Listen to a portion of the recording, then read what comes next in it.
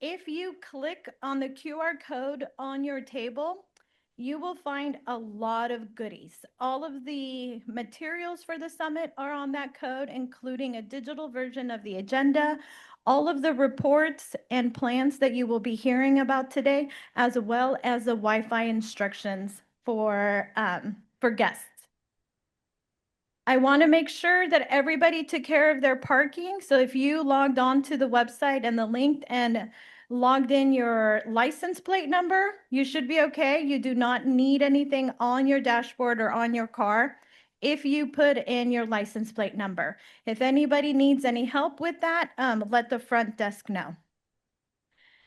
Okay, and before I welcome Fresno State's president to the stage, I would like to acknowledge that Fresno State resides within the heart of Central California and the traditional homeland of the Yoku and Mono peoples, whose diverse tribe communities share stewardship over this region and maintain vibrant, culturally active lifeways on and off campus.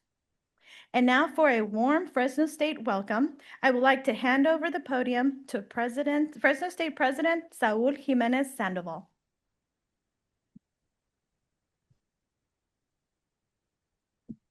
Thank you, Laura, and it's great to see all of you here today at Fresno State. It's my honor to welcome you to this Water Resilience Summit, and it's so apropos that we have this today. I want to start off by thanking you for being here because the future is a collective future of all of us. The challenges before us are great. We feed the world, literally the world. We produce 25% of our nation's food supply right here in the Central Valley. And of course, in order to produce that, that needs water. We have always been a place of ingenuity, though, in the Central Valley. We've always known how to fix things and how to come together appropriately. The challenges before us, though, are much bigger than that of the farm. I grew up in a farm. I was just telling Joel that I grew up in a tomato farm. And back then, the challenges were not what we have today. Today, we have climate volatility. We have groundwater sustainability. We have an aging infrastructure from the state system within the region as well. Flood risk, we have land transitions, we have community water needs, we have both rural and urban water needs as well. And all of these require more than reports. They require more than gathering together and talking about them and then seeing this as a holistic system is going to get us to somewhere. Fresno State has always been a bridge. That's why the CWI is positioned well enough to convene the leaders who are here today. And more than anything, this is a leadership convening. And when you have leaders convene on a certain subject, in this case, water resiliency, we have an opportunity before us. And what is that opportunity? That opportunity is to come together with a shared, clear vision of next steps. What are the next steps that are going to gather us together, that are going to really galvanize us together so that we can, as Joel said to me earlier, advocate clearly to the state and advocate clearly to the federal government. I have to go back to that notion that I started with today. 25% of the nation's food supply is produced right here. So not only are we critical to the food supply, we're critical to the national security of our country. And that has to be front and center in all of our minds. If we stop producing the food here in the region, no one else is going to step up and say, I got it, don't worry about it, we're gonna do it. Iowa's not gonna do it because they don't have the climate that we have. They don't have the ecosystem that we have. They don't have the soil that we have. Nobody else is able to produce the asparagus that we produce, for example. So within that, my hope is that this convening is really that, from reports to results. And those results are not just theoretical results. Those results are concrete advocacy with Sacramento and concrete advocacy with the federal government. We are not just an entity, the Central Valley is not just an entity that is impacting California. We're not just an entity that impacts California. We impact the entire nation. And within that, we impact the entire world as well. 45%, I'm going to leave you with this, 45% of the fresh fruits and vegetables in the entire US are produced right here in the Central Valley. And that's without the grains of the Midwest. So that 25% includes the grains. If you take out the grains from the Midwest, it's 45% of fresh fruits and vegetables. So that is national security, because if the food supply of the US suddenly becomes even more expensive than it is today, we're going to have a lot of social issues within our cities and within our countries, within our counties. So with that, welcome to Fresno State. It is my honor to welcome you to the space of convening, but it's a space of convening that has very concrete next steps of advocacy on the state and on the federal level. I'd like to introduce Congressman Costa. Jim Costa is going to be with us via Zoom. He is a champion of the Valley. Whenever I go to DC, he always opens doors of opportunities, not only with other congresspeople, but also within the agencies. USDA is a key factor in all of this, and he has the power and the history and the influence to do that. So I want to thank him for all he does for our region. Specifically, I want to thank him for being such a heartfelt bulldog. With that, Congressman Costa, please give him a welcome. Well, thank you very much, Saúl, for that kind introduction. As my friend and my neighbor, we share a lot of common interests and goals, and the California Water Institute is an example of that. And I want to thank all of you for being here on this meeting. I wish I could be there in person.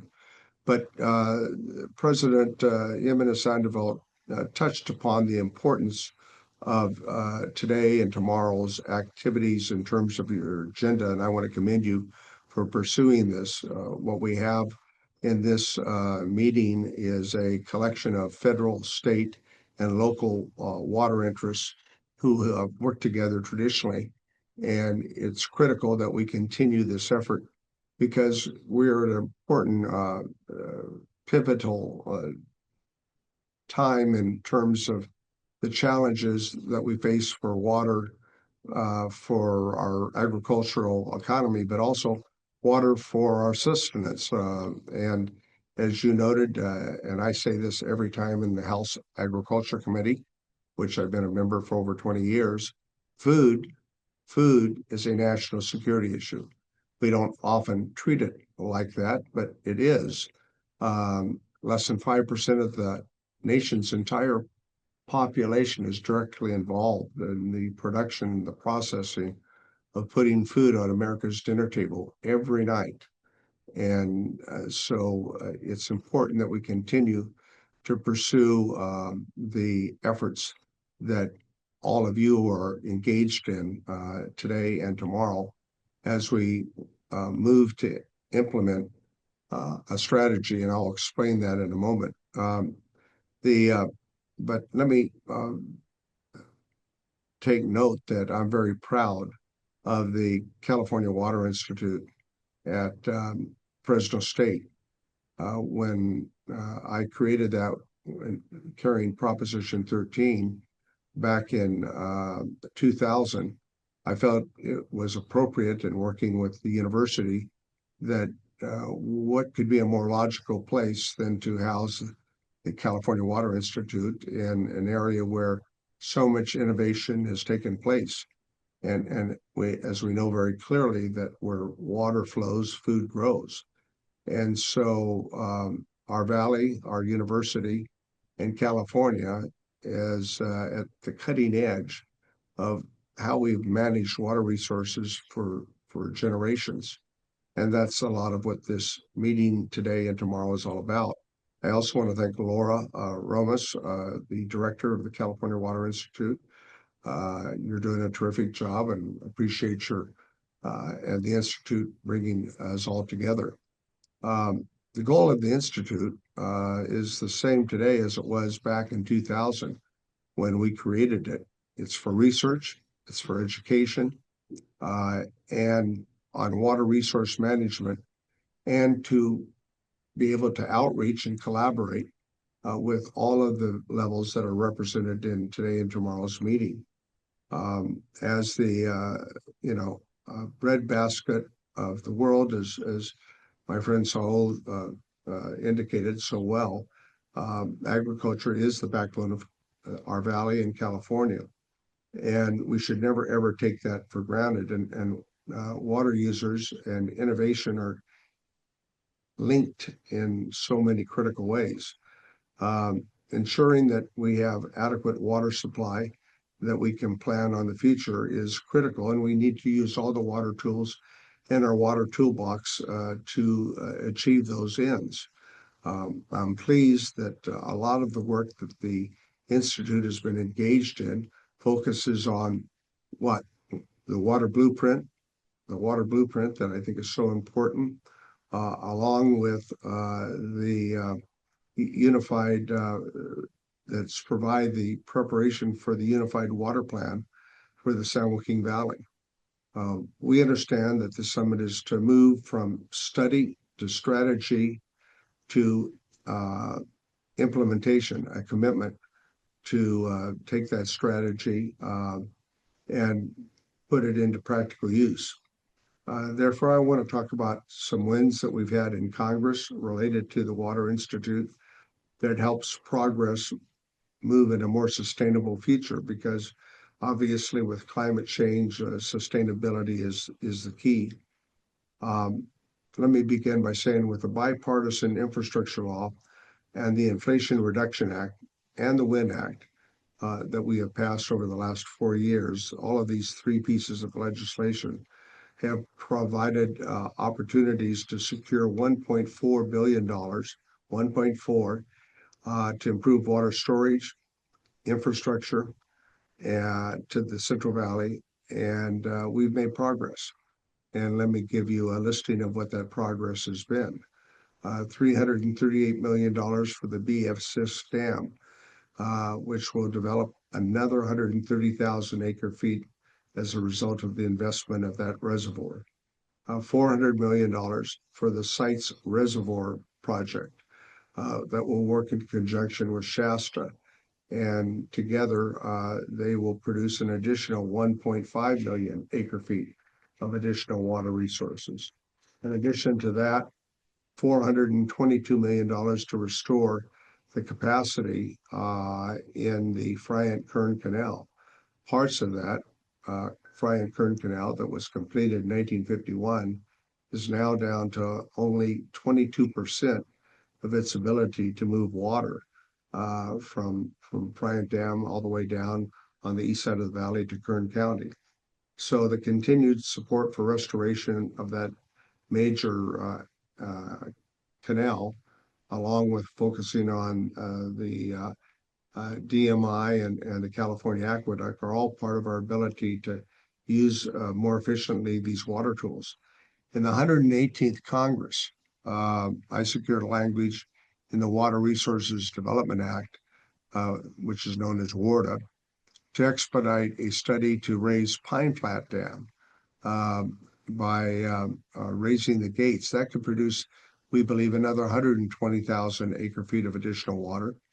And we've also provided portions within that WARDA reauthorization to direct the Army Corps of Engineers that works in conjunction with our state agencies as well as the Bureau of Reclamation to incorporate what we call the Forecast Informed Reservoir Operations.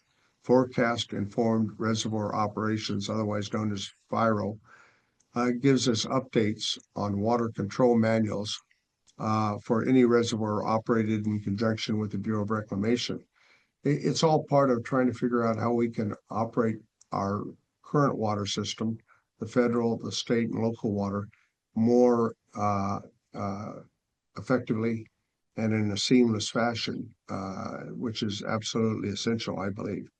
In addition to that, we have been pursuing conversations to secure more funding for the Airborne Snow Observatory flights.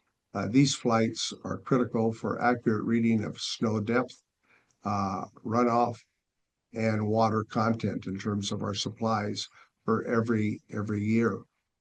Climate change, as we know, has continued to have an adverse effect on California's water supply, but not only our water supply, but in the West and other parts of the world. And we're learning more about those impacts.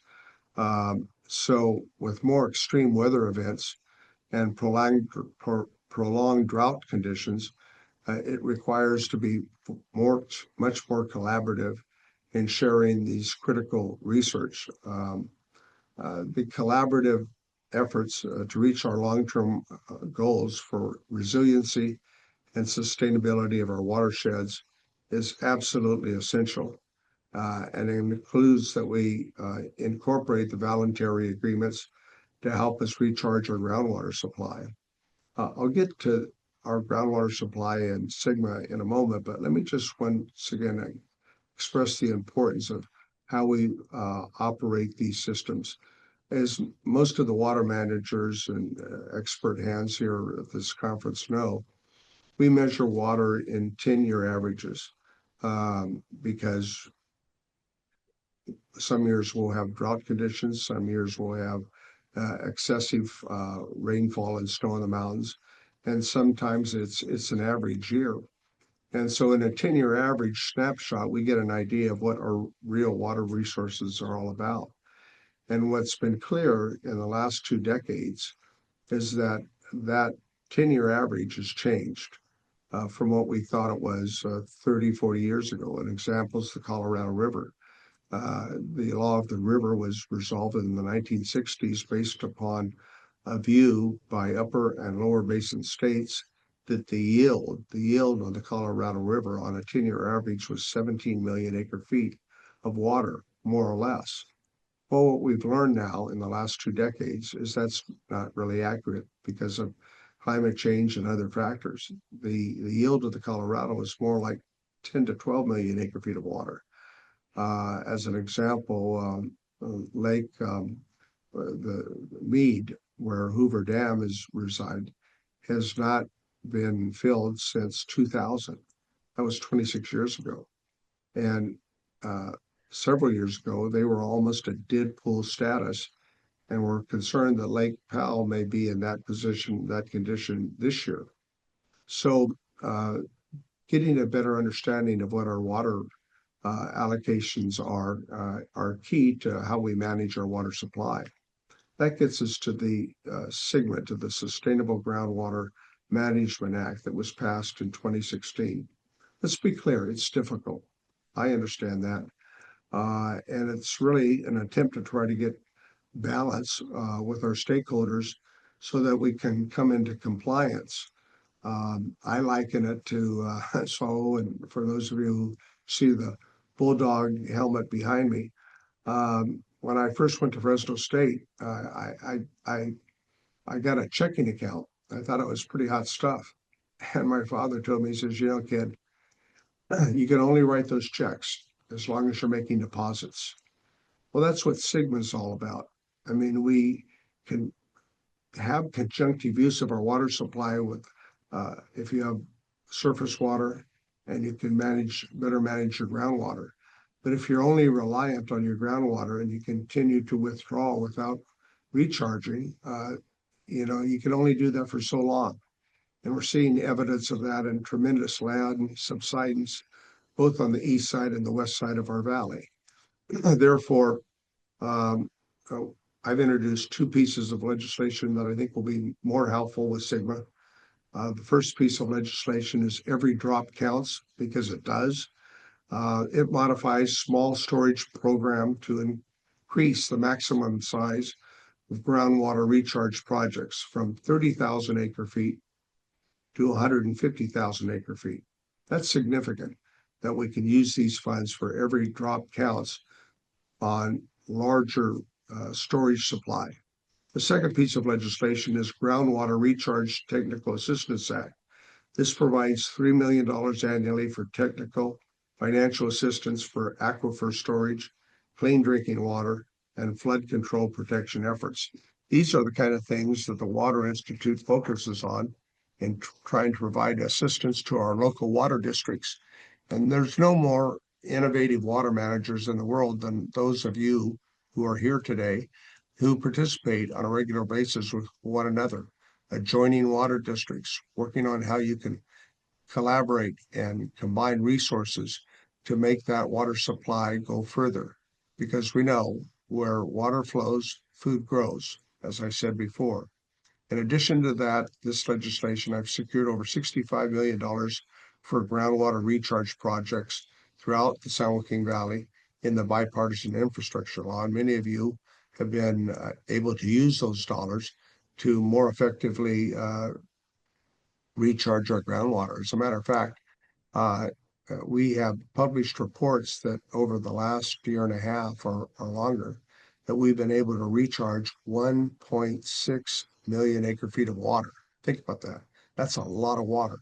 That's about the size of Site's reservoir, 1.6 million acre to recharge our groundwater. And we're going to have to continue that kind of work. Additionally, I just kind of as a note, want to talk about some of where that money's made a difference.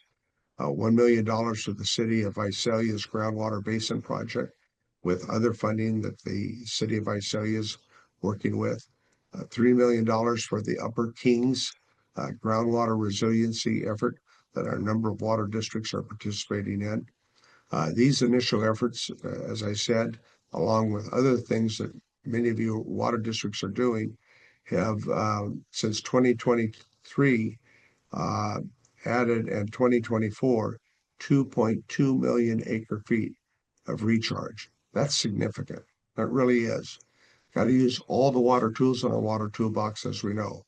Recharging our ground supply, expanding existing reservoirs, building new reservoirs, and engaging in tertiary water treatment like we're doing in the city of Fresno that will make that reuse of water more effective. And that's what we have to do. These are all essential pieces of legislation and funding that will help strengthen resiliency and serve as vital tools in water management strategies, which you're discussing today and tomorrow. And I'm certainly looking forward to your recommendations and your comments. It's part of the team approach, as we note.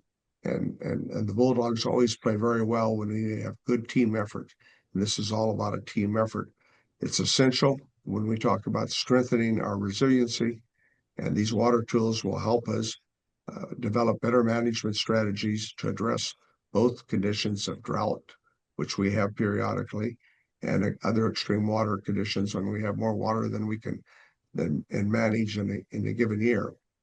Let me just close by saying we must continue to work together to advance in a more sustainable future. And I want to thank you for all of your efforts, and we look forward to continuing to work with you to achieve these goals, because we know the essential needs of not only California, but our country in terms of having a reliable water supply that gives us the ability to produce food and fiber like no other part of the world. And I'm honored to be able to represent you in our nation's capital and working with my colleagues to ensure a more sustainable water future for California and the world we live in. Thank you so very much. I'd be happy to answer any questions if there's time allowed. But I'm really, Laura, very pleased and excited to be a part of the kickoff, and with Saúl, my friend, and all of you who I work with on a regular basis. So obviously we have more to do, but your recommendations are key to an effective strategy. And I remain committed to doing everything I possibly can to work with each and every one of you. So thank you for the time.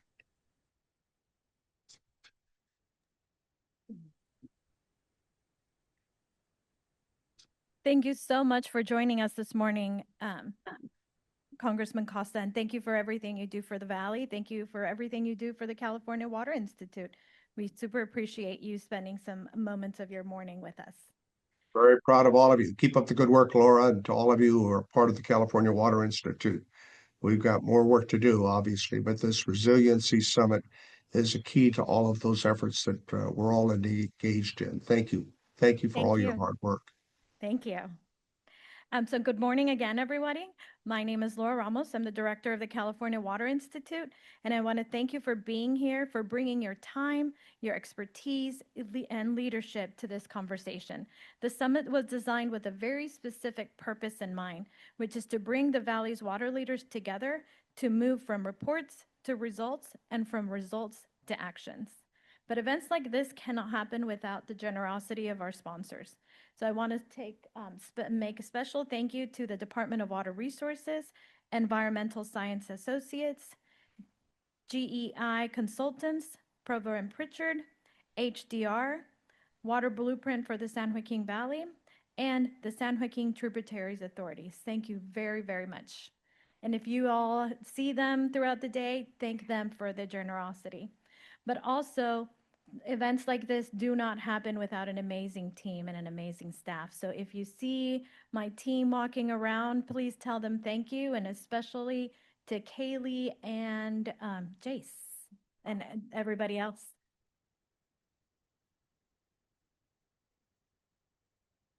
So the San Joaquin Valley is facing a moment that requires us to think differently. Surface water, groundwater, flood management, conveyance, land use, infrastructure, ecosystems, and community resilience can no longer be treated as separate conversations anymore. They're all part of one interrelated system. Over the last several years, we've seen that reality become urgent. We've experienced droughts, floods, groundwater sustainability requirements, infrastructure constraints, subsidence, and increasing pressure on communities and agricultural land.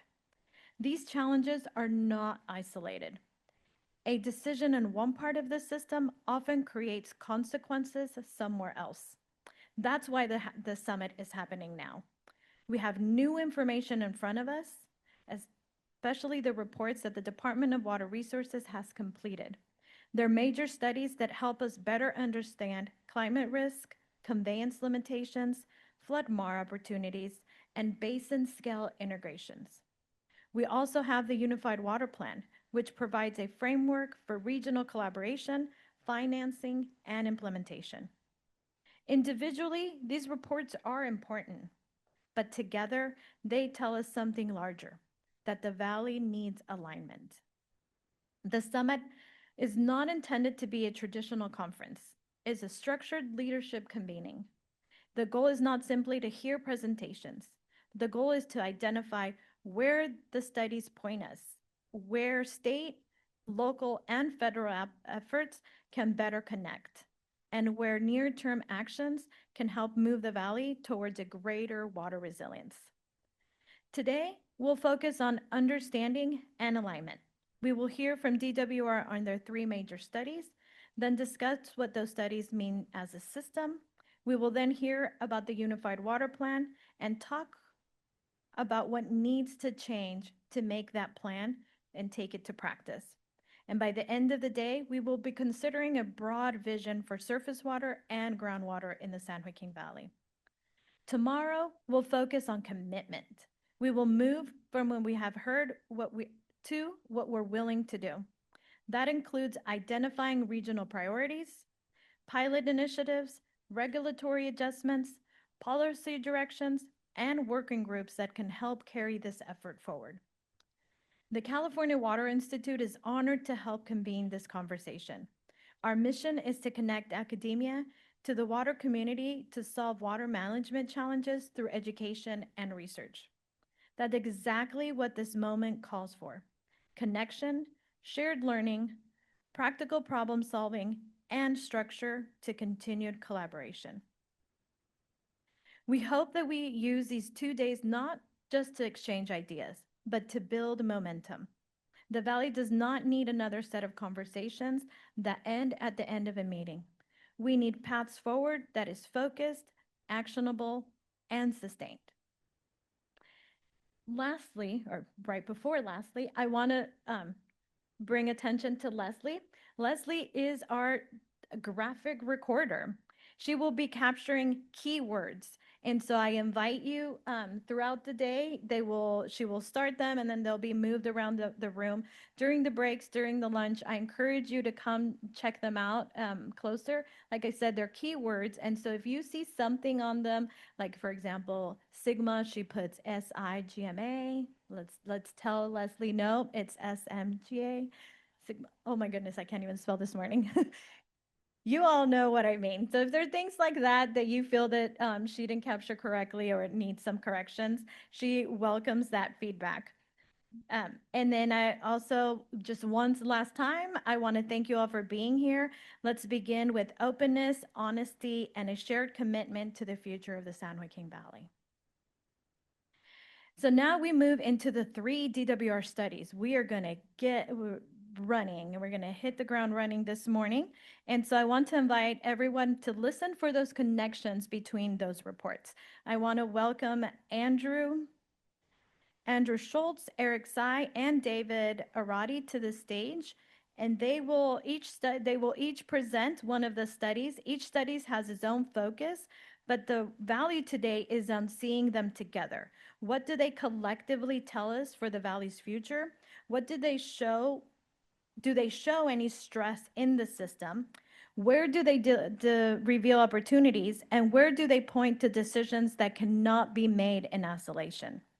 We're asking these studies to help us answer a large question. What does the San Joaquin Valley need to do differently if we're serious about resilience? DWR team, the stage is yours.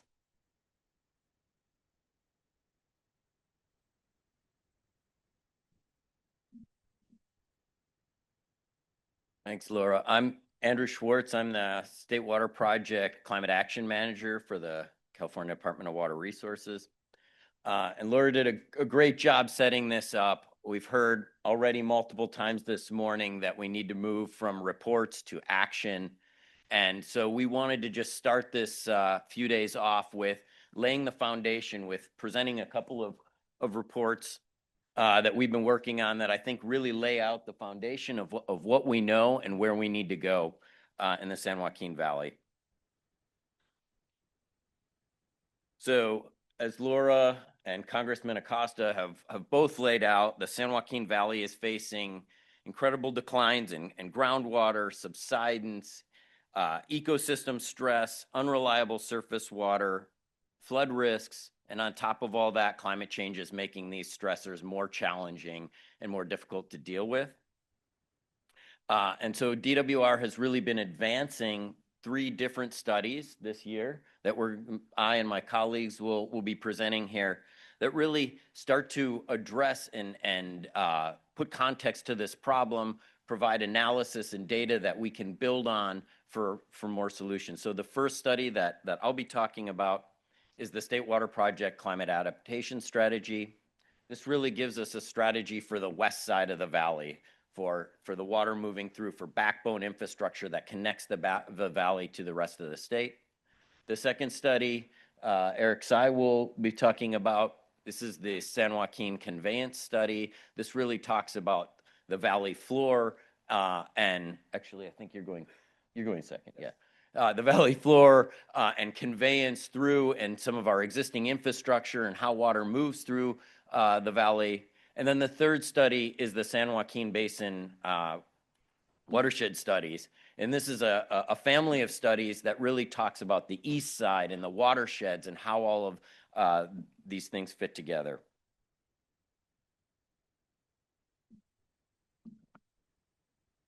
So I know many of you in this room are probably not State Water Project contractors or getting their water from the State Water Project, but before you go to your phone and start to look at email, I just want to connect this to the State Water Project is really key backbone infrastructure. Leslie, did you get that? Backbone infrastructure. You got it already. Amazing. Fantastic. That really connects the state together. We live in a very connected state of water systems. Our systems are almost fractal in nature, that the big ones connect to smaller ones, to connect to smaller ones, to connect to smaller ones. Most of our water falls in the north, and we move it throughout to the south and the valley. And so I want you to think about this study in the context of that broader system of connections and integration. So the study starts with this picture on the cover, which I think really highlights the extremes that we are dealing with. This is Lake Oroville on July 2021, and 2 years later in July of 2023. Went from the lowest levels we've ever seen in the lake to overflowing water throughout the state, more water than we knew what to deal with in just 2 years. We've had multiple statewide studies and system-specific studies that talk about the impacts of climate change. The California water supply strategy, sometimes known as the hotter drier strategy, showed this potential loss of water supplies of up to 10% within the next 20 years. The 9 million acre feet comes from that study, the shortage of 9 million acre feet across the state. Specifically for the State Water Project, we've done studies and we see if we get kind of a middle of the road climate, we're right in line with that 10%. If we get a hotter, drier, more extreme climate, that is also possible, we might be closer to losing a quarter of our water supplies within the next 20 years. So this strategy really attacks that problem, looks at it across a number of different futures and climates and different adaptation strategies. And so we looked at 17 different actions that the department is already taking or investigating, and really focused in on quantitatively evaluating 5 big ones that I'll talk about in a moment. But the goals were really to enhance resiliency, increase flexibility and efficiency, minimize risks, and assure long-term sustainability for the system.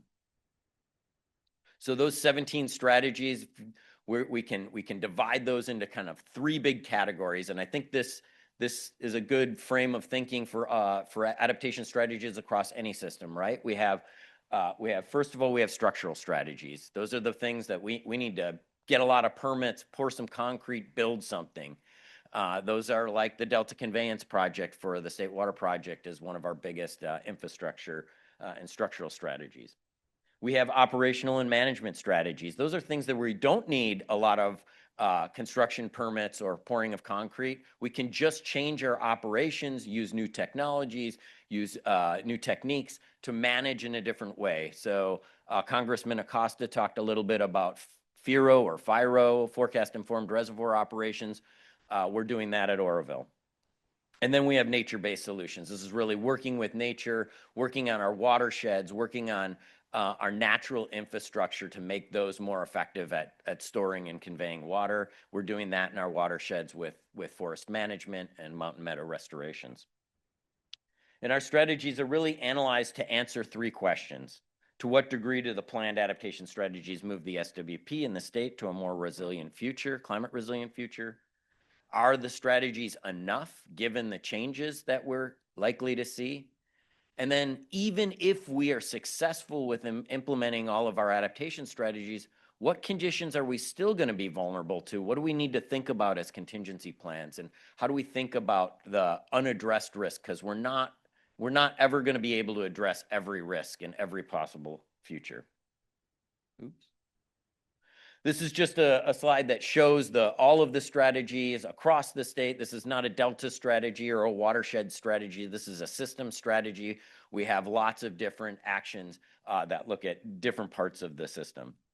And then, so the key takeaways that we learned from this study were really that our first priority needs to be to maintain and restore our existing infrastructure. We have 60 or 70 years of infrastructure that we've built and expanded on throughout the years. That's 20th century infrastructure in a 21st century world. We need to continue to maintain and enhance that infrastructure, keep it going, make sure it's ready to move the water when we have it available. This is not a sexy strategy. This is not a lot of big ribbon cuttings and exciting stuff, but this is important. This is what we really need to focus on this. Our second priority is really the Delta Conveyance Project. We found that this was the single most effective adaptation strategy in our toolbox. But not only that, it really amplified the effect of all other strategies. So when we look at it alone, it's amazing. When we look at it in concert with other adaptation strategies, it really amplified the value of everything else we can do.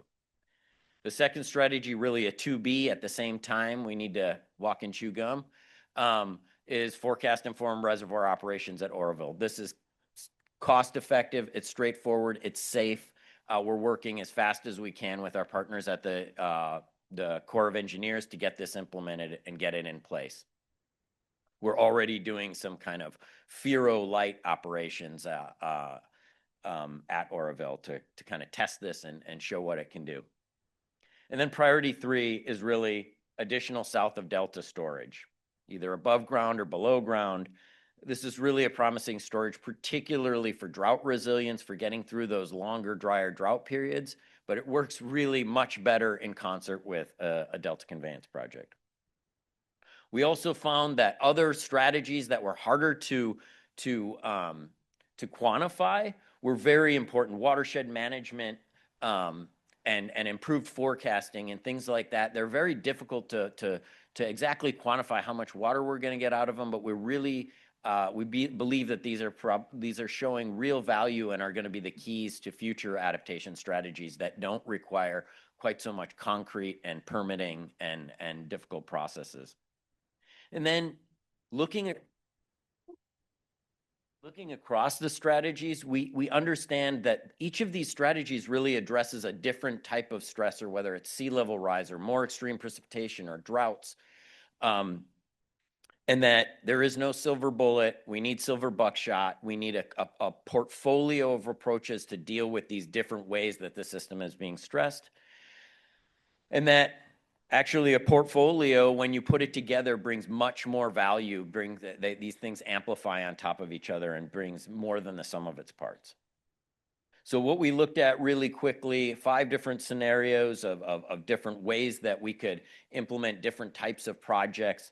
The first was a future, and this is not a future that we're going to allow to happen, or certainly we want to avoid at all costs. This is a deteriorating system where the system is really starved for investment.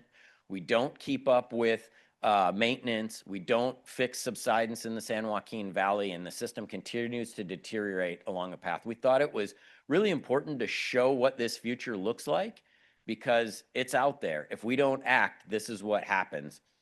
This is kind of a run to failure future. Then we have a baseline future where we just fix those problems. We fix subsidence in the San Joaquin Valley. We keep our operations at a really efficient level of availability, and we make those necessary investments, and we kind of maintain, but we don't add anything. And then our portfolio 1, 2, and 3 add individual strategies. You can see there, Delta conveyance, forecast-informed reservoir operations, and south of Delta storage on top of our maintained aqueduct.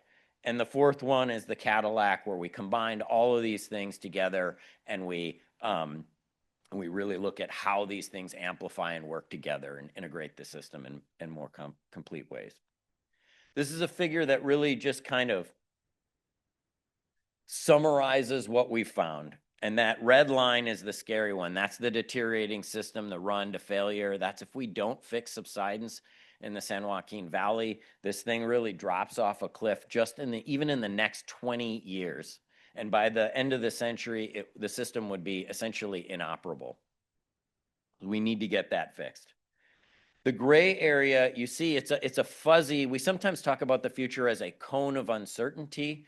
It expands and gets bigger. The further out we look, it gets more uncertain. That's what that gray area and that blue area are showing. We don't know exactly what kind of climate we're going to get in the future.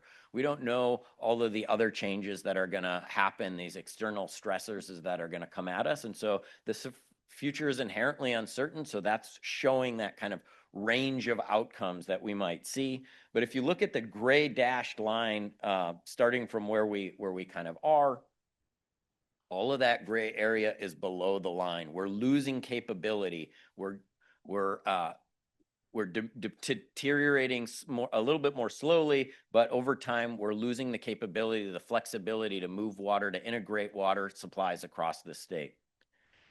And that blue area really is where we implement all that combination of 3 of those adaptation strategies, and we can really move the needle. You see that the whole or most of that blue area is above the line. We can add integration, we can add water supply flexibility and security and reliability across the state in terms of how we can deliver water.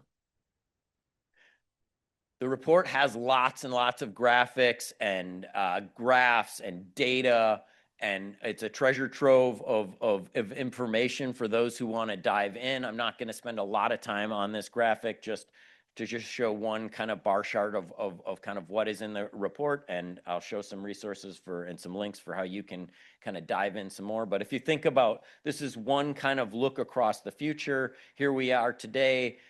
Obviously, our water supplies vary year to year, but it's about average deliveries on a long-term basis of about 2.4 million acre feet. We move out 20 years into the future, kind of that CC50, it just means kind of it's a median, kind of middle of the road expectation of what climate change might bring. You see the 10% decline and another 10 or so % decline out to 2085. So we're just losing and losing with climate change. Here's where we would be if we allow that system to deteriorate. We're down to only delivering about 400,000 acre feet by the end of within 20 years, and nothing by the end of the century. And then we can add those adaptation strategies on top of it and really restore that capacity and really look for a future that can actually deliver additional water supplies. Oops.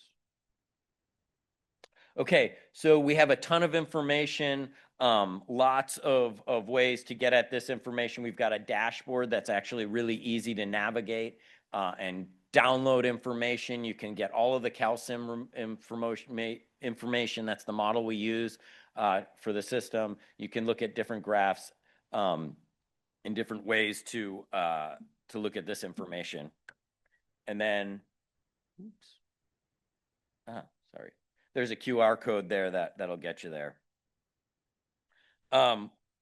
So I think in terms of the conversation that we're going to have over the next few days, I just want to connect a few ideas here that the SWP's adaptation strategies really can be part of the solution for the San Joaquin Valley. This is really about protecting our backbone infrastructure, protecting the flexibility to move water to support water supply reliability, transfers, groundwater recharge.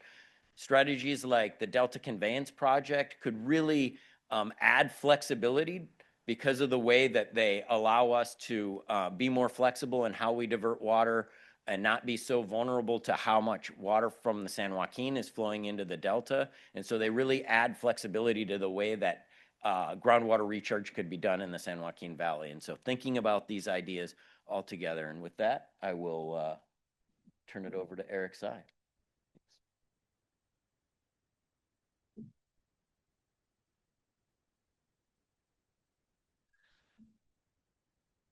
Great. Well, thanks a lot, Andrew. My name is Eric Sy. I work for DWR in the Division of Planning, and I'll be talking about the San Joaquin Valley Conveyance Study. And so the purpose of the San Joaquin Valley Conveyance Study is to, one, describe subsidence impacts on San Joaquin Valley conveyance facilities, and then two, to evaluate the need for improved or expanded conveyance facilities throughout the San Joaquin Valley. So now when talking about the impact of subsidence on conveyance capacity, it's important to understand some of the history of the San Joaquin Valley. So the San Joaquin Valley was primarily groundwater dependent, but surface water was introduced later through the State Water Project and Central Valley Project, those backbone infrastructure, water supply projects, which supported a booming agricultural economy. In recent decades, persistent droughts and regulatory changes have constrained surface water availability. At the same time, agricultural demands in the San Joaquin Valley have hardened with conversion of annual crops to permanent crops as well. And so this shows annual surface water deliveries and groundwater pumping in the San Joaquin Valley. Surface water deliveries vary widely by water year type, and groundwater pumping is used then to meet any remaining water demand. So as a result of continued groundwater pumping, groundwater levels have declined for decades, and many areas are now critically overdrafted. This map shows basically that subsidence has already reduced conveyance capacity to major conveyance arteries of the State Water Project and Central Valley Project. The map here shows subsidence over the last 10 years in the San Joaquin Valley. And so capacities within the California Aqueduct and San Luis Canal have been reduced by 44% and 46% respectively. The upper portion of the Delta Mendota Canal has already been reduced by 20%, and the lower portion has been reduced by 30% of its original capacity. The Fryan-Kern Canal has been reduced by 60% of its design capacity. This describes subsidence impacts today. In the future, things will get far worse if subsidence is not addressed. All these areas have ongoing subsidence correction projects, but they all have described a future if no action were to be taken. And so for the California Aqueduct, as Andrew noted, if no action was taken in the next 20 years, we predict as much as 87% reduction in average state water project delivery capability. This would result in a decrease of 400,000 acre-feet to 1.8 million acre-feet in state water project deliveries per year on an average annual basis. The Delta-Mendota Canal, a future 2070 no action condition, estimated 29% and 44% reduction in conveyance capacity. And finally, in the Fryan-Kern Canal, a 2070 no action condition assumes 9.5 feet of additional subsidence, resulting in an additional 180,000 acre-foot reduction in Central Valley project deliveries. So some of the key takeaways from the subsidence part of this study was that subsidence is reducing conveyance capacity in the California Aqueduct, the Delta-Mendota Canal, and the Fryan-Kern Canal. And if subsidence continues, it will have catastrophic effects on the ability to supply water to support California's economy. Constrained conveyance segments can limit the ability to supply water to an entire region as well. A lost conveyance capacity from subsidence reduces the system's ability to be able to use and store wet year high flows. This causes a vicious reinforcing cycle where reduced ability to use wet year flows results in an even greater reliance on limited groundwater reserves, which then worsens subsidence and then accelerates more conveyance losses on top of it. So the top conveyance priority in the San Joaquin Valley is to minimize or stop subsidence by raising groundwater levels above critical head as quickly as possible, especially near State Water Project and Central Valley Project conveyance facilities. And critical head level is the groundwater level below which irreversible subsidence occurs. So there's really no other way around this than to raise groundwater levels above that. The next part of this study looked at conveyance needs then. And so we conducted a reconnaissance conveyance needs assessment. And this graphic just acknowledges that surface water deliveries are really a function of three things: water supply availability, conveyance capacity, and demand. Right? So if you have high water supply availability and high demand, but limited conveyance capacity, deliveries will be conveyance capacity constrained. Right? Similarly, if you have water supply and conveyance capacity but limited demand, deliveries will be demand limited, right? And finally, if you have available conveyance capacity and you have demand, but you lack surface water availability, then your water supply limited, right? And which one is driving really depends on the area, the San Joaquin Valley, and the time of year as well. So we conducted a reconnaissance analysis on which of these factors is really limiting surface water deliveries. Is it water supply availability? Is it conveyance capacity? Is it demand? And so we did an analysis comparing 25 years of historical surface water deliveries and historical groundwater overdraft as well. And we divided the valley then into 38 different areas. And I won't get into the details of the methodology, but here's what we found. We found that the overwhelming majority of areas within the San Joaquin Valley are water supply limited and not conveyance limited. So I know it might be difficult to see, but the blue area represents water supply limited areas identified by a reconnaissance analysis. The pink represents a potential conveyance capacity limitation. The tan areas are so-called white areas, which are solely dependent on groundwater and don't receive any surface water supplies at all. And so all but 9 of the areas that we studied were all water supply limited and not conveyance limited. And for the 9 areas that we did identify as a potential conveyance capacity limitation, we did additional data, we found additional data on those areas and found that 6 out of those 9 were actually water supply limited as well. And so really only 1 out of 38 that was identified to potentially benefit from conveyance improvements. And so really the takeaway from kind of our conveyance needs assessment is outside of areas being impacted by subsidence, outside of those areas, many San Joaquin Valley areas are constrained by inadequate surface water availability, relative demand, and not by conveyance capacity. The primary need really is more surface water supplies over new or expanded conveyance. And the San Joaquin Valley conveyance facilities are really infrequently being filled to their maximum capacity except for conveyance facilities impacted by subsidence. And so what the conveyance study really is telling us is that before we invest in new or expanded conveyance, we really need to add water supply first. And so when you add water supply, areas that are previously water supply limited then have the potential to become conveyance limited. And so really, in summary, the overwhelming majority of areas within the San Joaquin Valley are water supply limited. And if you add water first, more of those areas become conveyance limited then. And with that, I will pass it on to David to talk about our San Joaquin Basin watershed studies.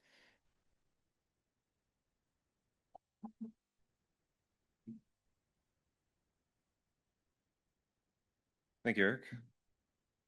Good morning, all. I'm David Arate, DWR, also in Division of Planning, and I'll be presenting a really quick overview on the San Joaquin Basin watershed studies. I did just want to mention today is my birthday, so this is the biggest birthday party I've ever had. Thank you. I'm not opposed to happy birthday song later, maybe. No. All right, let's get started. So before I get into the presentation, I did want to give a few high-level takeaways to keep in mind as you see some of the results and some of the messaging from this study. First, and you probably already know a lot of these, flood risk and overdraft are some of the biggest threats on the San Joaquin Basin. We're seeing big floods already in our current conditions. There's a lot of overdraft. And with climate change on top of that, it's just getting worse. One of our flood mar adaptation strategies called the IFIRM, the Integrated Forecast Informed Resource Management, and I'll explain what that means more later, really uniquely addresses both of these threats. It takes that flood risk problem and turns it into a resource to address the overdraft. And then lastly, implementation will be hard, but we don't think it'll be impossible, and we'll get a little bit more into that a little bit later. All right, so the San Joaquin Basin watershed studies, these are the study areas. There's 5 watershed study areas that we looked at on the eastern side of the San Joaquin, of the Calaveras, Stanislaus, Tuolumne, Merced, and Upper San Joaquin. And the Upper San Joaquin is actually a combination of 3 watersheds, Chowchilla, Fresno, and San Joaquin. They're connected through the Madera Canal, so it made sense to group them together in one study area. So this encompasses the upper watersheds with the runoff into the reservoirs, kind of the main reservoir on all these tributaries, and then the downstream components, ag lands, the groundwater system, all of that was incorporated into our studies through our modeling effort. And then that red dot you can see there is Vernalis. That's kind of the boundary of the delta on the San Joaquin River. All right, so what were the objectives of these studies? First was actually to do a climate change vulnerability assessment. We've been talking about climate change here a little bit. We wanted to look at these watersheds as a whole, look at through all of our modeling, a single hydrology time series to see, and through a range of climate scenarios. You know, how are the watersheds vulnerable to climate change? And really focusing on these 3 sectors, the flood risk, the ecosystem, and water supply. And the water supply is both groundwater and surface water. We want to start thinking of those as kind of a total water supply, really together, not in these separate silos anymore. After that vulnerability assessment was done, then we evaluated our flood mar adaptation potentials. We had 2 flood mar strategies, and I'll get into those details in a second of what they were. And then lastly, it was to create these partnerships. We've met with a lot of locals, state, federal entities. They work together with these on these studies. We got a lot of data, got a lot of input, a lot of models, and really worked with them along the way as we did these studies. And then trying to move into implementation. I think that's why we're all here now. We've got these studies. Now let's see what we can do with them and do some implementation. All right, this list is just the study partners that I mentioned that we developed. We have our local partners, a lot of local irrigation districts. Some of you might even be here today. And then we also have some regional partners. We had Army Corps of Engineers, Bureau of Reclamation, and the Center of Western Weather and Water Extreme that also helped us out. So a lot of different entities that worked with DWR on these studies. Okay, so what are the 2 strategies that we looked at? So we can kind of think of them as bookend strategies. The first one on the lower end was what we call the MAR 9020. So this is really derived from the State Water Resource Control Board's streamlined permitting guidelines. Folks are familiar with that. It's really just kind of skimming during high flow events. You look at the diverting water off of these streams when the flows are above the daily 90th percentile, and you can take up to 20% of the flow. Very limited, just kind of skimming flows off and very much focused on just water supply, really groundwater recharge. And there's really just 2 components to this strategy, the managed aquifer recharge, diverting and doing some recharge, and then targeting that recharge. We had a tool, GRAT, some folks might be familiar with it, Groundwater Recharge Assessment Tool. It really tries to optimize where to put that water when it's available for recharge. But we layered on an extra piece on that where we could target that recharge to specific areas.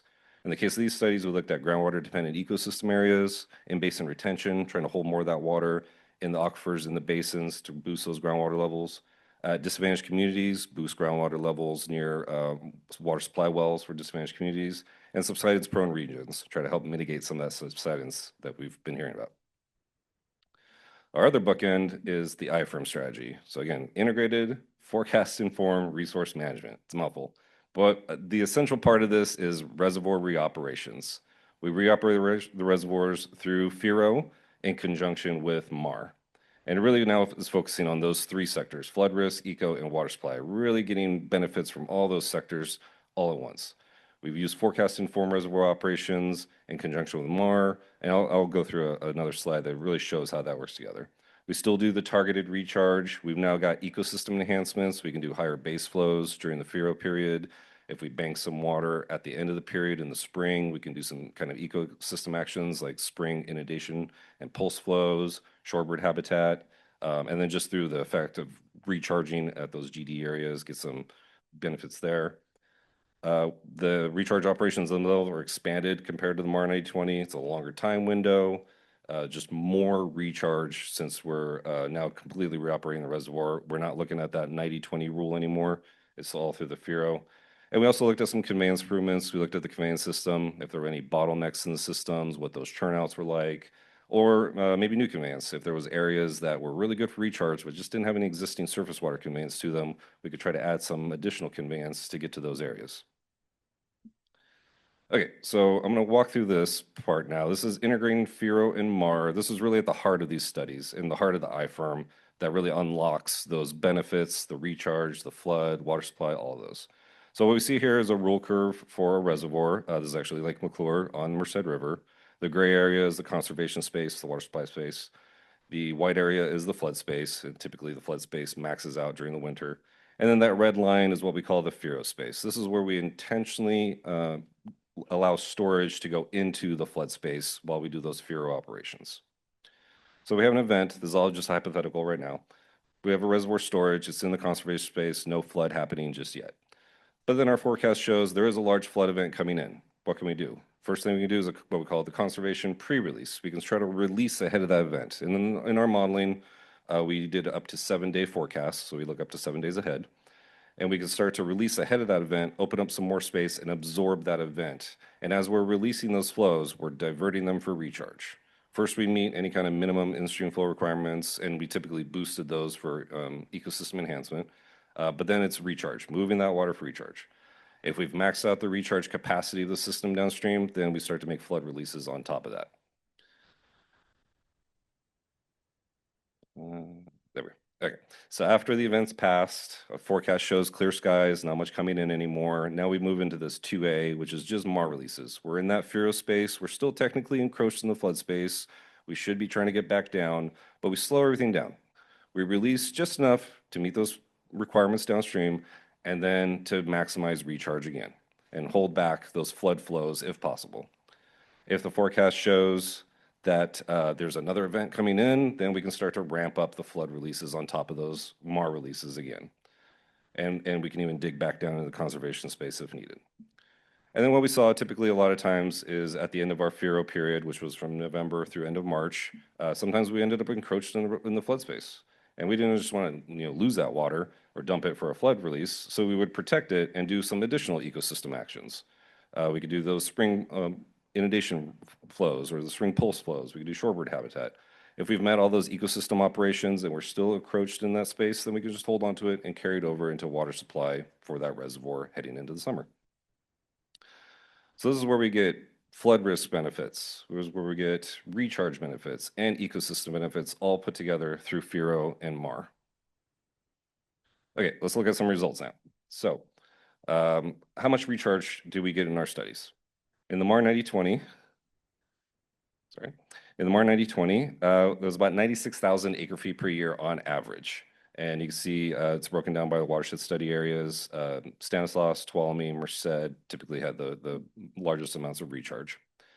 With the IFRM strategy, it's 4 times as much amount of recharge, 410,000 acre feet per year. Really reoperating those reservoirs unlocks that potential to move those flood waters for recharge. 4 times as much. And now Tuolumne and Merced are the biggest contributors to that recharge. But this is average annual. And floodmar really depends on if it's a wet condition or not. If it's really wet, you've got a lot of water, you can do that recharge. If it's dry conditions, there's probably little or no recharge happening. So it is there's a lot of variability from year to year. So here we can look at the maximum annual applied recharge through our studies. And this is typically represented by the 1983 water year. It was a very wet year. In the MAR 9020, 1.1 million acre feet of recharge done through MAR 9020. So even though that's just skimming flows off, it still can do a substantial amount of recharge.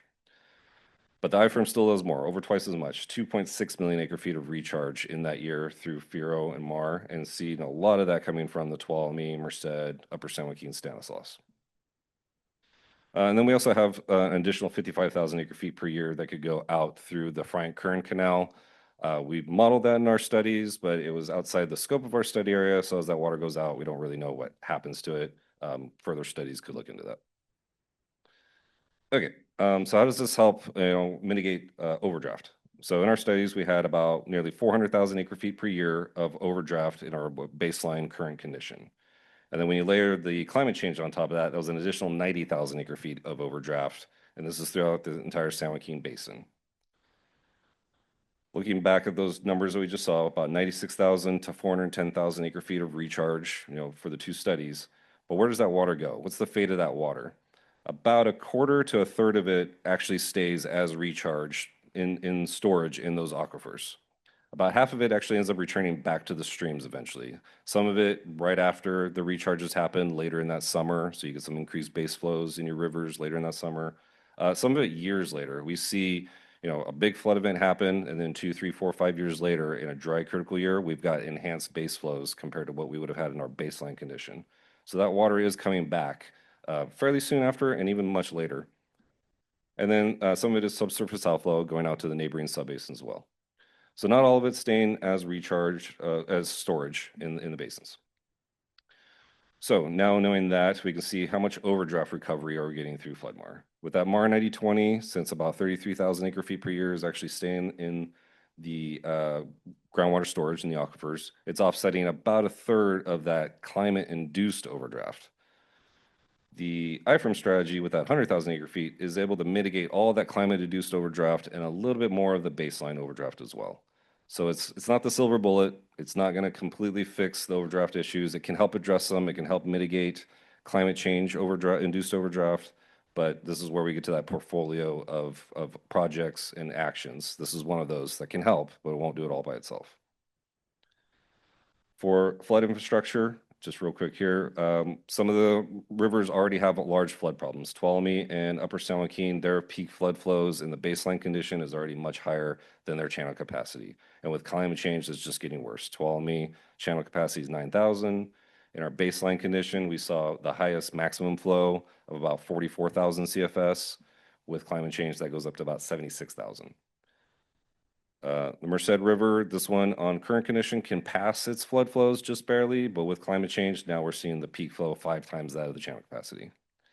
Stanislaus, Calaveras, both in the current and with climate change, they actually can pass their flood flows at the design capacity, but they do have issues where what we call their operational capacity is lower than design capacity. They see issues with erosion, seepage, potentially levee breaches at a lower flow rate. And the amount of time we spend at this maximum capacity increases with climate change. The peak flow is one thing, the duration of these events is another. When you've got water on levees for a longer amount of time, you're getting more seepage, more erosion, more likelihood of a breach on these levees. So what do our floodmar strategies do? The MAR 9020, remember again, it's just skimming flows off the top of those hydrographs, not really doing much of rail operation or anything like that. So it's just skimming a little bit off, not much flood benefit. IFRM strategy, since that one does reoperate the reservoirs, we see greater flood benefits. Tuolumne in that climate scenario went up to 76,000. With IFRM, it's back down to 51,000. Doesn't quite get it back to the baseline. It doesn't get us all the way back, but it does substantially reduce the flood flows. On the Merced River, we went from 6 to 33, cut it back down to about 15, cut that climate-induced peak flow in half. And then on the Calaveras Stanislaus, we can able to bring those peak flows down to what's that operational capacity.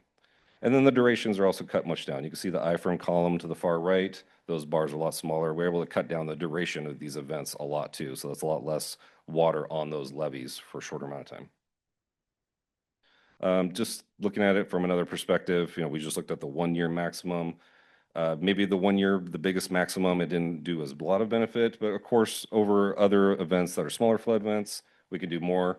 So this is just looking at the Tuolumne River. Here's 4 events over the last 60, 70 years, 51, 83, 97, 2017. These were flood events on the Tuolumne in our modeling. With climate change, they get much bigger, and we see new flood events appearing. 1969, 2006, 1983, we've got new flood events appearing. So with climate change, we're seeing bigger and more frequent flood events. The I-firm strategy is able to mitigate some of those climate-induced flood events, and we get the big ones back down, and we eliminate some of those other ones. Okay, so about for ecosystem habitat, we talked a little bit about that. Through the FIRO, through our reoperation, we compare that with restoration and introduce some high-quality off-channel habitat on these streams.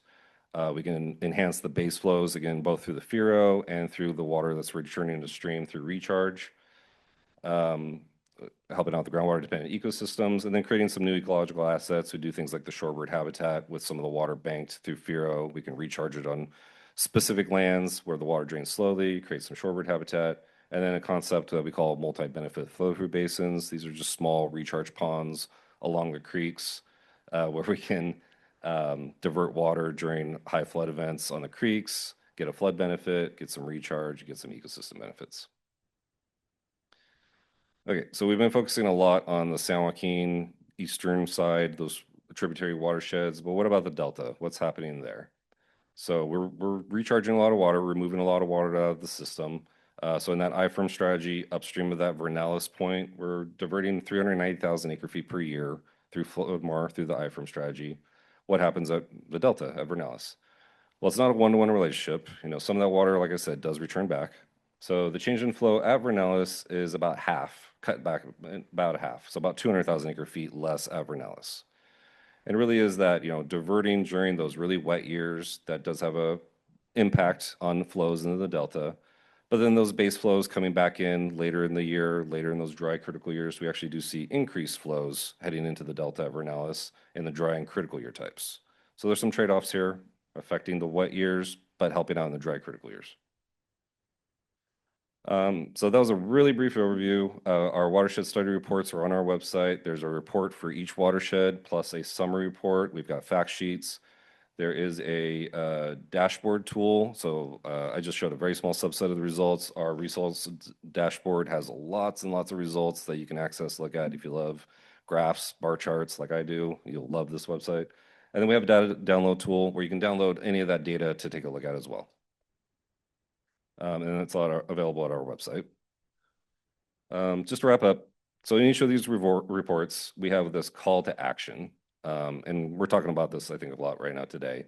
Developing these partnerships, trying to make this work, these multi-sector, multi-jurisdictional partnerships. I-firm strategy especially touches on a lot of areas. No one person, one entity is going to be able to make it work. We need to form these partnerships across all these areas and work together to get something like that to work. Pilot projects. What we did in the watershed studies was a proof of concept modeling study. We showed there's some potential there. We want to now start pushing for pilot projects to start trying to implement these and really see what's happening in the real world. Are we seeing the recharge? Are we seeing the flood benefits, the eco benefits? Can we actually achieve these? And we can only do that if we can start to do some pilot projects. And then ultimately, we want to push towards this baseline implementation. All those results, all those benefits only happen if all the watersheds are doing this, all working together, all implementing some type of floodmar, preferably the I-firm type strategy with FIRO. That's when we can get this basin-wide benefit. And just, coming back to that last point that I had, implementation will be hard, but not impossible. Forming these partnerships for these specific areas is where this is where it's going to be hard. We've got water rights and permitting. This is going to be a big issue, trying to do these diversions. Landowner participation, getting landowners online, willing to use their lands for recharge. Flood management, reservoir operations, getting the flood management community on board, working through FIRO, using FIRO with MAR, integrating surface and groundwater management, getting groundwater and surface water folks talking together, thinking about it as a total water supply. ecosystem protections. We are, removing water at certain times. We're putting water in at certain times through reoperation. We want to make sure we're not impacting ecosystems. And then delta operations, we saw that result. We do affect the delta when we're removing a lot of water, but there is some benefit in those dry critical years. So really getting all these groups to work together to move forward, trying to implement these flood marsh strategies is key. And thank you. And I think we'll open up for questions for all three of us now.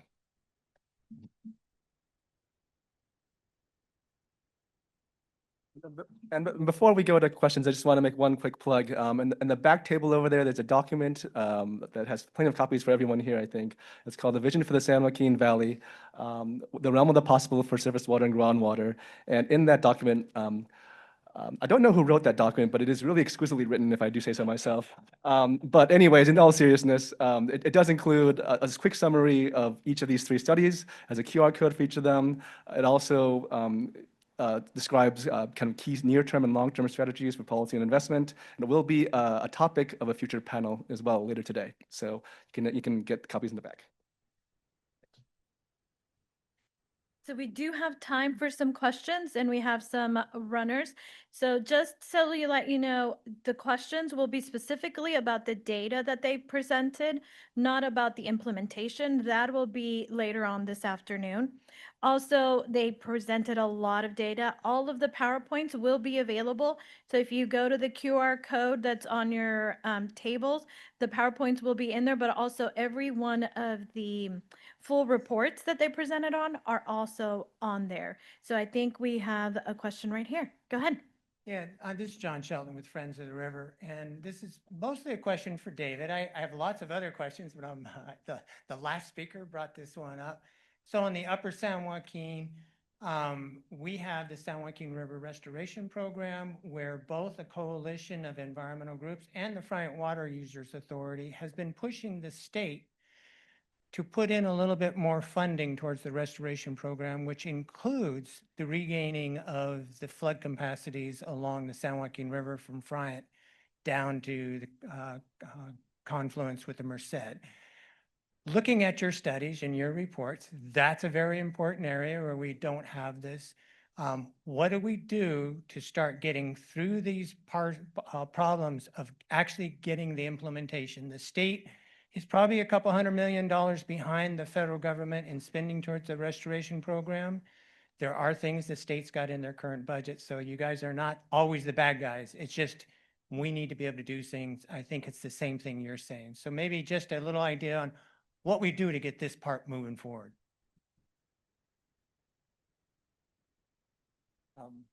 Yeah, I'll take this one. Yeah. Beyond.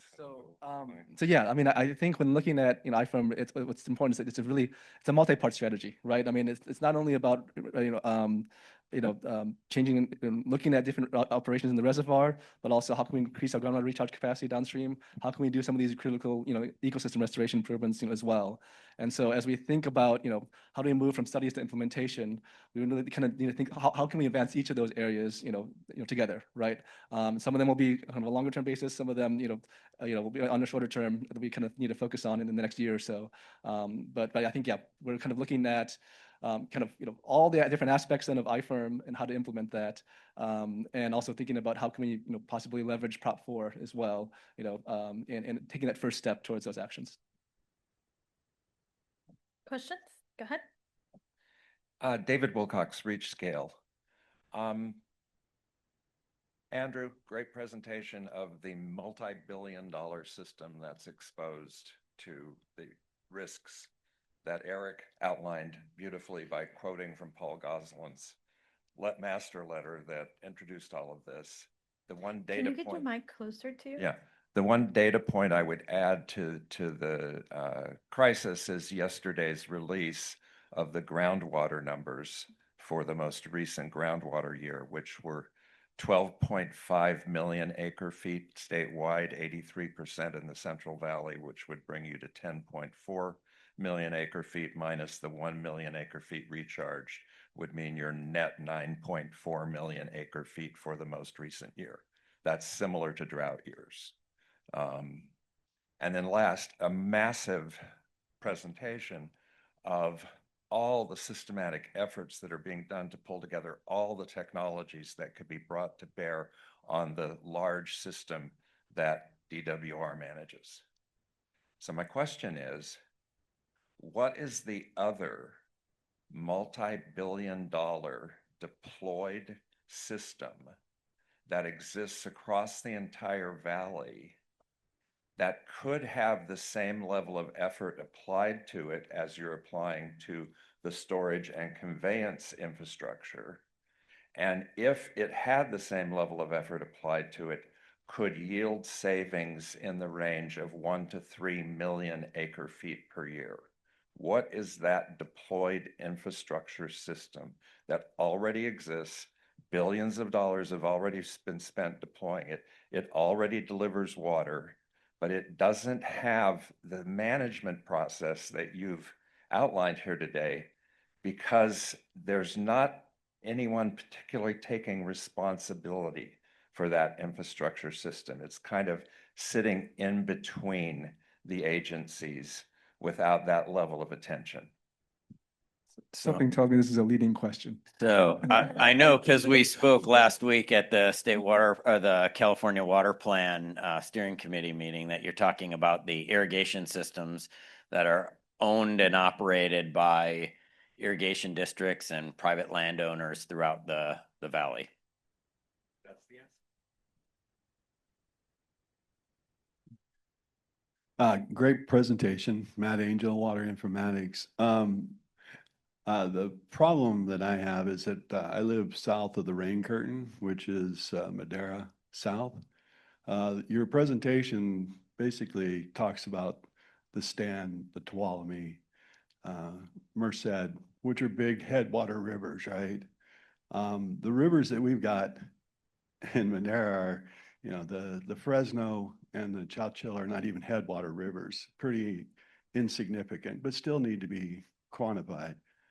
The San Joaquin's probably our biggest, you know, and then you go to the Kings, the Kiowa, the Kern, but 75% of the San Joaquin Valley is south of Madera. So I appreciate the insight, but the problem is that we're struggling, and it shows on our maps as well. So I hope that we can address those issues as well. I knew they'd get that question. Because they've been getting it. Yes, yeah. And so yeah, I'll take that one. So yes, we did look at kind of, you know, the eastern kind of, you know, San Joaquin Basin kind of watersheds.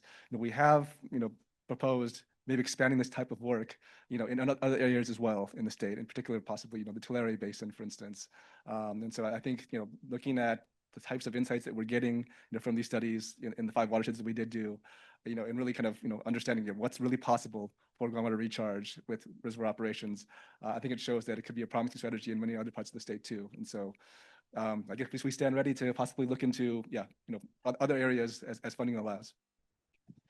So in simple words, this was a start. It's Yeah, not the so- end. Sorry. Yeah. Go ahead. I totally agree, and I'm glad that he brought that up. So I was playing with your dashboard, and I was hoping that there was something south. And so, yeah, if there's any work that can be done and included for the south part of the San Joaquin, I think that'd be much appreciated.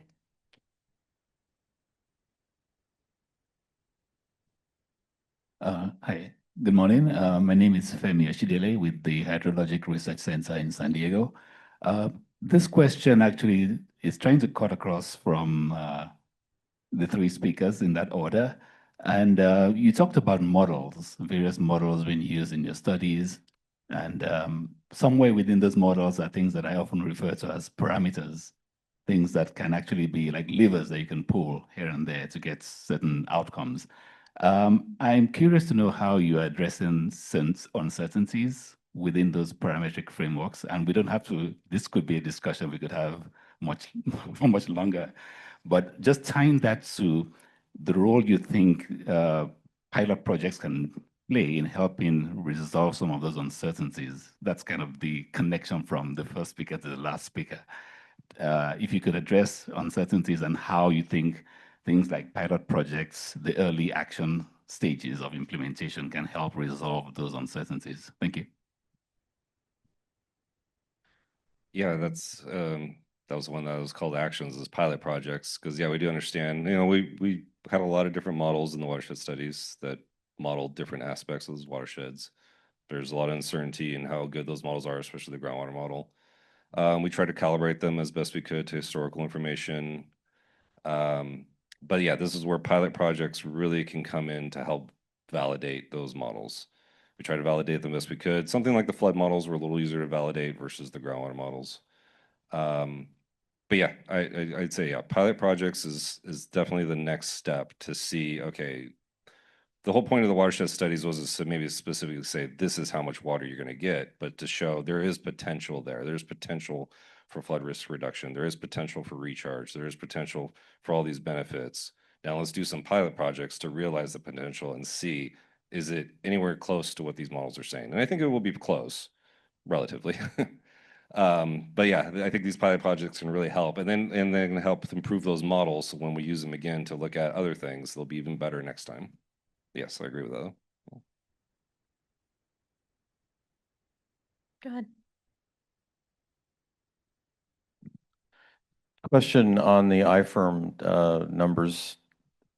Did you do I know that these are conceptual right now, but particularly regarding water rights and infrastructure, did you do an analysis of if you were to take the numbers that you were using for flood MAR, that which is already available for regarding water rights versus that which would have to require a whole new scheme of water rights? Like, what's your delta basically on both what is currently available from a water right perspective, and then likewise from an infrastructure perspective, what is deliverable versus lacking? So yeah, from a water right perspective, we didn't look into that detail. We expect most of it would require new water rights, most of what's in the iFirm. We focus more on the infrastructure, so we do take into account release capacities, channel capacities, headgate capacities, the conveyance capacities, turnout capacities, the capacities of the fields themselves. There was a lot more taken into account for the infrastructure side. The water rights side, since that was very complicated, we kind of stayed out of that and looked more at what was physically available, maybe not legally available. So we focused on the physically available. So next steps would be, yeah, looking into water rights. But we focused very much on the infrastructure side and looked at those limitations.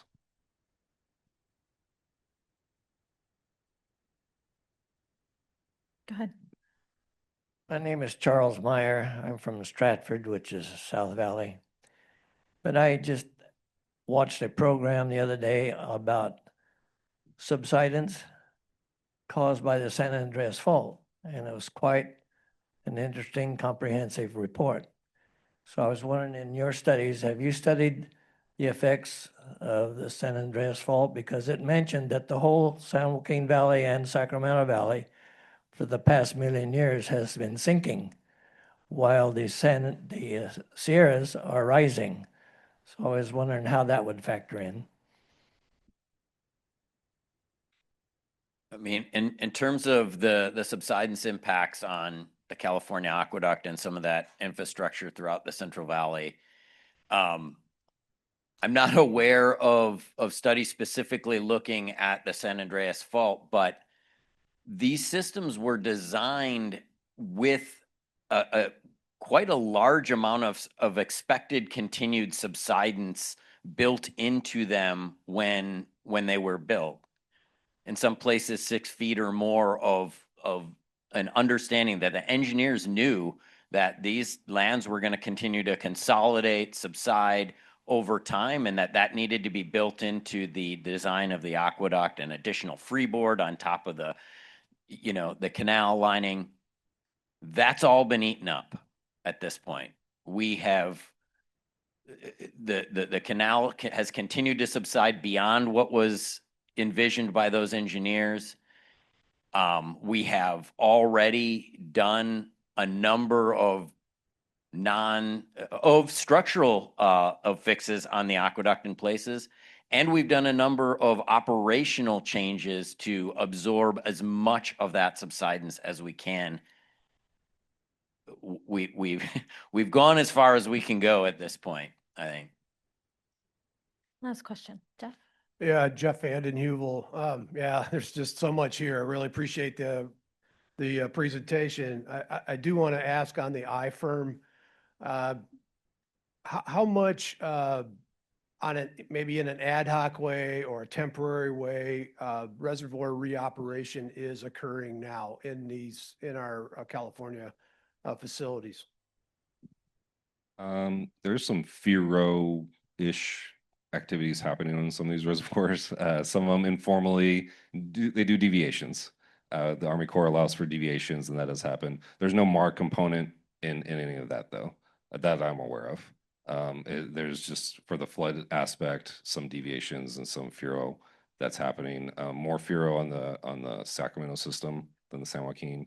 But as far as I know, there's no MAR components built in with any of that.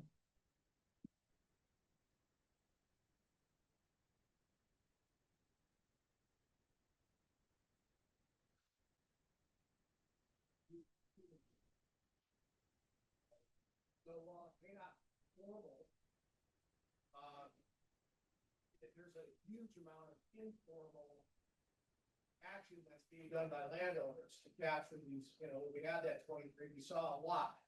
And I know that you guys have done, or somebody's done, some analysis. Seems like that, we're moving in that direction, showing it's formalized. Or we'll be able to do a lot more informally. In the water rights thing, complications take decades to. Yeah, I agree with that. The water rights issue is probably the biggest hurdle to that. We are looking to try to do a FERO-MAR pilot, working towards that to start to try to formalize those actions. We've been talking to the Corps. They're open to these ideas. It's going to take time and work, though. Yeah. Thank you. Our speakers will be here for the rest of the day. So if you all have any additional questions, but I'd like to mention that, the pilots are great to verify the models, but I think also pilots can be used to test different ideas and strategies. And so maybe even flexibility and permitting for those pilots and flexibility in the water rights, just to see, do these things work, that, we guarantee that it's not setting a precedence, that it's not like something that's going to be in stone, but something that we say, just for this pilot, we're going to allow this to see, does that even work in what we're thinking? So thank you so much to the presenters for all this amazing work. Like I said, all of the reports are available at the QR code on your tables, and then they have some printed copies in the back of the room. Now, we just heard what reinforced that the Valley's water future is not one issue. It's not one project or one agency's responsibility. Climate adaptation, conveyance, flood management, groundwater recharge, and watershed scale planning are all connected. So as we take a break, I want to encourage you all to think about one question. What does this body of work require from all of us collectively that we might not yet be structured to do?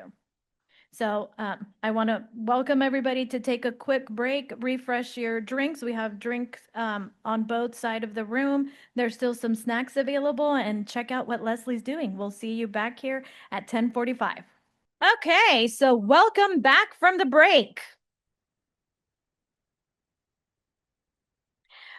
We just heard some major information from all of the reports. And now we're going to hear, what are some of the Valley's perspectives? We have a great panel for you. And the panel is designed to connect the systems. What does the information mean to those in the Valley that work on Valley water issues? The panel is designed to have water leaders that each bring a very different vantage point, but that was specifically intentional. The Valley's water challenges cannot be solved from one seat alone. They require us to understand trade-offs across sectors and look honestly at where our systems are connected and sometimes even disconnected. This is the kind of conversation that can help us move from fragmented understanding towards system level thinking. So to moderate this great conversation, I welcome Tim Godwin from DWR to guide us through. Tim, the stage is yours. Get over there, it's kind of sketchy. Hello, good morning. Thank you all for being here. Thank you, Fresno State, for the lovely facility, and Laura for hosting this great event. This is awesome. I'm really encouraged by the level of engagement in our first presentations and the questions and answers that came from that. So I'm really hoping we can keep that ball moving and keep that conversation going. Again, my name's Tim Godwin. I come from the Department of Water Resources. I serve as an advisor to the Deputy Director for Sustainable Groundwater Management, Paul Goslin, and happy to be here to help out. So we'll keep this conversation going. Introduce our panel.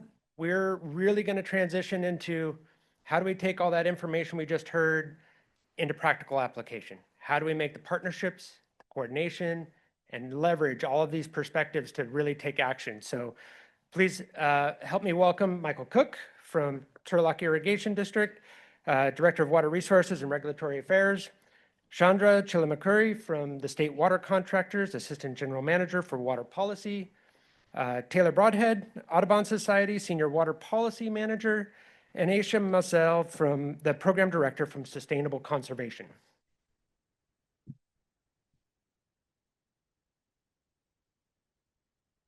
I think you're going to be hiding behind the podium.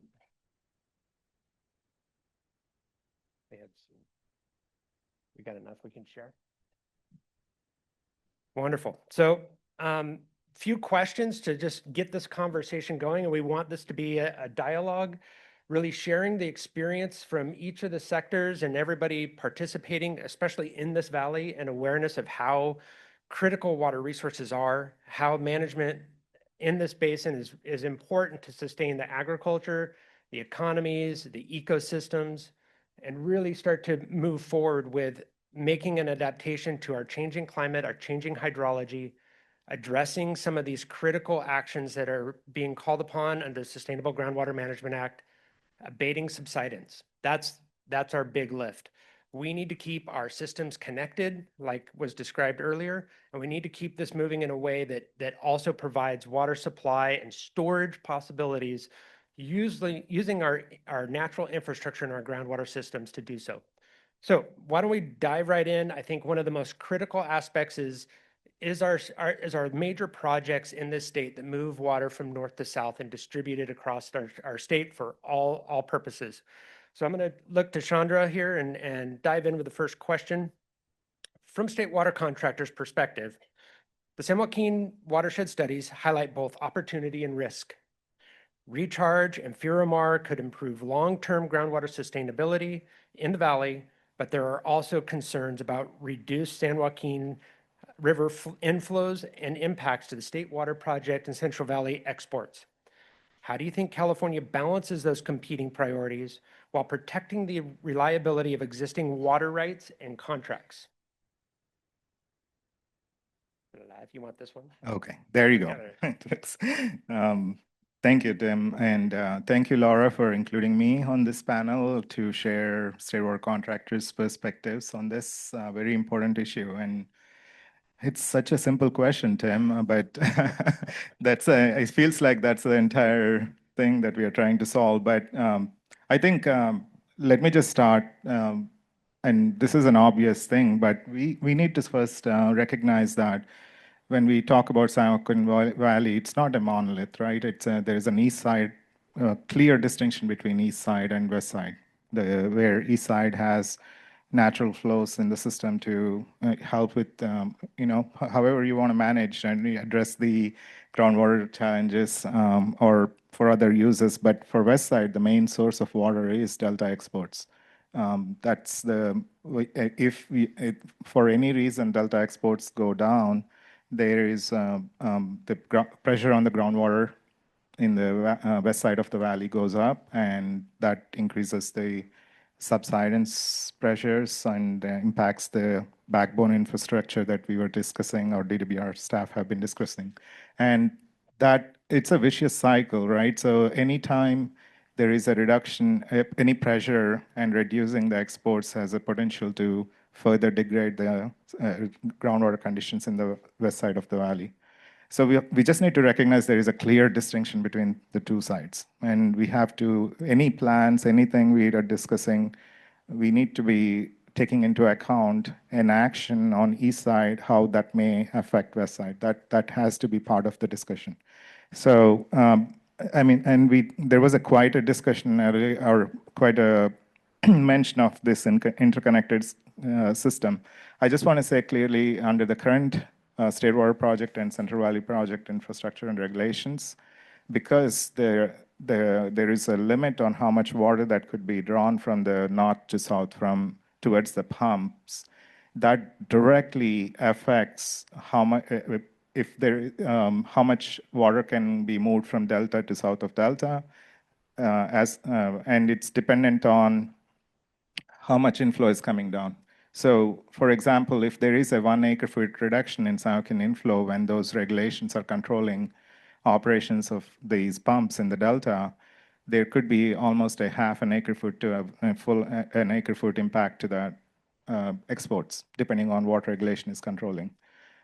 So that is the challenge. It is, yes, it's an opportunity. The Saúl Basin studies are showing there is an opportunity for addressing issues on the east side of Saúl Valley that can have a potential impact on delta exports, which is the source of supply for west side of Saúl Valley, and also to the 29 million Californians and 2 million acres of farmland. So we need to, when we are having a conversation about Saúl Valley, we need to talk about all these things together.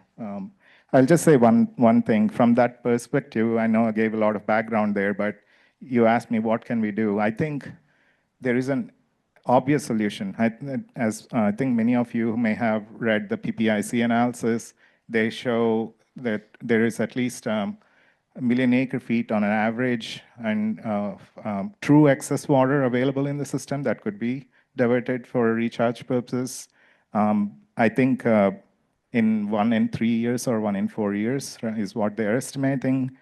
That's what we are seeing in the record too. I think if you're sticking to, I mean, if we focus on diverting the flows for recharge purposes under true excess conditions, that minimizes the conflicts under current regulatory environment. I think that's probably the easiest thing we can do right now. Great, thank you. Yeah, I mean, these are, it was touched upon during the Q&A last that, you know, yes, the water rights are out there. Yes, they're very challenging. And I think that's something we all need to lean into and embrace, that there are extreme challenges with navigating the regulatory structures that control and help us maintain successful operation of those water projects. So working with eyes wide open in that direction, I think is imperative for us to start to explore what is possible. And I thanks for thinking about what is possible there. It's awesome. Michael, let's turn to you. We'll talk a little bit about Turlock Irrigation District. You've been deeply involved with the watershed studies and Feromore conversations. Thank you. From your perspective as both water supplier and a groundwater sustainability leader, what is most promising about these studies for local communities, agriculture, and long-term water reliability in the San Joaquin Valley? Okay, thanks for the question. So the way we see the watershed studies is a bit of a Swiss Army knife approach. There's multiple tools there, multiple solutions, and multiple benefits. So we think it's a very useful tool. Turlock Irrigation District is a little bit different than you folks further south in the valley. We're connected to the delta. We're facing regulatory changes, which will affect the amount of water we can provide to our growers. And we're also facing climate change. So that's also affecting our snowpack and the amount of water that ends up in the reservoir. So we're getting hit in both directions. We also provide flood control on the Tuolumne River. Again, it's a large watershed with a small channel. That's a challenge for us out of Don Pedro Reservoir, which is about a 2 million acre foot reservoir. We're also a hydro provider. So we have a lot of challenges, lots of things to work on. And again, we also pump a little bit of groundwater, so we're subject to SGMA. So we have all these issues we're dealing with. with a change in water supply. And as we're seeing, the snowpack is changing. This year, our snowpack was almost gone in March. Last year, it was April. Historically, it was June. Okay, and we will say, the snowpack's our largest reservoir, but we're losing our largest reservoir at the same time. So all these things are happening in both directions. How do we adapt to that? And, we're primarily a surface water provider. Our 5,000 growers, we farm about 150,000 acres. They rely primarily on surface water, their supply, but we do use conjunctive use. So I think the benefit of Ferromar is, one, how do we change reservoir operations to adapt to that change, but also how do we get more water into the ground to replace that lost snowpack? And again, in Turlock, we have one GSP, Groundwater Sustainability Plan. For those who don't know, you should all know. 2 GSAs, 2 agencies, west side, east side. West side's mainly surface water dependent, east side's mainly groundwater dependent, so we do have overdraft situations that we're trying to deal with. But getting more water in the ground helps with groundwater dependent ecosystems, increased recharge, groundwater levels, that type of thing. And the other benefit too, it's not just a watershed solution, it's a regional solution. The water doesn't just stay in the ground, as we saw earlier, it moves back into the rivers, it moves to other sub-basins, and ultimately ends back up in the delta. So I feel like it's also a regional solution too. And I just feel like we need to do things differently. That's what it points out to us. And for those who remember, you guys remember the old Saturn car commercial? It was a different kind of company for a different kind of car. And I think if we want different outcomes, we're gonna have to do things differently. And that's what Saturn did in the 90s. Not that I'm for union busting, that's not my background, but I just feel like we need to do things differently if we're gonna change. And just last thing on water rights, 90-20 is fine. That's what we're comfortable with, but it's not gonna work. That's the old way of keeping people's water rights intact. I get that. But if we're gonna address this big picture, we need a different approach to water rights. So we need to look at regulatory changes too. Excellent. Yeah, thanks. I think that's something that our team, as you heard, has been exploring quite a bit around the 90-20 opportunity. We've also been looking in at the diversion of flood flows or high flows under 1242.1. And there's concerns over both of those that seem like they're just skimming the surface and yet not scratching the itch of this regional loss of water supply that we're experiencing with our changing hydrology. So I agree, we need to step into that space and collectively think about how we can protect this existing system, but then adapt our systems and regulatory structures to support that change. Aisha, let's talk a little bit about sustainable conservation. Your organization often works as the intersection of agriculture, ecosystems, and communities. These studies suggest that recharge projects could provide multiple benefits: flood risk reduction, groundwater recovery, habitat improvements, drinking water reliability. Where do you see the biggest opportunities for true multi-benefit projects, and where do you see tension still existing? Thank you. Thanks everyone for this conference. It's wonderful to be here. Should I stand up or I don't know. I can't see the folks over here. There you go. Move this thing further up. That's okay. So for multi-benefit projects, what we at Sustainable Conservation are really trying to lean into is really prioritizing communities and ecosystems with these multi-benefit recharge projects.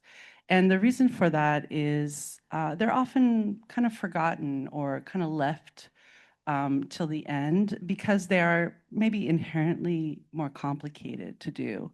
Maybe the science isn't there, or there's more work that needs to be done to really engage communities. But for these reasons, we're really trying to lean into that approach. So with the watershed studies, there's some of that in there. There is the ability to prioritize community drinking water for recharge, basically citing recharge projects near disadvantaged communities, and that led to some good results.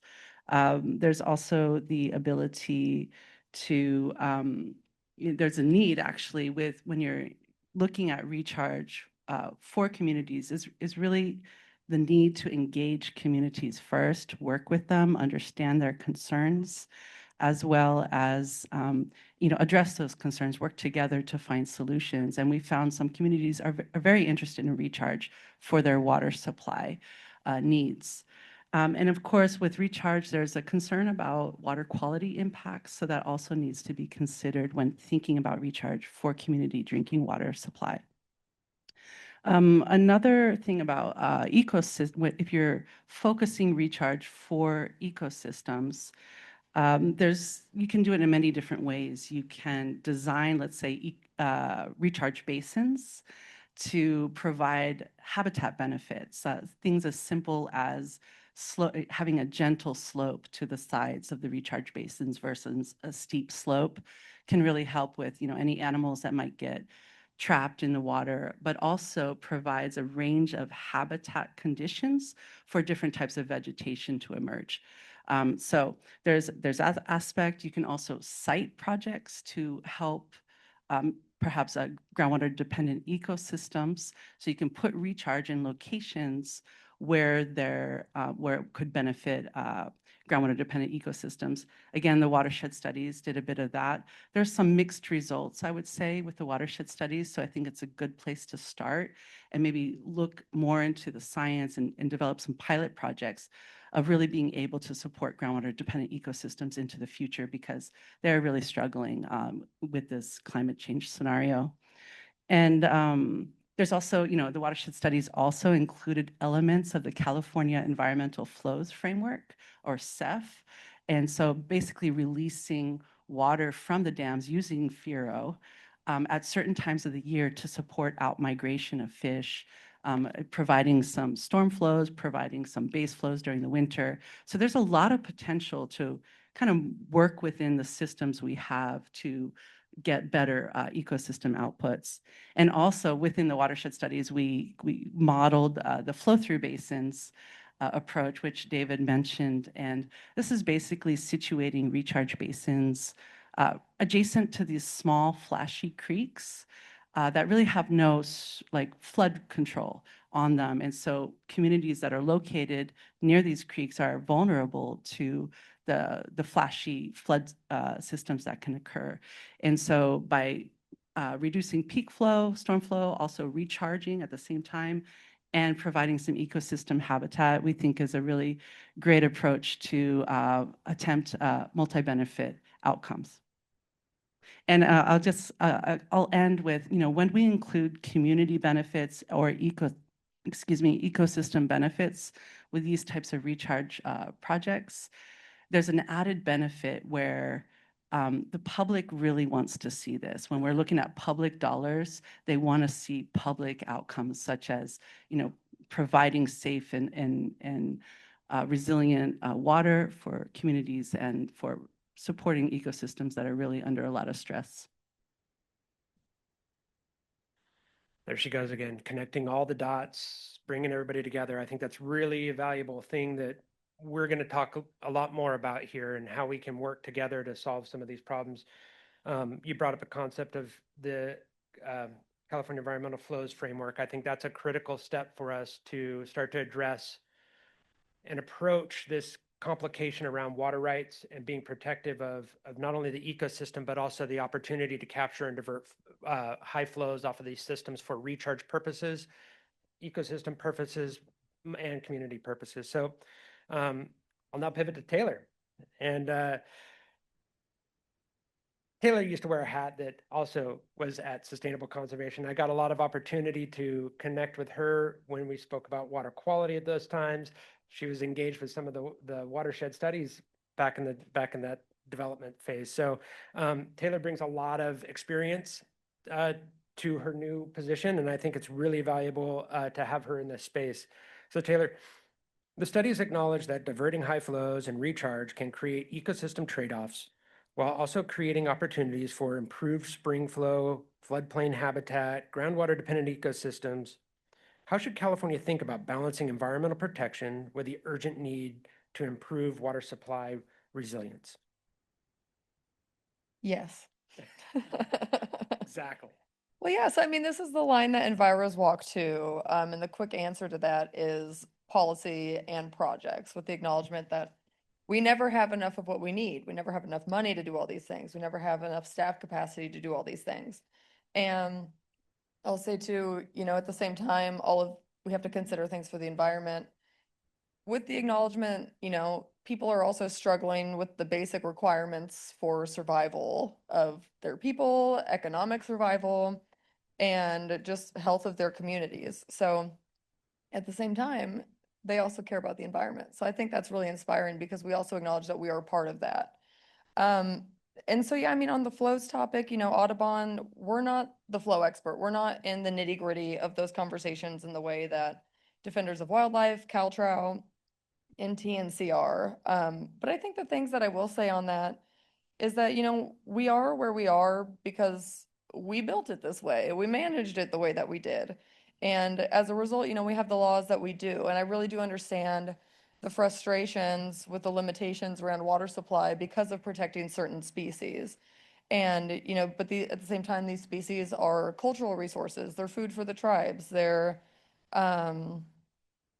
protected endangered species, and there are whole industries around those species. And so there are reasons to really care about it.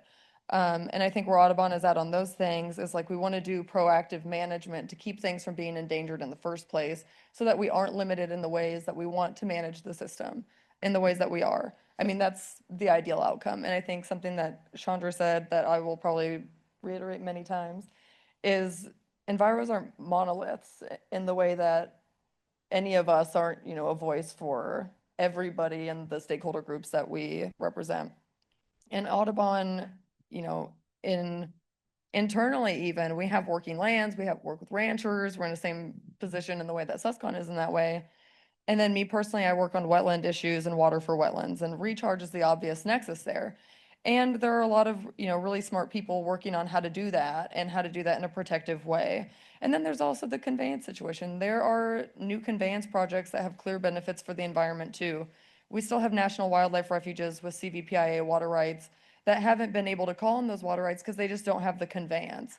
And there are great partnerships and conversations happening with districts, communities around accessing those water supplies for the good of the whole system. And there are obviously these flood and other benefits that come with that too. So, I mean, I think, and then on top of that, I think another thing I would add is that there are also tribes who want to see water in the landscape for their culturally significant birds and plants. And, in 2023, they see floodwaters go by and they're not able to get any of it because they just don't have the conveyance. And something like that could have benefited everybody. So I think it's a mix of, local engagement resulting in better projects, doing that from the beginning so you have the pipeline. But at the same time, projects don't replace policy. We still need top-down solutions sometimes. Excellent. So I heard you say a couple of things that triggered me in thinking of how the department is supporting those spaces as well. The first is partnerships. It's really about connecting people, pulling together local control, making it more effective. I think one of the spaces that we are also leaning in on the ecosystem front is through the Healthy Rivers and Landscapes effort. It's really getting local agencies driving that to maintain flows in the system while also improving habitat. Improving the habitat, improving the ecosystems may alleviate other spaces for us to then exercise these waters more broadly across the landscape, help improve all sorts of relationships there and recharge. So thank you very much. I think that's excellent. I'm going to pivot back to Michael. One of the striking themes in these studies is the shift from a snow-dominated system toward a more rain-dominated system. How does that change the way the district, like Turlock, think about reservoir operations, forecasting, flood management, and groundwater recharge moving forward? Well, it's changed everything we do and are doing. And we continue to do that. But as the study showed, our dry weather, so that's May through October runoff, will be reduced by about 275,000 acre feet. The wet runoff or wet season, so that's October through April, would increase by about 238,000 acre feet. So the study says, hey, you're going to lose about 37,000 acre feet net if you do the math. But that's not really the case because the water comes at a time of year where we can't store it, so it leaves the reservoir, which means our end of season storage goes down about 135 to 200,000 acre feet, which is a significant reduction. So that's what we call a loss in firm yield. So the average precipitation, the tuolumne, doesn't change much under climate change. It's when it comes and how that affects our storage and our growers, which is the big challenge.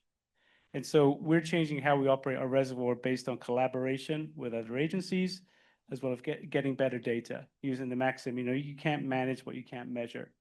And so we've been working a long time with Scripps at UC San Diego on atmospheric river forecasting, sorry. We've been working with DWR on the aerial snow observatory, so using LiDAR to measure the snowpack. So previous ways we've measured a snowpack with snow pillows and core samples would have about a 30% error rate. We're down to about a 3% error rate. So what does that mean? We can predict more reasonably the future runoff into the watershed, and we have a fantastic hydrologic model, which a retired Stanford professor put together for us. So we have we feel a firm control over what's happening in the watershed, how it affects Don Pedro and our operations. So as an example, this year we have about 150,000 acre-feet more water in Don Pedro than we ordinarily would do, because we knew in March we had the snowpack was 30% of normal. We looked at the long-term weather forecast, the ensemble, 16 days out, there were no storms. So we asked the Corps of Engineers, can we encroach into the flood space? And you saw some of those diagrams earlier. And they said yes. And so watching that weather pattern, looking at the snowpack, they had the confidence to say, yes, you can encroach into the flood control space. So we've done that routinely over the last few years. So 105,000 acre-feet last year. 2023 was a great example. We were preparing for the 4th year of a drought. Weather patterns changed, and our hydrologist said we need to start emptying the reservoir. And the general manager's like, are you crazy? Well, knowing her, she probably dropped an F-bomb in there too.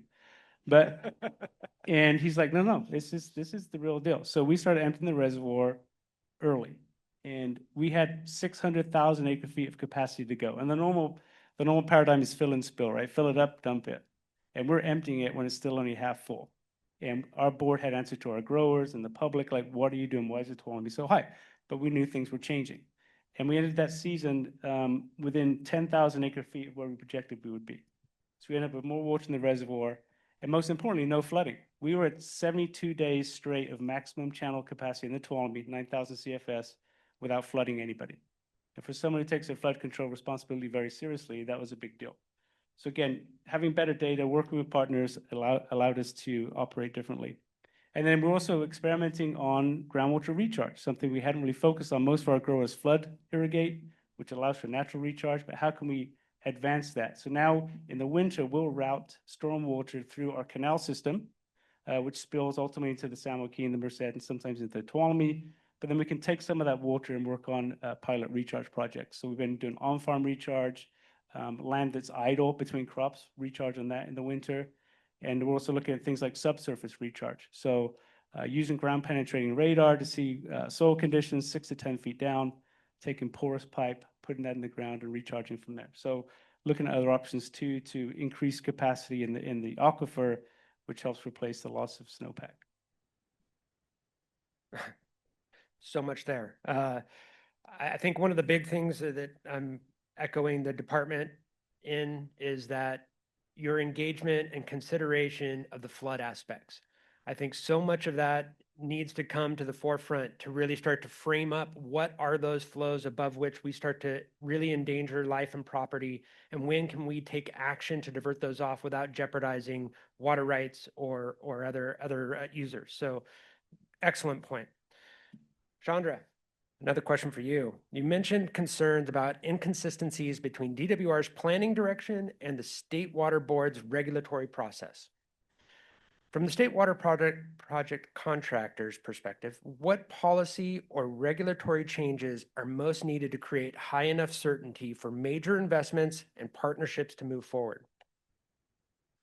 Yeah, obviously I mentioned it to you. Maybe I should mention it to everyone here, what the conflict or what I'm seeing is a potential inconsistency. On one hand, we are all hearing here from DWR and the great work they are doing. They're warning us about climate change, and we are seeing the evidence already. And they're looking to these, conducting all these great studies to potentially divert high flows from these systems under this changing hydrology to help with the water supply situation, address the groundwater challenges. At the same time, the state board is asking for more flows to be in the river. And I'm sure all the agencies are working within their mandates. No question about that. They have good intentions. I'm not blaming anyone. But at the same time, it just appears that here, Governor Newsom issued an executive order to maximize storage of those high storm flows. And DWR is working to do that. I don't see that necessarily there is an action or an action in lockstep with what DWR is doing from other agencies, especially the regulatory agencies. And I don't know how to do this, but I think there needs to be some consistency. When there is a mandate, when there is a state policy, there needs to be consistency across the state agencies to achieve that mandate. I think not having that consistency creates uncertainty. It minimizes the investments that are needed in these projects that we are talking about. So one example, specific thing that I'm proposing in the context of today's discussion is that maybe to minimize that conflict we talked about between San Joaquin inflow and the Delta exports, one of the ideas we could pursue is maybe have regulations and policies that would allow unconstrained Delta exports when under extreme events where Delta is in deep excess conditions, or there is just reservoirs or all the reservoirs are spilling, right? So that where they are not limited by the current regulations, that would essentially decouple the San Joaquin diversions or San Joaquin inflows from Delta exports. That removes the constraint. I think that is an opportunity that we should try and codify in the regulations. That's just one idea. I'll stop there. I think you touched on the crux of it there. There's a timing issue, right? So you have spilling going on in our rim reservoirs that would discharge water that would get the Delta into a condition that the water projects would be made whole and able to divert according to their contract. But at the same time, you don't want to let that water just slide by. Maybe not all of it's necessary, but how much of it needs to get down there to be protective of the water rights, and how much can we hold higher up in the watersheds and get out on the landscape and recharge? So I think this is the crux of the question, and we're working really hard on that direction. And I think this panel here is a great example of how we're going to formulate all those perspectives together, including this audience, to really articulate how to do this. So I appreciate those thoughts. Aisha, subsidence came through very clearly in these studies as both a water management problem and a community problem. Recharge is part of that solution, but many people are hesitant to talk openly about land repurposing and long-term reductions in groundwater pumping. How do we move that conversation forward in a way that is constructive and community-centered rather than divisive? Yeah, so at Sustainable Conservation, we've been working over a decade on recharge solutions. So we're obviously very supportive of recharge, and at the same time, we know it's not the full solution. Land fallowing is, a big, scary word for many people in the valley, but it is part of the solution as well. And so, we like to turn the word land fallowing into land repurposing to try to show that it's not just abandoning land, it's not abandoning communities and businesses here, but trying to find a different way to move forward in this landscape. And so, one thing I think is really important for us all to understand and be compassionate about is that land repurposing or land fallowing affects different people differently. And so there's, it affects some people more than others. And so one of that is, folks that are within irrigation districts have access to surface water. Those who are farming outside of irrigation districts are groundwater dependent. And so the land fallowing is going to impact people outside of districts more than those within districts. That's just number one. Another one is that it impacts smaller farmers differently than it'll impact larger farmers. So if you're trying to repurpose percentage of your land in order to comply with groundwater allocations. It's, there's an economy of scale there where, maybe you're just getting by with a certain acreage and you're going to have to fallow it. It might put you out of business. So that's another thing to consider. And then, of course, there's regional differences. So folks in the northern part of the valley have more water than people in the south. And so there's a different level of impact there. We all know this. I'm telling you what you already know. But, there are some solutions. So the Multi-Benefit Land Repurposing Program, or the MLRP, many of you are involved in that. So you are the experts here in this room. But it's really an opportunity out of crisis. So this crisis of unsustainable groundwater pumping can lead us to a different way if we provide some public support and some innovative ideas and opportunities for people to transition from extractive groundwater pumping and unsustainable groundwater pumping to something different. So the MLRP is really grassroots based. People are coming up with solutions at each of the basin levels. Each of the landowners are applying for these funds and coming up with things that they want to do. And so it's providing a lot of case studies for us to take a look at. And there's, because it's a pilot program, there's some successes, there's some lessons learned. And the idea is hopefully that we'll be able to collectively learn about how can we move forward and try to scale that up. So right now it might be a little expensive at the pilot scale, but then we're going to learn these solutions and approaches that can then be scaled and really have a good impact that supports communities, supports farmers, and supports ecosystems as well. And really, one thing I was thinking about the other day was maybe MLRP can also help us to build a more diverse or resilient economy system so that we're not just based on one type of economic output, but we have multiple economic outputs that people are able to transition to in this world of climate change and reducing groundwater resources. Thank you very much. That was an excellent response. Again, gluing us all back together. Lots of collaboration.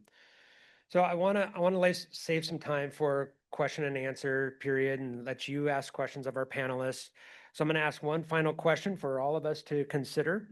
There seems to be broad agreement that we need more collaboration, more pilots, more integrated operations, but there's also clear tension between upstream interest, recharge interest, and downstream export reliability, ecosystem protections, local groundwater sustainability. What do successful partnerships actually look like in practice? And when the incentives and risk are not evenly shared? Who wants to go first? I'll leave it to you. I can start. So I think the solution is obviously we cannot be in our silos. San Joaquin tributaries can't say they're not connected to Delta, they don't care about Delta. Delta can't say, or we can't say that we don't care about the issues in San Joaquin tributaries. I think that's the bottom line. We recognize that, our members recognize that. And people clearly know that Valley is going through a significant transition. And Alicia, you mentioned that. I think the solution from my perspective is to start developing win-win partnerships.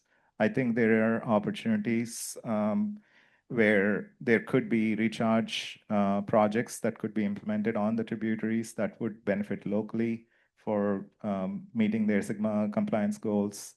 And at the same time, maybe also provide some dry year resilience for state water project contractors or CVP contractors, especially when there aren't flows in the Delta.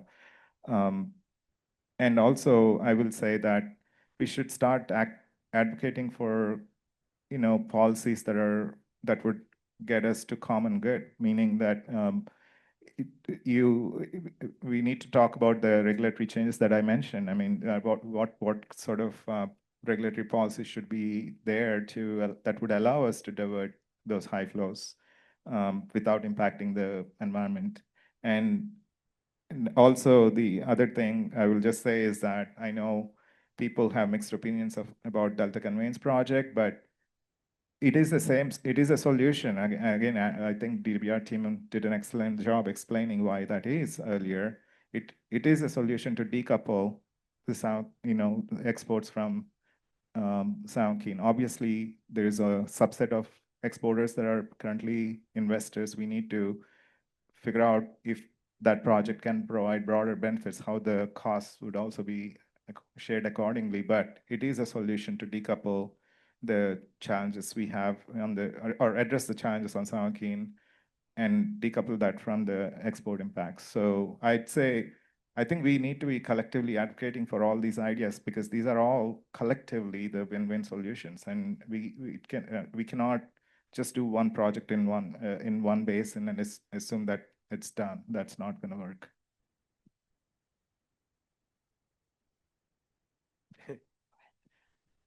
Well, I was going to say, and I think part of the challenge we have, you touched on it briefly, Chandra, is we are in a 20th century regulatory environment with a 21st century problem. And this is California, and I feel like we should just think bigger because we are the greatest state in the nation. And I moved here from another country, as you can probably tell. And I grew up watching like Starsky and Hutch and the Banana Bunch, and California is so cool, right? And I think we've lost that, and we need to get back to that. And I get Chandra's position. If my piece of the pie grows, his piece of the pie may go smaller, right? It's like the Hunger Games. We're in a scarcity mentality, just to riff on the governor. We need to think about abundance. How can we do all these things that help everybody out, that we can all get better?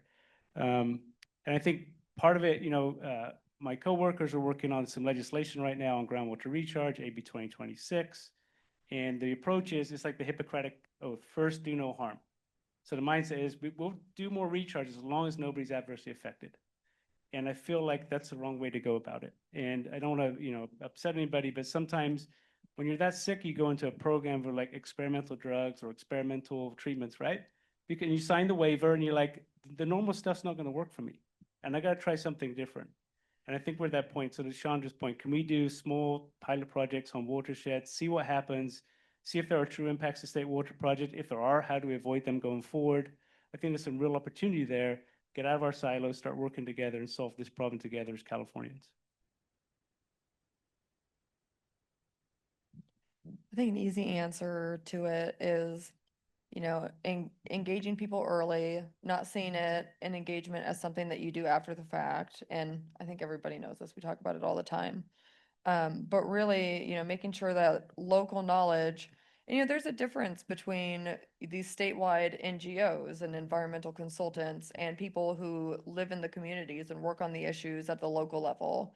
And I think it's really important to see these things and these sources of knowledge as data inputs and core to the assumptions of our modeling efforts.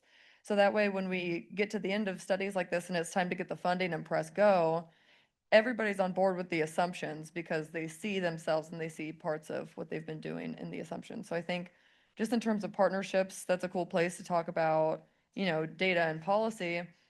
But I think, I don't want to make Tim regret telling me to speak my mind. Say it. So maybe this is my first and last panel with everybody.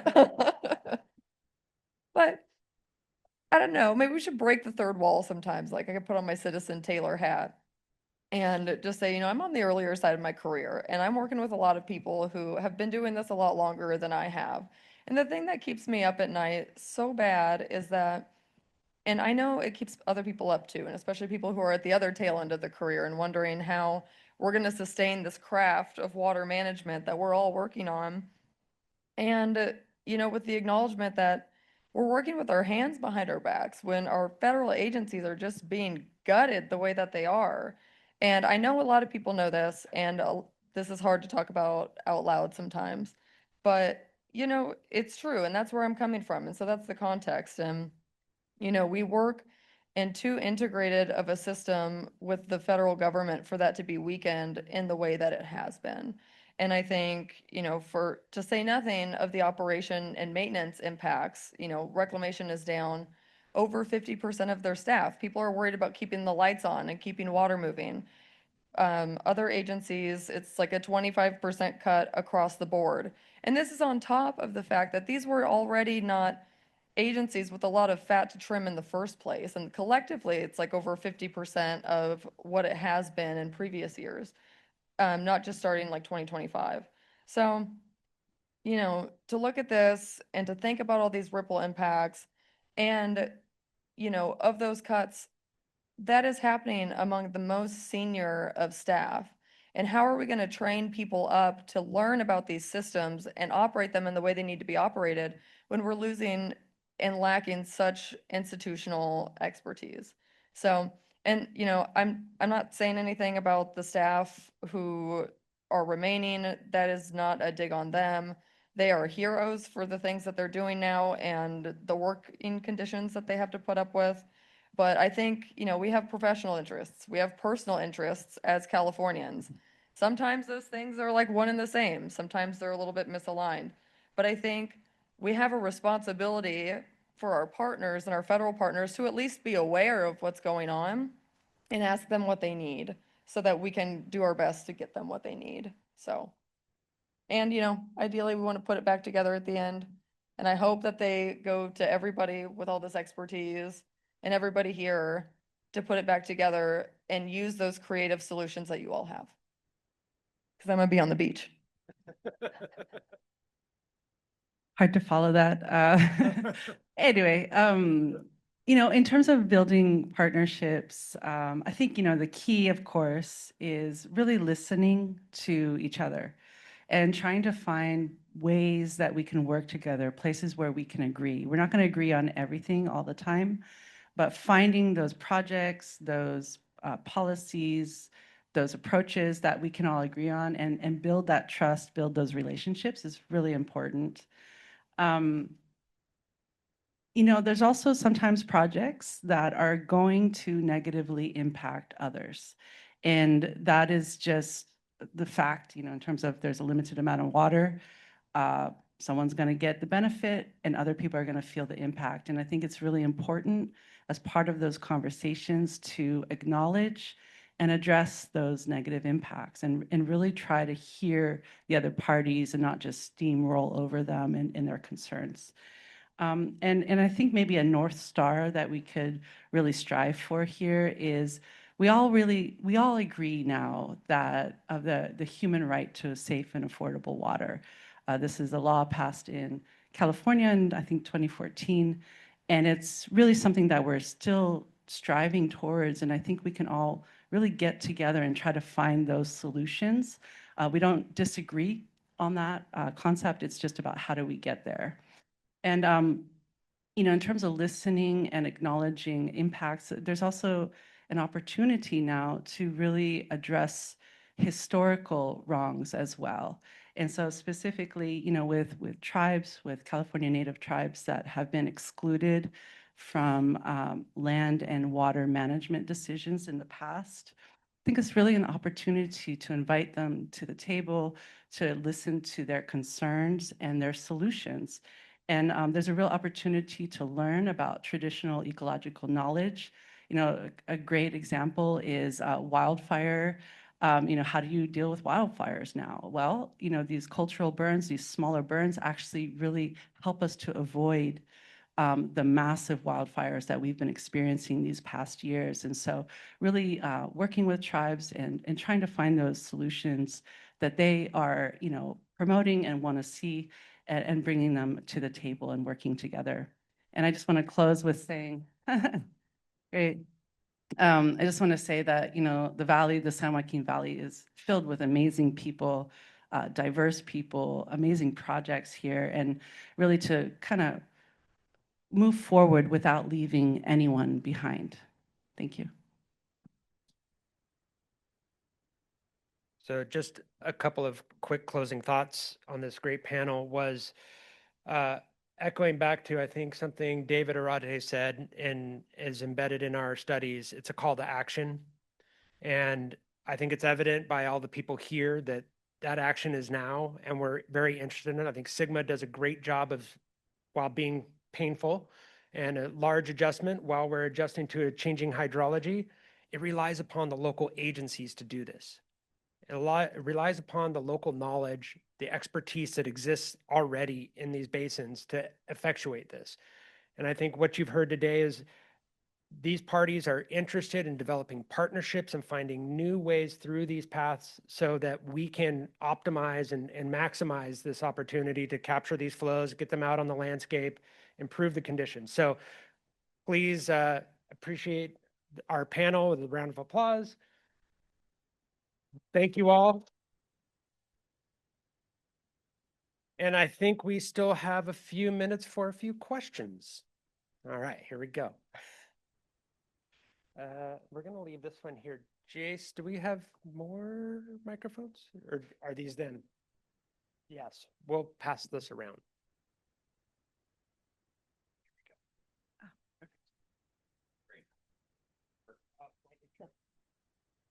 There it is. We're good. Thank you. Thank you for the panel. Heard a lot about the environment, heard a lot about local irrigation deliveries, heard a lot about state projects, but I think there should be one more chair on this stage. We heard nothing about the health catastrophe in the Central Valley. If we talk about fallowing farmland, repurposing, whatever you want to call it, if we talk about not moving these towns onto delivered treated surface water, we have cancer clusters, we have blue babies, we have miscarriages, we have valley fever, we have severe respiratory illness, all through these small underprivileged towns in the Central Valley.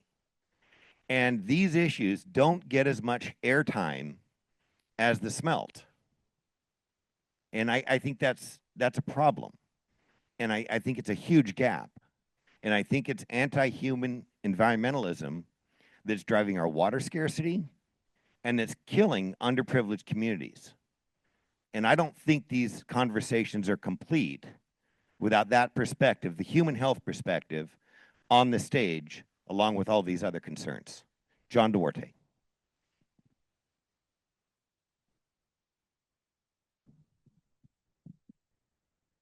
Oh, I'm sorry, it wasn't a question. What do you guys think?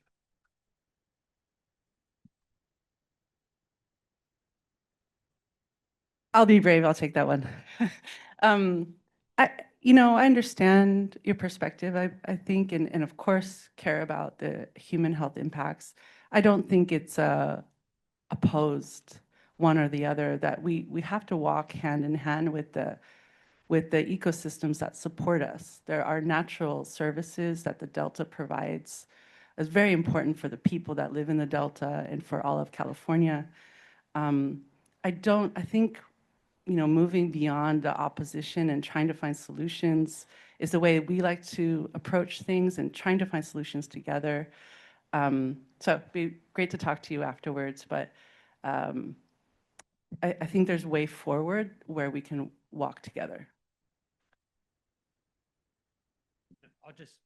I'll add just a smidge there. I think what the studies we heard from earlier are articulating is we're on a trajectory where we're going to lose capacity to adapt to the climate. We need to lean into this now. And I totally agree with you. We need to have some aspects to consider the human impacts associated with these transitions. So great point, but I want to highlight that we are leaning into this with eyes wide open, and we know we need to adjust to this changing climate, or we're going to lose capacity to do anything, and we'll be in a reactionary mode versus a pro-action mode. So your comment is very well noted. I'm aware of that deliver water within 20 years. Look at the Delta conveyance. If you look at a lot of the projects we're talking about, we've got a generation of Central Valley families that will have severe health effects and depreciated lives while we ding dong around with water abundance projects that may or may not deliver, but absolutely will not deliver within the next 20 years. Yeah, well, I feel you, but we're looking at local solutions too. We're trying to capitalize on the high flows in the tributaries right now. That's what those studies are showing. 23, we rolled up our sleeves, everybody in this room, and got water out on the ground. We recharged a lot. That's action that's happening now. So we need to lean into that more. We also know that many people stepped forward after that period and said, I was willing to recharge, but I didn't know how to get to the water. those are connections. Those are just communicating. How do we use our existing infrastructure? We heard we aren't infrastructure limited. So how do we leverage that to get to the local landowner who wants to take action for that purpose? So I'm with you. Let's use this team to communicate better.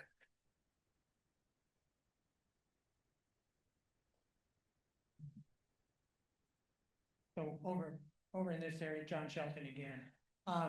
Kind of a question, I think Taylor, you should hit on this a little bit on the disconnect between some of the other communities that haven't been part of it, especially our Native Americans, our environmental justice communities and all. So it looks like, looking from the panel before this, State Water Project and the Central Valley Project have probably what are going to be billions, if not tens of billions of dollars of deferred maintenance because of subsidence and other things that I have to go through. Already, state and federal taxpayers have subsidized that. We heard that from Congressman Costa earlier today. We will continue to do that. We have a Sigma program, which is great in the sounding, saying we're leaving it up to local control. But most of that local control is controlled by water districts who have existing water rights. Many of those, especially the most senior water rights, were developed when women didn't have a vote. Native Americans were not considered citizens of California, and most people of color were also not considered of having in this. So we have a historic water rights system that now is reflected in our water right holders in a way that doesn't really reflect what's out there, not to mention public trust resources.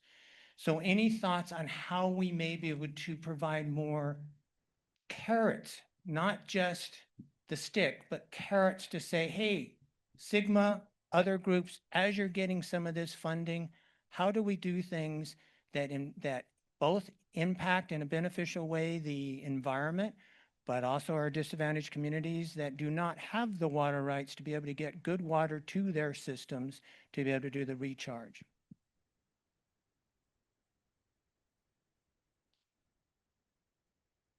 Is it on now? Okay. That's a good question. I think the easy answer is showing that we can help, folks with the water help our causes, and that's the collective we as environment, tribes, communities, and other water users. And there's some good examples of this going on. I mean, look at all the organizing that's happening around the Tulare Basin area and around MLRP specifically within that. And then there's another example, not just within MLRP, and I'm not going to say too much about that because I think Aisha did a really good job talking about it already. But there's a program that DWR has, Underrepresented Communities and California Tribes Technical Assistance Program.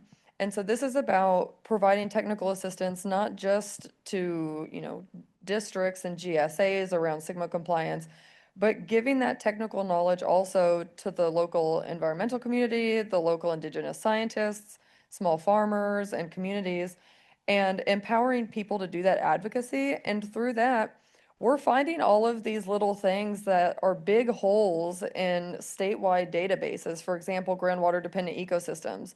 We started asking around, and once we, started educating people, now we know, oh my God, there's a big gaping hole in that data set, and that could have benefited the watershed studies. There are more co-benefits than we realize coming from these recharge projects that we could be taking advantage of. And seeing this too and talking to indigenous scientists and realizing that, the language is a little bit different about how things are described, but it's similar conclusions, similar understanding around best management practices, around what needs to be done, how things should be managed, and bringing those things into the conversations and taking it to a water district and saying, hey, you guys need this conveyance project. We want to see X, Y, Z done. Let's go after funding. Let's go after corporate dollars. Let's go after federal dollars. Let's try to do all of these things together and actually put these win-win-win-win projects on the ground so that we can show, how it can be done. And I think in general, the Tulare Basin is generally showing how it can be done. It's doing a great job. Hello? Yeah. Matt Angel. And one thing that I love all the comments, I appreciate the insight. I get to spend a lot of time in Madera County. So the thing that I see is that, we've developed hydrologic regions.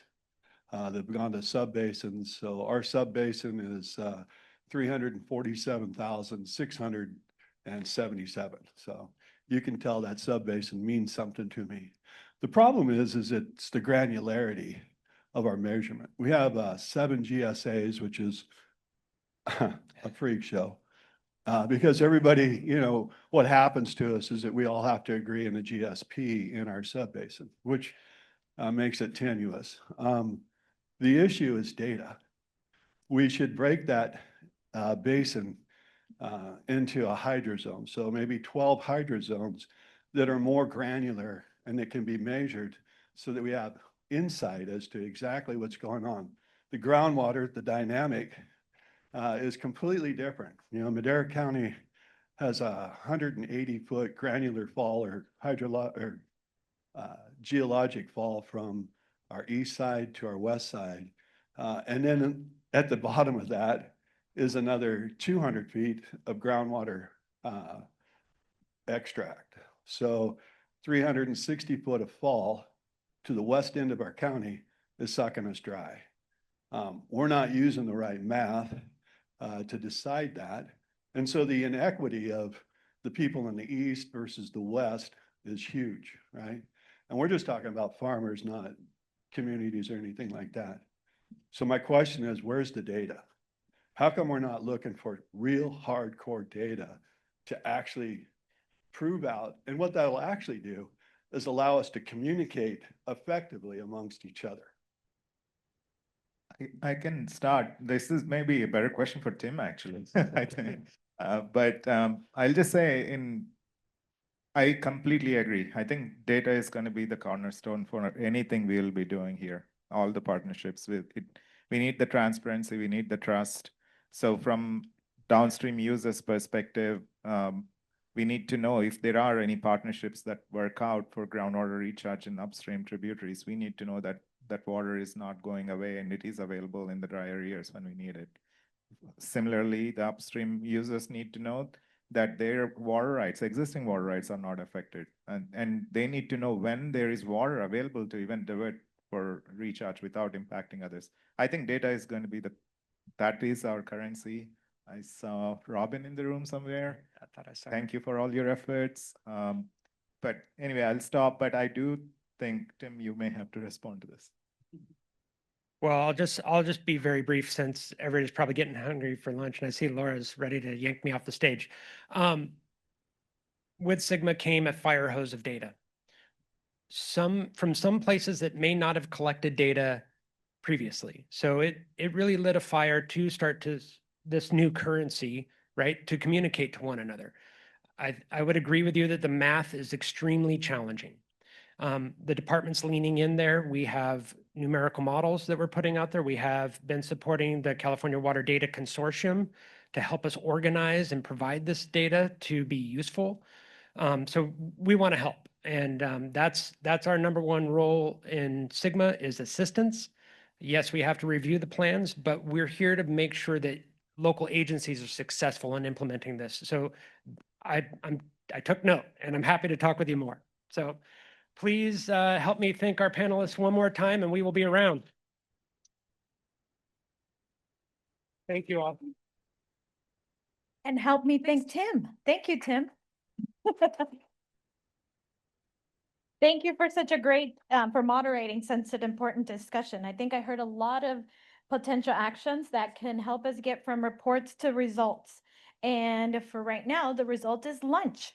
So let's just very briefly, if you need a vegetarian or a gluten-free meal, those will be on my left. So those will be on this side of the room.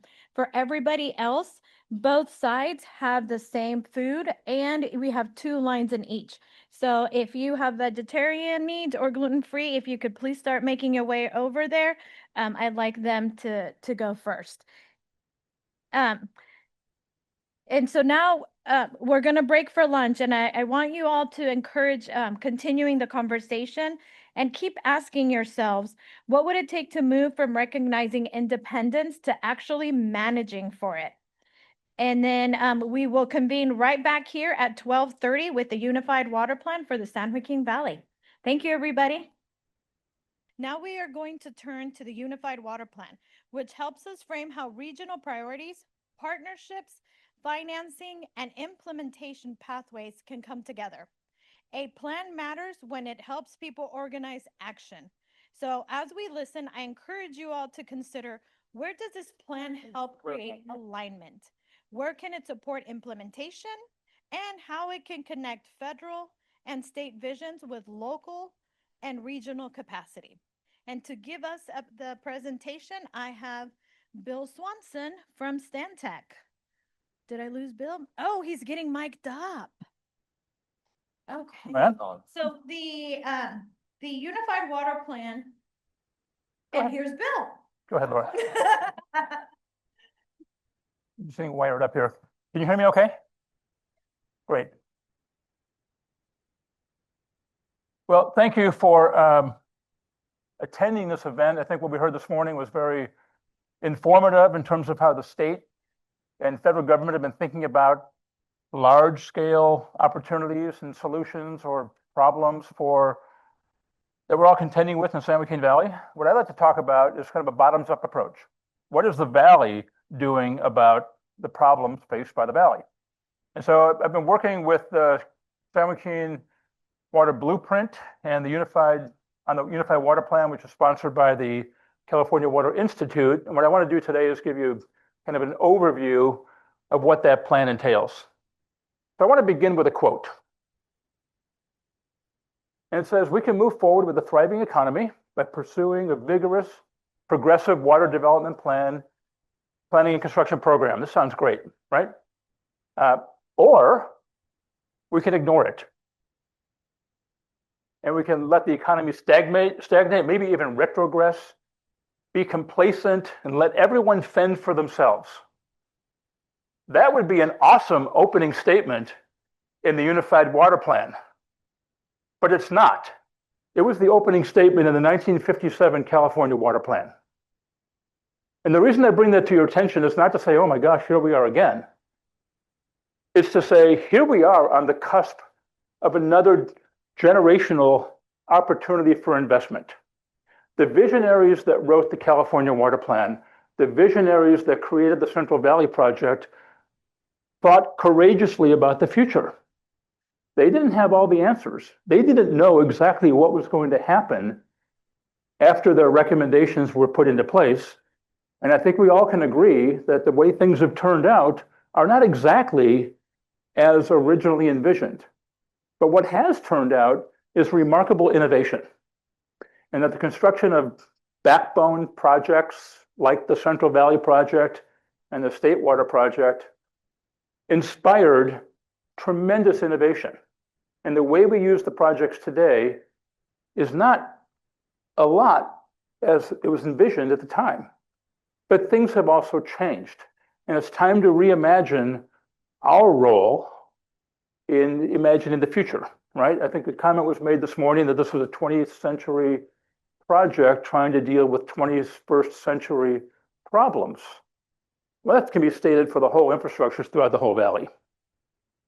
So in recognition of that, quite a while ago now, the Unified Water Plan was authorized by the federal Congress. And it was in the same legislation that authorized the San Joaquin River Restoration Settlement, in recognition that that was the beginning of a lot of changes. And there's going to need for an integrated approach.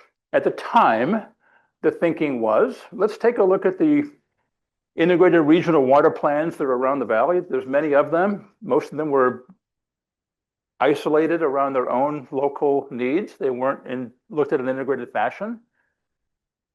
There was a recognition that there's water supply, flood, and ecosystem challenges to be addressed. And the recommendation was, look at all that data, try to put it together and come up with a kind of a unified set of recommendations. That was 2009. And so the Water Institute began that work around 2011, 2012. A first draft of the document was put together, and then a lot of things changed. We had a very severe drought that tested the institutional framework of the Central Valley Project and the State Water Project resulted in severe water shortages that were unprecedented and previously unforeseen. Sigma was enacted. We've made a lot of advancements in science and understanding what the future climate is going to look like. And so the Water Institute said, let's hold the presses. We're not ready to put out a plan that will be obsolete the day it's released. So they pulled back the original draft, and what I'm going to talk about today is the second draft, or the Unified Water Plan 2.0, you might call it that. And so what it really builds on is information that's been developed by a lot of entities. And the plan truly relies on existing information. We didn't do any new modeling. We didn't have the budget or the capability to take that on. So we said, how do we cobble together information that's known from a lot of different sources? And there's three rich sources of information. The first being the local, regional plans, those integrated water management plans. Many of them evolved into groundwater sustainability plans. And they have good estimates of future water needs. They have good estimates of groundwater overdraft, and they have a big inventory of possible solutions. The blueprint itself financed some studies. They did some calcium analysis several years ago. They developed some models, and they commissioned an economic study of what would be the economic future of the valley if Sigma were implemented, but nothing else were done. And then third, there's a lot of state and federal reports. We heard discussions about some of them this morning, the conveyance study, watershed studies. There's been a lot of project studies for reservoirs, conveyance projects. So we tried to pull information from credible and available sources and compile it to say, what's the problem that we're trying to deal with here? And what are some of the solutions that might be available? So we started by saying, well, how big is the problem? And we organized it by simple math. How will the supply that we have seen historically be reduced in the future? And how will the demand that we've seen in the past increase in the future? And there's three tracks that we did this under. One has to do with groundwater overdraft. So the groundwater sustainability plans tell us what the overdraft is. But as we heard this morning, that's not going to be sufficient to stop subsidence. There needs to be an increase in water levels above that critical head so that oscillations for normal operations don't reinvigorate land subsidence. So there's a replenishment provision that's needed for that as well. So the Unified Water Plan made a guess of what that might be and includes it in the estimate of our need. Secondly, there's the regulatory issues. What does the San Joaquin River Restoration Program mean for water supply reliability to the San Joaquin Valley? What's the effect on the healthy rivers and landscapes and changing river flows and protecting water from being diverted? And how does that, on the other side, how do the increases in demands for level 4 refuge water supplies create a demand for water? And then lastly, the effect of climate change. Right? How will climate change reduce or affect available supplies? I think we saw from the presentation this morning that if we do nothing, I think Andrew showed this, if we do nothing and we just look at the effect of climate change, reliable water supplies diverted from the Delta will go down. And that's because it's harder to control the inflows with our existing infrastructure. And what if there's that's an error. What it should say on the bottom right is the climate change effects on evapotranspiration. How will the climate modify our future demands for water? So we looked at these three things and made some general assumptions on what they quantify at. We added it all up, we're looking at a gap of about 2.5 million acre feet per year on average. Well, there is no average, or there's no normal in California, right? Our water years don't even include a normal water year. We have above and below, but never normal.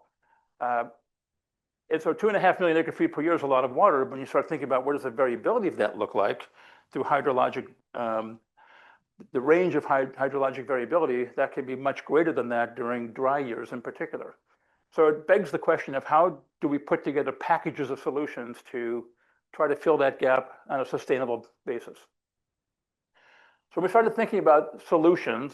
We scoured what information was available. We found about over 800 projects that have been identified through groundwater sustainability plans. And the way those are organized in the valley, there's over 80 GSAs. Some of them combined their efforts in producing common groundwater sustainability plans. As we took those plans, we then further aggregated them into 16 groundwater basins.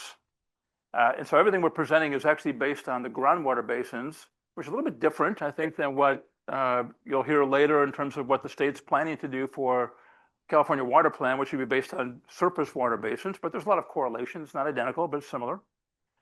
We also then looked at the other projects that are in the GSPs that are not what we'd call local, the bigger projects like storage projects or larger conveyance that have the capability of benefiting multiple regions.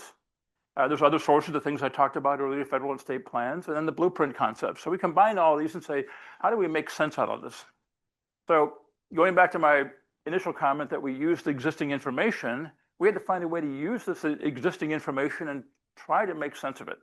So the blueprint actually had developed 3 models through their technical work group. And I'll give a lot of credit to Scott Hamilton, who's I think not here today, but might be online monitoring this. Scott really did some tremendous work in compiling information and trying to compare historical data to future needs. It's not the same type of modeling that will be done through other forums, but it's a fantastic place to begin. And so he put together 3 models, one that kind of estimates when is the delta in excess, and this is based on looking at historical conditions. The second one is a watershed outflow model that says when is water leaving a river system that coincides with the times that we say the delta is in excess. So maybe that supply could be candidate for diversion of floodwaters. And then he has an infrastructure optimization model that looks at the different projects that we put together and says, well, let's utilize them to the greatest extent possible and sequence their use up to a certain point. And I'll give you a simple example of how the tools were put together here. So the part in the middle here is the most important part. We say, what's the maximum water that could potentially be developed? And that's the amount that exceeds the, that's basin supply that contributes to delta excess. We got to compare that to the gap that we've estimated on a basin by basin, time by time basis.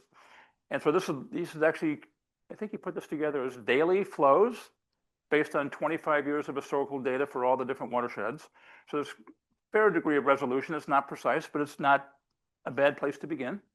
And then compare that to the reported capacity of projects.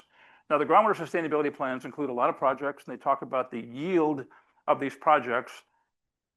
The yield means different things in different plans. In some of the plans, it's truly a yield. It's a facility that connects supply to demand and processes that supply when it's available through the facility to meet the demand. That's a true definition of yield. That's what we mean when water resources when we talk about yield. Other numbers in the GSPs that talk about yield are really more like recharge capability. What would be the capability of the project if it were used under assumed duration if the water were available? So there's some uncertainty on the absolute precision of the word yield, and we tried to take that into account in our assessments. So this gives us a good sense of what the potential range of water supply might be available through these processes, but they're influenced by big assumptions. And I want to talk about these for a second because I think these are the keys to where do we go next. The first big assumption is that water would be available for flood diversion, or flood flows would be available for diversion. We know it's not as simple as it sounds. There's permitting issues that are first and foremost. Can the water truly be diverted? Even if the records say it was surplus, is it truly surplus? That's the first thing that has to be sorted through. The second is it's based on the presumption for floodwaters that whenever those floodwaters are deemed available, that they would be immediately put to use. The third assumption is that the projects themselves can always perform at their stated capability, no downtime. They're not full of water from other sources, that there's adequate capability even for the big events. There's still capacity to put water in it. And then lastly, the cost estimates that we're looking at are concept level at best. Some of them we know are based on projects taken to pretty good design. Others might be sketches on napkins and everything in between. And so because of that, we characterize all of it at this point as concept level cost estimates, because when we're comparing benefits and costs, what typically happens is as you study projects in greater detail, costs tend to rise because you include things you hadn't thought about, and the benefits tend to go down because of the constraints that you learn more about. Ideally, in a good planning process, the gap in the early part of the study might be real far apart, and by the time you get to the end, your benefits still exceed your costs. Because if they don't, it's not typically a wise idea to make an investment. So right now, I would say where we are is the benefits might be a little higher stated than they may truly be, and the cost potentially could be lower than they would be, but again, it's a good place to begin.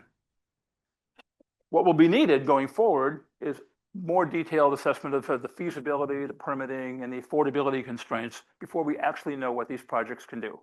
So all that caveat set aside, how do we interpret this information, right? So it depends on your point of view. This is all based on historical information, so it doesn't take into account how flood flows might change in future times. The delta export calculations are from past calcium simulations. They haven't been fully integrated, so changes in river flows that affect delta inflows have not been looped in to that analysis. As I said, the yields are based on what's in the GSPs. The ranges, we've calculated some ranges of the performance based on, well, what if flood flows aren't as available for diversion? What if we reduce the volume or the duration when flood flows could be diverted? And what if the projects don't perform as well as they're reported? What if they're only good at 75% or 50% of the reported capacity? So with all that said, what we've done then is we looked at 3 different strategies or scenarios or portfolios, they're all interchangeable words here, of looking at how to solve the problem. And the first one kind of ties to some of the stuff we talked about this morning about the existing facilities. I think Andrew talked about the capacity problems on existing projects and the importance of them being restored. So we looked at just doing that and nothing else. This is also kind of a stay in business strategy, but don't get better. The second thing we thought about was, well, that's great, but there's a lot of opportunity in the valley, and the GSAs have identified a lot of projects, and there's a lot of interest in developing them. What if we add to those fixed infrastructure actions in valley solutions? So improve the management of what's already available to us today. And then third, increase access to delta water supplies. And what's important is these are not interchangeable or comparable. They're really kind of buildable scenarios, and when I present the results, reflect that. So the first scenario, and I'm not going to go over this in gory details, to look at the 3 or 4 canals that are affected by subsidence: DMC, Frank Kern, San Luis, and the California Aqueduct.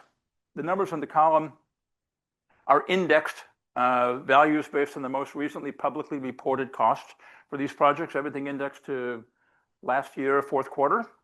And then at the bottom, there's a big number, because if we do this, it results in the same impact that was evaluated in the economic impact study of implementing Sigma. If we don't do anything else, if we just fix the canals and keep operating the water supplies to what we have today, there could be up to 1 million acres of land that is no longer irrigable reliably.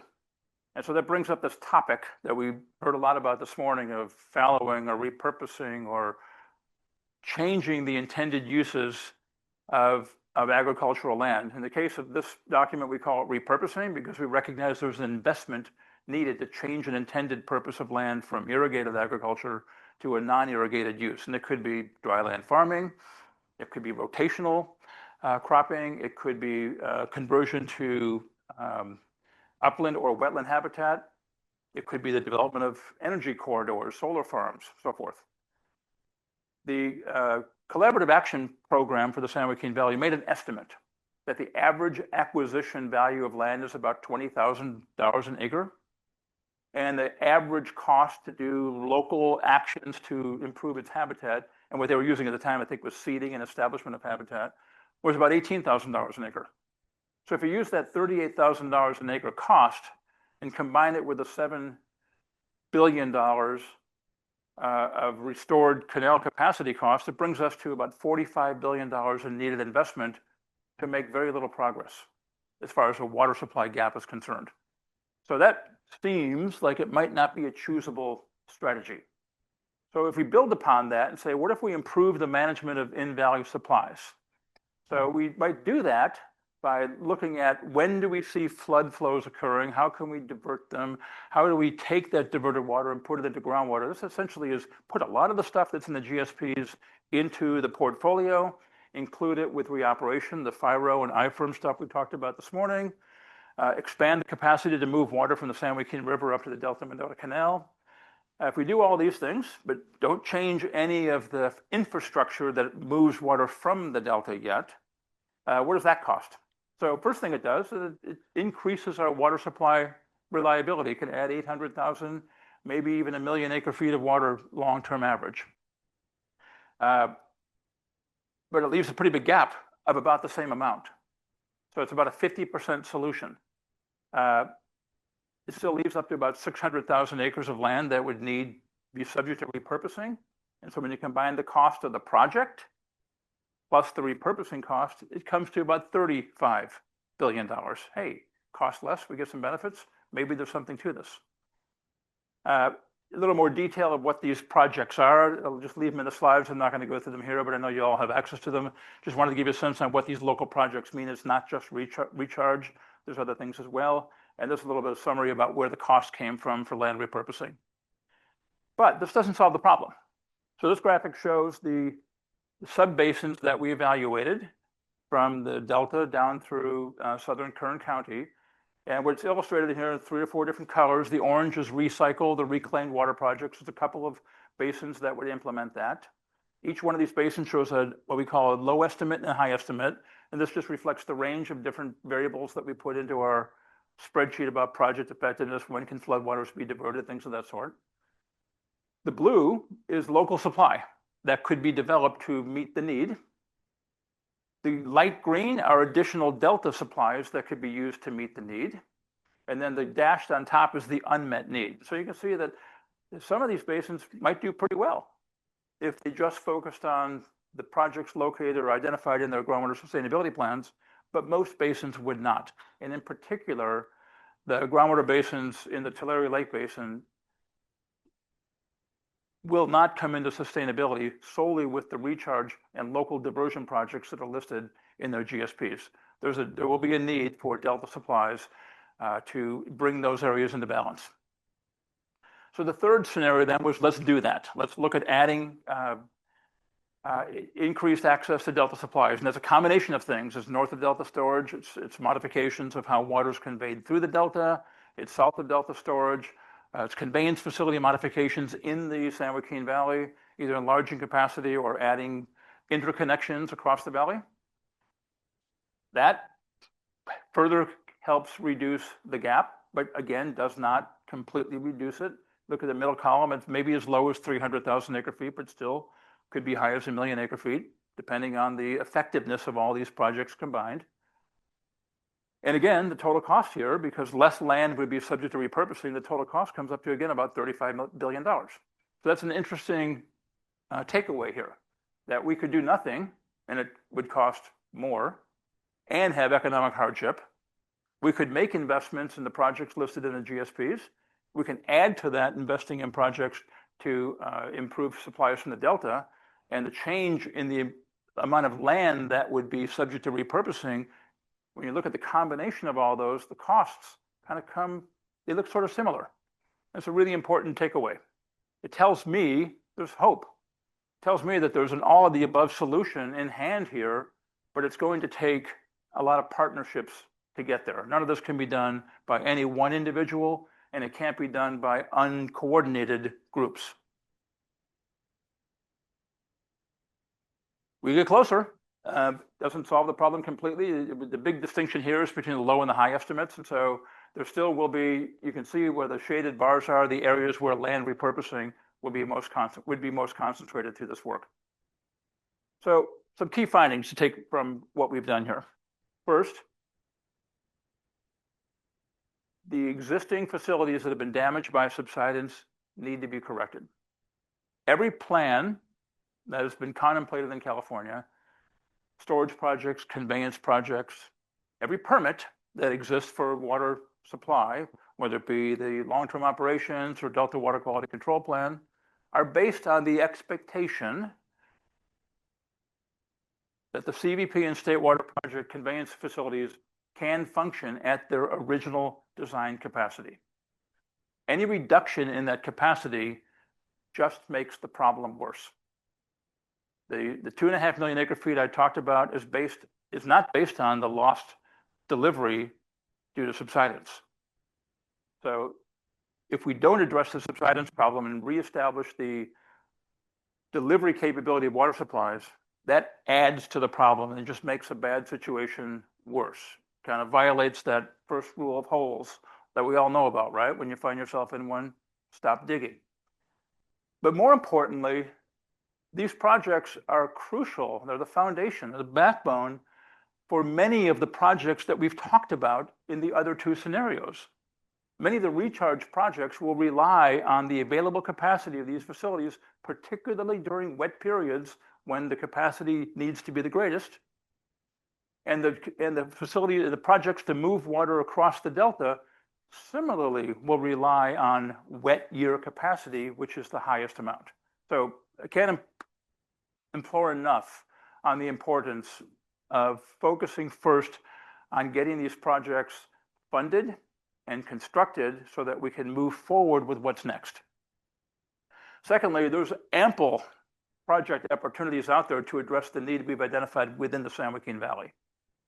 We've identified over 4 million acre-feet per year of recharge capability to address a need of 2.5. That sounds pretty good. Got to put them into a little more rigorous analysis to see if it really pans out that way. But there's a long list of project opportunities to begin with. We don't seem to be short on that. What we seem to be short on is money. Third, implementing local projects alone, that scenario 2 I talked about, won't be sufficient. It actually creates tremendous inequity. It won't solve the gap. It maybe cuts it in half, but where it concentrates the benefits are in areas that have access to local runoff in the San Joaquin Valley. It does little to the areas that are more delta export dependent. So it creates a tremendous geographic inequity within the San Joaquin Valley if we don't look at both. Talk about money. Affordability is going to constrain implementation. We know that. The San Joaquin Valley is dominated by agriculture. Agriculture is controlled by the prices of commodities that the marketplace is willing to pay. You don't have the luxury of just raising your prices. You have to be responsive to the marketplace. And so ag's affordability and ag's ability to pay is controlled by outside forces. So you won't be able to do it alone. You will need help from the state and federal governments. There will be need for funding. And very importantly, there's a need for partnerships. The State Water Project was built on partnerships in moving water from north through the San Joaquin Valley to coastal communities. There are urban water users that have great partnerships with ag entities within the San Joaquin Valley and vice versa. The funding problem can be partly addressed through deepening those relationships and looking further at where can we find mutual benefits. And then lastly, even if we do all the above, there's likely a need that some farmland will still need to be repurposed. Could be 400,000 acres. And so that should not happen randomly or as a consequence of economic forces only. The costs that I included when I talked about these were based on the presumption of a wise investment approach that targeted objectives that improve communities, economies, and the ecosystem. And so there's a concerted need for that. So the last thing that we put in this document are some recommendations. And we organized them into 3 groups. One on what should local and regional entities think about, what should the state and federal entities think about, and what might the blueprint and the California Water Institute itself think about. So for the first group, the local and regional entities, first and foremost, focus on getting these canals fixed. It's not going to be easy and it's not going to be fun because it's hard to quantify a benefit for something you haven't yet lost. But the threat of lost water delivery from subsidence is real, and the difficulty in maintaining and operating these projects with each incremental addition of subsidence becomes greater and greater. So to avoid catastrophic problems, focus on that problem, that solution. Secondly, local projects. As I said, the GSPs have a lot of projects in them, maybe more than we need. That's good. But do not think about them as one, then the next, then the next. Think of them as a portfolio and get them ready. Particularly improve the shovel readiness of projects to the greatest extent possible. Everything we've seen in history as far as the availability of funding at the federal and state level is episodic. It's not a constant stream of funds every year. It happens with periodic legislation. And in most instances, the funding is prioritized to projects that are ready for implementation. Get your projects ready. When the funding arrives, you'll want to have the opportunity to move forward as quickly as you can. Third, leverage those partnerships I talked about. Talked about FIRO this morning, the partnership with Corps of Engineers, the Bureau of Reclamation, and DWR with local entities. That's a great place to begin.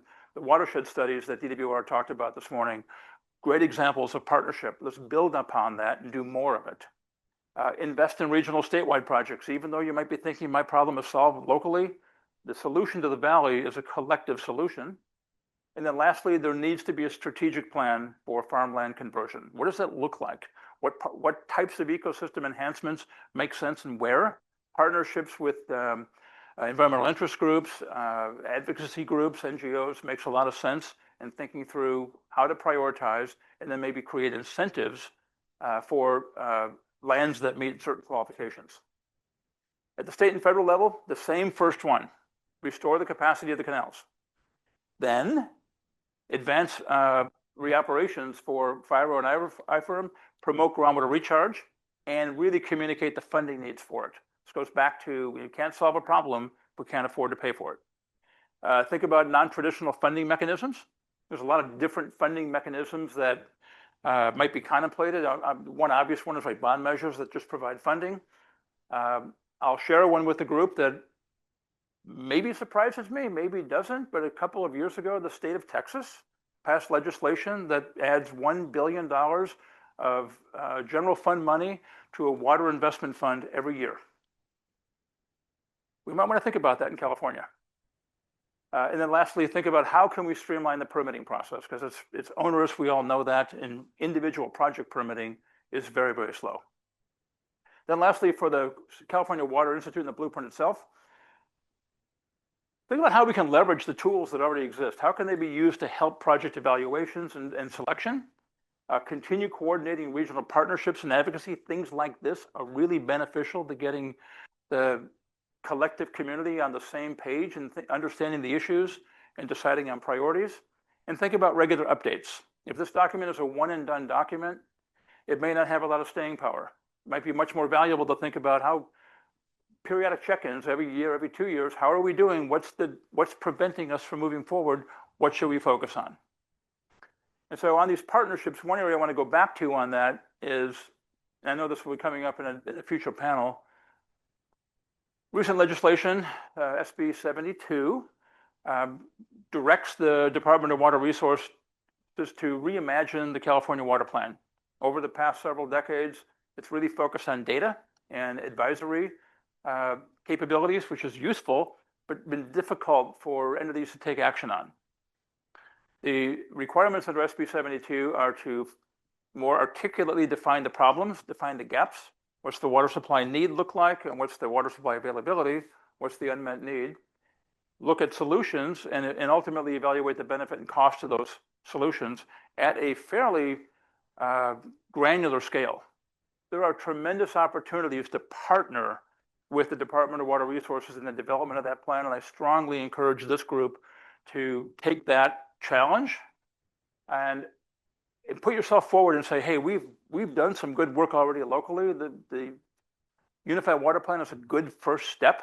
Let's build on it in ways that further evaluate the solutions and help set maybe a model for what the water plan can entail.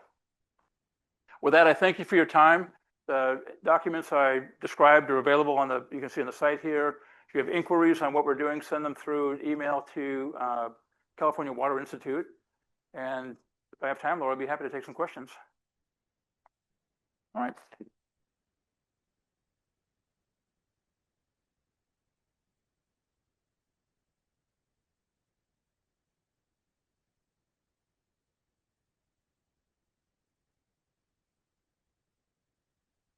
Good afternoon.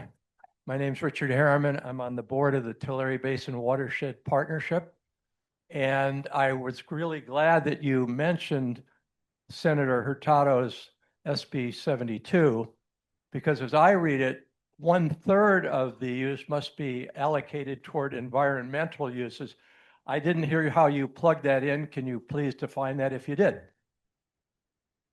Yeah, I didn't talk about it in this plan, and I think that there's folks from DWR who will talk more in detail about how that's being addressed in the state water plan. But yes, environmental needs are part of the overall need for water supply. In what we did in the Unified Water Plan is we tried to anticipate what the demands for water for environmental purposes would be in estimating our gap and then looked at trying to fill that gap from a supply perspective. We didn't have the tools to do a dynamic analysis of site by site, which is what the state will be able to get into in the California Water Plan update. And so how do you reserve that 1/3 at the end of the day? Is it iterative? Does it go up and down depending on what you can save or acquire when you're doing the repurposing? So there's a couple of ways of thinking about environmental water needs. One is in-stream flows, and for in-stream delta inflow and delta outflow, and those can be simulated through water operations models. They specify what the requirements are. The model accounts for it. The other way is demands, just as you said. If water would be diverted for wetlands, for example, how much and when, and what would that look like? Would it be permanent? Would they be seasonal? Those also become dynamic water demands that get built into the tools. Dynamic. It's dynamic, exactly, yeah. Mm-hmm. Behind you. Agriculture is not that well understood or appreciated by the urban majority population of California. So is the water blueprint considering how we're going to develop the political and civil will to do these things? Because agriculture is often perceived by urban people as wasteful and exploiting resources and poor folks to enrich a small handful of people. Is that a question? Yeah, I had a question there. I asked, Okay. is the water blueprint considering how to get over that hump? Because it's a big one. It is a big one. I think Jeff will probably talk about that when he comes up, but I would maybe seed the conversation with a need for a greater recognition of the importance of agriculture here in California and the importance of food supply to our nation as a whole.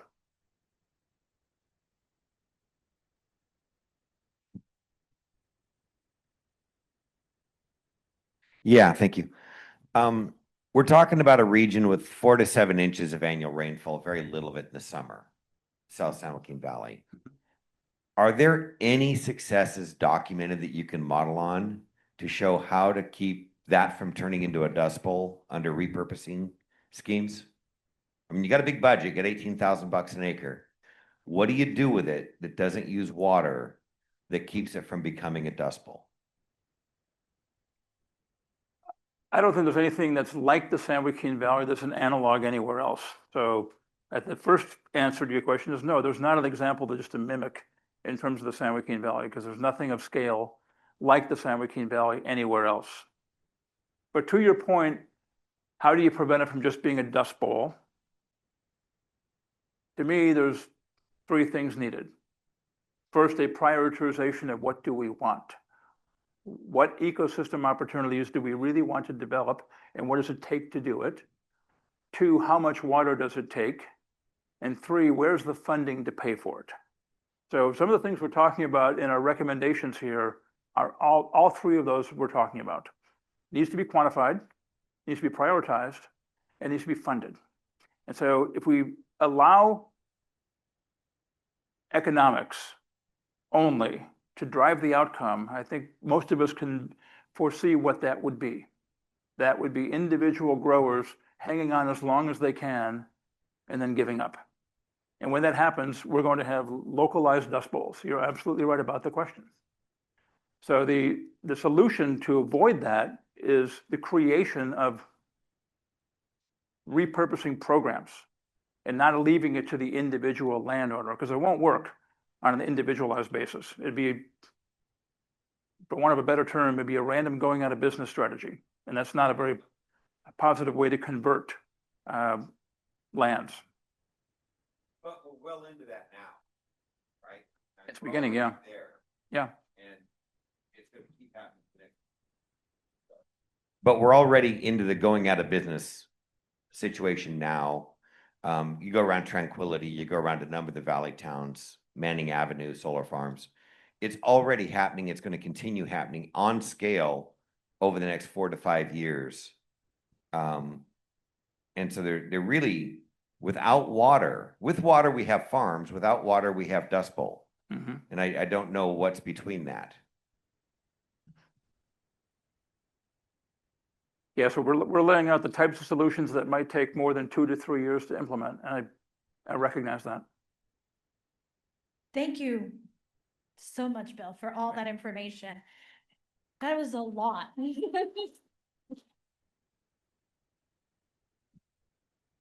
That was a lot of information. Is everybody still awake? I know panels right after lunch, and especially one with such intense information, can be tough, but I hope everybody's still staying awake. So we're moving into the discussion that is set Okay with that?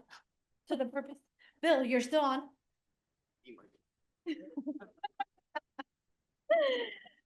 We're moving into what the purpose of the summit is, to move from plan to practice. So I'd like to welcome my panelists up to the stage. And you know, it's one thing to identify what should happen, to have a plan, to have these studies, but there's another one very different that is like, what must change in order for this to actually happen? And for the panel to tell us how some of these things can happen, I have Jeff Vanderheuvel representing the Water Blueprint for the San Joaquin Valley. Thank you, Jeff, for joining us. I have Levi Johnson from the U.S. Bureau of Reclamation. Thank you, Levi. And I have Joe Metzler from the Department of Water Resources. So the goal of this panel is not to solve all the problems. I wish that I can give you all a magic wand and we can fix all the problems. But the goal of the panel is to identify the key conditions that must happen in order to implement the what's possible. And so I have one very first question for all of you. And that's, we've heard a lot of major studies, regional planning, and the need for alignment all morning. From where you sit and the areas you represent, what is the most important thing that has to change if the valley is going to move from planning to implementation?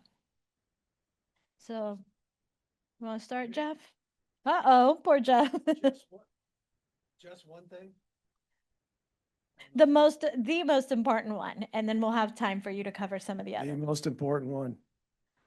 Well, thanks for sticking around, after lunch. It's a little unusual to speak to all these faces here. I am with a blueprint, but I've got a history just like all of us do, and it shapes what I think, right? We all have, we're all products of our experiences. So I don't know if this is the most important thing. It's a very important precursor, and that is we need to work together. And what did that mean for the San Joaquin Valley? I was a dairy farmer in Southern California for 39 years in Chino, which was the biggest concentration of dairy cows in the world for the time during the time that I was there, and I watched it basically dwindle down to nothing as urbanization took its toll. But one thing I didn't appreciate about the valley, my experience in water was in Southern California. Southern California would not exist were it not for imported water. And so they got themselves organized already, city of Los Angeles in the early 20th century. And they were looking for a water supply because they wanted to be a bigger town than they were. And they went up to the Owens Valley and they figured out how to secure the water rights and build a project. And they paid for it all. They got no state or federal money. They started delivering water in 1914. They thought that would be good for about 50 years, but it wasn't. And so by 1930, they were looking for another supply. And they went to the Colorado River, and then that was good for about another 30 years. And then they were looking for some more water, and they went for the State Water Project in the 1960s. I give you this because it's frustrating. It was, one of the frustrations of being in the water world in Southern California was all these different districts. But what you realize is they're very organized. They had a lot of governance capacity. They had developed over the years. And when I moved to the San Joaquin Valley in 2018, it wasn't organized. There were millions of acres of farmers that were pretty much unconnected to their neighbors because they didn't have to be. They just put a well in. So what became very clear to me, and you say, what's the most important thing? And I think we've already begun, is we needed to find a way to unify the valley so that we could begin to talk to each other and actually figure out in a systematic way, what do we need and what tools do we have available to us? So I'd say that organization was critical for the valley to have a better future than the one that would happen if we just turn it into a dust bowl. And there's a lot more that we could talk about that needs to be done, but that was a very important first step. Thank you. Levi. Yeah, thank you, Laura, for having me. I think building off of that, when I look at the blueprint and I look at recent examples of projects and initiatives that have maximized the probability of success in the San Joaquin and north of Delta, the one idea that comes to mind is really partnerships. And we can talk about local capacity, funding, all of this. I think folks that have been involved in seeing big monumental projects succeed, they would all agree that absent a strong partnership at multiple levels, you're not going to be able to get over all the obstacles that working in California water entail. So that's my one takeaway message, is doubling down and using these kinds of frameworks, California Water Plan, the blueprint, to identify, strengthen, and really double down on the partnerships that are needed to make this an actionable type of document.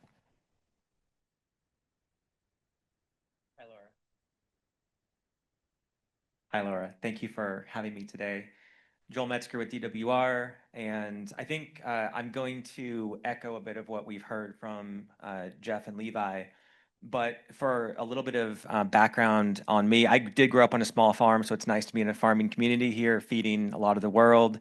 And I started my career in journalism, and I spent 6 years as a reporter and then as an editor of a newspaper.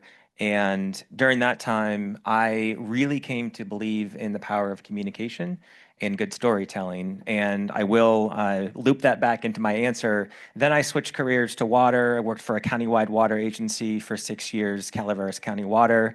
Did pretty much everything there is to do in water and wastewater and planning. And then I was a GM of a water and hydropower agency for another 5 years, also in Calaveras County in the foothills near the Stanislaus River. And what I found over that time is that it's people that matter more than anything else in this industry. And it comes down to relationships, it comes down to building trust, and it comes down to really good storytelling. And so I would say the hard stuff is the soft stuff. And if we can focus on that, and if we can do well in our storytelling, our relationships, and building trust, that is what I think has been missing in the past. And I think that if we do that better, in fact, if we do it the best that we ever have, that is what's going to lead to taking planning and putting it into implementation. Great. There you go. This is how we fixed it. So my next question is for Levi. So we've been working on the Unified Water Plan 2.0, like Bill said, for a few years. And our next step is for it to go to Congress and go to the Bureau. How does the federal government or federal staff expect to use the Unified Water Plan and its recommendations? Great question. So I think having a unified water plan that really lays out a consensus-based list of priorities, goals. This is fairly unique and I think fairly powerful. Couple of actual impacts to our workflow that I can envision, and I'll give some examples, hopefully, that can resonate with folks. One is this idea of a prioritization tool. I'm thinking of course, federal funding, but I'm also thinking of federal resources. Folks in this room, I think, work a lot with reclamation. We're at the table and, expected, and I hope you'll continue to expect us to be good partners. We provide NEPA support on federal lead, for example. We bring technical assistance.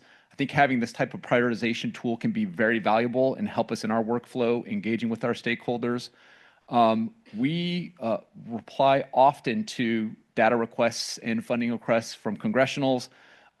Having something like this that we can point to, that we can say has local consensus on priorities, is very powerful and makes our life a lot easier when we know what Washington, D.C. is asking us to reply to or weigh in on. This could be very powerful. The second thought is coordination, specifically at the federal level. I'm sorry to have missed the panels this morning. I'd like to point probably to the Floodmar discussion, but I'm thinking of Reclamation, the Corps, EPA, a lot of federal agencies in play, a lot of different missions, maybe different programs, maybe different perspectives. Having this kind of unified document, I think, could go a long way in helping kind of the federal family be unified, and then being able to engage with state and local entities and interests on that front.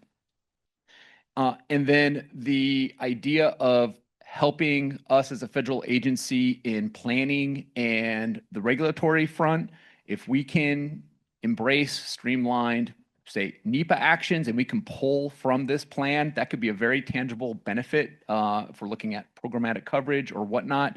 Definitely see some value there, trying to get good projects on the ground. This is what we would be looking for, what I would expect us to be looking for out of this plan to help make our lives easier and to be able to continue to engage as a federal partner. That is great. And thank you for mentioning the prioritization tool. I know we've heard about the Collaborative Action Program, or CAP, like a few times today, but they're working on a prioritization tool that should be public here in the next few weeks, I think, maybe. But Sarah Wolf, will be on the panel later on today, will make sure that she touches on that. So I'm glad we're a little bit ahead and already having that tool for you. So my next question is for Joel.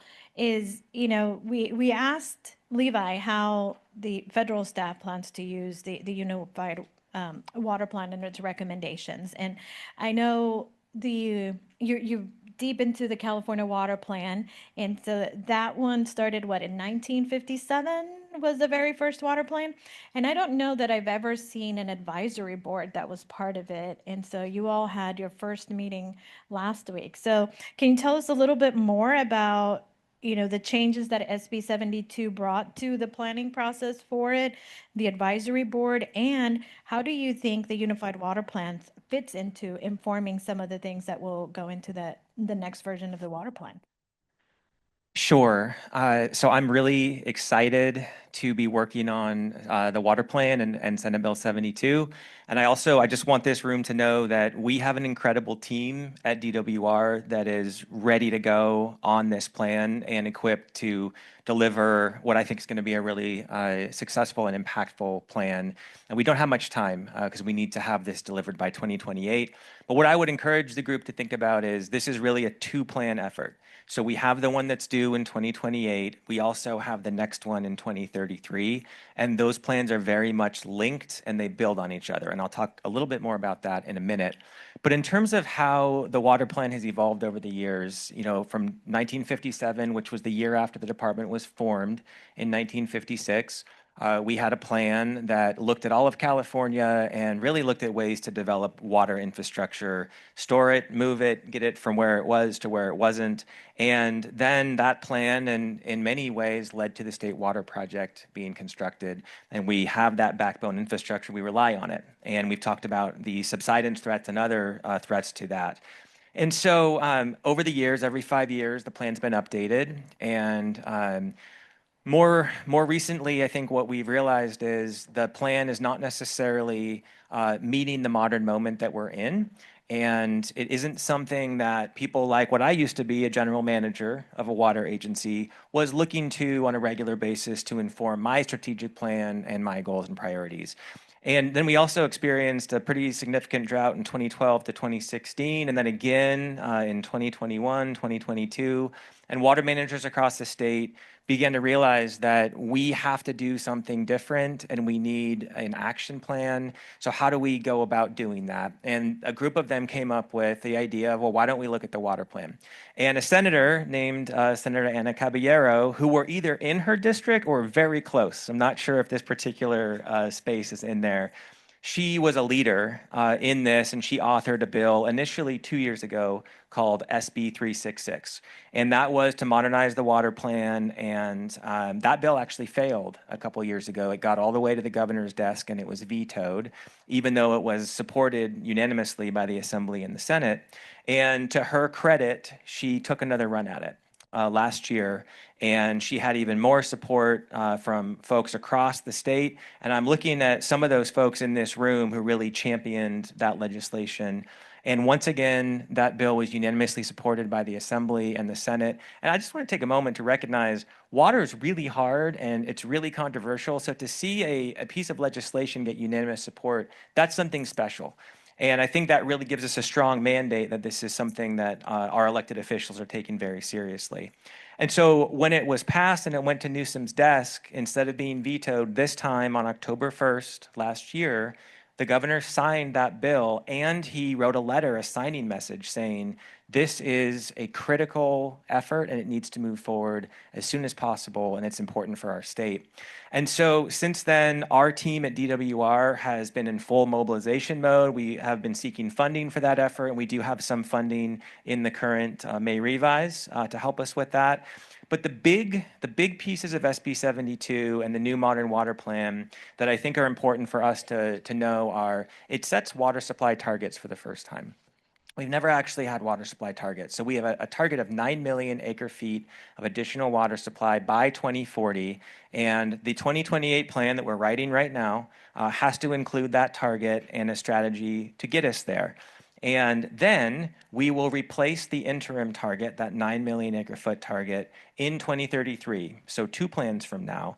And that will be replaced with watershed-based targets. And those targets will be developed by this amazing team at DWR and our consultants. And we're going to do a lot of modeling, and we're going to come out across the state and talk to all of you about what your needs are, what your goals and priorities are.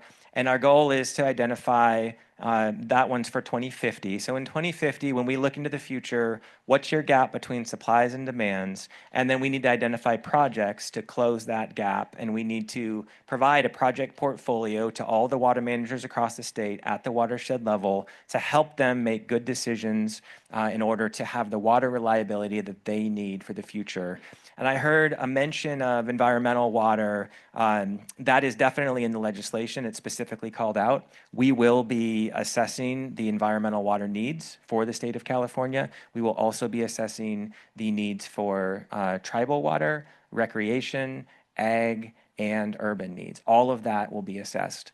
And so think of it as 2 plans. We're going to move forward in the 9 million right now. We're going to get together some projects. We're going to go meet with folks across the state, but also think about the 2033 plan, really bringing it all together with a strong foundation, supporting those numbers. And so I hope that as we have these conversations, we talk both about 28, but also about 2033.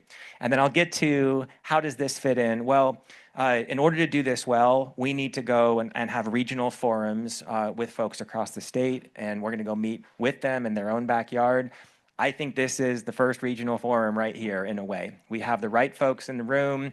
We're hearing from all of you. And what we want to do is take that into our planning process, incorporate these kind of things into our planning process, and do that statewide, and then come up with these solutions to help all of you be successful with your goals.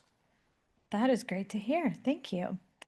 So Jeff, the water blueprint has had a technical work group that has been working. They were working on a lot of projects before the Unified Water Plan, and then they've been focused on that for the last few years and reviewing it.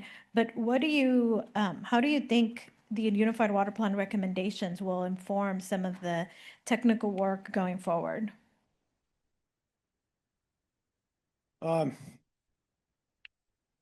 Where to go with that question? I'll probably get to an answer to that question, but I want to kind of launch off of Joel's Joel's response because I think it's important for us, particularly given the group here, to think about this more generationally and kind of where we're at in the sweep of history, not just in California, but actually nationally, right? So we have had different epochs, so to speak, just to pick a word in American history.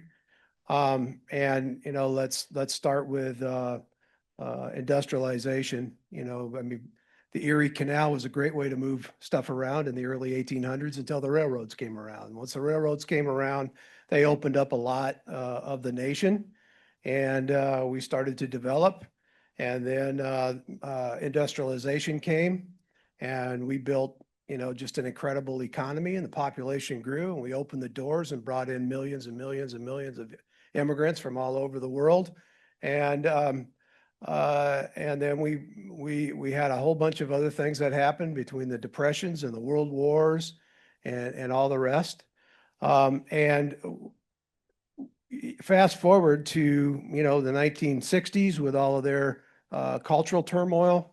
And then in the early 70s, we were quite successful economically as a nation, but we had a lot of environmental challenges.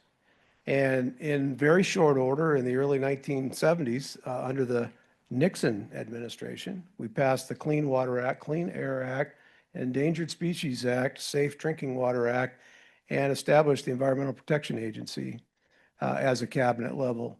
I was reminded that Nixon didn't sign all of those bills. He signed 4 of the 5. The 5th one, the Clean Water Act, he vetoed.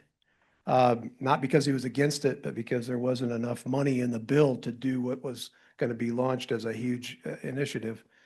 And I was told that he vetoed it on a Thursday, and on Friday, both the House and the Senate came back into session and overrode his veto.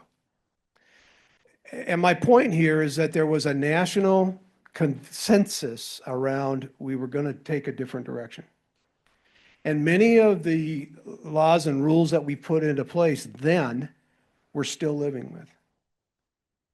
And we talk about all the climate change, we talk about all the different things that have happened, but we're still dealing with the same set of rules. And I listened carefully. These watershed studies, this work that DWR has done is groundbreaking. I mean, the Department of Water Resources under the last number of years, what you've done in 23 with, you know, the CHIP and you know, some of those emergency measures, the governor's emergency order to enable us to actually really begin to do recharge, but then these kind of studies. But we see that these studies, which assume current regulations, can't close the gap. But what's sacrosanct about current regulations? They've been layered in over the years. And so, you know, I have a suggestion, which is that DWR should identify which regulations in these studies limited the delivery of already contracted San Joaquin Valley water supplies and probably water supplies for the rest of the state. And they should evaluate what those regulations were put in place to protect or achieve. And they should evaluate whether the outcome of operating the systems according to those regulations have met the objectives and goals that put the regulations in place. I think it'd be very worthwhile to supplement the watershed studies with you know, you've been deep into the weeds and actually identify where the regulations have restricted or informed how you've been able to come to your conclusions. So, you know, that's technical, Laura. And to the extent that we in the Unified Valley Water Plan, you know, basically we're a coalition of the willing, we're a volunteer organization basically. And we got, the beauty of the blueprint is we've actually formed an entity where everybody participates, east side, west side, north, south, ag, communities, counties, cities, and technical people. And they've been bumping up against all these regulations and these resistance points as well. So we we probably got a few things that we could bring to the table for consideration. So I think that's our role going forward. And you know, it's thrilling to me to see a unanimous vote out of the legislature on SB 72, and to see how the governor and the administration have embraced that, and to put, you know, an energetic young man like Joel, you know, and I've thanked you a couple of times for being willing to take this on. Hopefully in 5 years you're still as energetic as you are today, as this is tough. But that I mean, that we're at a moment in history where, as a society, we recognize that the status quo doesn't work, and everything should be on the table.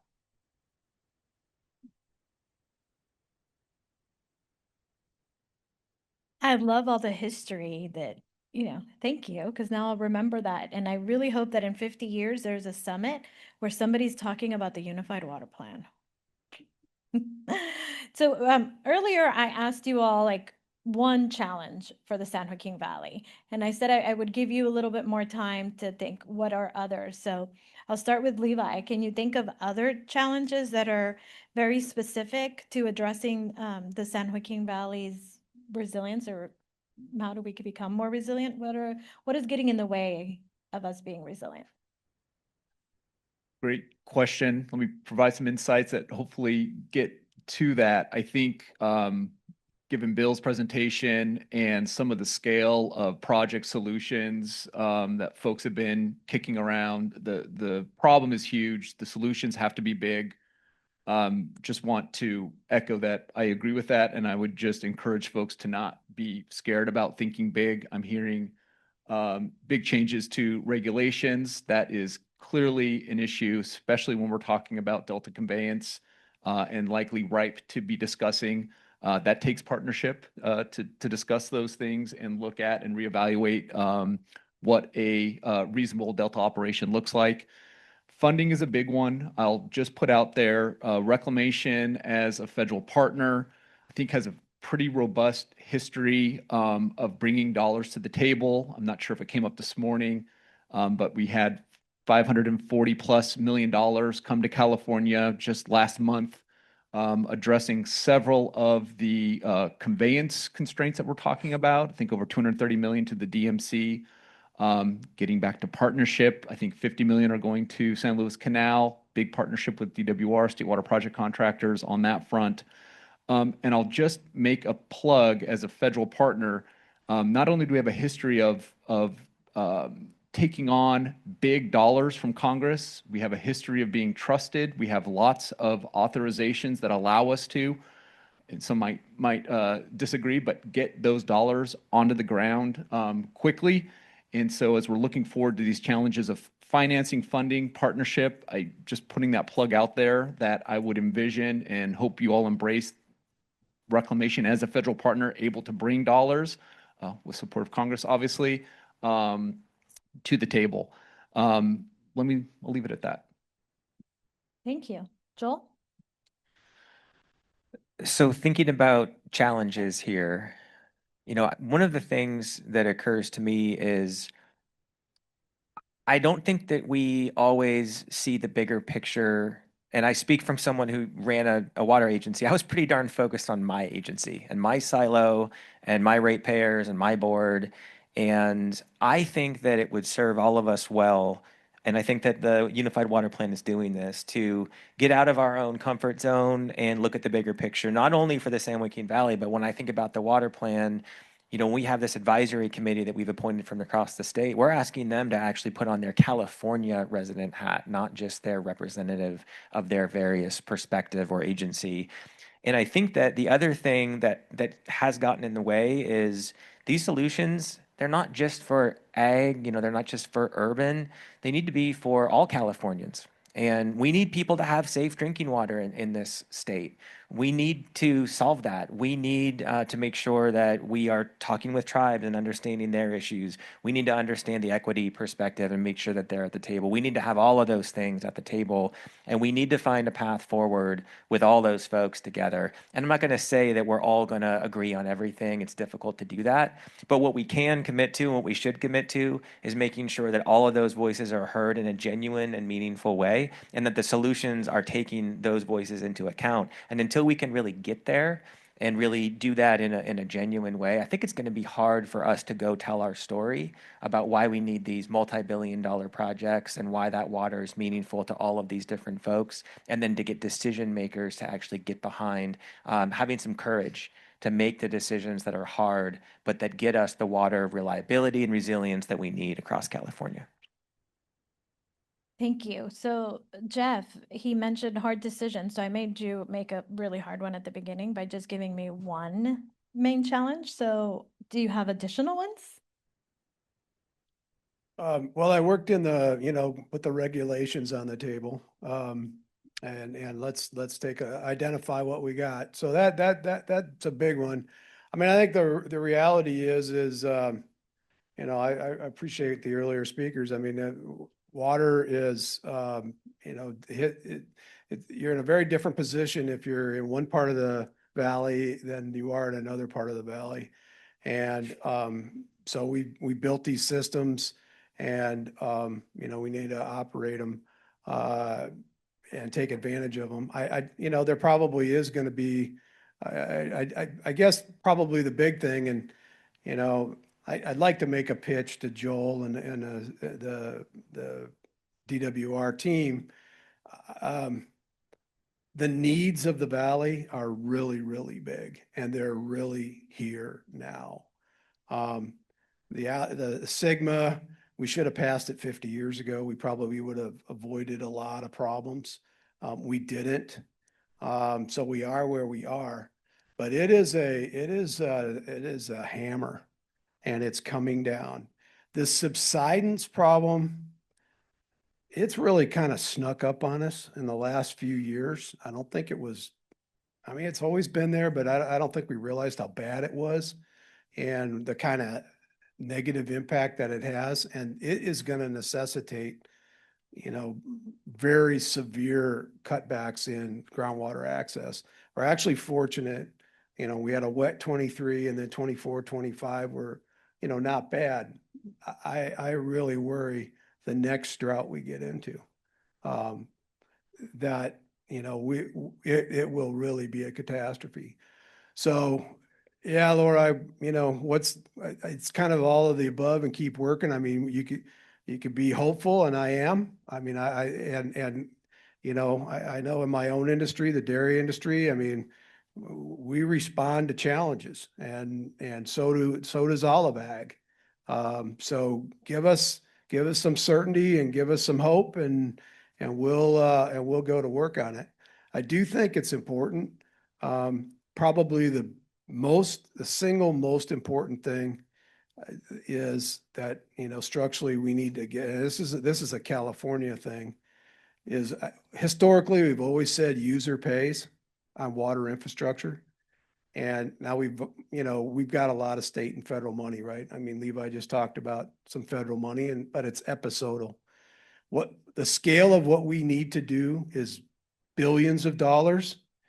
And if we just do it episode by episode, we're not going to get there. And I appreciate what Bill had to say about what Texas did. We don't always think of Texas as very, forward thinking on water. But to allocate $1 billion a year, they recognize they got a problem. It needs a steady income stream. There have been ideas like that have been floated in California over the last decade about allocating, a percentage of the state budget to water infrastructure. I look at the safe drinking water. I think that's, the human right to water. Are we going to take this serious? Does this really mean? Then how come we're funding it out of cap and trade? I mean, if that's important to us, it ought to be something that all of us pay into. And so I think, the legislature's got a role to play here, and I think we need to put in place a steady stream of dollars that's predictable, that's leverageable. And I think it's part of this realignment that we need to do, a generational realignment. Recognize that it's going to take money to do this stuff. But, you know, if you want to see what a user pay only strategy is it gets to this, you know, what gets built's what has economic value. But then, you know, some of the other values we have as a society don't take priority. Well, as a society, we said, no, that's not, we're gonna put our values there. Well, that has to be followed up with money or we can't make it real. Totally agree. And so this morning, we heard a lot of ideas from the panel that was there. We've heard some ideas from you as well as some challenges, and Bill made some recommendations. So I'll start with Levi. Can you tell us, what do you think it would take to move all of these ideas and recommendations from ideas, visions, plans to implementation? And you can't say money. Okay, I won't say money. So this vision to implementation, I think, is a really great question. It really forces us to think, okay, you have the framework. Let's say funding is not a constraint. How do you get these things built? Partnership is one of them. The other item that comes to mind is capacity, and I'm really thinking about local capacity. We've heard about these big billion-dollar projects. Let's say that has to be part of this portfolio. I don't think there's anyone that would argue that there's going to need to be a broad breadth of local projects that are being implemented. I'm assuming with Sigma in play, a lot of local irrigation districts and water districts are already seeing this. I won't name names, but I can speak to dozens of CVP contractors that are seeing the writing on the wall and already increasing their local capacity at the technical level to deal with this new reality. And so I ask folks to think about what our local capacity is to put some of these projects in the ground. Yeah. Thank you. Joel? So it occurs to me that the most important thing to take the planning and the vision and get to implementation, it begins with the people in this room. It begins with all of you coming together today and tomorrow and really articulating and aligning on what it is that you need and what it is that you want for the future that you want for this valley. And it has to start with you. And I think tomorrow is a real opportunity. I hope everyone sleeps on this and really thinks about what is it that the valley needs and wants, and how can you put that into words. And my hope is that by tomorrow, this group will come up with some really concrete things with alignment, and that can then be the seed to go into advocacy. And in order to advocate, you need to educate. And so, you know, if this group is successful in identifying those things, then those requests can come to DWR and to the Bureau and the Army Corps and to the Assembly and the Senate and the governor and all of those folks that are able to help implement these strategies. And I think that if this group can become aligned and can then go and advocate for those things, that is the most important thing. And then once you have those things decided and you have a story to tell, then it's about really being the best storytellers that you've ever been and getting the right people to go and communicate things, not in technical terms, but in layman's terms that a non-water person could understand. And then being consistent with your message, because if different people from different parts of the valley are saying different things, and those lawmakers are hearing different things, that's never going to go anywhere. So you're going to have to be disciplined about that message. You're going to have to not bite off more than you can chew. And then if that stays consistent and you all work together and you put some pressure on state agencies, federal agencies, and decision makers, that's the kind of thing that could lead to implementation. So you actually teed up my next question, and you might have already answered it for yourself, but I'll start with Jeff, just in case you want to think of adding anything else. So as Joel mentioned, tomorrow is going to be a very different day than today. Today, you're hearing from panelists, you heard the presentations from all of the reports, but the conversation and the outcome of tomorrow is based on all of you. All of you will have opportunities to talk about what are your priorities, what should be the priorities for the valley, what are the critical challenges. And so the question for my panelists is, what should the group, all of those in attendance, be thinking about for tomorrow as we move from planning and recommendations to actually action items? Well, I think one thing that we suffer from is we got a lot of different agencies that have different responsibilities, but they interact, particularly over water. They interact on other items too. But I mean, we got DWR, we got the Bureau, but then we got the State Board, and we got the California Department of Fish and Wildlife, we got EPA, just to name a few. And I've heard it from today, from the State Water Project contractor, Chandra. There's enormous frustration by those who have to actually operate or build or do stuff at the difficulty interacting with a government that has the ability and the power to give, to sign off on stuff. And it's part of, so I really think we're not going to get a lot built or a lot done unless the government side actually does exactly what Joel says we need to do, which is, to speak with one voice, to have a unified mission. And, so we had executive orders from both the governor and the president early in, a few years ago. And they both said about the same thing. So, there was intentionality at the top.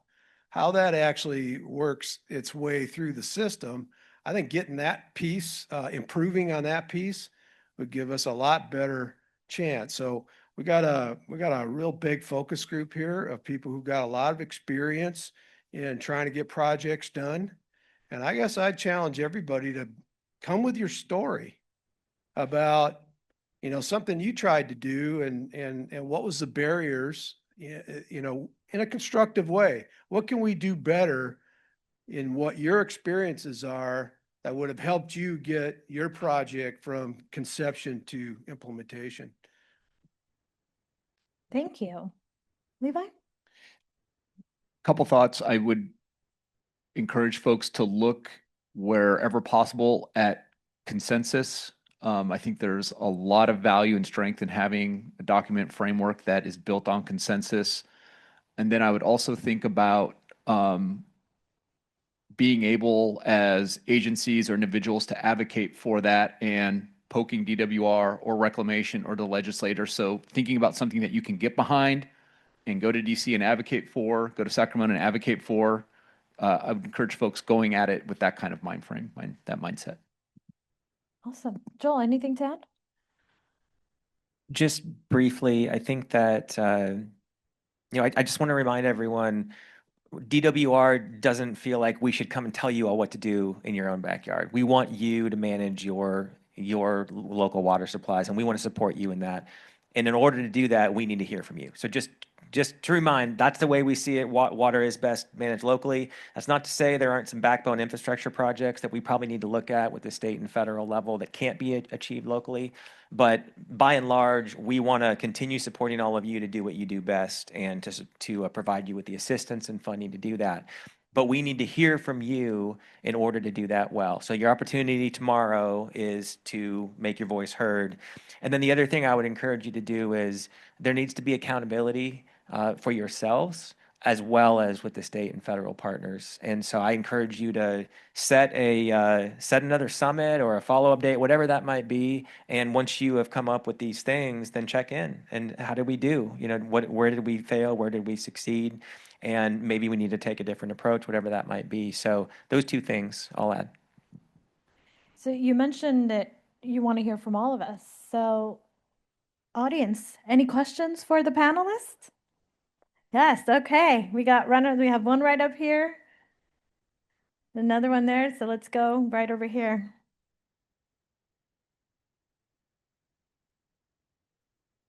Thank you, Jace. Thank you. I'm Eric Rothberg from Rubicon Water. One question that we see, or an issue that we see around the world, is one of them is the lack of water being valued the way it should, more as a commodity as opposed to a given right. But on the other side of it, we also see the equation of people do have water rights, and those are important. And how do we incentivize the district or the farmer to invest in new technologies to become more efficient if they're not going to then have the right to commercialize that water freely and openly like a commodity? So if I'm a farmer and I'm going to invest a lot of money in a district, I have a water right, I should be able to, in principle, sell that water to the environment or to the next district or to the city and pay for the investments, in efficiency. So how do we tackle this issue of giving water the value it deserves, and at the same time, letting people commercialize and have a say in that value and benefit from that value? Who would like to take that question? I can't speak at the grower level. Maybe Jeffrey can take that. I'll just highlight that there are programs that have been implemented throughout California, and just we have an active water transfer program that looks to move water to what I would argue the highest value uses. So that does exist, provides flexibility. Thinking like the Yuba Accord as well. So there's another program of moving water north to south and identifying value with that water. So I think macro, there is that incentive in place, maybe at the individual grower level. I'm not as familiar, but just a couple thoughts on that.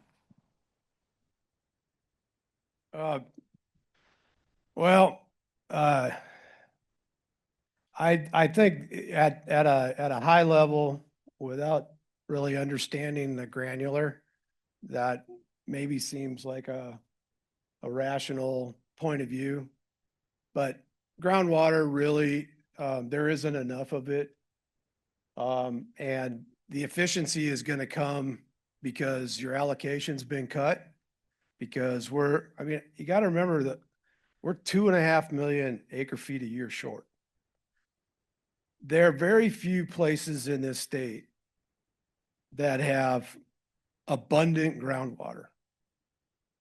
So moving to more efficient irrigation practices, regenerative agriculture, and getting, more production per drop, that isn't an option. It's a necessity. And so, I think there is already a huge value on water. I'll just tell you, because Joel encouraged us to tell stories. And as you could tell, I'm a bit of a storyteller. I moved to the San Joaquin Valley in 2018. FedEx built a truck distribution center on my dairy.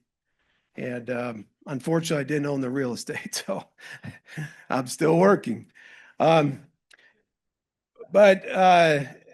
when I moved to the dairy industry, I'd been very active in water and dairy milk pricing. If you think water is complicated, try milk pricing. But I focused on those two issues. But so I moved to the Valley in 2018. I needed something to do, and I was thinking about driving an Uber, but the Milk Producers Council said, no, we're implementing Sigma. We've never really gotten all that involved, the dairy industry, in water supply. Because it's been, pretty much a local issue. But now with Sigma, we think this is probably going to have some implication for the dairy industry. So we want you to be the dairy industry's water guy. You go figure this out. So I started showing up at GSA meetings. I had to find the local GSAs from south of Bakersfield to Stockton, because we got dairies from south of Bakersfield to Stockton that are in critically overdrafted basins. And when I started showing up at these GSA meetings, introducing myself as a dairy industry person, they go, oh, you think you guys in the dairy industry are going to get the worst end of Sigma. It's going to be a disaster for you. Why did they think that? They thought that because what we use most of our water doing, besides, just taking care of the cows, is growing alfalfa, wheat, and corn, which at a field level don't have near the value as pistachios and almonds. And the thinking 10 years ago was, we're going to have a big market for water, and the water's going to go to the high value stuff, and you guys are going to be out to lunch because you're not going to have access to it. Well, I didn't know. I'm just listening. I'm learning. But it turns out that when you're in row crops, there's times when it's dry, you can fallow. You could put wheels on feed and bring it in. I mean, I dairied in Chino. I brought all my hay 200 miles from from the Imperial Valley. That's where I got hay. I didn't grow a thing. A dairy has options, but if you're in a pistachio, you got 100 acres of pistachios, and you're going to get cut down to 1 acre foot per acre. I mean, you don't have any options. So it turns out that, our assumptions, when you get real world experience, aren't always right. And I guess surface water has been traded for 100 years. It's already moving.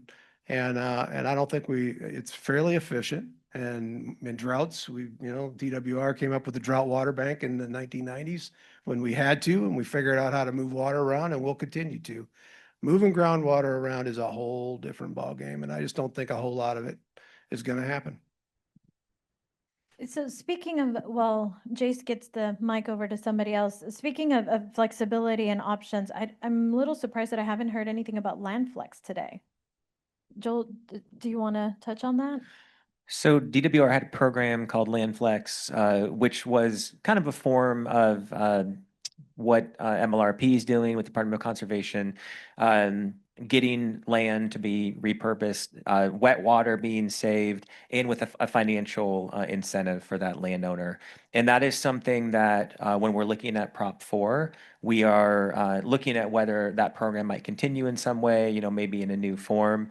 And I do think that that was something that we were proud of, that was really popular with folks. They really liked that approach. It's not just having to fallow land and there's kind of nothing in it for them.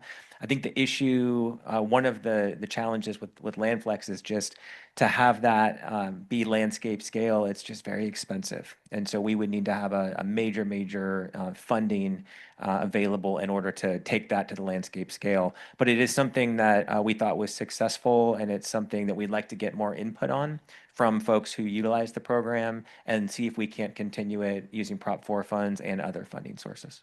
Yeah, and I don't want to pick on Stephanie, but I think Madera County had great success with land flex, so she might be able to tell you some of the successes. No. Questions?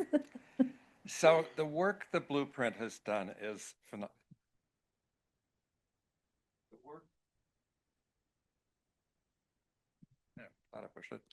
The work the Blueprint's done has been phenomenal. And I'd suggest that they're trying to thread a needle. And they are some of the best needle threaders I have ever seen. The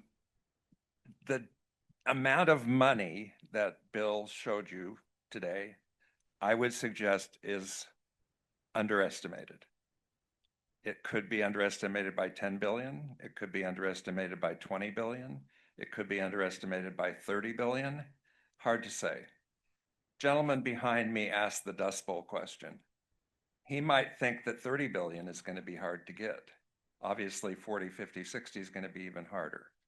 So the question was, is there an analogy? Well, there is an analogy. It's not the Dust Bowl analogy. It's the energy Dust Bowl analogy. And 24 years ago, California was faced with becoming an energy Dust Bowl. They could not bring enough capital in. Their current incumbent system operators had demonstrated a complete inability to scale. There were questions about whether or not they were even motivated to build the new sources that the state needed.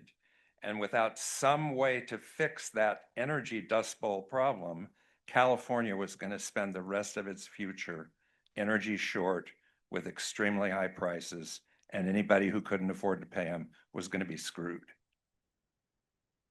So they had to come up with a solution, and they smartly recognized that the money that they were being told they needed was not even close to what they actually needed. And so they basically built the renewable portfolio standard where they told the world, these are the solutions we need. We need them to cost much less than you're currently telling us they cost. But if you bring us those solutions at that lower cost, we will help you scale them. So my question is very straightforward. Shouldn't we do the same thing for agricultural and water with the goal of getting $30 to $40 billion of outside investment to implement a series of technologies that will lower water demand much more rapidly than anyone in this room thinks is possible? And with that new profile for the valley, easily be able to go and raise the 30 billion needed to restore the capacity, because the capacity now, when it's restored, is sustainable for 100 years because the lower demand has changed the system. Who would like to respond to that? I think we probably need to unpack that a little more. And I think these are the kind of things we want to bring to the table with these conversations and talk about. I think almost everything should be on the table to some extent, but love to follow up with you after and dive in deeper. John? So, I agree very much on the cost. It's huge, 30, 40 billion. We're going to need, Joel, you mentioned earlier about, putting on your California hat. So we need all of California to help us fund this. We also need all the federal areas, so all the US. What is the story the San Joaquin Valley needs to tell, like to the Bay Area or to Southern California? I know Southern California is also a state water contractor, but what do we tell to the other areas where, hey, the economic value of ag to the San Joaquin Valley is huge, but the economic value to the state of California or to the nation is just a bit. So what do we tell the rest of the nation to say, hey, and the rest of the state, we need the funding, we need your help on this stuff. How do we sell this across a lot of different sectors that we're going to need this work? We've all been talking in here to the people all saying, yeah, we know we need this, but how do we sell it outside on, on what we need and how important and how vital it is to the state and the rest of the nation? I'll take a first stab. It turns out that what we need is what they need. When you look at the first big ticket item in scenario 1 in the Unified Valley Water Plan, it's restoring conveyance capacity. That is of orders of magnitude more economic impact on Southern California than it is the Valley. I mean, just that particular state water project, the only state water contractors we have in the Valley are Kern and then Tulare Lake a little bit. The vast majority of the state water project supports the economy of the state of California.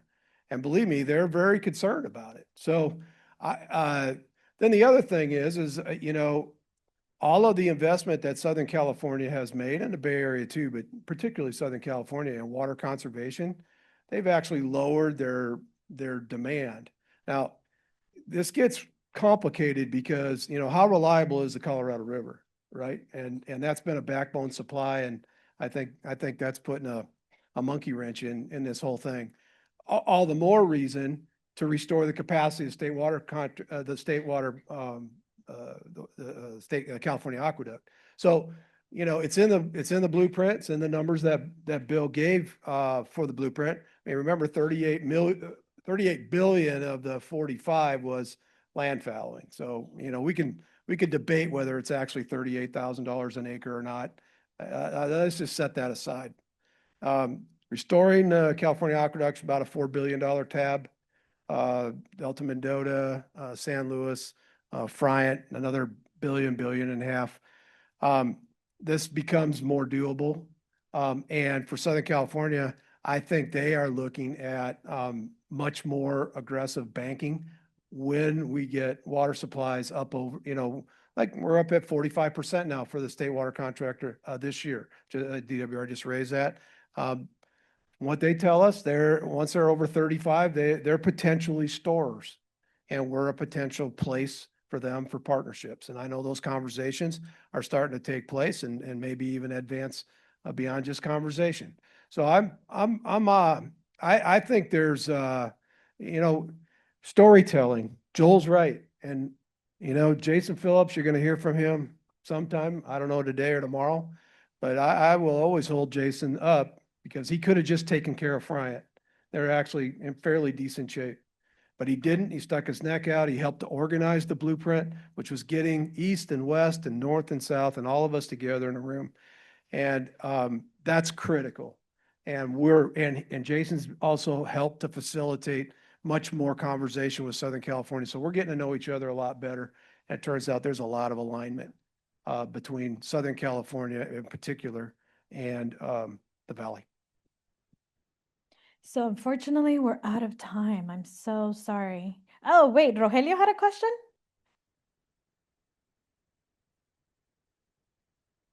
Can you make it in 30 seconds? It was super quick, yes. Okay. This is just in response to, you had a question about Landflex. So I was an awardee of Landflex with my previous GSA. And it's an example of a good program that DWR put out to address multiple facets that we look at as a GSA. One, it gives option for a landowner. There's a financial incentive. There's also an incentive to try to be more sustainable, move to more sustainable practice, as well as a component to do an analysis to protect domestic wells that may be impacted by it. So since it came up, I just wanted to provide the comment to, defend the program. It's a good program. And afterwards, the word of mouth amongst landowners and farmers for that was really good. And we hope to see more of that in the future. Awesome. Thank you for that. So our panelists will be here for the rest of the day and the social. So if you have any additional questions for them. So I'm going to transition us into a short break, but I want to encourage you all to stay. Don't leave us. So all morning you heard plans and studies and all of these things, and then you heard from the locals. But what do all of these, if you put them all together, what does that mean? What is the real vision for the Valley? And so we'll hear from Karla Nemeth from the Department of Water Resources about a vision for the Valley. But then we're going to follow up with another panel of what is the vision for the Valley from those that are local. We're going to hear from the Water Blueprint from the San Joaquin Valley, the Collaborative Action Program from PPIC, as well as a very cool tribal project and perspective that will all be on that panel to discuss what is the vision for the Valley from their perspective. So don't leave us, just take a quick break, check out the Leslie's posters and fill up your coffee, and we'll see you shortly. Okay, let's get started. So welcome back, everybody, from the break. I hope you all had some really good conversation. And now it is my pleasure to introduce our next speaker, Karla Nemeth, Director of the California Water Resources Department. Oh my goodness. Sorry, I'm tired.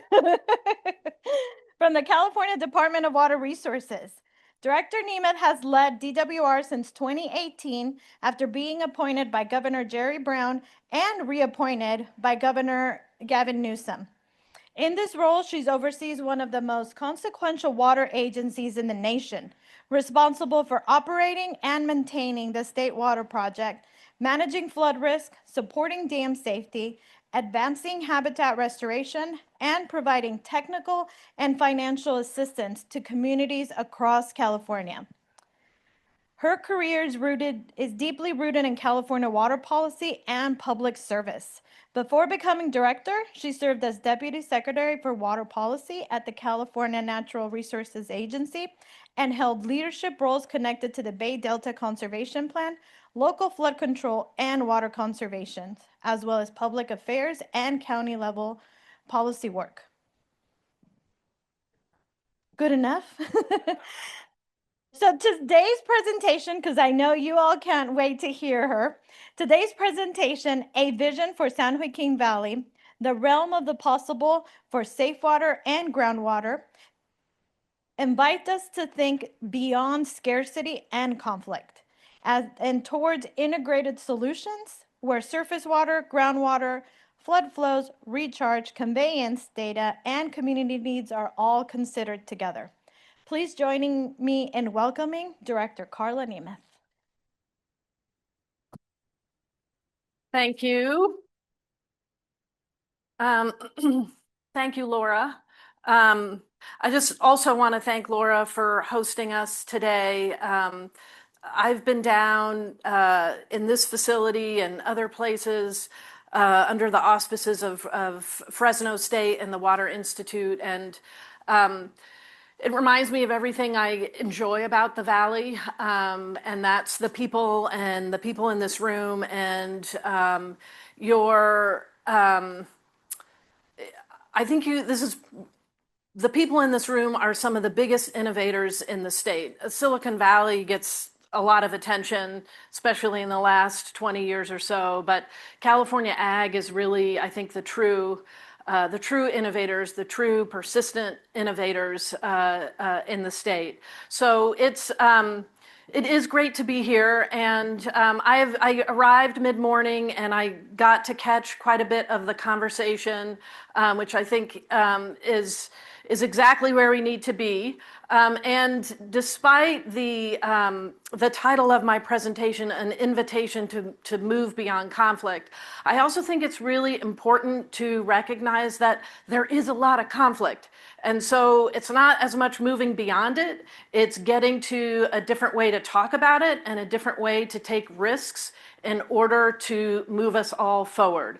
So my job is to talk about this document, which is called A Vision for the San Joaquin Valley, the Realm of the Possible for Surface Water and Groundwater.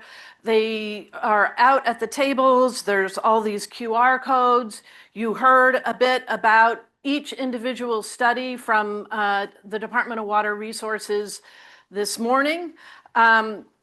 But what I really want to talk about is why the department felt the need to take all those studies and put them into one document, because it is to actually provoke the conflict and provoke the conflict in an organized way where we can see the potential if we commit to resolving it. And so this document, we are soliciting comments on this document. I think the date is by July 21st. And then our goal will be to take those comments and put it out in a revised draft. What's most important about this is in the back, not only do we have key findings, but we have near-term and long-term strategies. Lots of them have already been spoken about today, so I'm not going to go over that in great detail. Y'all can read, y'all understand what's happening. But I do want to offer some perspectives. One, as the director of the Department of Water Resources, I can genuinely tell you that I worry most about two parts of the state for different reasons. The first is the Delta, because that is a disaster waiting to happen because of our changing hydrology and because of sea level pressure. We've known about it for a while, and we are struggling as a state to sort out what to do about that. Different subject. The other place where I have the most concern is the San Joaquin Valley. But today is a day where I would say I feel a degree of hope. I feel a degree of hope in the context of acknowledging that I agree with Mr. Duarte there. I do think there is a human crisis unfolding in the Valley. And part of the challenge for our department in interacting with that is there are so many different people with different perspectives. And one of the things that I like to challenge our department to do is to say, we can't control all of that, but what do we do at DWR?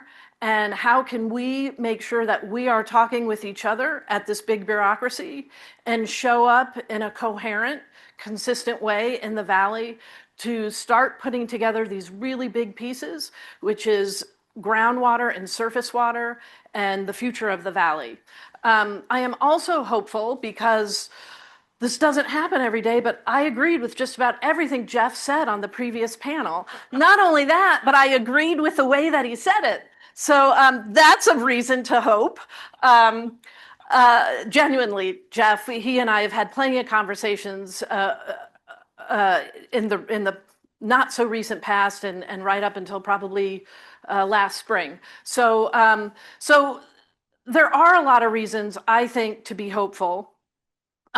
But what it is going to require, I think, of all of us, including DWR, is to be candid about not just what we need to do, but what holds us back. And I would say there's probably 3 things that really hold us back from the solution sets that we have heard. And I'm going to try and say this in a way that's not repetitive of all the insightful comments we've already heard this morning. But one of the key things that holds us back is the regulatory environment. No question. We are, for the State Water Project, we are trying to manage our existing system in what we call a real-time way so that we are turning the dials on our pumps with a lot more sensitivity to get as much as we can out of it. There are still challenges there. I think there are challenges within our regulated community about how we interpret science, how we think about science and species needs in the context of our changing hydrology. And with our existing regulatory environment, they are pretty constrained in what they can do to help us all adapt to our new conditions. This is a great year where we had a great setup in October, a less great setup in December. Things started to get wet in January. And then we had this killer freezing snowstorm in February, which everybody just breathed a huge sigh of relief. And then we had the hottest March on record. And I stood up there on April 1st, which is legally the day we talk about the water year. And I mean that legitimately. We talk about it legally. It is increasingly not as relevant hydrologically because on April 1st, we realized that our peak snowpack was in fact February 24th, and we had almost nothing. And that's not our normal way of doing business in California in terms of how we think about the water that's available to us. So what is really helping us this year is our reservoirs are full. We had some late storms, but we have very little snowpack behind that. And we have a very long summer ahead of us. So we have real challenges in how we adapt our regulatory environment to also meet that hydrologic challenge. What I think is more confounding from a regulation perspective are the things that hold us back from doing the projects that we want to do and must do. And I will give you a little flavor of how it is to be a DWR director. One of the first watershed studies we did, one was on the Tuolumne. Thank you, TID and Michael Cook, for being a sort of early participant in that. But we also did one on the Merced, and I don't know if anyone is here from the Merced. Hello, folks. And what came out of that study early on was if we started to think about climate more fully and understand operational changes that we can make if we partnered with the Corps to make them, that would provide some real water for recharge. And so we had this study on the Merced, and I say this with actual admiration of MID's desires to just get ahead of things. So what the good folks of MID did is they said, that's a lot of water available. And they put an application into the water board for about 450,000 acre feet on 11 different tributaries, because we started to understand the reality of climate. And then the water board called me up and said, I don't know what to do with this. What do I possibly do with this application? And part of that was because if we leave it to ourselves to pursue our own specific needs in isolation of what's happening around us, we will not be successful, because I guarantee you a state agency won't know what to do with it. And one of the reasons they won't know what to do with it is because they are expecting everybody else in this room to show up in their boardroom and protest this application. And so that got the department in the mindset as we started doing the multiple watershed studies, and we already had a study underway about the valley floor, and then we started thinking about the State Water Project as kind of our west side infrastructure study. And we started to think about the value of pulling all of those things together so that we could see the whole picture and so that we weren't double counting water. We've got water coming in from the west side. There's a number of projects and things that we can do in the near term and long term to make that more reliable and even more robust in the future, greater volume.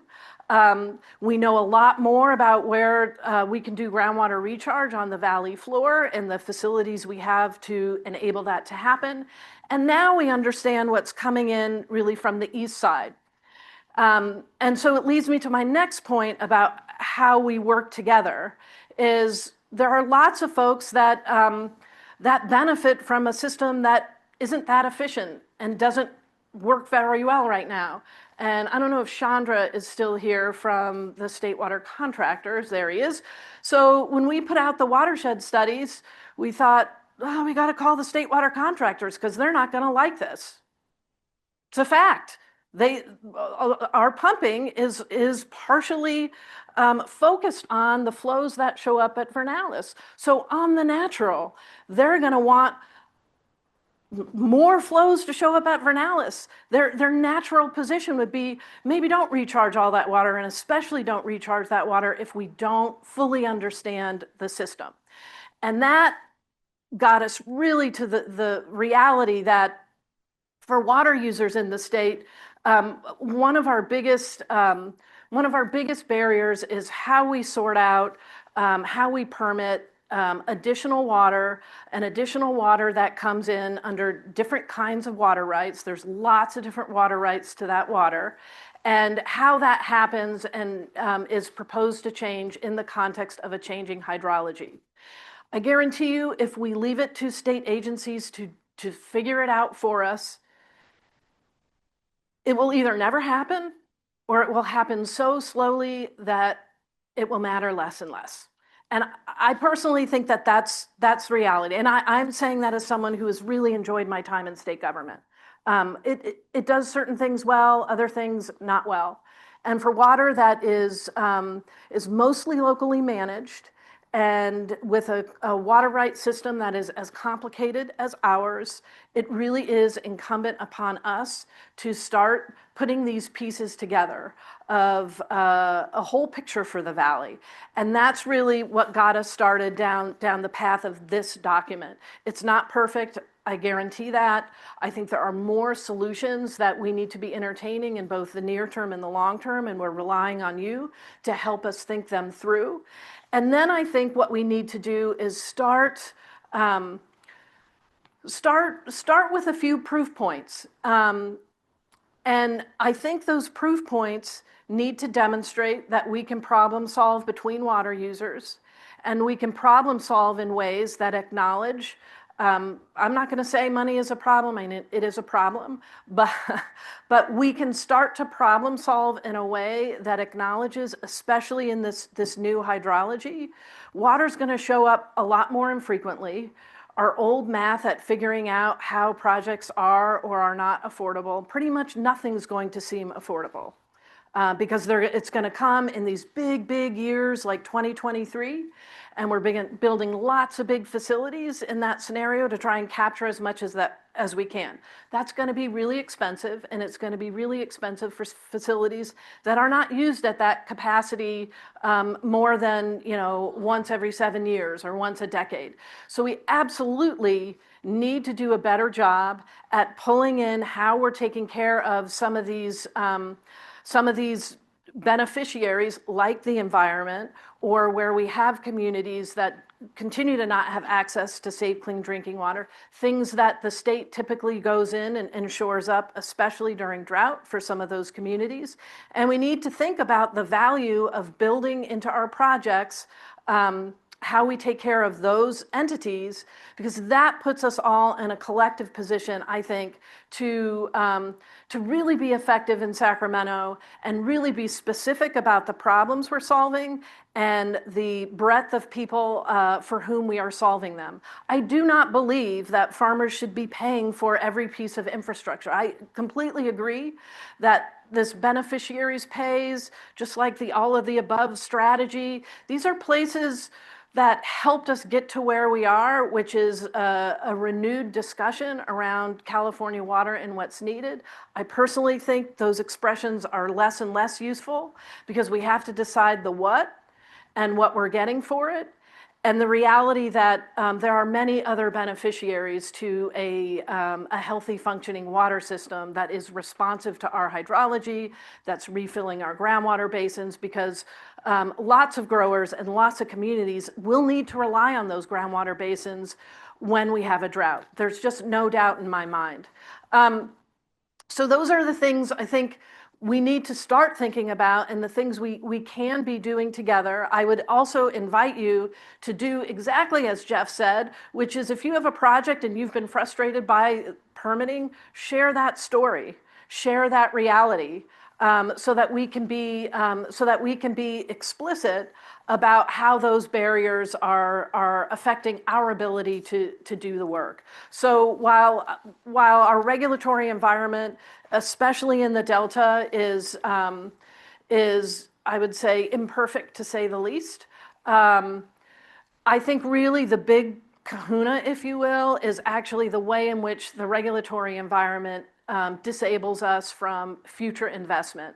We are part of that regulatory environment, especially in the context of water rights. We are. And that's the reality. And I think that's the reality that some of this information is starting to show. Where's Laura? Anyone? How much time do I have? There we go. Ah, perfect. Thank you. 5 minutes. Okay. So my hope is that you all will be thinking about that. And y'all can ask me plenty of questions. I'm going to be part of the next panel. But I would also say that, you know, I think the final piece of it is how we collectively put all these pieces together to engage the California legislature. So I am a creature of the executive branch. I've been in the executive branch as in this particular role for 8.5 years. As Laura was saying, I predated this role also in the executive branch. One of my goals has been the world around us at DWR is complicated.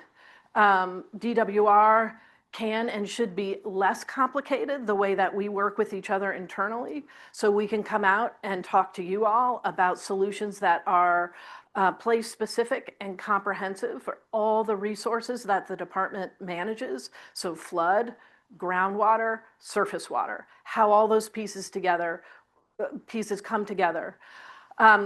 Beyond that, we need the legislature. We need the legislature to engage more fully with us on water solutions in California. They're understanding it better. You know, Senator Caballero, we already talked a little bit about SB 72, but I will tell you with huge respect to one of our most knowledgeable senators about water, we were in a drought and I followed her when she said, California needs a water plan, we have no water plan. And so then I had to follow her and I was thinking, okay. But she was right. And her point was, we have a water plan, it's not useful. It's not up to the task. And that, I think, really precipitated her desire to roll up her sleeves and start figuring out SB 72. And there's a lot we can be doing in advance of a plan, in advance of all these plans, because we are at, I think, a crisis point where we must start putting projects forward and putting projects forward with the full awareness that there are certain things that would have to change to enable them to move forward, things that would have to change relative to the speed at which permits are considered, ways in which we can take a single project that has broad support and approach the Department of Water Resources, approach a governor's office, approach a legislature and say, we need a state team that's going to permit this, and everybody's sitting in the same room, and we need to set a schedule for realizing this permit. And we need X amount of dollars that can enable this project to happen, and it can enable this project to happen to pay for things that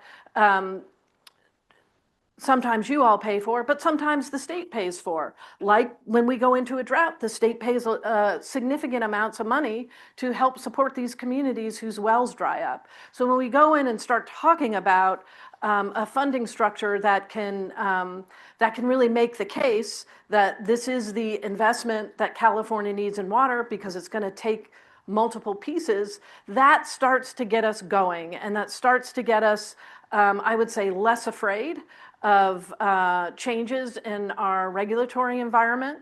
And it makes us, I think, less afraid of the complexities of water because we have fewer people calling us saying, from a different part of the state that says, I don't want that one, you can't do that, and let me tell you why, and I have an attorney, and that attorney is going to go fight that project.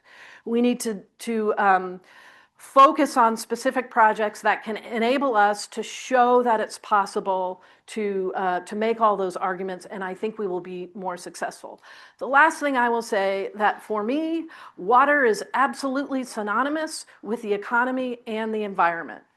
So I know we have tough budget times, but when water drives a lot of our budget because it drives a lot of our economy, and it drives our quality of life because we have an incredible environmental resource in the state of California that brings people to California, we got to make that case. We got to make that case. And for things like Texas and other places that are perhaps a little bit bolder in their commitment to consistent funding for water infrastructure, particularly in this generational moment, where so much more is required of us to respond to this changing hydrology. It's the time. I agree. It is generational, and I think it is the time to think big and start moving those solutions forward. So I will end where I began, which is real gratitude for Laura Ramos and the work that she does bringing people together. There she is. I will be excited to hear what you accomplish tomorrow.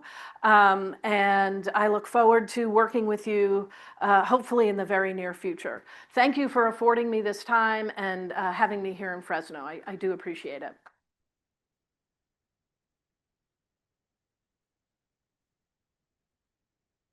Keep it on. Okay.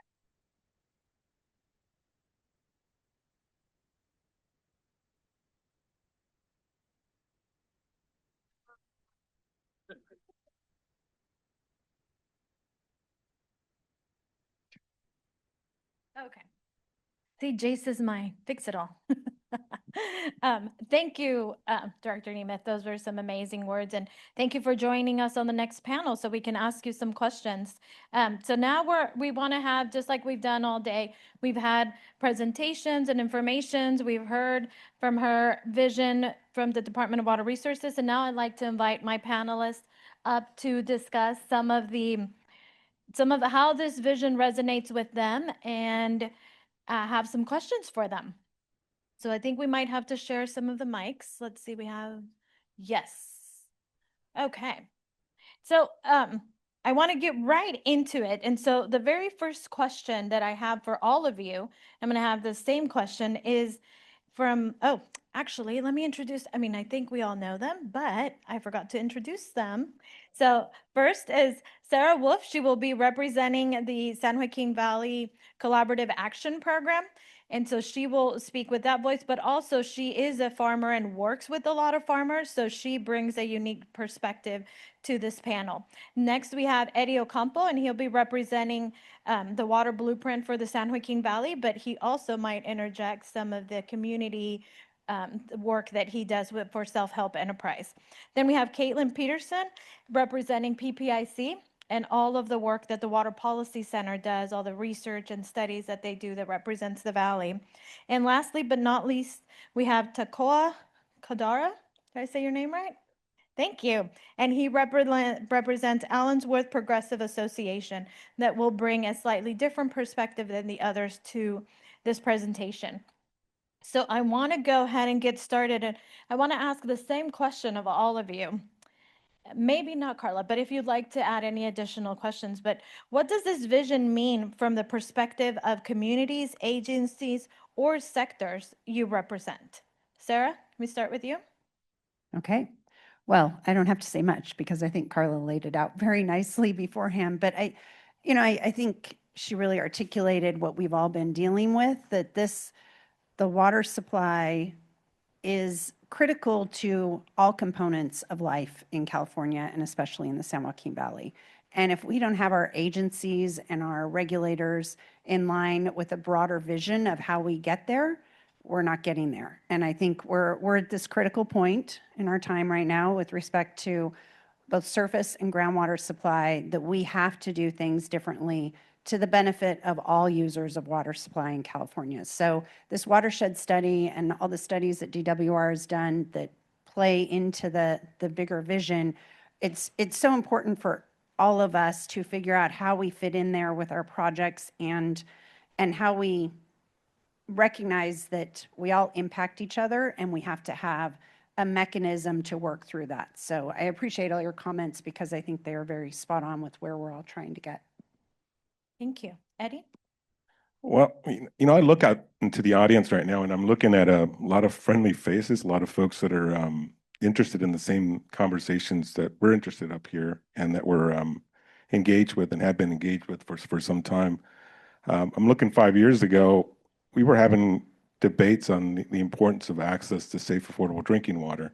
And some of the groups that were engaged in talking with the CAP, the blueprint to a certain degree, and some folks, that's not a debate anymore. I mean, there's a recognition that folks value access to safe, affordable drinking water and access to the opportunities for infrastructure for this whole state of California and for the Valley in particular, because we do recognize that we need to get together to discuss these very important issues.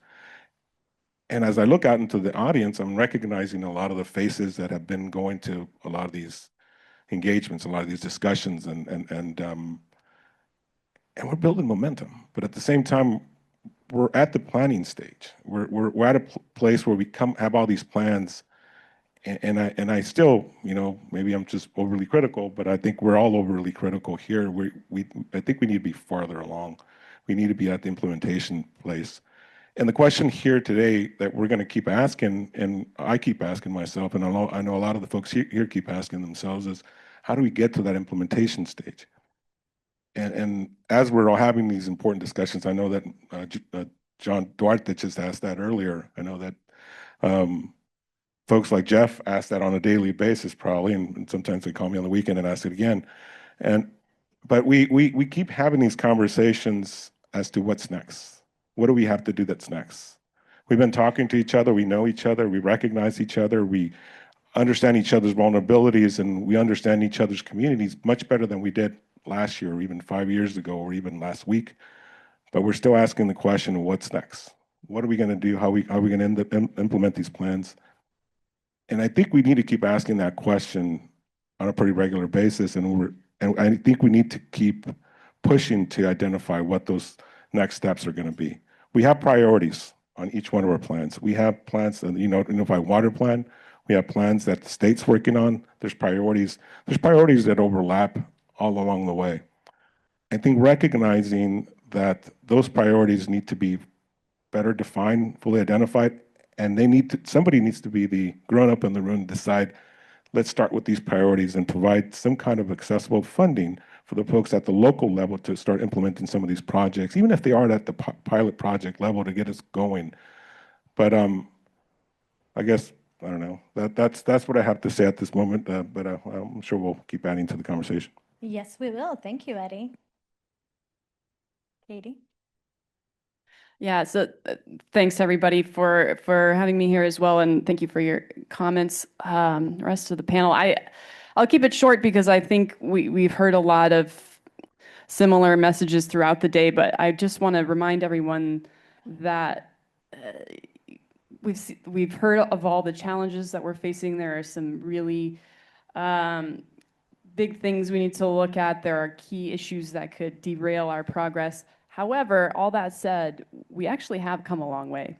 I work on recharge a lot at PPIC, and even just in that small space, I've seen it go from basically a non-starter, let's say in the agricultural community, talking about on-farm recharge and that type of thing, to something that is actually seeing a lot of engagement. We saw participation in on-farm recharge double between our 2 most recent wet years. So we're making progress. We're doing a lot. The key is, as Eddie said, we need to do more of that. We need to do it faster, right? So I think having this vision in a concrete document is a really important thing to be able to point to and try to get everybody in the same room debating over something concrete. But what we do need to make sure is that we just have the fundamentals in place to execute whatever we do come up with. We need to have the dollars in place, and importantly, we need to have the human capacity and the human resources in place to be able to execute that. Thank you. Nicole? Yeah, yeah, I feel really blessed to be here. So thank you for inviting me. The community element, we feel like there needs to be a multi-pronged approach to this. Right now, it feels like Sigma, MLRP, they kind of focus on one thing at a time. And water touches everything. Water touches public health, it touches air, it touches jobs and food. And if we don't create a system that touches on all of these different approaches, we just create other issues in other places. So for the community of Allensworth, we're working on projects that incorporate all of these things. We're currently working on a project to capture the White River, the river that flooded us in 2023, to build conveyance and bank that water and create a wetlands ecosystem, not necessarily for recharge right away, but to create the ecosystem and habitat rehabilitation and bring that back to life. We have visions of an agroecology hub and growing food without chemicals. Is that a foreign thing? Mother Nature doesn't need a lot of these things to grow food. So we want healthy, nutrient-dense food in our community and to be able to feed our people. And doing this, we clean our water, we rebuild our soil, and we clean our air. So these are the things that we're focused on in the community. I am not a water expert, but these are the things that we're working on to rehabilitate our community. Thank you, everybody. So I heard progress. I heard, working towards things. I think it took us a lot to get to these studies. Then we created the water plan. And from, somebody told me in a break earlier that they could feel energy in the room, that they could feel momentum. And so I think momentum has been made. But so we'll start with Karla. What are already some of the momentums or alignments that you are already seeing in the Valley that give you confidence that this vision is achievable? Yeah, so I think we learned a lot in 2023 about the art of the possible. And to me, what was interesting about that and my understanding of the Valley and our whole team's understanding of the Valley was, so the Valley was flooding, and the department doesn't do flood in the parts of the Valley that was flooding. We do in other parts of the Central Valley and north in the Sacramento Valley by statute.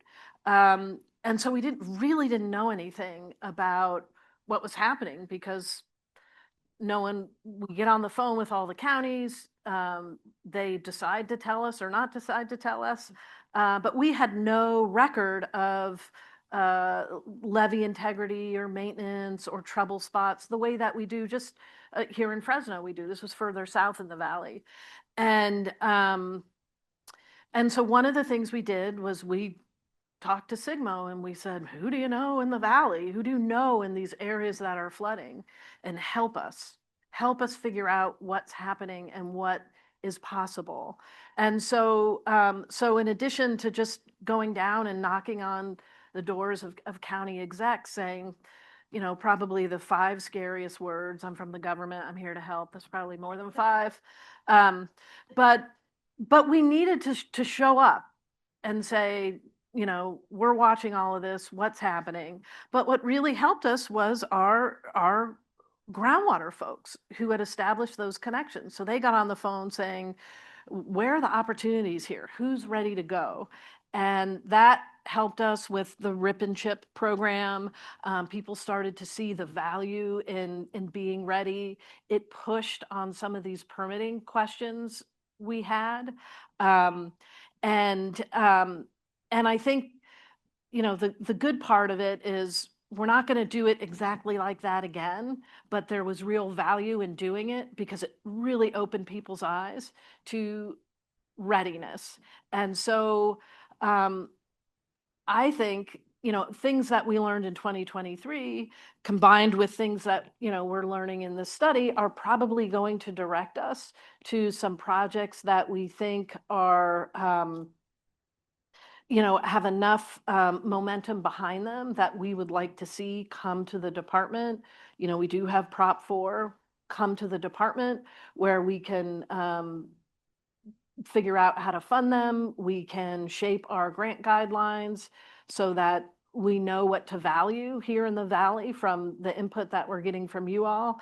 And I think the other thing that is important about the information here is that we need to be doing something in all the different watersheds that engage with groundwater because groundwater basins don't follow the same contours as our watersheds, right? We learn that, that all these pieces actually do need to move together.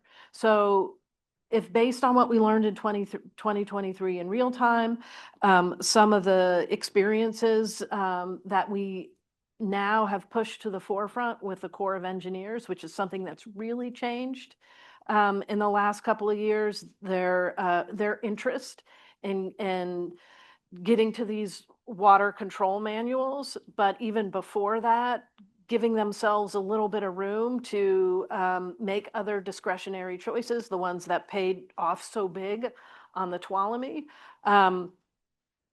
You know, then we really have some things to work with. And so,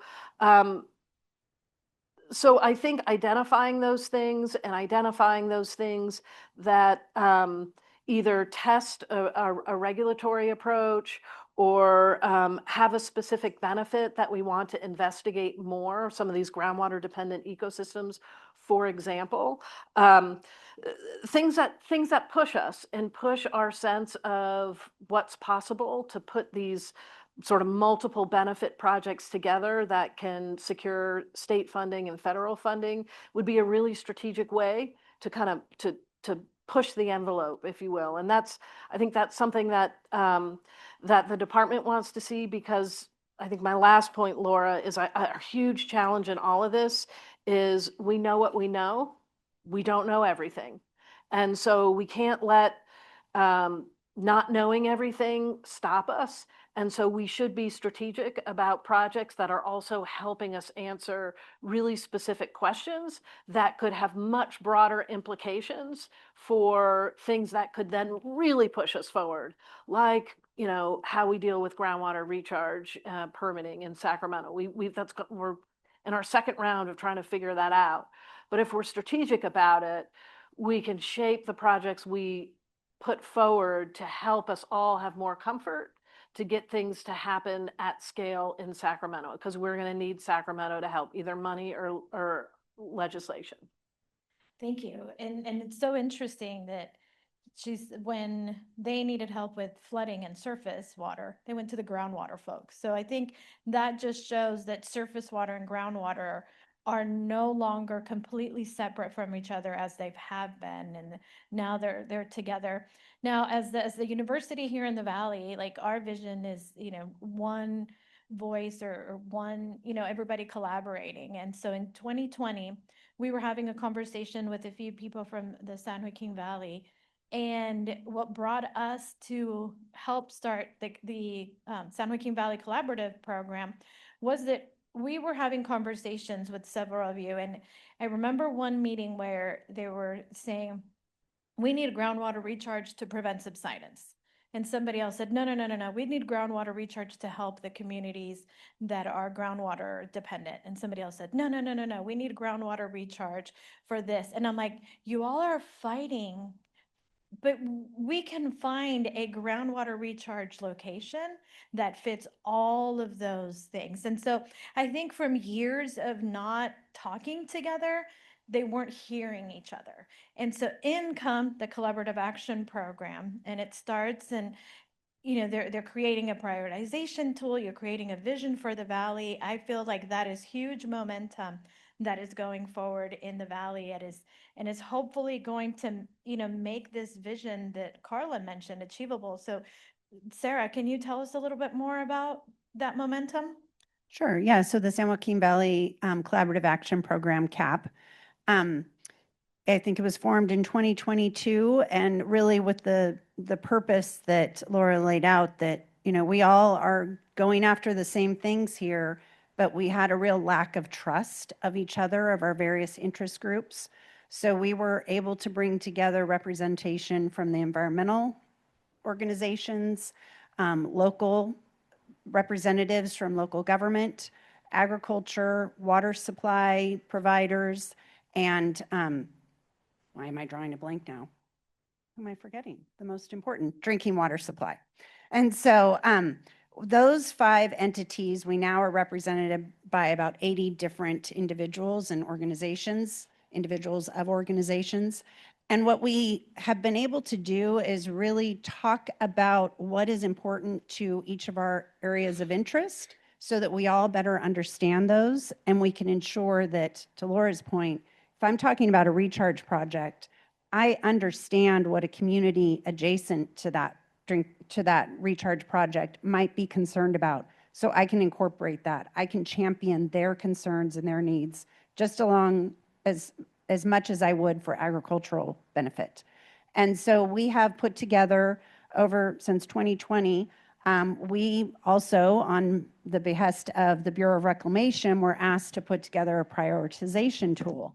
And so we have been working on that amongst other things, but we have just completed our prioritization tool that really helps the CAP put in projects that might be important for any given purpose and allows us to prioritize that with analysis on the terms that we feel are valuable as to each one of those various aspects: environment, drinking water, ag, water supply, local government, and ensure that a project is meeting some of those components of need from all of those different projects.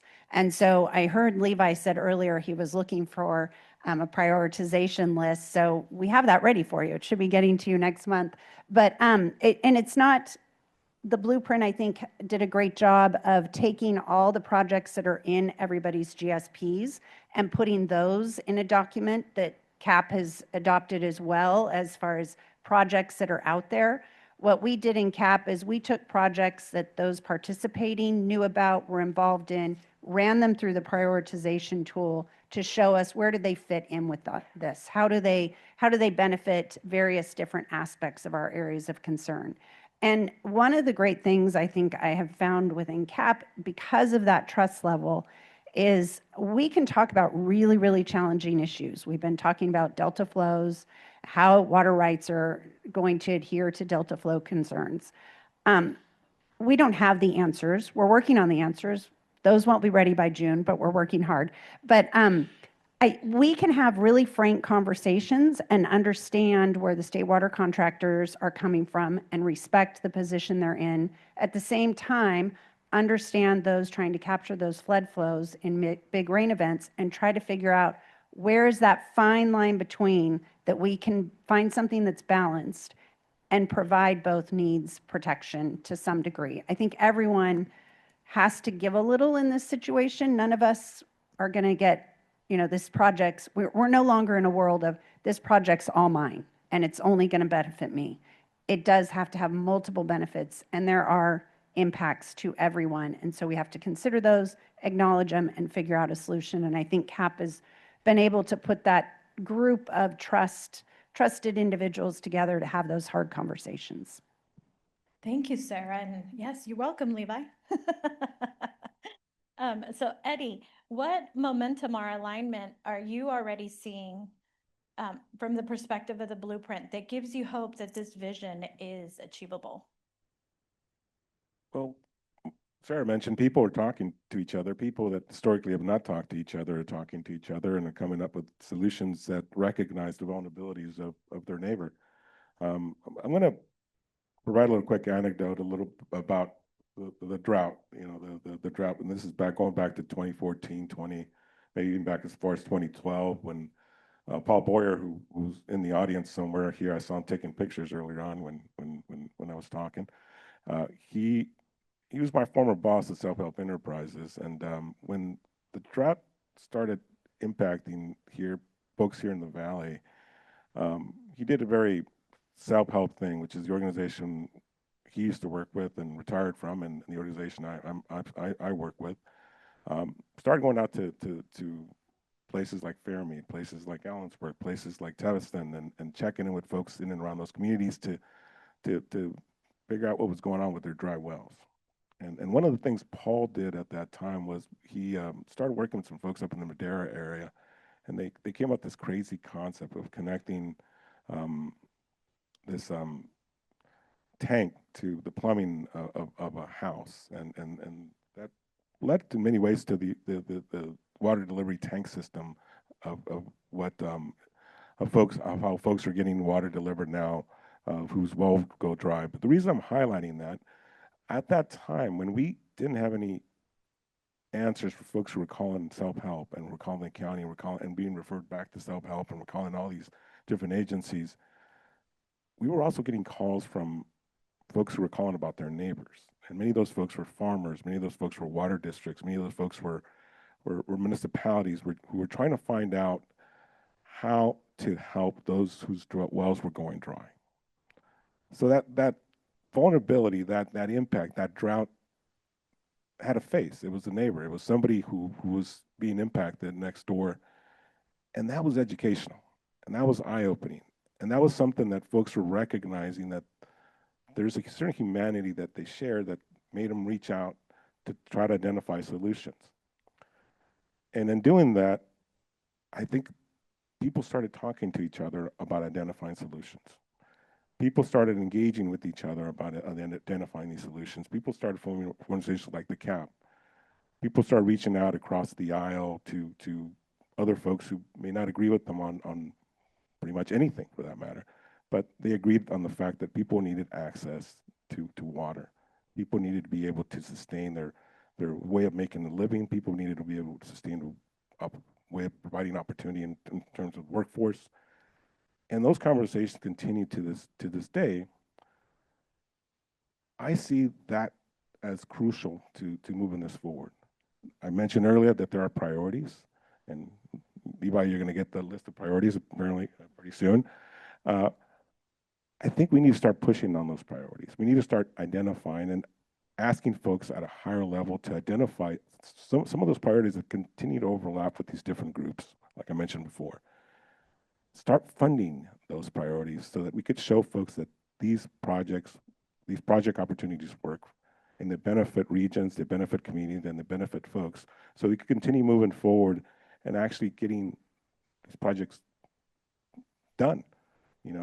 One of the things that attracted me to the work that I currently do today, I used to be a planner before I joined Self-Help Enterprises, was that Paul, during the interview, told me that you actually see projects finished. Sometimes it takes 10 years, sometimes more, but you actually see projects finished as opposed to having a document in place, a plan just that you're going to put on the shelf somewhere.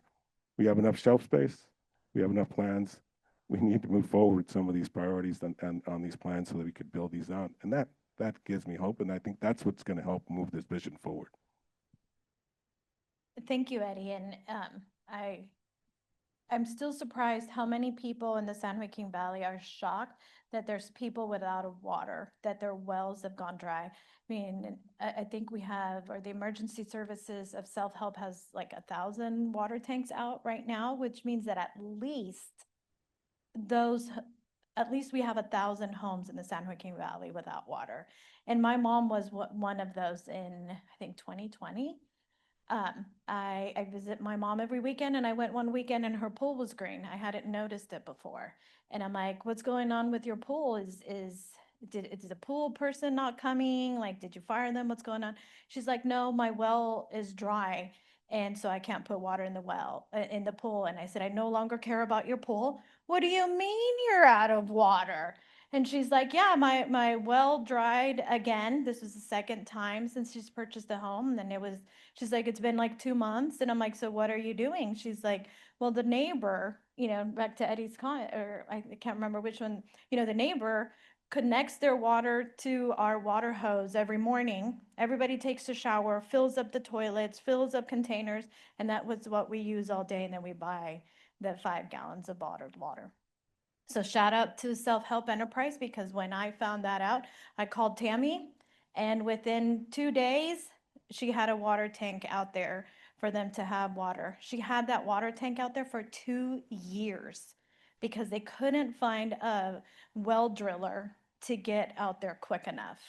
And this isn't things that should be happening in the valley, but I'm appreciative for it, because now she once again has a deeper well. Her pool's working again. But it just surprised me how, just trying to convince her that there was help was hard, because I said, there's help. She said, why? It's my home. It's my responsibility to provide the services to my home. Why would somebody help me? And I said, because we have a law that says that you have the right to clean, affordable drinking water. That's why. And so that year, the California Water Institute, sorry, because I'm not on the panel, but I was supposed to be on the panel. So I'm plugging us in. We worked with Lacey McBride and one of the board of supervisors from Merced and the partnership, and we created one message for the entire San Joaquin Valley and a bunch of marketing tools that said one message. If you ran out of water, or somebody that did, visit this one website or call this one phone number for the entire San Joaquin Valley. And it was an extremely successful campaign. So thank you, Lacey. And I'm glad my mom has water again. Thank you for self-help. But going into recharge and all of the things that the PPIC does, you said you've seen changes, you've seen things improving. So can you tell me, and then what are some of the specific studies or things that you've changed that give you hope that this vision for the valley that Karla told us is achievable?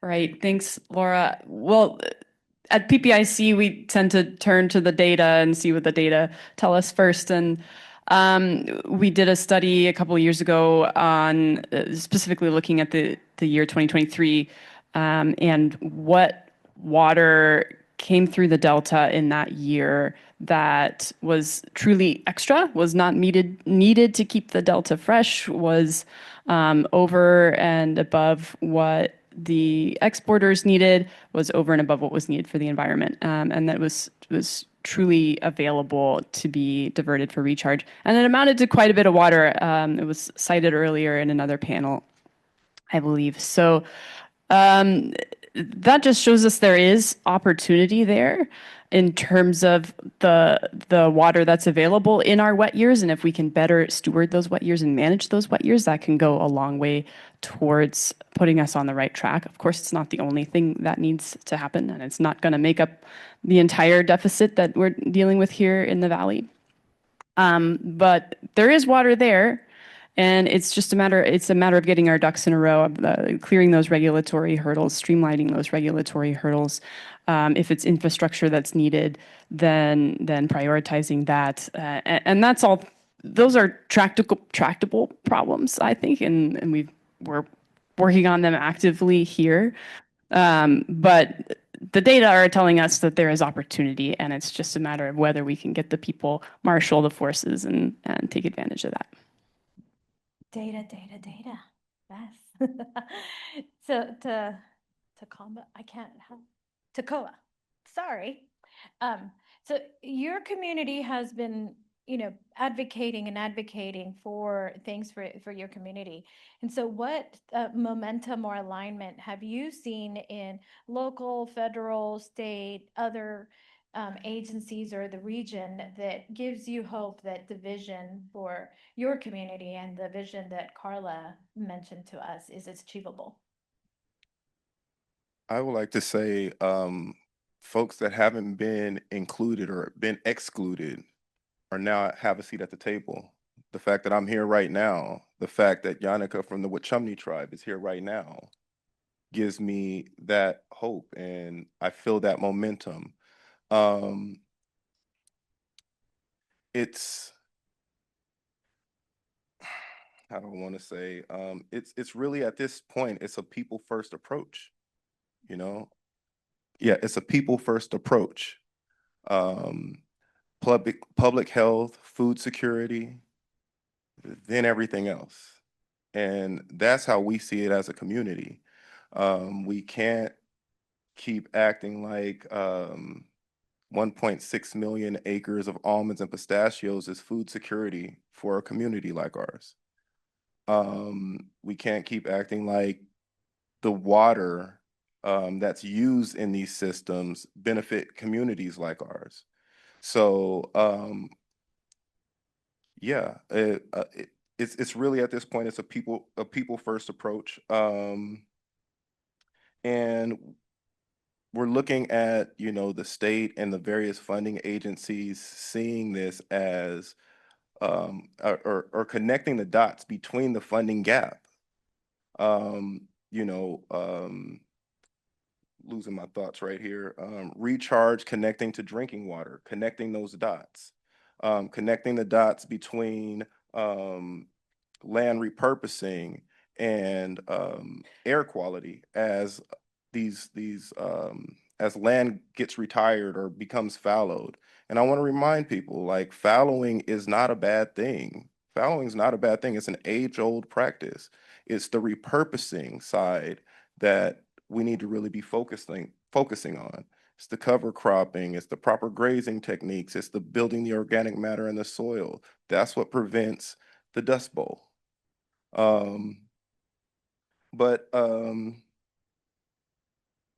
Yeah, I just, again, we feel like tribes and communities like Allensworth shouldn't be pressured to solve the problems of the people that came before us.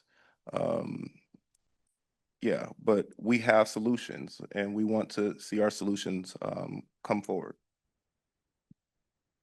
Thank you, Tokoa, and thank you so much for being here and agreeing to be here.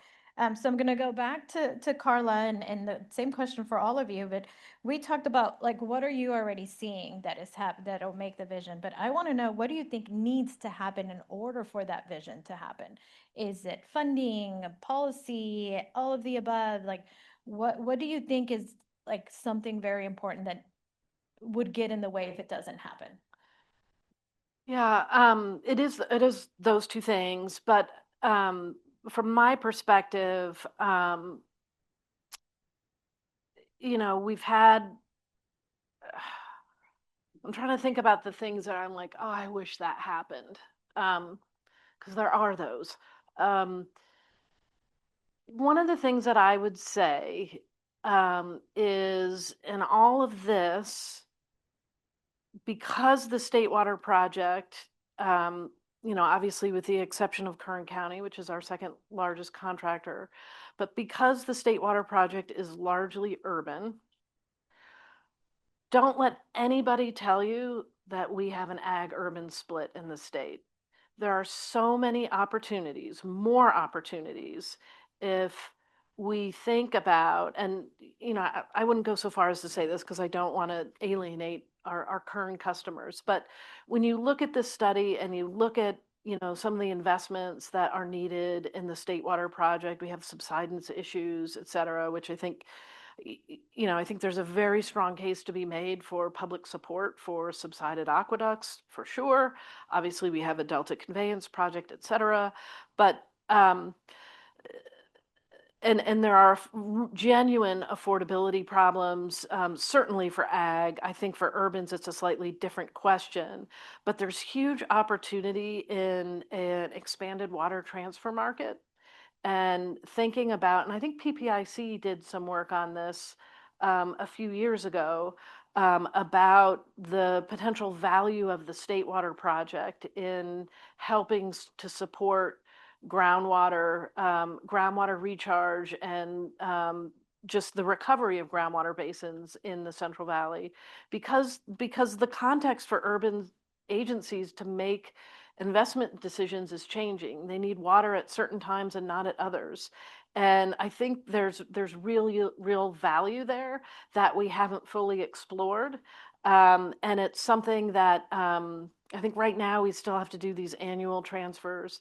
The State Water Project made some decisions about 10 years ago to allow our contractors to enter into long-term transfers mostly between our urban and ag, to help, you know, start realizing that we've grown up around this project and people have made lots of different investment decisions, and we shouldn't just treat things as the same old, same old.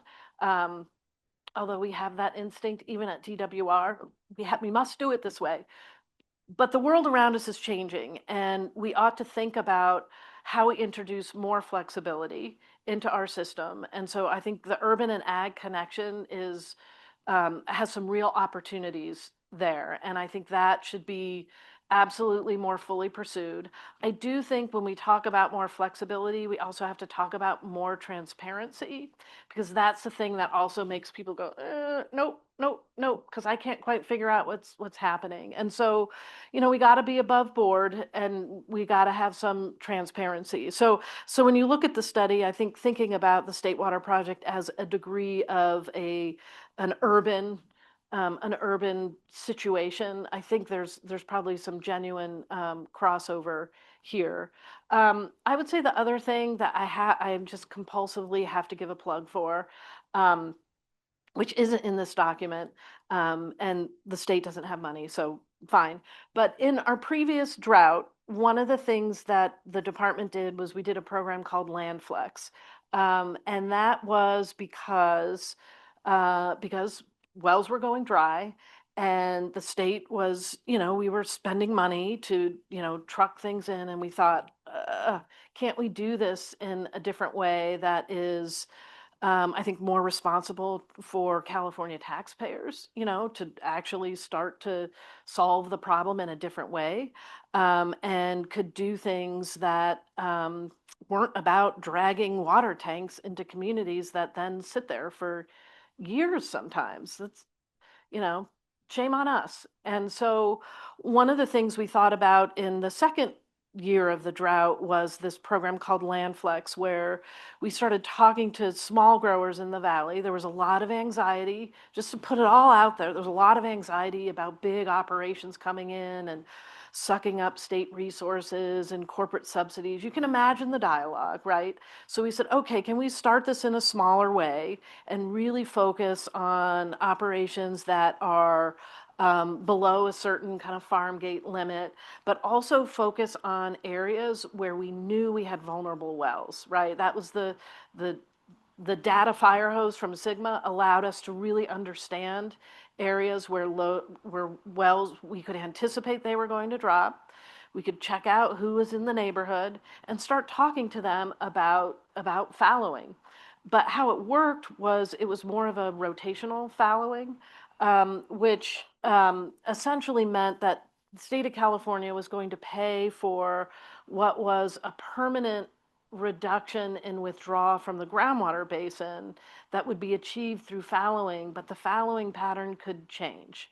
And that also enabled growers to stack that contribution from the state for something that we would have been paying. I mean, we were going to pay one way or another, right? We needed to take care of people, you know, who were having drinking water challenges. But it enabled those growers to also take the dollars they were getting from the state, connect it to incentives that they had from their groundwater management agency, and really start putting something together that would also work for their business model. And so it's not really a program anymore, but it was a really good one when we had a good budget. And I think I will be talking about that my entire career because I think it was an idea. It was an idea that came from the Valley. Somebody called me and said, we have a big problem down here. Can we figure something out? And it was a ag industry, Almond Board, and United Dairies called us and said, we think we have an idea. And we took it, ran with it, and we created a little program that saved like 110,000 acre feet that dealt with money the state would have otherwise spent in protecting groundwater wells. And there was a longer term contribution into groundwater sustainability in the Valley. So I digress, but I think I needed a platform for that, Laura. I'm sorry. My apologies. Not a problem, because, you say that an idea can come from anywhere. Yeah. And so tomorrow we are focusing on the ideas from all of you. And so the next great idea might be coming from somebody in this room. So I love that. So Sarah, you talked earlier about, trust, and, as Karla mentioned, trust is built when there's transparency. And so I think CAP has done a great job in being transparent and hearing all of the challenges to build trust. But what do you think is still needed to happen in order for the vision to continue forward? I think what I'm most concerned about is that sustainability by 2040 is not that far away, and our ability to capture these major rain events when they happen, which won't be that many between now and 2040, that I still don't feel like we're ready for that. There is a lot to be done. I mean, 23, the only reason we got done what we got done was because we had an executive order. We had things like land flex. People stepped up and did things quickly. It wasn't because of the regulatory process that was in place. And so I'm really worried that we still haven't fixed that problem. And what's going to happen if we have a major rain event, which I would love to start happening in December, be great. But we're going to be behind the 8 ball again. And that's not where we need to be if we're actually going to be sustainable by 2040. And so there are, landowners, there are communities, there are drinking water programs that are ready to go, ready to be put in place. We have put state dollars behind projects to divert this water and do recharge activities, but we don't have a pathway to do it. And so that's where I know CAP has been working hard, and we really have to fix this broken regulatory process. And I think I really liked what Karla said earlier, that it is going to take getting the regulators in the room from all concerns and saying how, and it's probably only on one project to start, but how are we going to make this doable? And we have to do it really soon, because it could rain in December, and rain a lot, and I hope it does. I hope you're manifesting that. So Eddie, the blueprint now has a unified water plan that, the final version would be coming out in the next couple of months. And you heard from Karla about her vision, or the Department of Water Resources vision. What do you think needs to happen in order to make the plan or the vision a reality? Justification, I think. And I think people justify certain actions in different ways. We're talking about human costs. We're talking about value of local culture, of local industry, of local opportunity here. We're talking about a lot of different things. If you look at the different migratory trends to the Valley and to California as a whole, we have to recognize that there's a certain cultural identity that evolved from these different migratory groups that came here, and that each of them contributed something to making this valley what it is now. And what attracted each one of these groups was opportunity. It was an opportunity for folks who came from different parts of the world to this valley to work in something that they found familiar, something that they were able to do with their hands, and agriculture. And we can argue about how we approach agriculture in the valley or in the country or in the world as a whole, and how we could do it in a different way. We could argue it literally till the cows come home, I guess.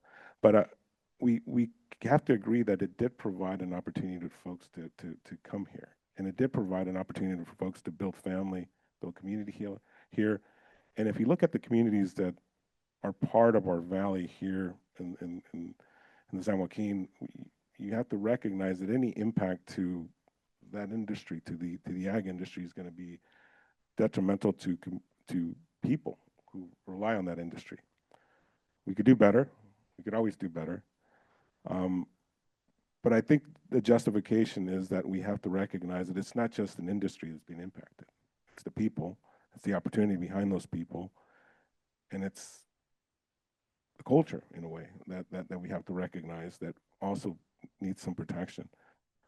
Now, in order to get there, we need good information. We need to be able to rely on information that's accessible to each part of this culture that makes up, our valley. Data, folks mentioned it earlier, is important. Accessible data is important. I know this is a plug to Robin, who's here, Robin Grimm of the California Data Consortium, but I think standardization of and access to that is important as well. But I really want to highlight that for folks here in the Valley, we need to justify why we're moving forward with these efforts, why we're here in this room, why we're asking these questions. And it's not just about an industry, but it's about who we are and how we're going to move forward for opportunities for where we live. And that may evolve, that may change, but a lot of that needs investment, and a lot of it needs, to recognize that these vulnerabilities that we have in front of us right now need to be addressed, and they need to be addressed pretty soon. I agree. Thank you, Eddie. Katie. Sure, I can make a plug for something that PPIC is working on right now that is very close to what you were speaking to, Eddie, and that Robin Grimm's group is working on with us. And that is the need to modernize our water accounting systems in the state. It's really nuts and bolts stuff, not the most exciting stuff, but it's kind of fundamental to all of the efforts that we're talking about here today and all of the lofty goals that we're working towards. We're trying to do a lot in California. And in the Valley particularly. In order to do that, we need to know where our water comes from and where it's going, the very basics. And we still don't have the tools and the systems that we need to be able to do that well. Particularly, one thing that comes to mind is protecting environmental water. When we have water set aside for the environment, we need to be sure that that water gets to where it's intended to go. That's just one example. It also would help facilitate the transparency needs that Karla was referring to. It helps facilitate just the proofs of concept that are needed for all the changes that we're trying to implement. When we do get projects on the ground, we need to be able to show that they're working. So that's a bit about monitoring in addition to accounting.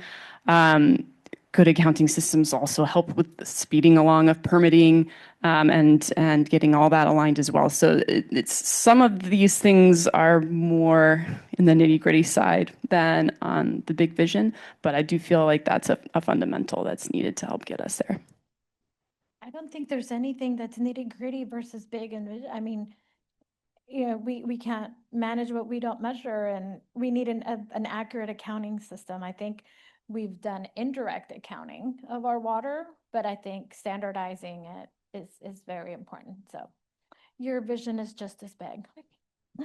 So Tekoa, can you tell us from some of the things that you all are working on and the vision for you all for your community, as well as what you heard from Karla?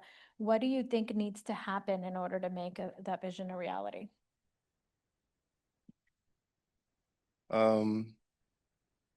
Funny part is I'm not a professional speaker either, and I answered that in my last question. No worries. Anything you'd like to add? As far as the alignment, I think, or the momentum that was from the question that I didn't answer, I really think that it's beautiful that we're having the conversation, we're in the same room, but the alignment is around the diagnosis, it's around subsidence, it's around wells going dry, it's around our air, our soils. But we need to figure out the prescription. We need to be in alignment around the prescription, how we're going to fix this. And what I probably will continue to say is it's a multifaceted approach. We can't just focus on water. We have to focus on all the things around it and work on them together. Because like I said, if you just focus on water, if you just focus on retention basins, then you're missing the boat in so many other places. That doesn't fix the air quality if people aren't repurposing their land properly. That doesn't fix it. It just creates more problems. So you know, what you said, we need to look at it as an entire system and that water touches everything. But earlier we heard all of the different water users need to talk to each other because you fix something here and it breaks over here. So it's not just looking at, it's just so broad that we have to look at everything because we're causing problems. yeah, we have to create systems that look at everything. Yeah. We can't just create systems for siloed things, one thing at a time. And so in creating those silos and talking about those silos throughout the day, I think we've also been talking, the federal needs to do this, the state needs to do this. I haven't heard what locals need to do. So we'll start with Karla. There's some things that the locals and all of us in the room need to do for our valley to make sure it's resilient and so that we meet that vision. And so where is the difference where you see what the local and regionals should do versus the state or the feds? Yeah, I think that making sure your irrigation districts, your GSAs, your flood control agencies are working together and working with the full community for multiple benefits is important to have happen at the local level. It's a lot easier for us when you all show up in that way. I think the second thing that locals can do is we really do need to advocate in Sacramento in the legislature for solutions. So Sarah said something that out of sanity I probably forgot, but we are definitely on borrowed time, and by that I mean part of our challenge is if it rains this fall, we don't pass groundwater legislation and it rains this fall, we're not in a drought emergency. The things that we did in 2023 were because we were in a drought emergency. And at the start of that drought, our big conversation with Governor Newsom was we really got to get out of having a state of emergency every time we go into a drought. That it's just another way of saying we're not ready. And so, but we were in a state of emergency and we came up with ideas to, we traditionally we relaxed CEQA. We had different groundwater, we had suspensions of different regulations because of the state of emergency. Those tools are not available to us, unless we have a drought. And I think everyone now has a very intense sense that every time it's raining, we need to be figuring out how we're putting water away for storage. And that's the thing that's going to help us. So we need advocacy to make that happen. We need advocacy in Sacramento because it has to happen. And, through our legislature, because one thing a legislature doesn't like is managing everything through emergencies and executive orders. So that's really on us together with the locals because the legislators listen to their communities. Yeah, we should always be talking about going into a drought, coming out of a drought, or being in a drought. So if we're always thinking and planning for it, it's never that emergency because we're there. So Sarah, what do you think that, locals versus state, federal? Well, I think the one thing Sigma has taught us is that local control is very valuable and important. And I think we've seen a lot of good and bad with local control. But I think to your point, Takua, that we have to do something with these lands that we take out of production. They just can't be abandoned. And without a local plan, that is what's going to happen. And so it really is incumbent on the locals to make that plan for themselves and to enforce it and to make it happen. And I think we're seeing wide varieties of that right now in these earlier days of Sigma. But that really has to be developed locally and it has to be implemented locally. So that, and I mean, that's your community, not like any government agency. It's really, what do you all want this area that you live in to look like? And if you don't engage in that, we're seeing where that gets us. It's a lot of maybe the state or somebody else telling us what that's going to look like. And that isn't beneficial to any of us. Eddie, thank you, Sarah. Well, it's nothing more embarrassing that when you have to explain to your mom that you didn't invite your cousin to the wedding, right? I think that at the local level, we want to make sure that all our cousins are invited to at least to provide an opinion on what's needed. So I guess to second what Karla had just mentioned, we want to make sure that whatever plans are evolving at the local level are inclusive of everybody's perspective, and that we're addressing the vulnerabilities across the region as a whole, but we're not leaving anybody out from that discussion and from that consideration of addressing their vulnerabilities as well. Otherwise, we're going to end up, with a plan at the state level that's going to not be complete. It's going to be criticized, and there's going to be more debate and more misunderstanding as to why, there wasn't transparency along the way. And sometimes it's just lack of knowledge of, forgetting to invite that cousin, didn't know he was related to you. But anyhow, that's all. So in the Valley, we're all related. So we're all going to get invited. Katie? Yeah, not a lot to add. I think Sarah said it very well. What locals need to do first and foremost is make sure we stick the landing on Sigma, and that it doesn't end up creating a bunch of liability and nuisances that were not intended, right? So that really speaks to the importance of all of the land repurposing and multi-benefit project efforts that have been going on across the Valley for many years now, and that many of you in this room have been involved in. I think Landflex was a great example of that. It's a good program that people were excited about. MLRP is another great example. And we just need to keep chipping away at that and putting the projects on the ground so people can see that they work. Neighbors can look over their fence at what's going on at their other neighbors and try things themselves. So we do need to get things on the ground and try them and make sure we avoid haphazard, unproductive fallowing as much as possible. Keep that land in agriculture where it's possible and makes sense, and repurpose it to something else if it can't. And so that requires, again, local agreement on what should be done with that land and how to manage that land. But it also requires state coordination behind that to help standardize, to help provide the technical guidance. So more of that. Awesome. So Takua, what do you think is the responsibility of the locals versus the state or the feds? Yeah, I think local controls need to be with the community. Can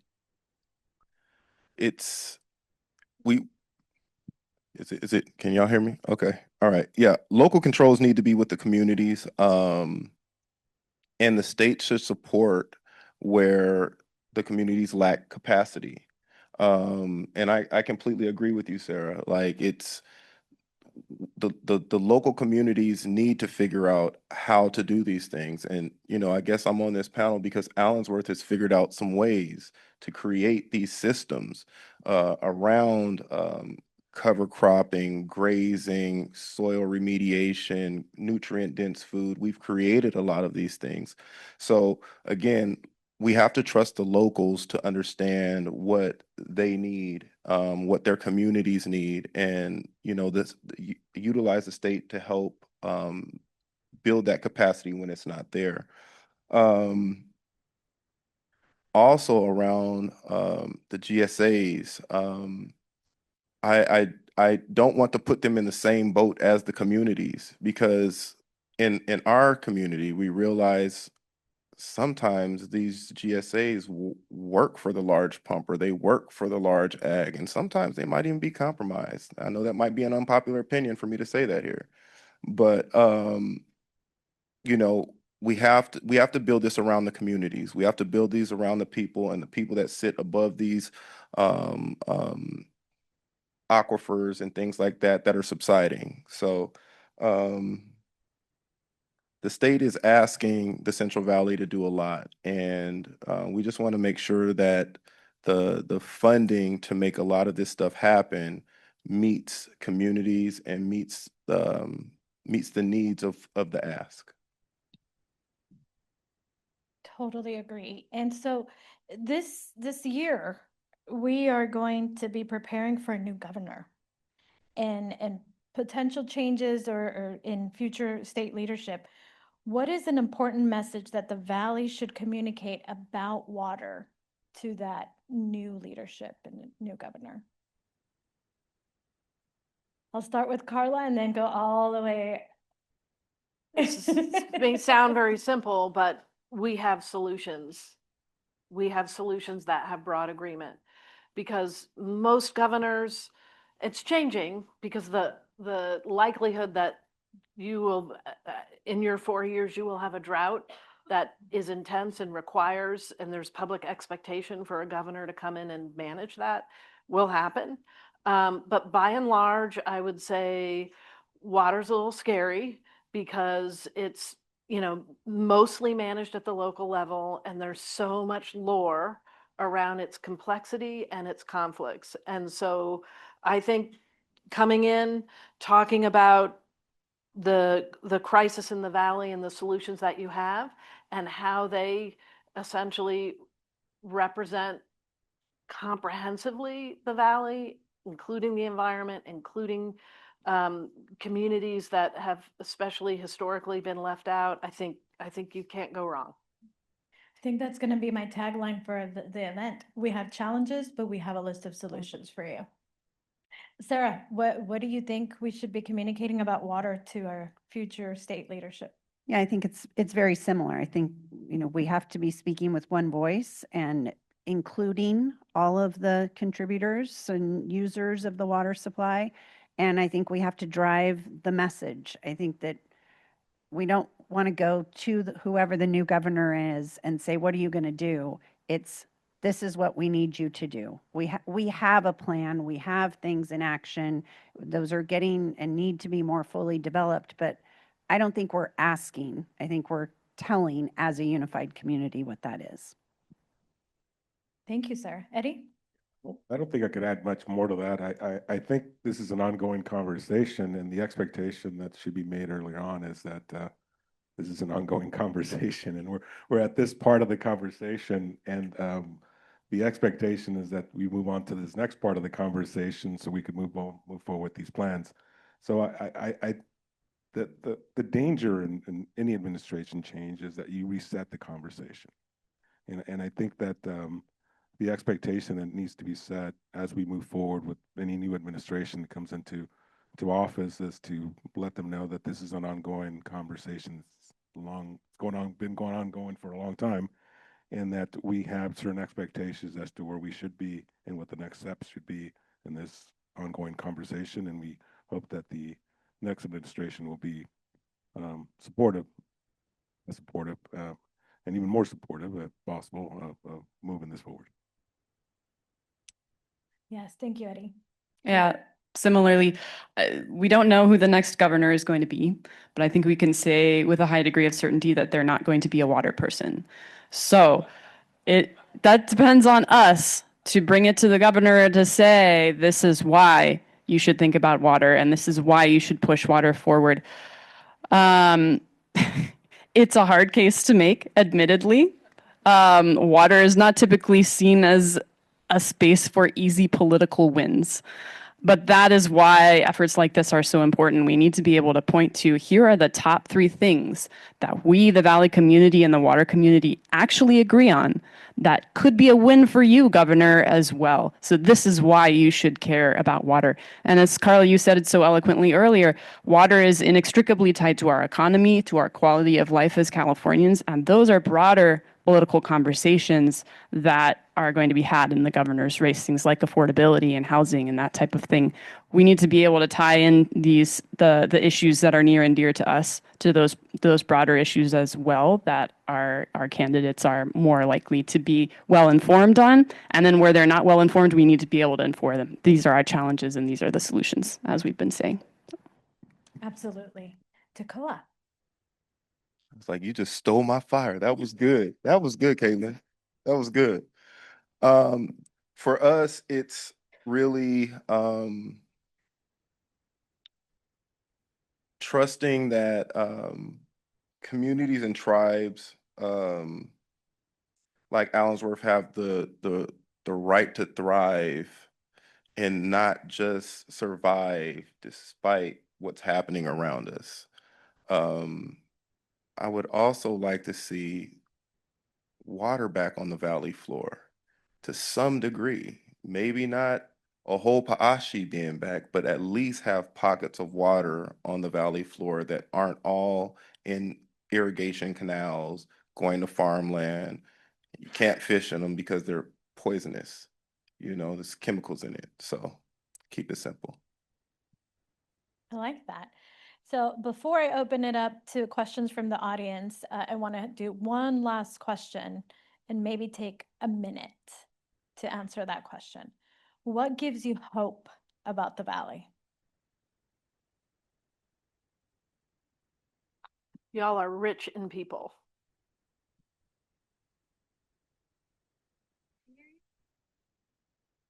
Rich in people. Similarly, I'm excited. My children seemingly want to come back and live here, and I have lots of relatives that want to come back and live here. So we are doing something right. I think it's the diversity of people here that makes us stronger. I mean, there's so many different folks from so many different places, so many different cultures, so many different food. We probably have the best food in the country, by the way. So there's such great things here that to build upon, and a lot of it, like Karla said, starts with the people, and it really is. It starts with the people. That's what gives me hope. I will just say that we have a history in California and the Valley of tackling big challenges and being the innovators and the leaders in challenging spaces. And so all signs indicate that we should be able to do so again. I would say, and though I'm not a professional speaker, and this Hasn't been doing great. and this community of Allensworth has not been in the room, and tribes have not been in the room. We're in here today, and this gives me hope. Yeah, this just gives me a lot of hope. The solidarity of this.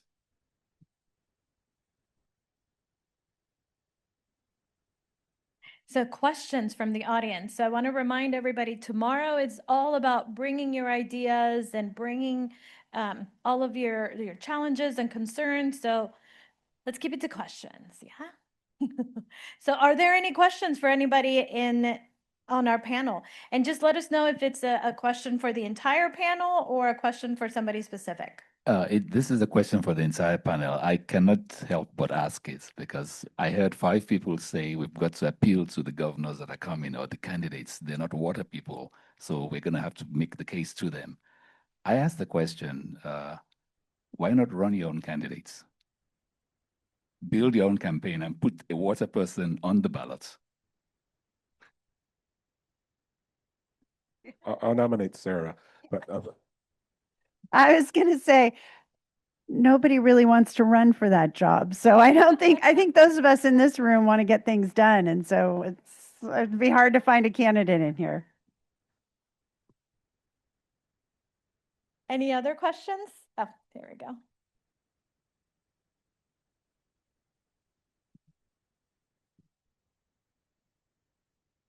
This will be to whoever wants to answer it, but perhaps Karla in particular. Um, You spoke, there's been some conversation that's come up from Jeff, from you, from others about the burdens that regulatory barriers play and dealing with the agencies. If we think back to CalFed, we had the Regulatory Strategy Committee. If we think back to Delta Vision, we tried to attempt it there. We had Governor Schwarzenegger's breaking down boxes. We have the current cutting green tip. And while we have had incremental solutions and incremental fixes, by and large, we still keep facing a certain level of inertia.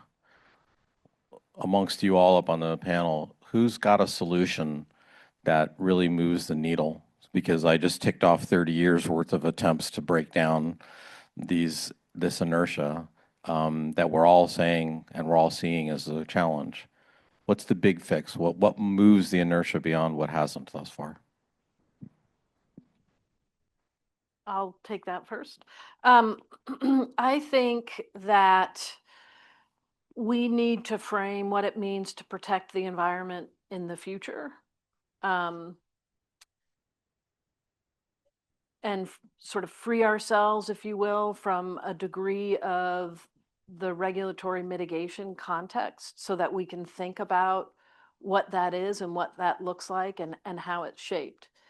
And I say that because I think of all the things that you've listed, some of which I've been a part of, I mean, in the Schwarzenegger years, our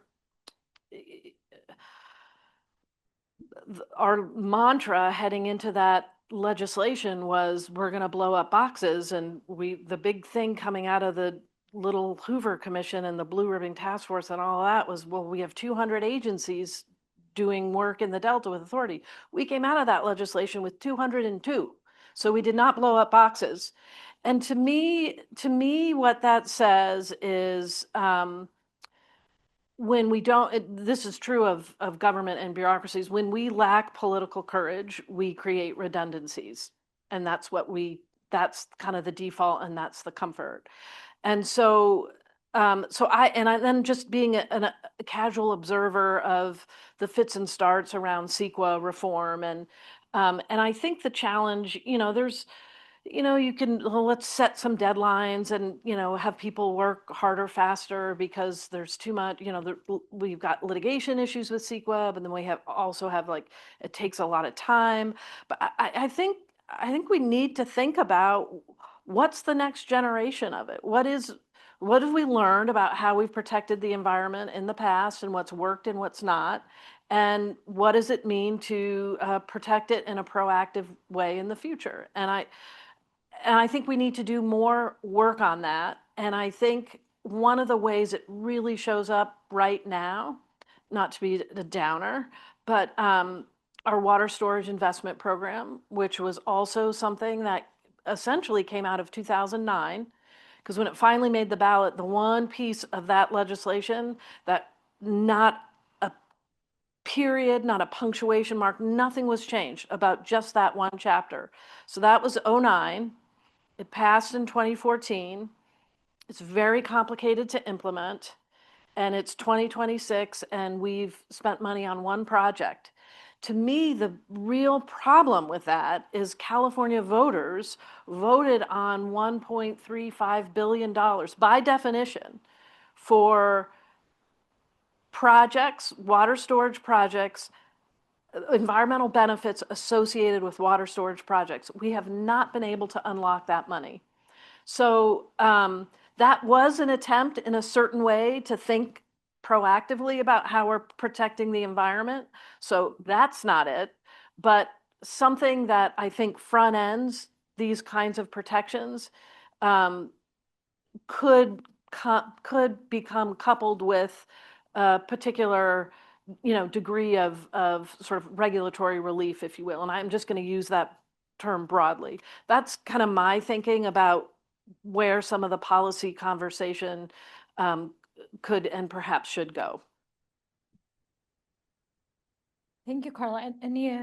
Anybody want to add to that question? Yeah, I'll take a stab at it. In Allensworth, we have 6 principles. It's stewardship, solidarity, sovereignty, self-determination, and why am I forgetting one? Sustainability, and then truth-telling.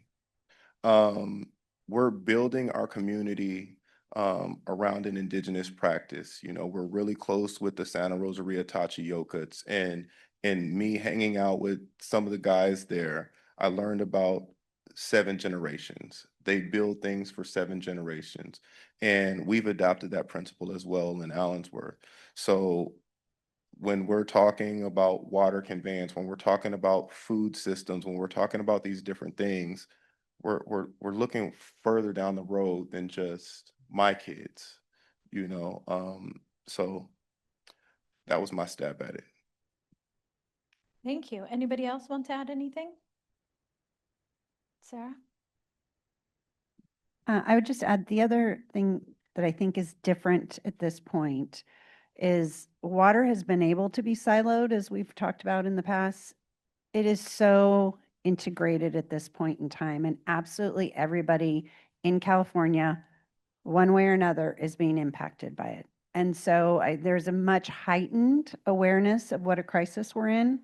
I still don't think we're quite there, but it's much different than it was in all of those other moments that you mentioned. But it's an ongoing fear. I think it's a fair concern. But everyone in California has to deal with this at this point. It's my hope. No. Eddie? Oh, did you have anything else to add? The only thing I have to add to that is that, we're much more aware, we're much better educated on the importance of water and long-term sustainability in the water space. We have plans, we have coalitions, we have groups that are working within, they're reaching across diverse sets of populations to unite behind these local plans. So I think we're in a much better place than we were in other periods. So I just want to highlight that should encourage us to continue to have these conversations and continue to build on these plans and continue to build on these coalitions so that we can keep moving forward with these efforts. Katie, anything to add? No? Any other questions? Yes, Beth. Run, Chase, run.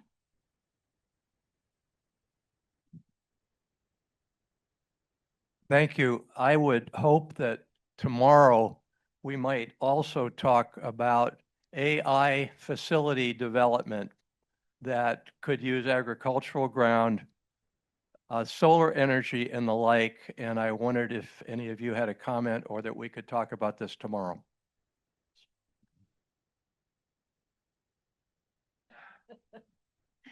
I guess I always have a comment, but yeah, I think data centers, I know in the CAP, we have been formulating some positions around that because it is extremely impactful either on energy side or water side. And, I think what we realize here in the Valley is we have this amazing land mass that's historically been used for agriculture, but increasingly used for other purposes. And some of those are extremely beneficial. Some are beneficial for the moment, and some are very detrimental. And I think as communities and purveyors of the land in this region, we have to be really conscientious of what we allow the rest of the state and the population to use our land for, because they are benefiting from the space and air that we have here because they don't have it in their higher density populations. So I think we really need to think about what we use our land for and how we value it as a community. So that's all I'll say on that. Any other questions? Oh, Beth, did you have a question? Yeah, I had a question. So my name is Beth Wyman. I'm a faculty here at Fresno State. And one of the things I've done a lot with California Water Institute and Laura's helped us with is try to integrate a lot of these things into the learning experience of our students. One of the things Fresno State is known for is service learning. And so I'm curious, and I see that, yeah, I know self-help has a lot of our students as well. When we ask students why they're here, they say they want to help people.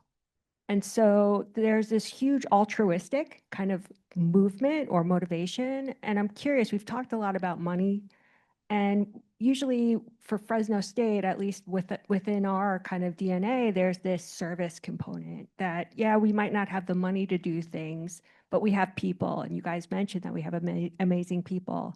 I'm curious if the governor or if California is thinking of something like the Climate Action Corps or something like that. Is there a way to kind of invoke this service component to get a lot of this work done? I think that's a great idea. And I think, one of the things we're thinking about at the department, I think more fully, is what does it mean to do like citizen science and those kinds of things through our public affairs office and our educational component. And I think that's a fantastic idea and one that we should more fully embrace, because not only does it help us get the work done, but it helps us get the word out about the value of water. Yeah, real smart comment. Yeah. Takoa, you want to add something? Yeah, I would say in the community of Allensworth, we have a beginning farmer training program where we have working with community residents and locals that want to learn regenerative agriculture. And we've started that process of creating the next generation of land stewards versus traditional farmer. We also have our project-based learning program where we teach our elementary through high school students around agrivoltaics and different types of solar, what regenerative agriculture looks like. So when they graduate from high school, hopefully they come back and bring that wisdom back to the community and help us grow. We also have an arts and athletics-based learning program in the community where we have one swing in our community. So this is an opportunity for our kids to learn different sports, participate in activities, learn the arts, theater, visual, and these different things. So that's how we're working on it. That is awesome. All the way from there, all the way to college. So help me thank our panelists for a great conversation. You all were amazing. Thank you. You did a great job. And so I would just want to say some closing remarks, but thank you all and hope you join us for the social and they can ask you more questions if they'd like. Thank you.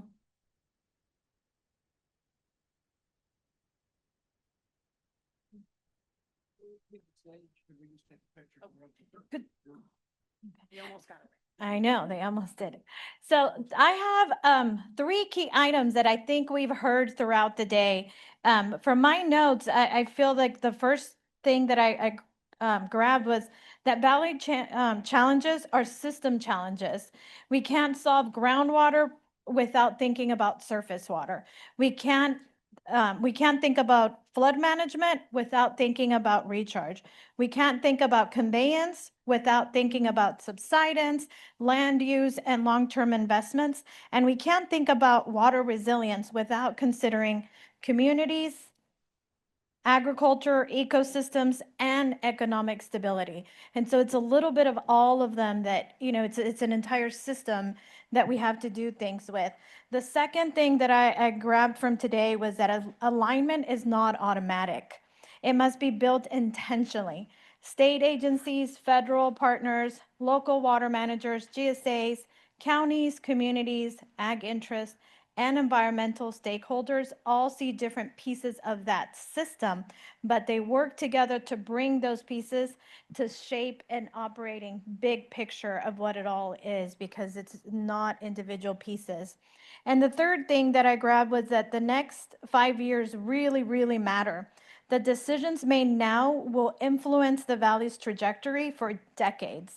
That makes our work even more urgent, but also very possible. Tomorrow, we're going to move from understanding to commitment. We'll ask all of you to help identify priorities, pilot initiatives, regulatory adjustments, policy directions, and potential working groups that can carry this work forward. What we're going to do with all of the findings from tomorrow, or all of the summaries of all of the priorities and items that we all come up with a group, is we're going to create a letter that we're going to send to the governor's office, the Natural Resources Department, agency, as well as the California Department of Water Resources, that all need to hear what you all came up with after seeing hearing about their reports today, and listening to Unified Water Plan. What are all the things that we feel that are the actions that are going to take us to the next level? But I also want to invite you all to stay for the social, because the social is not a separate part of the summit. I think relationships are part of the infrastructure as well. So I hope you stay to have conversations with each other, build trust, communicate, build partnerships, and allow difficult ideas to move from conversations into actions. We have some hors d'oeuvres for you all. We have some wine. Mingle in the room. We have some homework for you. There are some boards right next to each of, oh, I forgot. Can everybody help me thank Leslie and give her a round of applause? She has done such great, amazing work all day. Like, if you think water's hard, try capturing it. Yeah, in all of these items, because we've talked so much today. But also, it is very important that we have some information from you all on how today went. What did you think, so that we can make some improvements for the future? We hope to have another one of this event next year, to see, where are we a year after we made all of these recommendations. So if you could please scan the QR code on the screens and fill out, I think we only have like 4 or 5 quick questions. So if you could do that during the break, that would be amazing. In addition to, if you've noticed, we have some smaller boards next to the big boards. And there's some questions that we would like to get all of your input on. They will be things like, what words or images stand out from that chart? So you'll review that chart, make some notes next to it. What inspires you or makes you hopeful? What still concerns you? What appears to be the central issue or key problem area in this topic? And what is a top priority for action that emerges from this information? So that is going to be related to each individual poster. So they're all around the room. Enjoy some wine and some food, chit chat, write some notes. If you want to draw something on there and compete with Leslie, that's okay too. Not on her board. Yes, no, not on her boards, on the sideboards. But also, I've been cold in here and it is really nice outside. And so there are some cocktail tables outside. They're going to open the door. And so you're welcome to go out there and hang out. You're welcome to stay in here. And we hope you enjoyed all of today. And we hope to see you back tomorrow. Thank you.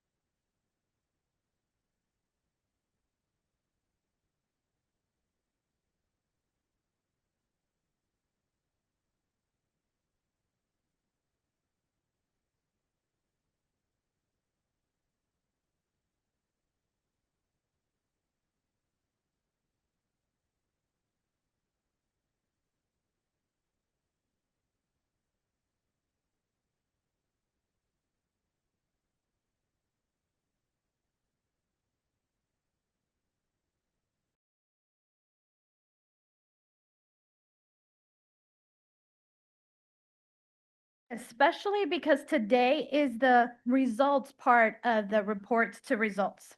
Just a few housekeeping items if you weren't here yesterday. The bathrooms, if you go towards the back, go to the left, first hallway on the left. The restrooms are right there. Wi-Fi, we do have Wi-Fi available for guests. If you scan the QR code on your table, there's instructions on how to get a guest code for today. Also on that, if you scan that QR code, all of the material from the summit is available there. All of the reports that were presented yesterday, all of the links to any of the Unified Water Plan chapters, and in the future, the PowerPoints will be added on there. Also, parking permits, if you logged in your license plate number yesterday, that does not work today. You need a new link today and log in your number once again. So make sure that you don't get a ticket. And before I welcome Fresno State Provost to the stage, I would like to acknowledge that Fresno State resides within the heart of the Central California and the traditional homeland of the Yokuts and Mono people, whose diverse tribal communities share stewardship over the region and maintain vibrant, culturally active lifeways on and off campus. And now for a warm Fresno State welcome and to get us talking about actions and results, I would like to hand over the podium to Fresno State Provost Xuanning Fu.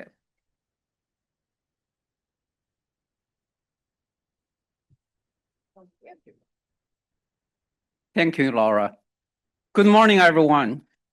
I'm very excited, happy to see all of you. Welcome to day 2 of the San Joaquin Valley Water Resilience Summit. Thank you for returning for day 2. Thank you for bringing your expertise, enthusiasm, and commitment to work with all of us and every resident of the valley to help resolve the water issues. I learned from Laura, I was not here yesterday. Yesterday, the summit focused on understanding the system more clearly. By that, we all know that means who are doing what, which agency, how can we reduce the silos and work together as one family, one group to produce a better tomorrow with everything related to water. Today, the focus of the summit shifts from understanding, insight, idea sharing to actions.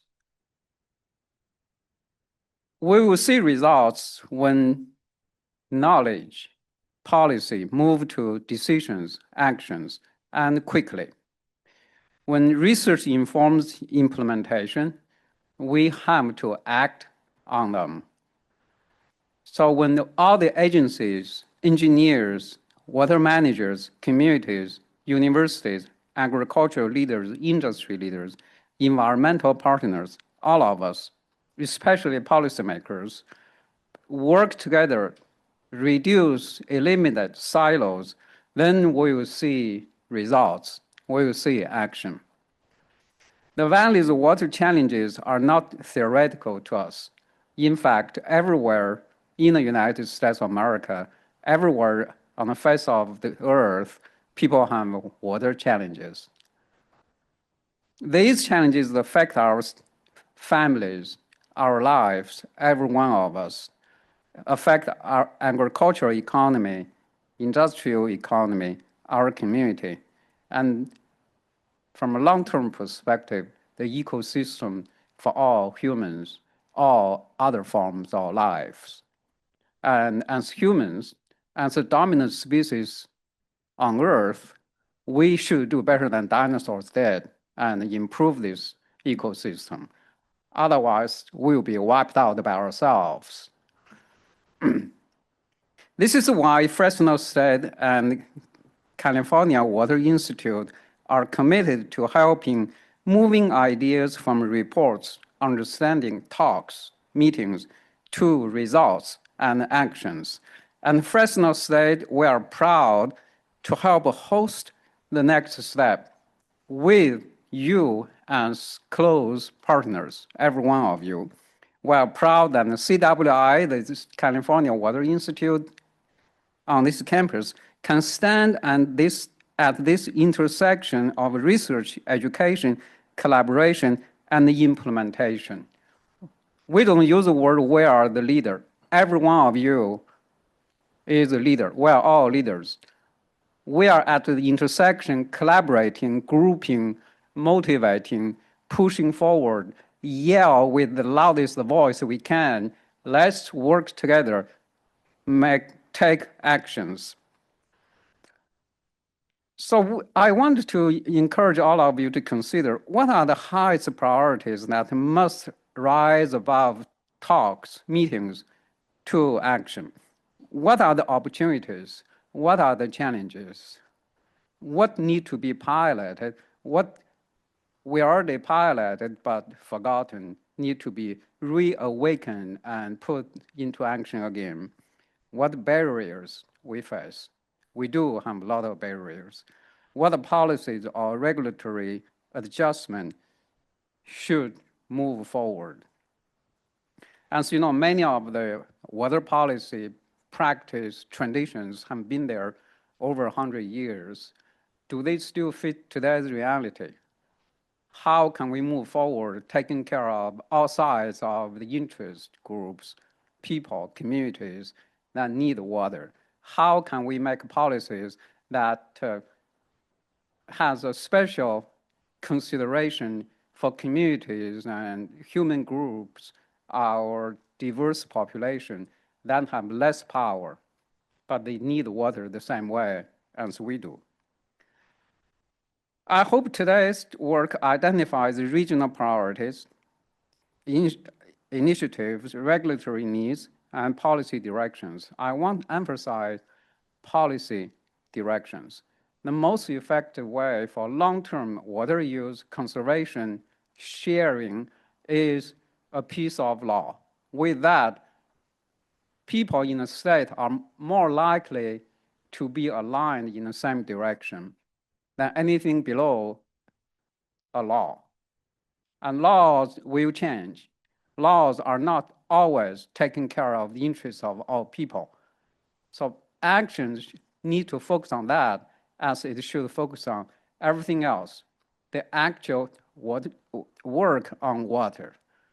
As I chatted with one of the leaders here today, as I chatted with my university colleagues all the time, water issues are people issues. It's not really a water issue. Imagine the earth has no life, the earth will have no water issue.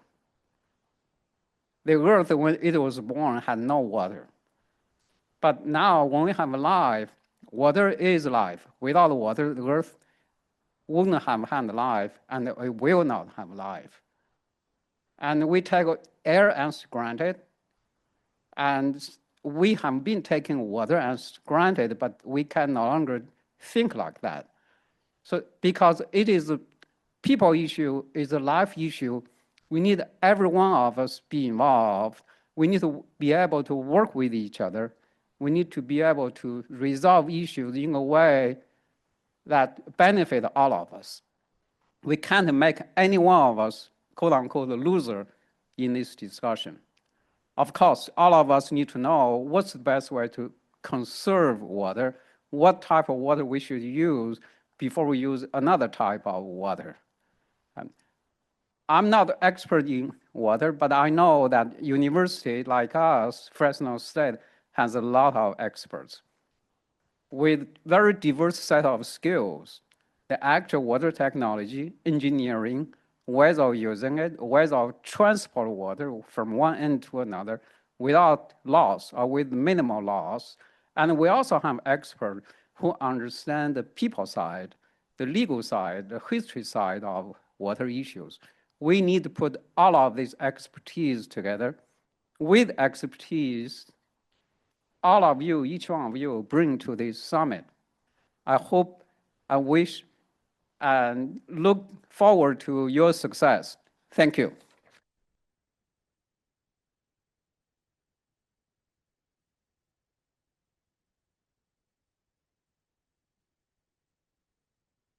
Thank you, Provost Fu, for those welcoming words. And so yesterday we focused on understanding. Today we're going to focus on commitment. We heard a lot yesterday. We heard that the San Joaquin's Valley water future cannot be addressed through isolated efforts. Surface water, groundwater, flood management, conveyance, recharge, land use, infrastructure, regulations, communities, agriculture, and ecosystems are all connected. We also heard that the Valley does not lack information. In fact, we have a strong body of work in front of us. The DWR studies, the Unified Water Plan, the CAP Vision Statement, and the experience of all of you in the room this morning. The question is, what do we do with that information? That is why today is designed very differently. Today is not about passively receiving information. Today is about working together to identify what should happen next. By the end of the day, we want to have greater clarity on several things. What are the top regional priorities that should guide near-term actions? What pilot initiatives could help demonstrate progress? What regulatory or permitting adjustments may be needed to move faster while still protecting the public interest? What policy directions should be elevated? And what working groups or accountability structure are needed to sustain momentum beyond this summit? This is where the California Water Institute can continue to play an important role. CW's mission is to connect academia to the water community to solve water management challenges through education and research. That means we're not here simply to host a meeting. We're here to help connect people, synthesize ideas, support applied research, and help translate what is learned into action. The university can help the Valley in several ways. We can convene across boundaries. We can bring together agencies, districts, researchers, communities, and policymakers in a setting designed for shared problem solving. We can translate research into practical tools. Studies are only useful if they can inform decisions, investments, and implementation. We can support pilot projects with applied research, evaluation, and student and faculty expertise. We can also help document priorities, track progress, so that this conversation does not end when we all leave the room. And we can help prepare the next generation of water leaders, people who understand that the Valley's water future is not one discipline, not one agency, and not one perspective. It's a system. Today, I encourage us to be candid and practical. We do not need generic priorities. We need priorities that are specific enough to guide action. We do not need abstract collaboration. We need structures that tell us who will work on what, by when, and with what support. We do not need perfect agreements on every issue. We need enough alignment to move forward where progress is possible. The tone for today should be constructive urgency. The Valley has real constraints, but it also has extraordinary capacity. All of you in the room represent decades of expertise, technical knowledge, institutional authority, and commitment to this place. Let's use today to turn that capacity into a roadmap. Yesterday helped us see the system. Today, let's decide how to move it. To begin today's work, we're going to focus on collaboration. That word sometimes sounds simple, but in context, it's demanding. Real collaboration means working across jurisdictional boundaries, institutional cultures, funding constraints, regulatory frameworks, and sometimes competing priorities. Our next speaker will help frame what it takes to collaborate without limits, not as a slogan, but as a practical requirement for moving from reports to results. Jason Phillips, the microphone is yours.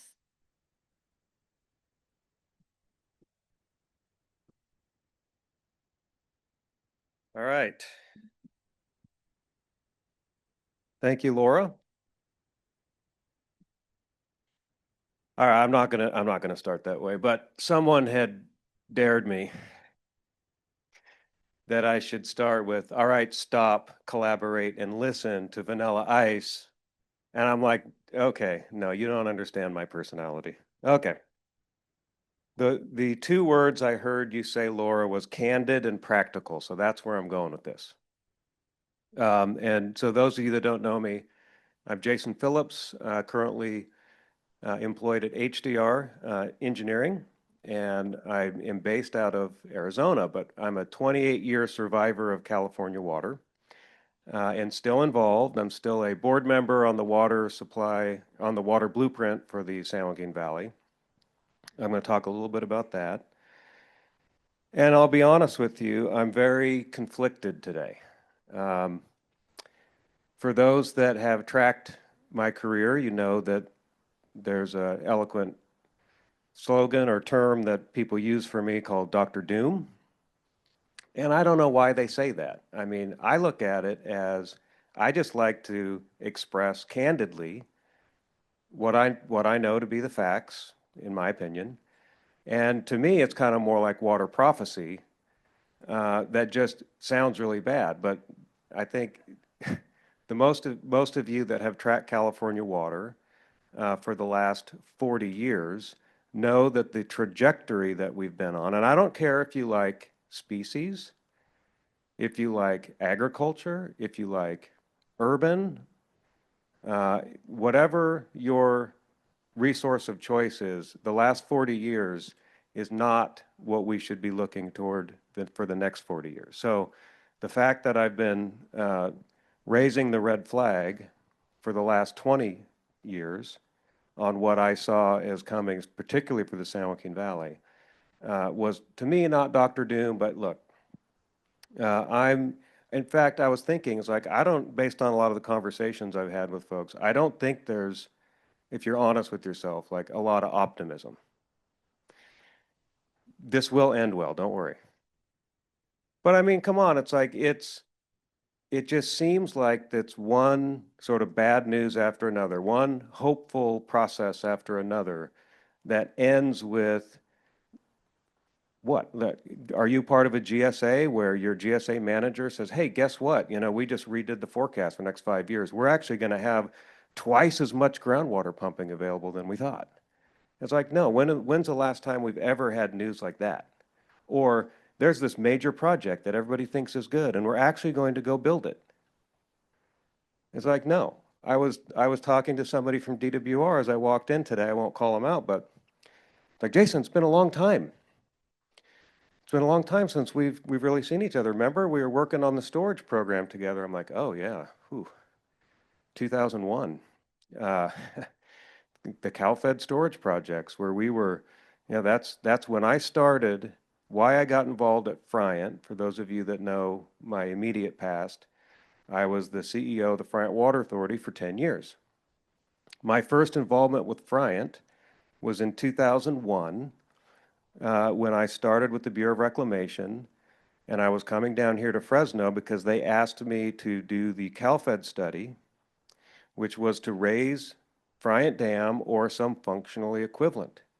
Well, that functionally equivalent came out to be the best alternative was to build Temperance Flat. Well, at least Bill Swanson said it was to build Temperance Flat, so we believe that.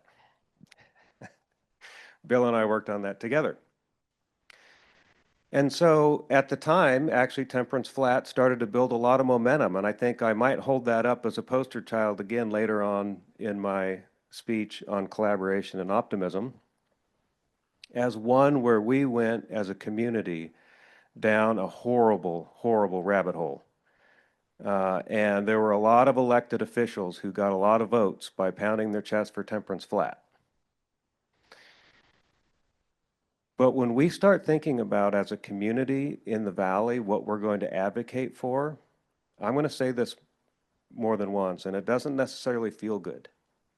But please, if you have any influence to speak to someone as if you speak for the valley, please know what you're talking about. I say that because Temperance Flat's like it is the poster child for like not the project that was going to solve all of our issues, but portrayed for years as the project that would solve all of our issues. Now, I personally think maybe it's a good project. But when we have a time like we have again today, where the outcome of today should be we have a unified voice and we're going to send the state of California, governor, DWR, Natural Resources Agency, what we believe the San Joaquin Valley needs.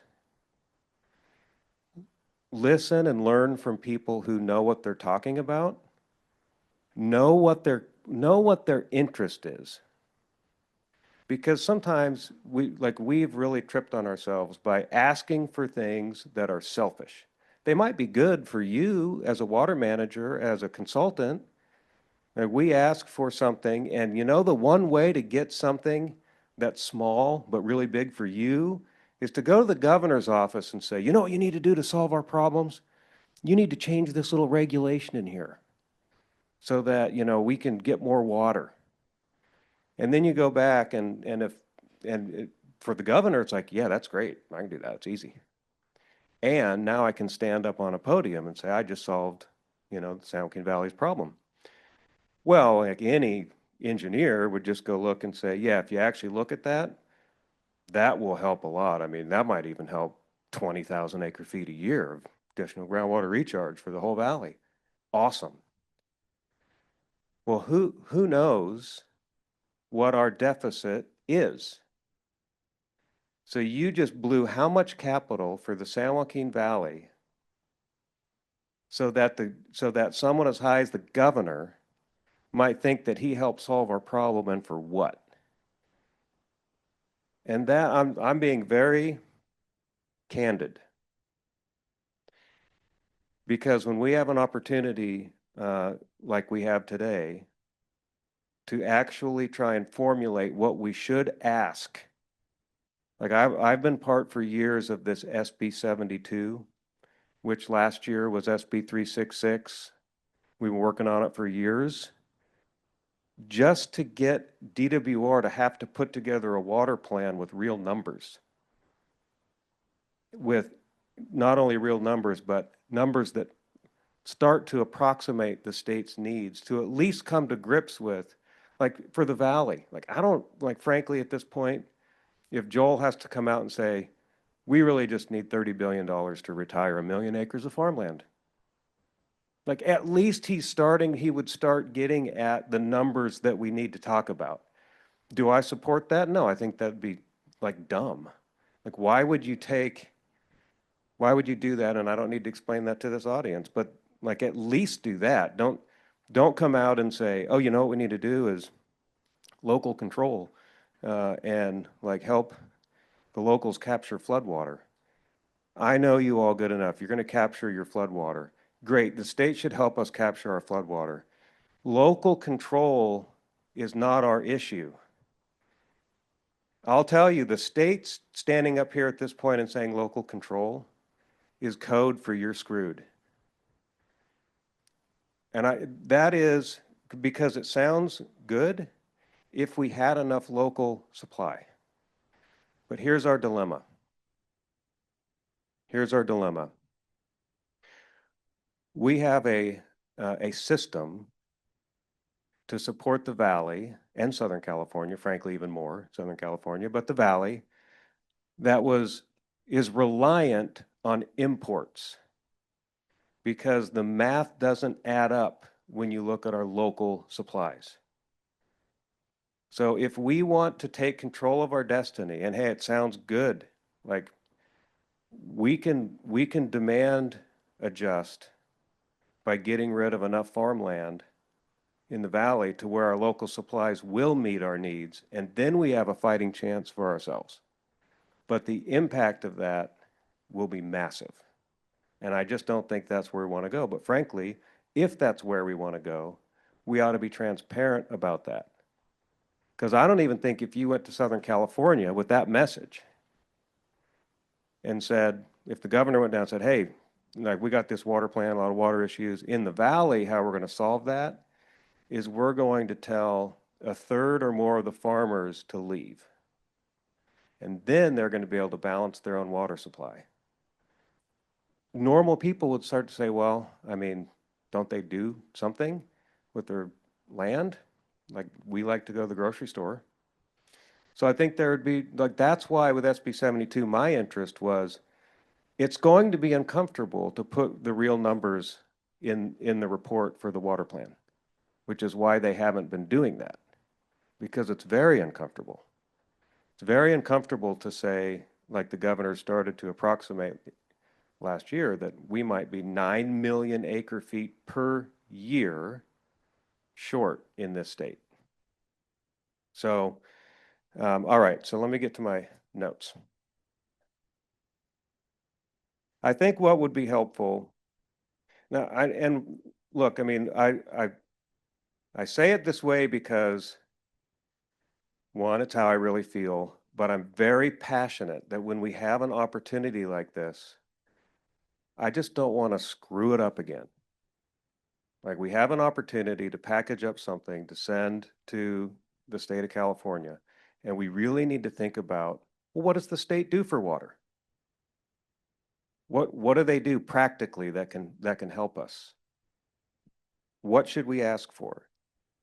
That's what we should be thinking about when we're not, like, feel good stuff is only going to be the demise of the valley, because that it feels good and it feels good to the governor's office will love that. The problem is it's the hard stuff that we need them to start tackling. And so we should really focus today on what the ask should be so that the state, if they want to come meddle in the valley, like, can it be helpful? Like, we do want to be part of one state. Agriculture is a huge economic force in the state, and we should be helping each other out. We need to figure out how to ask the governor how to help us.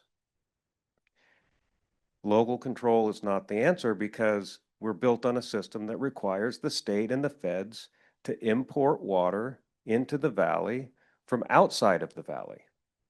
So everybody outside the valley is going to love it if we say, give us local control. Great. Northern California, good. Stay hands off our water. Delta, hands off our water. Governor's office, great, because the hardest issue is the Delta. And that's not part of the San Joaquin Valley. So local control means don't worry about the Delta. So I wanted to talk a little bit about the blueprint, because it relates to what I've said so far as to why in 2018 timeframe we started the water blueprint. And it was when I started at Frion in 2016, and the board of directors at Frion asked me a question. Jason, you have a planning background. You've been in the Bureau of Reclamation for 15 years. You've done work in the Delta, Northern California, San Joaquin Valley, but we have all these projects that are being put in front of us. Sites Reservoir, the tunnels, Ray Shasta, like there's this list of big projects, Ray San Luis, they want us to invest in. What do we invest in? Can you get your team, go out and come back and say, this is what you need to invest in? So we did that. And we came back, and the message that I gave the Frion board at the time was, well, we have some preliminary answers for you. You're not going to like it. Number one, the problem we have in the valley, and because we were reading some of the PPIC work, we did some of our own analysis and said we are somewhere on the order of 2 million to 4 million acre feet per year short in the valley, not in the Frion division, but in the valley as a whole. So the hole is big. In fact, in critical dry years, when we have zero allocation on the west side, we're probably about 8 million acre feet of groundwater overdraft. That's a big hole. That's why the ground sinks, right? So it all makes sense. So, okay, so that gets to what do you invest in? Well, let's take Temperance Flat, which is in 2016, everybody's pet project, people getting elected saying they support Temperance Flat. The yield on Temperance Flat is 110,000 acre feet per year for $3 billion of that. It's probably way more now. 110,000 acre feet is a good amount of water. But people are going saying this is going to solve our valley's problems when it's 2 to 4 million acre feet. So how's that possible? That's just a classic case of you don't know what you're asking for. You have people speaking for the valley that don't know what they're talking about. But it's too hard politically to tell them to shut up and sit down and let's have real people who know what they're talking about help guide the process. And then on the other side, you have people who actually have great water rights and they're fine.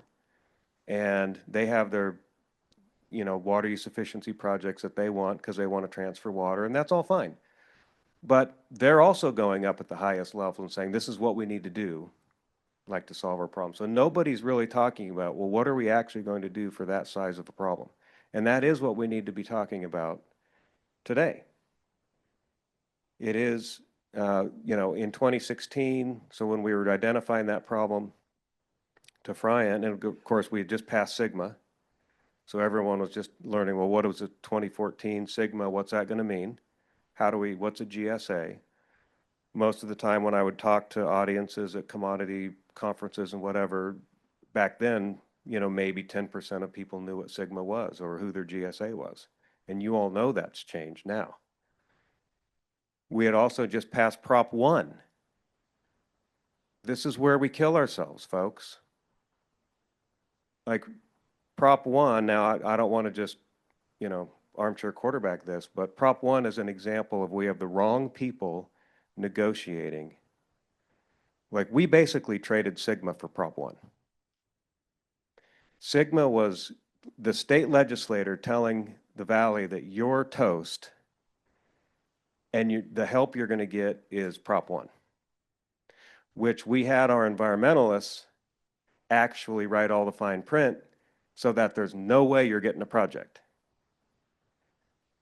And if you do, it's all going to be dedicated to the environment, which that water is new water to the environment. It's not even factored in to your current deficit. So now we complain that Prop 1 didn't result in anything. Well, I'm just saying again, and it's not fair of me to look back. I wasn't a negotiator. But if you look at most of the things we negotiate, who speaks for the Valley? Who speaks for the Valley? Who from us? Like, who cares about, like, the state legislature and the governor for Prop 1? Like, they're all gone now anyway. But who's accountable here? Like, we all agreed to it. Like, we helped pass the thing. That's a big thing in my notes here. Who's accountable for our failures here? So when I went back to the Friant board, I said, we got a big problem. There isn't a solution on the table that even has the same order of magnitude of the problem. And even if it did, we can't just go build it because we're going to need a massive partnership. Because we can't just, Friant, go build, I don't know, Sites Reservoir and take all the water. And so I said, we really need to have a coalition within the Valley because it just, like, we don't have a team of people that are trying to speak for the Valley. You have Friant that speaks for Friant, Westlands for Westlands, Kern for Kern, Kings River for Kings River, Exchangers for Exchangers. You just think that the sum of those parts are going to be our solution? And then what I noticed was, and when I go to DC or Sacramento and I hear what Westlands is saying and Friant, we're saying this and they're saying that, they're different things. So I was like, if nothing else, if we get asked the question, like we're asked today, what does the Valley need? Can we at least have one answer? Or can somebody be held accountable if we can't capitalize on it?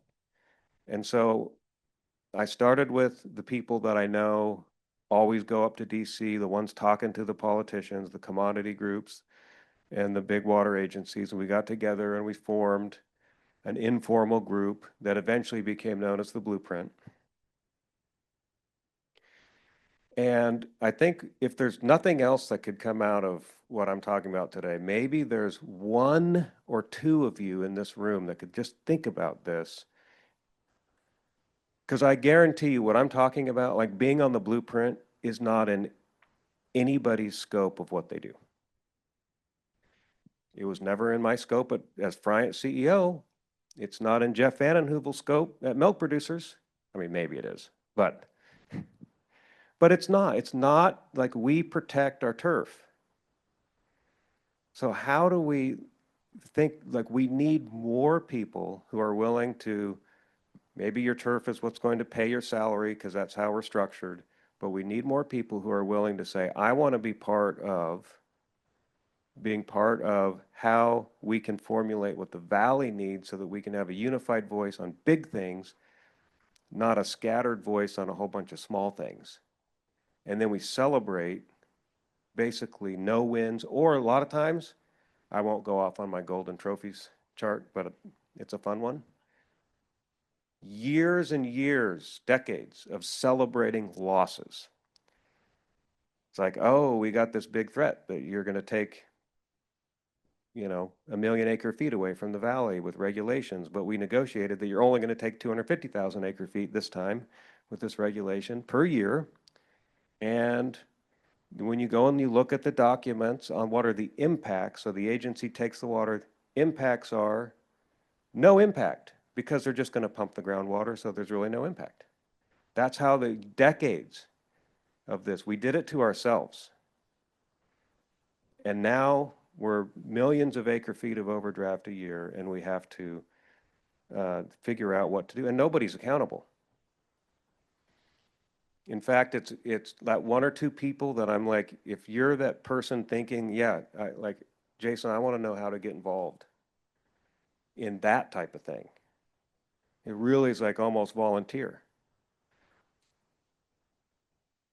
But you really have to think about how you kind of organize the valley as a whole about what matters, not asking for small things. But I mean, it's difficult because you still need to ask for the small things.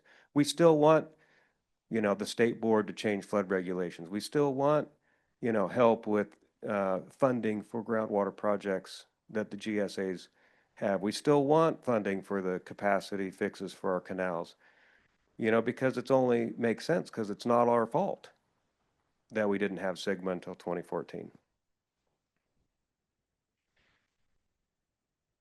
I got off track. But I covered a lot of this. So in these next exercises, as we go around, I mean, the purpose for today, and we don't need, like, it's great to have such a big group helping on this, but if we could get today enough people talking about, like, what is it that can matter? Aaron Fukuda and I already talked, and he knows that I already have the letter drafted to the governor. So good luck with today, and then he's going to just send this letter. I'm kidding. He did say that, but. So I asked Joel Metzger, what do you want? Like, what do you want from the group today after we work through this? What can I say? He says, the state really wants to have pressure put on it with a unified voice. They want that. And that makes sense. It makes sense. If they're going to do something big, the only way they will do it is if there's something big that they get as an ask. So think about what the state does as we think about what to ask from the state. Yes, the state does have, you know, water rights regulations, and those are important. A lot of that's internal fighting. But I like to think of things in two buckets. And this is kind of a gruesome way to characterize it, but it's just the way I think about it. If you're on an island with 1,000 people and that island can only support 600, and in 5 years from now, if you don't have more resources, 400 are gone. You're going to find people get into two buckets. You're either in the bucket of you want to be in the 600 or you want to be finding a way to get more resources. So anything that's keep it local, you're wanting to be in the 600, and that's fine. I don't blame you. We should do that. We should have 600, maybe 700 here reliably. And I know people will argue about the numbers. I will guarantee you we will not organize ourselves in a way perfectly so that, well, we really, you know, it's only 20% would have to go. Like, trust me, this is headed for a train wreck for how we're retiring land right now. There's no organization to it. It will be 40% if we don't change something about the water that's imported. So you're either part of that or you're part of the 400. You could be part of the 400 desperate because you know you're on the outs. Or you're part of being part of the blueprint. Like, why was Jason Phillips so adamant on the blueprint for Friant? Like, Friant water, like, we're the haves. Like, everyone talks about the haves and the have-nots. Friant has a good supply. Now, there's different among the contractors. But because it's the right thing to do, and it occurred to me that if it's not us now, it'll be us later. Like, if we just say, hey, if we go down to 600, we're fine, and do that, you don't think it's going to be much longer before, well, you could probably go to 500. Like, these fish, they're still flailing over here. They need more water. So what does the state do that's actually a big magnitude? Well, when we're not paying attention, and there's a 40-year-old regulation that's during a flood peak, and there's 100,000 cubic feet per second. Like, I don't care what district you're part of, that's more water than you take at a time. 100,000 CFS going out to the ocean. And there's actually some archaic regulation that says, and you need to reduce pumping in the Delta. And there's no fish being impacted. Okay, that's something the state does.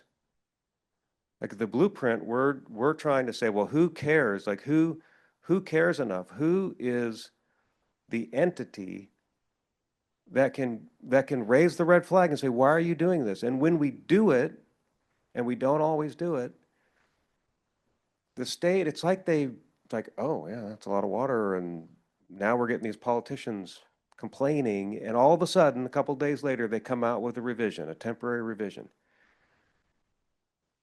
And I know the environmental community feels like, and if I were in their shoes, I'd feel the same. Hey, we fought really hard for that formula 40 years ago. But it ain't working, and we could do better. So there's something the state does that if you change something for 4 days, you actually have almost 1 million acre feet of water for 5 days. So you can make a difference with that. You're not going to make a difference with a local reservoir.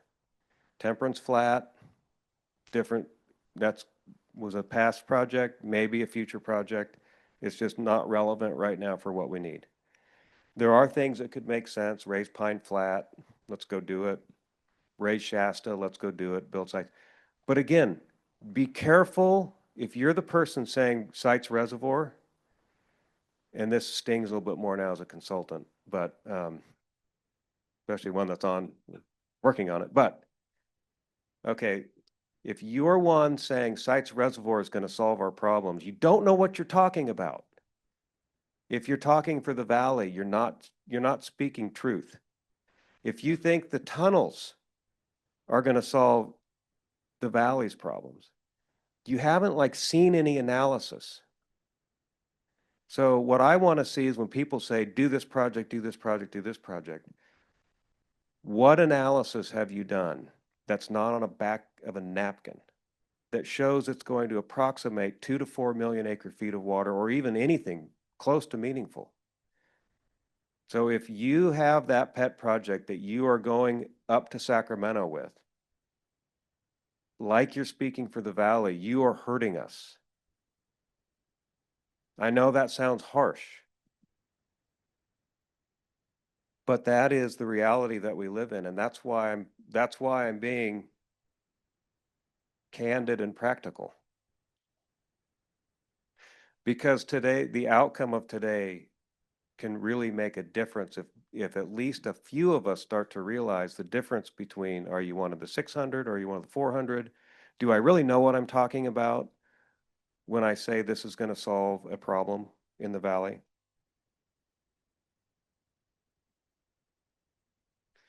And if we really want to go down the path of we want to control local, we want to be local supply, if we want to go down the path of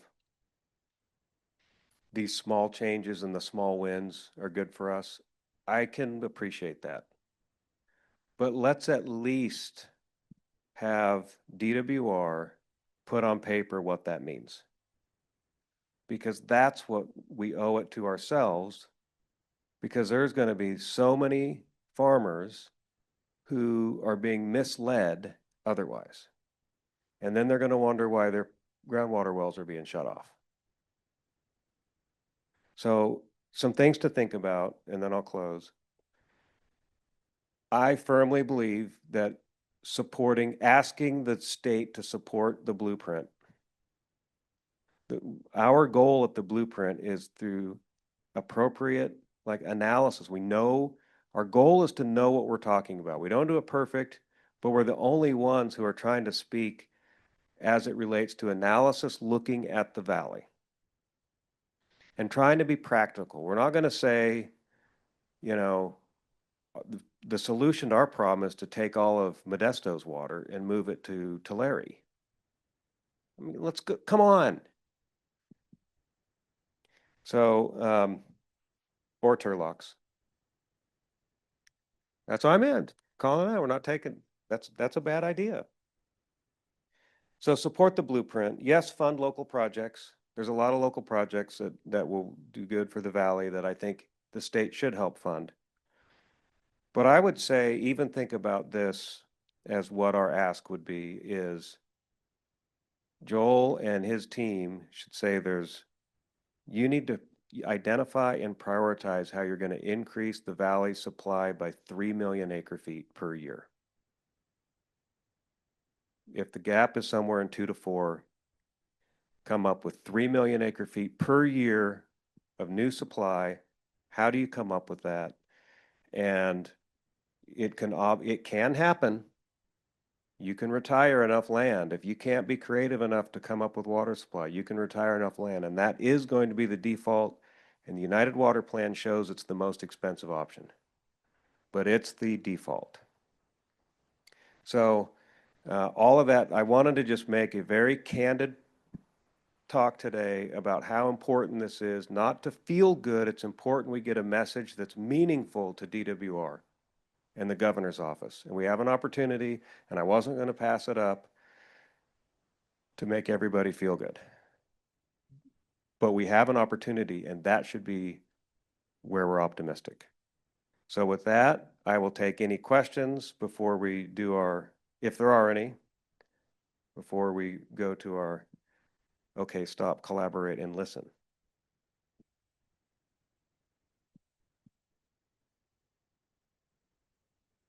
Okay, thank you.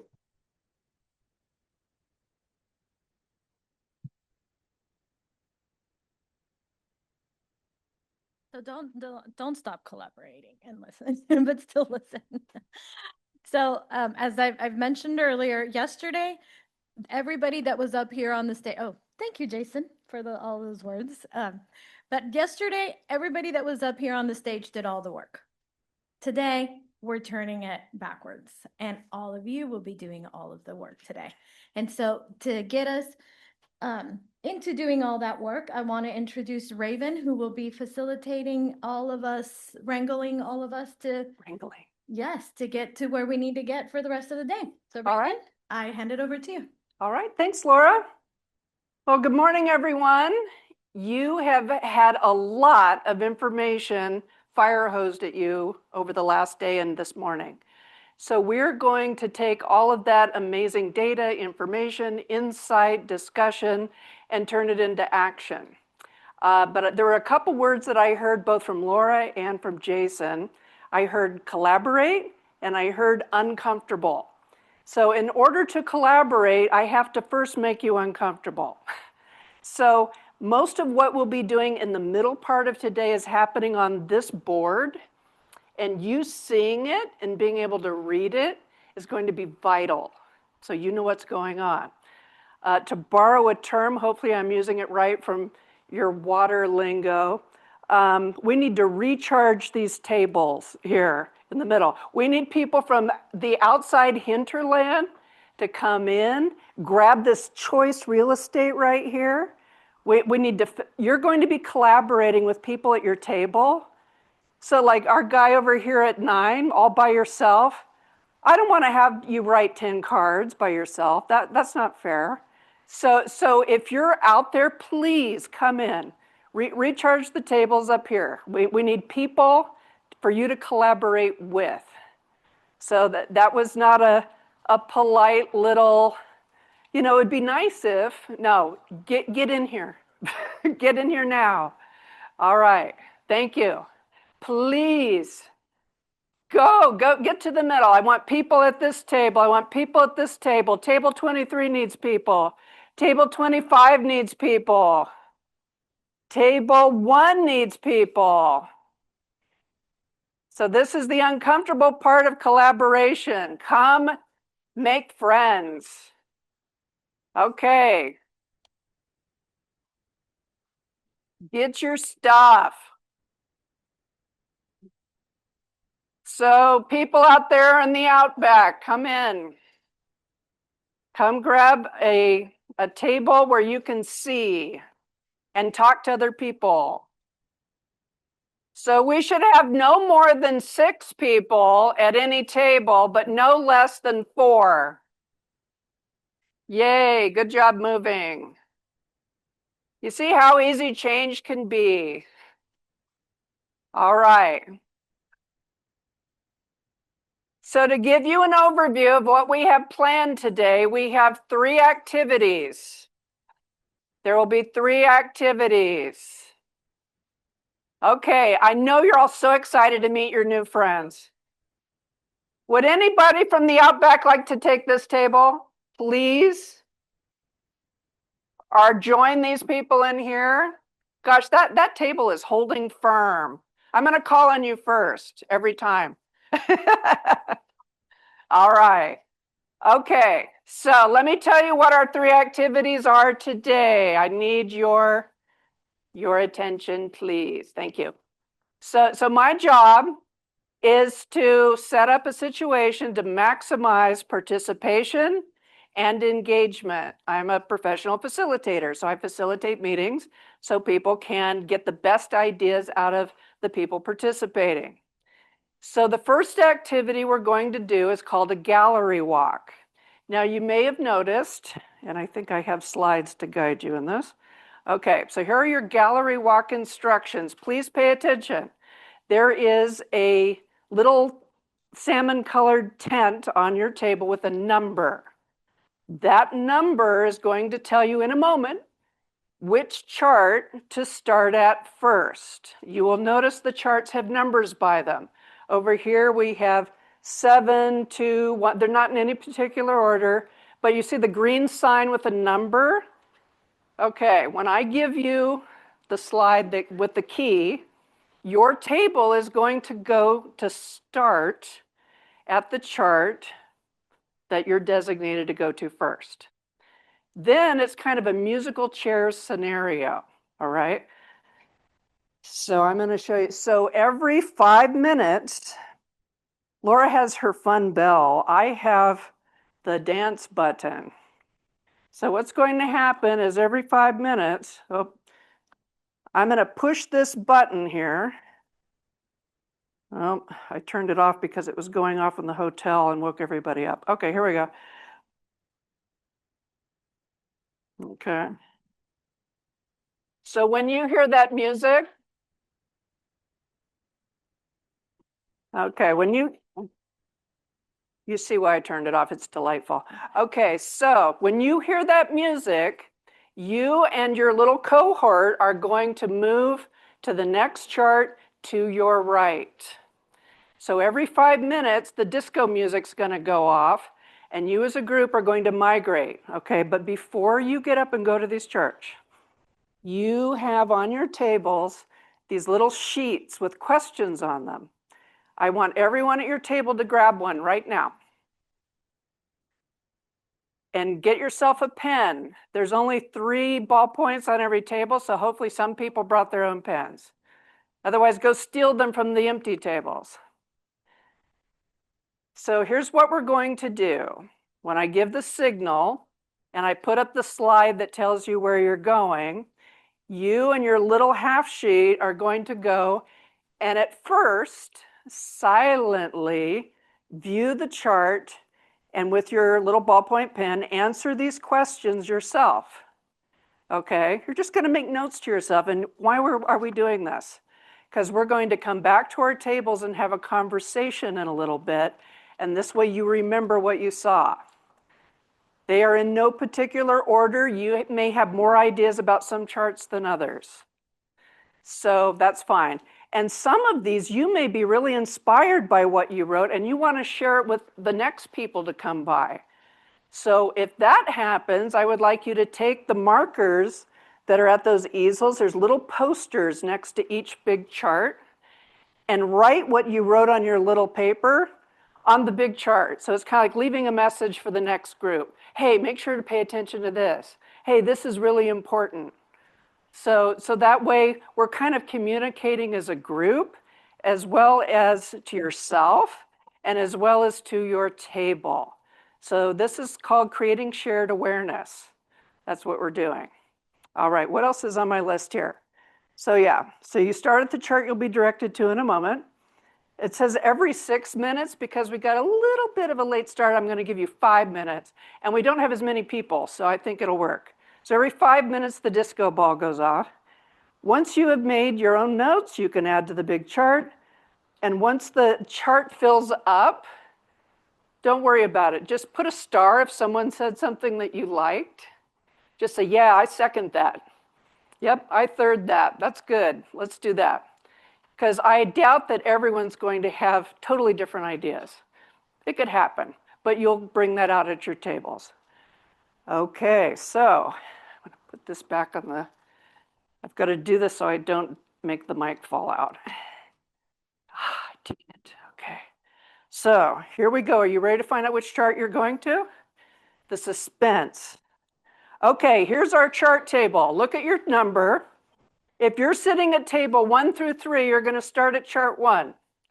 If you're sitting in tables 4 through 6, start at chart 2. Tables 7 through 9, chart 3. Tables 10 through 12, chart 4. 13 to 15, chart 5. 16 to 18, chart 6. 19 to 21, chart 7. And if you got in 22 to 25, you just go where you want. All right, let's go. I'm going to start the 5-minute timer once I see people in front of walls.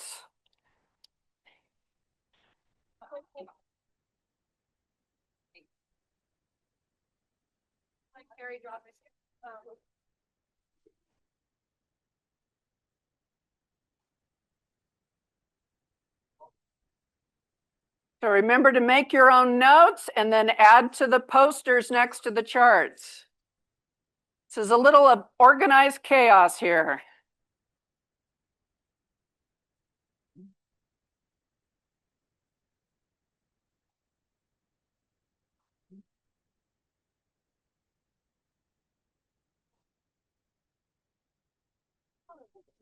Hello. Sheet for all of them? Yes, so write small. And be selective about what you write. Or be selective. Or if you really, have a lot, you can grab an extra sheet. We have extra. Hi. Yes. Want to announce that one chart is, or the one paper half sheet is for all the charts. Yes, thank you. Okay, I have just had a question I suspect is on everyone's mind. That chart that you have, the mini one, this is for all the charts. So write small and be selective. Or go to the empty tables and get another sheet if you really have a lot to say.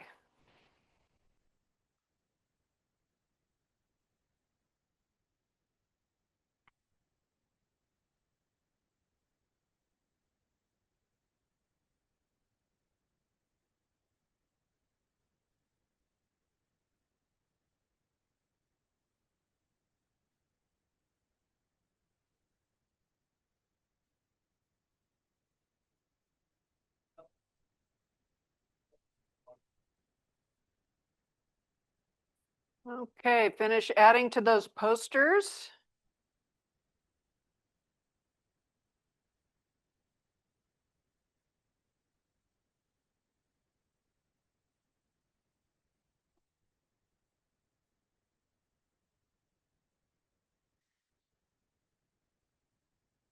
So the next time I set off the music, I'd like you to return to your seats, please.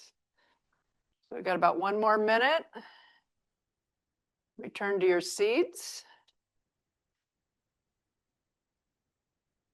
And I'm begging you, if there's fewer than 4 people at that table, please move to join them. All of our processes today require group collaboration. We cannot have 1 or 2 people sitting there doing all the work. Okay, I'm gonna fire off the music we're gonna be done with soon. I know you're happy. Okay, this is the musical chairs. Get your seat before someone takes it.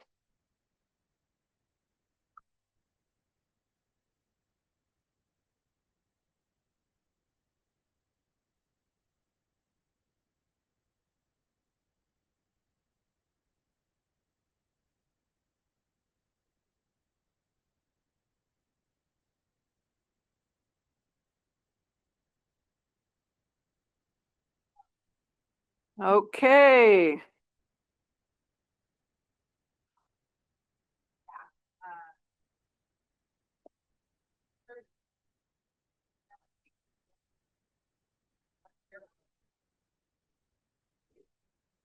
So I want to strike while the iron is hot and all that information is fresh in your heads.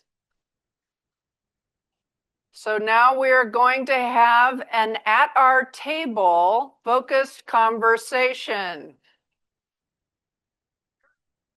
And all the questions we're going to answer are on the sheets you filled out notes to.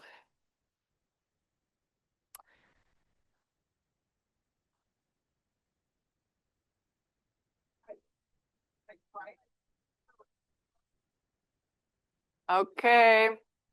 Please find your seats, and I need your attention soon. I want to give you a break before the next activity, so the speed of this process impacts the length of your break. Thank you. I'll borrow that. Can I borrow Laura's magic bell? She's already set up the Pavlovian response. Okay, disco music's for moving to church. Bells are for pay attention. Here is what we're going to do. On the monitor, you will notice the first question. So here's what we're going to do. At your tables, starting with the person who has the longest hair. At your tables, can we have, I have instructions, and if we're all talking, we can't hear them. Thank you. All right, so starting with the person who has the longest hair, we'll have different criteria for each question. And going clockwise around your table, I want each person at your table to share just one word or image that stood out from all the charts. So this is like the greatest hits round, okay?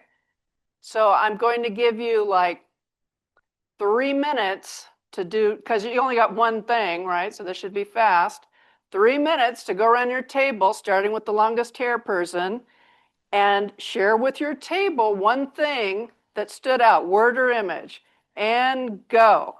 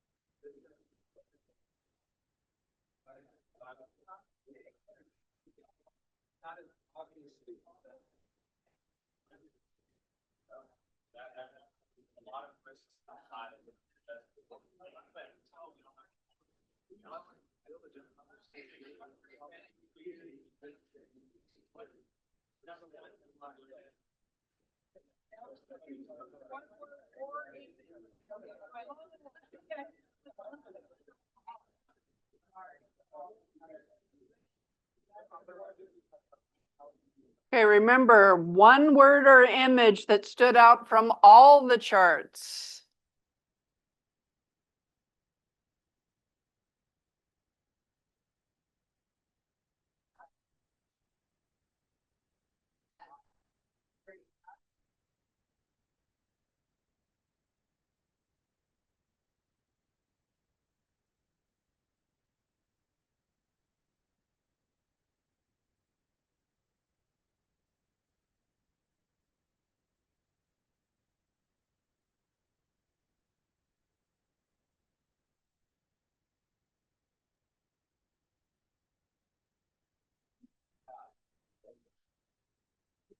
Okay, 1 minute remaining for the shares for question one and only question one.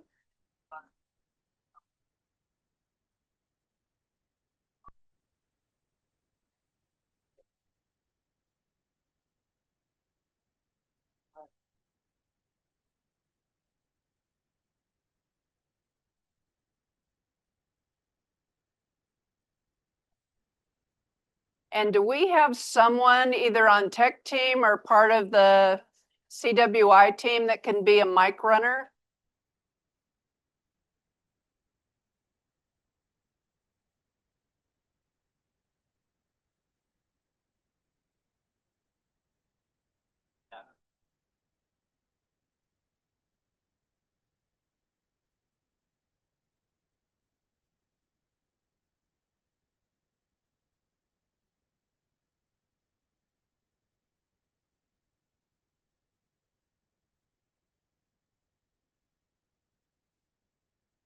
Okay, we are going to, once we get someone in the room that can be the mic runner. Yay, we have two. Come on down, ladies. All right, we have mics. Do you know where to get them? You know about the green button? Okay, so here's what we're going to do. I just want 3 report outs.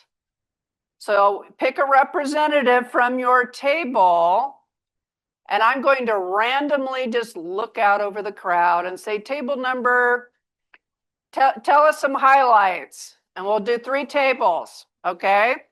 So be ready, it could be you. All right. Now I promised table 11 would get called on first in the hinterland. So we are going to send the mic. Table 11, could you share with us some of the highlights from question 1?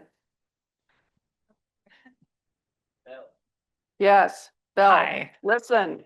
So our highlights include the need for data, alignment, and outdated regulations, needing to come to alignment among multiple parties and having outdated regulations, developing a portfolio of projects, as well as sort of some gap with flood control and not looking at flood infrastructure and flood funding necessities. So wanting the water, but not necessarily putting in what we need for flood control. Thank you. All right, let's give it up for table 11. Yes. Okay, I spy table 14 in the back, so prepare to share some highlights. Table 14, over here. Tell us your highlights, please. And let's have quiet so we can hear them.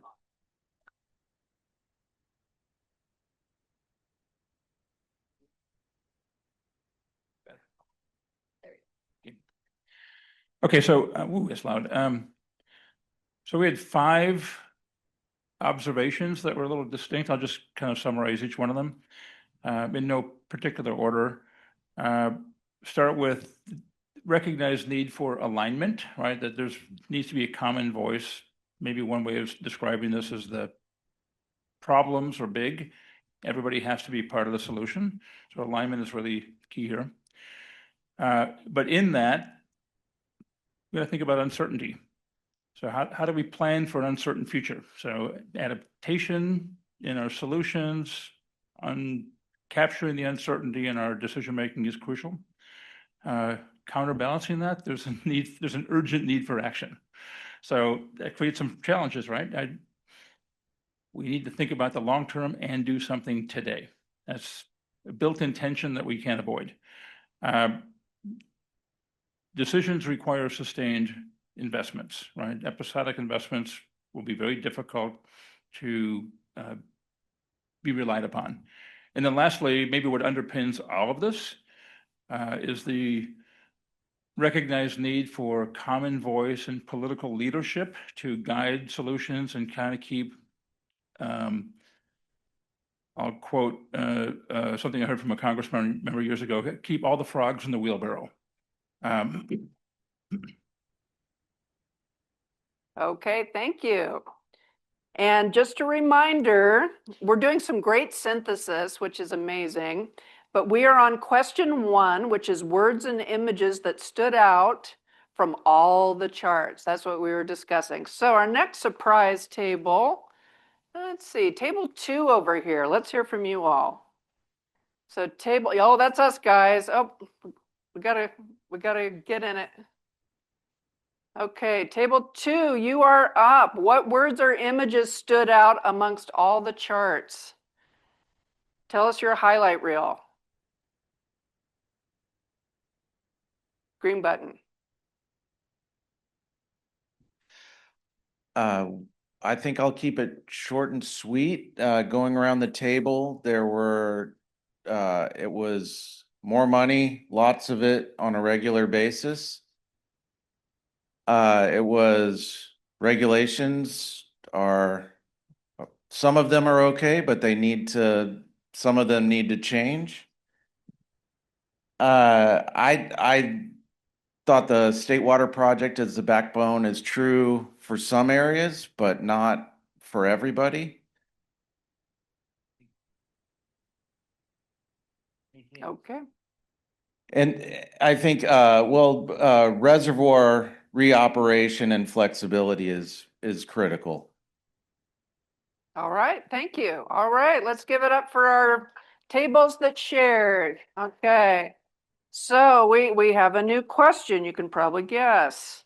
So this time we are starting with the person who has the next birthday at your table. And before you all figure that out, we're going clockwise again, and you're going to share one thing that inspires you or makes you hopeful, and one thing that still concerns you. So as you go around, say, this inspires me, this concerns me, this inspires me, this concerns me. And starting with the next birthday, 3 minutes to discuss.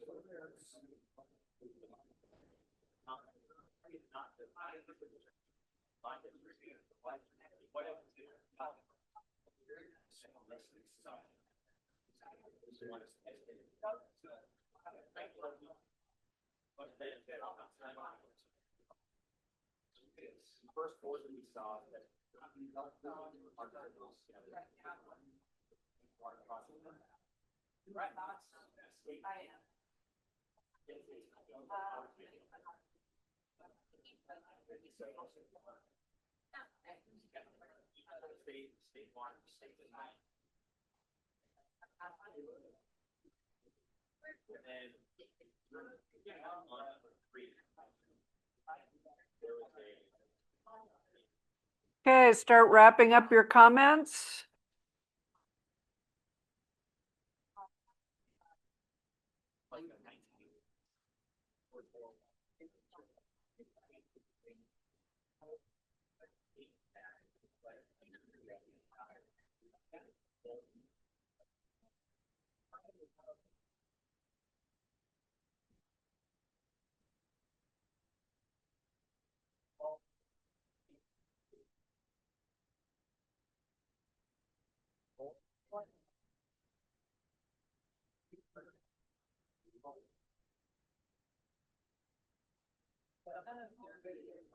Okay, I'm going to call you back.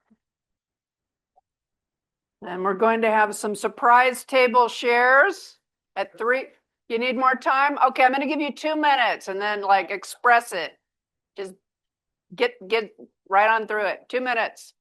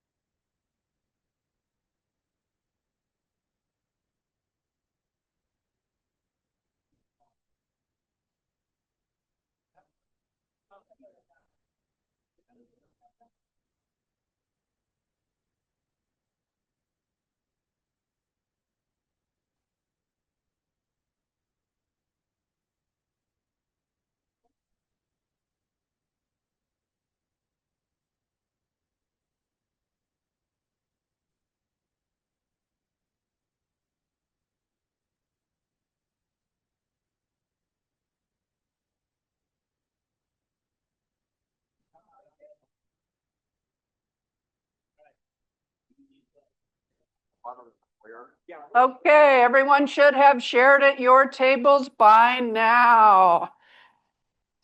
So here's what we're gonna do. Who's the lucky table? Let's see. 19, have we heard from you? Table 19? Okay, would someone like to give us the highlights? Start with what inspires you, then tell us what concerns you, table 19. Let's all listen. All right, so this is table 19. What inspires us is that there is a plan. There is a plan and there's momentum to implement a plan. Also, there are a lot of important, good conversations happening. That is also very inspiring. And then also, one really good point is that we have a better understanding of climate change. And that really is getting us here together. That's bringing conversations. And also, we have a lot of talks about resiliency. Some concerns, obviously, is funding. Funding is a big concern. And also in the next 5 years or so, there's a lot of urgency that is very concerning. The urgency to do all of the work that is necessary to achieve resilient water management. And also the status quo that there's a lot of people not on board really not getting on board with managing water in a resilient way. Also, the fact that there is degrading systems, infrastructure that needs to be replaced, inadequate, outdated, and also that there is challenges with a governance model that incorporates all the users. Okay, thank you. Let's go. I have to get out in the audience to see your table numbers.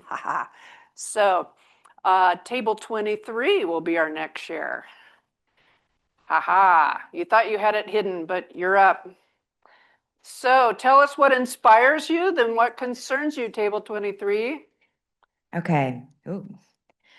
All right. So on the hopeful side, we talked a lot about innovation, particularly in agricultural practices, right? There are options on the table where we can, double the value of ag with farming on less acreage, or approaching agriculture in new ways and really thinking about new economies. We talked about a strength is the diversity of interests represented here, and that there is clarity on the big choices that we need to make.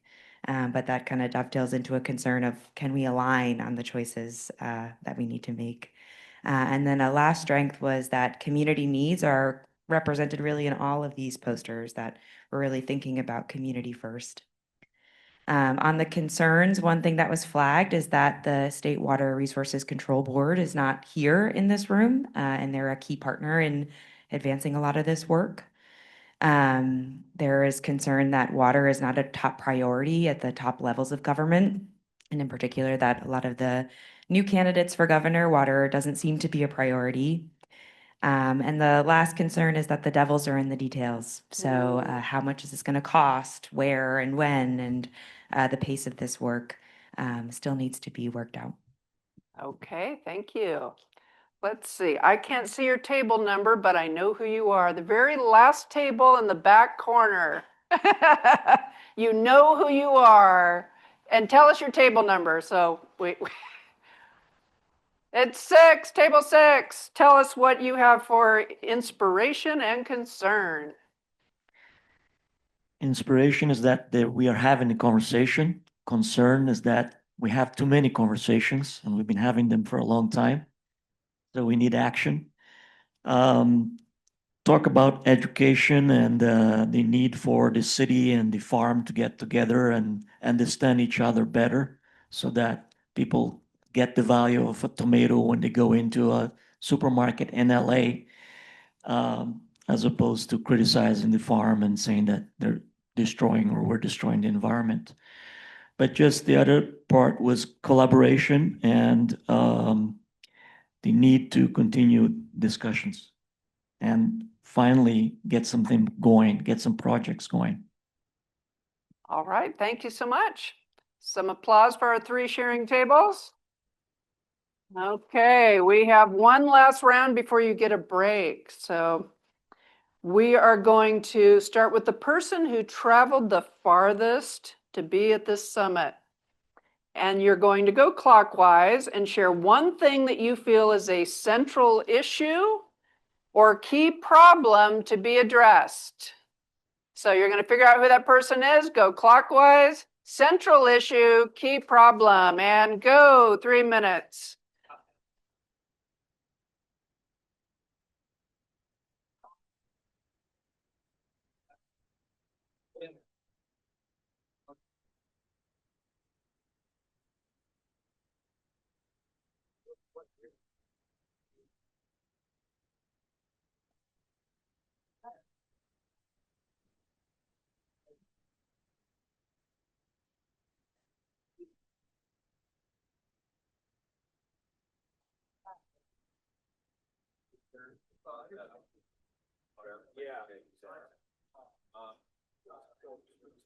I think the central issue is scale.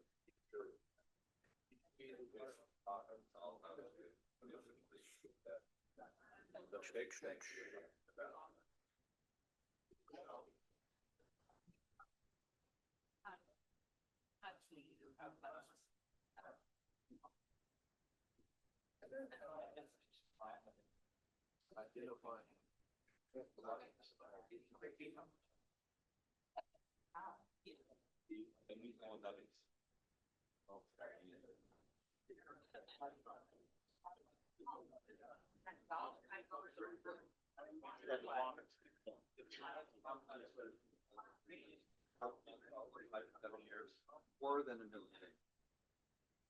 Million of years. So, that was like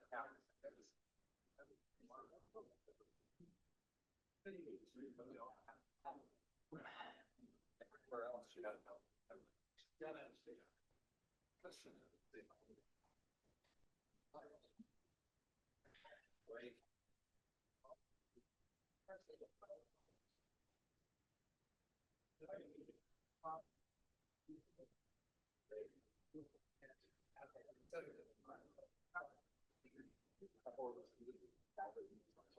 Well, I think that's a good concept.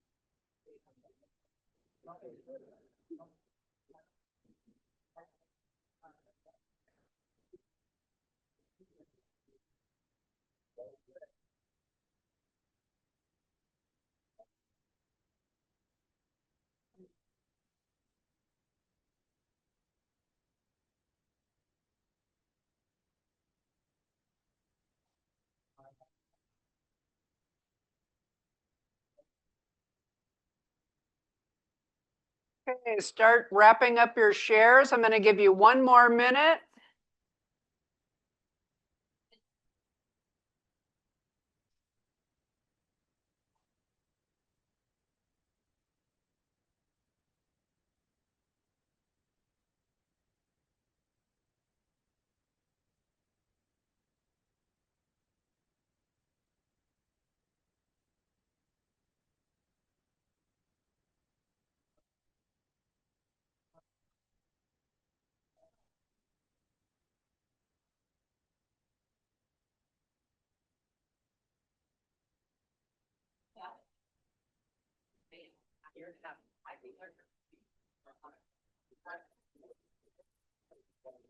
Okay, I have already selected the lucky tables to share.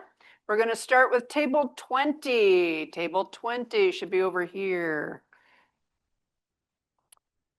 All right, let's tell us about central issue or key problem.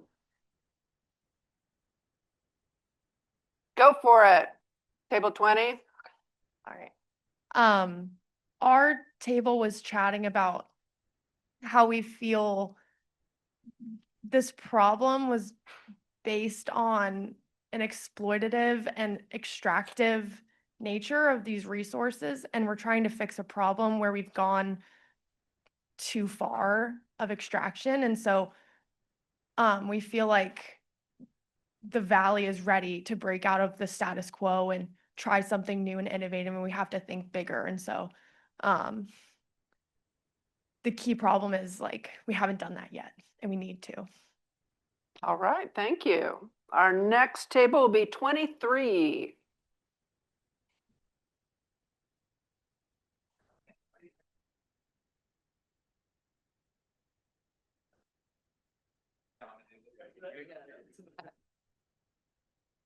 So we think the central issue really is adapting to climate change. We have a supply and demand gap, but really what will get us out of this is some economic organization. It's just a matter of figuring out how the rules around that will benefit most of the participants. movement we have down here, moving from partnership to pilot to scale, I think is really finding that, but I think the economics will unlock that, or we think that. And then a good coined phrase here from somebody else earlier, money for new projects is easier than new money for old projects. It's kind of a catchy truth here, unfortunately. All right, thank you. And finally, let's hear from table 5. Oh no, it's us. Table 5. We had a lot of conversations, central issues. Okay, I'm just gonna say, we think that one of the key challenges is that we kind of oftentimes like dance around uncomfortable truths and hard realities. And if we were more willing to be very frank and put cards on the table, like we have this goal and this is not working and explicitly why, or getting, I think, more serious about things like demand management and ripping those Band-Aids off and then getting out of that problem space identifying, it would move us quicker into solutions and a space where we can collaborate more and give communities time to adapt and adjust to this new reality. But sometimes we are like kind of weenies about it. And so that was our kind of core problem. All right, thank you. Okay, let's hear it for our 3 tables. All right, let me tell you what's up. Hold on, you had that 4th question, right? We're not going to do that right now. It's going to be the core of our next workshop. So we will get to that after a nice little break. We're just a wee bit behind, so we are going to take a 10-minute break, and I'd like you back. It'll be a little more than 10 minutes. Let's go 11 a.m. sharp back in your seats. 11 a.m. sharp back in your seats. So we'll see you at 11.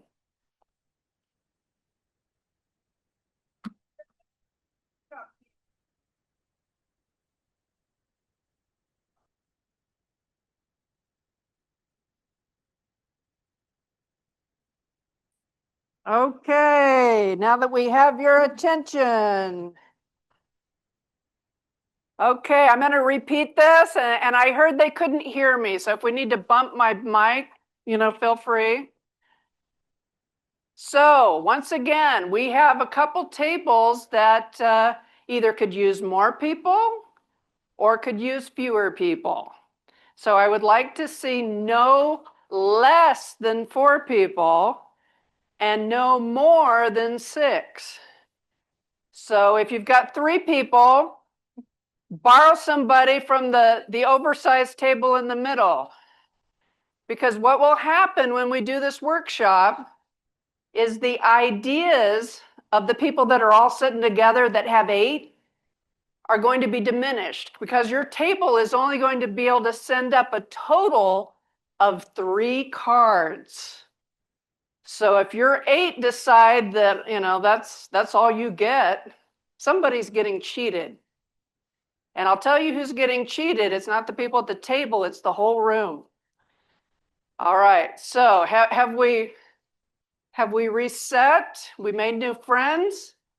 All right, let me tell you what we're about to do. Remember I said question 5 will be the basis of this next workshop. So this is called a consensus workshop. And the way it's structured is so that we get input from everybody.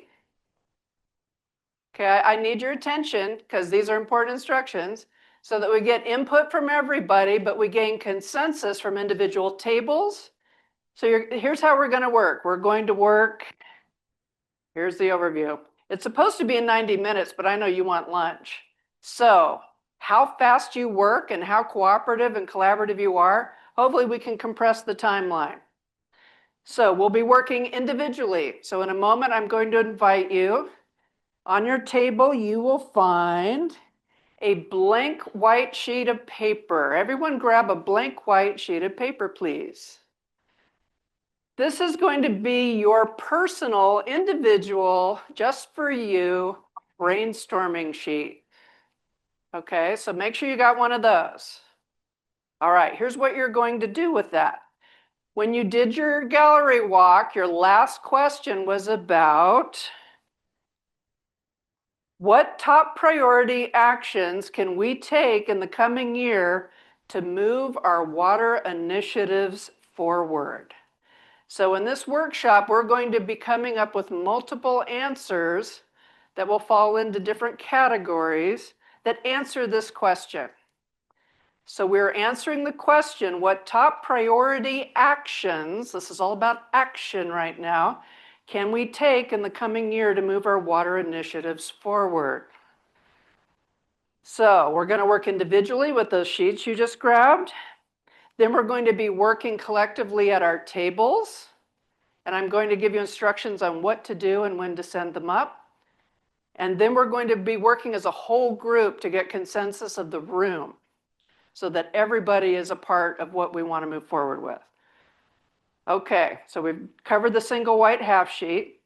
So now what I'd like you to do is silently write down 5 ideas that answer that question. Individually, just you, silently, 5 ideas that answer the question, what top priority actions can we take in the coming year to move our water initiatives forward?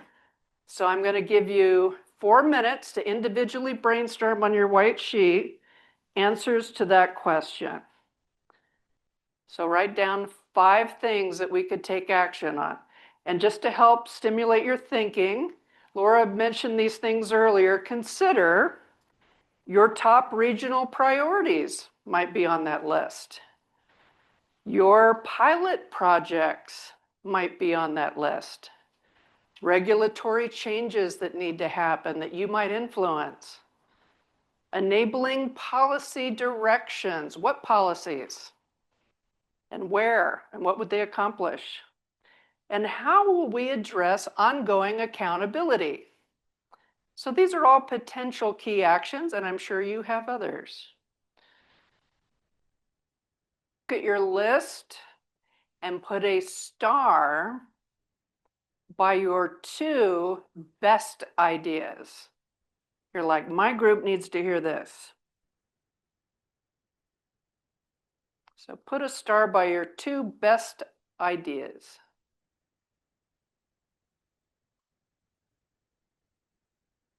Okay, in a minute we're going to start discussing at tables, but before I cut you loose for that, there's important instructions. So we're going to go around and share like we've been doing. So at your table, you're going to select one person to lead the conversation. We're going to select another person to be a scribe, and they're going to take notes while people share. Then you're only going to share those top 2 starred items as you go around your table. And as everyone shares, the scribe writes those notes down. Then you're going to go back to what the scribe wrote. And as a table, you're going to choose your top 3. Now you see why I dispersed you? If you only get 3, you want to make them count. So yeah, pick someone who can write well. The other important thing about what we'll be doing, when you do those top 3, you're going to make some cards. You see those white half sheets? They're like your brainstorm. Everyone get this? Hello? Everyone get this? This is really important. You are going to put only 1 idea per card. No doctoral dissertations, no paragraphs, no bullet points. Okay, 1 idea of your 3 will go on each card. You're only going to use 3 to 7 words. Again, no dissertations. And you're going to write big. Let me check with our very helpful microphone helpers in the back. Can you ladies read those cards from where you are? These right here. Can you read them? No, I can't. Okay. So let me ask you, you see this wonderful real estate right here? And this over here, this table, that table. If you need to see the board better to participate, please, as a group, make a decision to get closer. It really does make this go better. That whole table's empty. We've got 1, 2, 3 empty tables that are easy to read. So the other reason why you need to write big is to give people a good opportunity to be able to read the ideas. So just trying to make this easier. By the way, the word facilitator, the facile part, does anyone know the root of that word? It means to make easy. Help me make this easy for you. I'm trying to facilitate ease. So if you don't know what's going on, you had your chance. Okay, so here's what we're doing. Hi, oh, I'm on camera, lovely. Okay, so are we gonna use that so people can see what's going on? Oh, aren't you guys smart? I love that. Okay, that will help later. Okay, so here's what we're going to do. You're going to pick your table facilitator. You're going to share your top 2 start ideas. After everyone shares and your scribe's written them down, you're going to pick 3 to share with the entire room. And you're going to do this with them, okay? And then I'm going to send the same gals with the mics to come around and collect your cards. So when you've written up your 3 cards, you're going to hold one up that's going to be your clearest idea, and that will be round 1. Okay?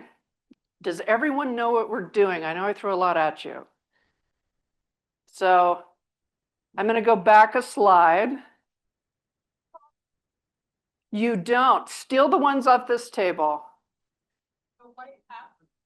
The white half sheets, yes. There's a whole pile here. Okay. Yeah, you're welcome to steal from other tables. You're going to need at least 3 for this exercise. Okay, I'm starting the clock. I'm going to give you a whole 10 minutes to have your discussions and start writing cards. Go for it. Okay, you should be pretty close to finishing sharing your 2 start ideas. I would love for you to begin writing your 3 cards. So and here's an important thing. You're going to use that big marker on your table. No ballpoint, no little Sharpie. I want that big chunky marker to be what you use so that helps you write big. So use the big marker. 3 to 7 words, 1 idea per card. And if you need a marker, hit me up, I have more. Or if you have one with really pathetic ink, let me know.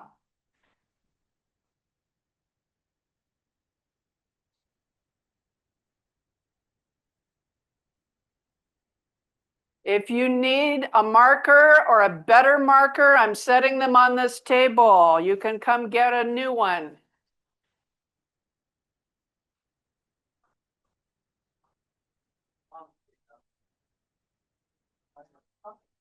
Okay, I'm giving you 5 minutes to write the cards.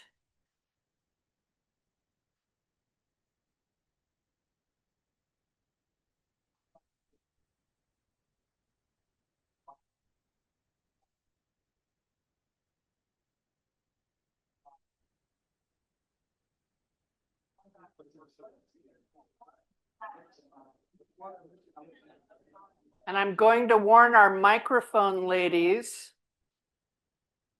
Okay, you're going to write 3 cards from the whole group. And then we're going to bring them up in rounds. And I'll give you directions, but I'm going to wait till you write them first. So everyone should have 3 cards with 1 idea per card, 3 to 7 words that you've written big with the big marker.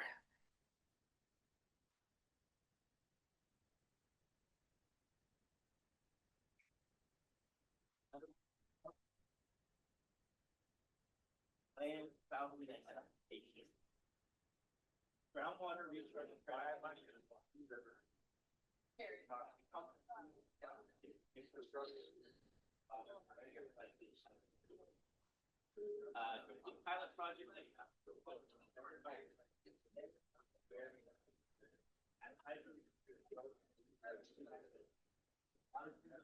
Okay, table 24, use a bigger marker. Table 24, use the bigger marker.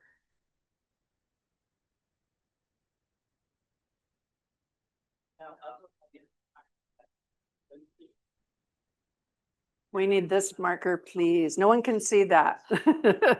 Do over, do over.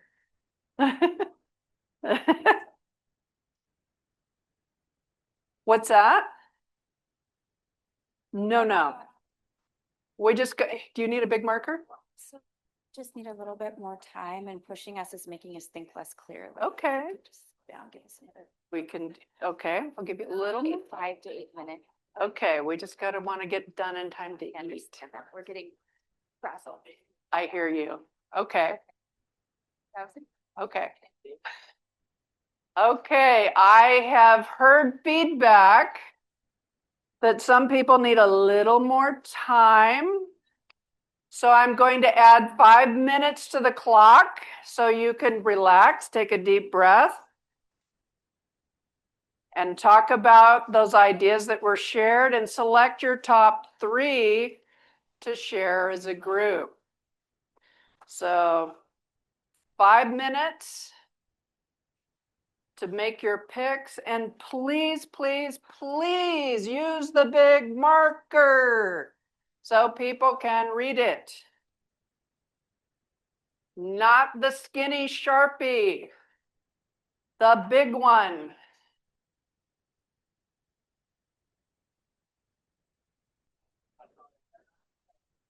Okay, new instruction here. Hold on, runners, hold on, runners, hold on, runners. Okay, we are only going to collect, I want you to look at your 3 cards if you are done with them, and choose one for right now. They will all come up eventually. One for right now that you feel is the clearest. So you know what it means, and you think everybody else in the room knows what it means. What is clearest? That'll be your first card. And when you have that first card, just hold it high, and either myself or a runner will grab it. Okay.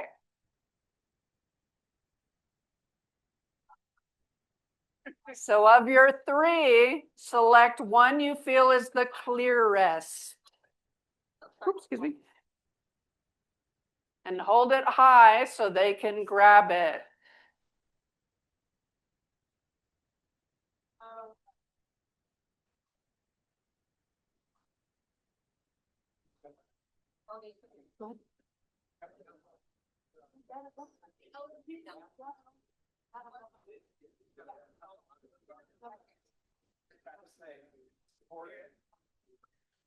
Okay, we have 2 minutes to finish your cards and choose your one clearest.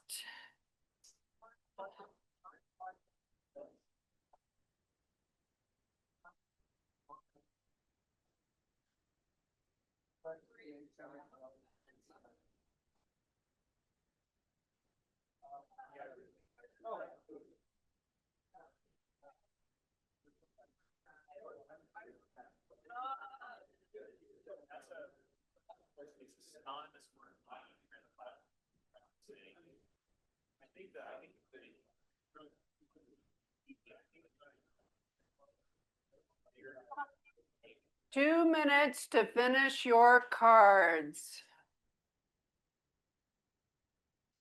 When you have your one clearest, hold it high and a runner will pick it up.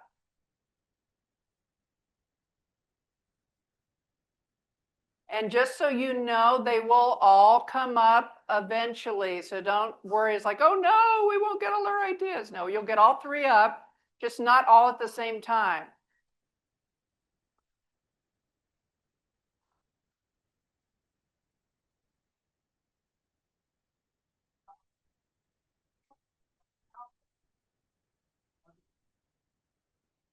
Finish your 3 cards. Hold your clearest up high.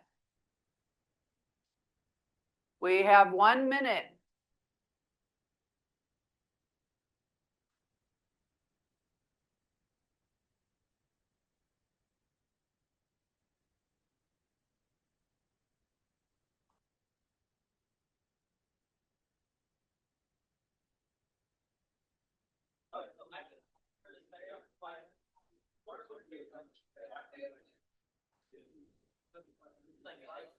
Okay, so the runners who have collected cards, if you can start bringing them to me.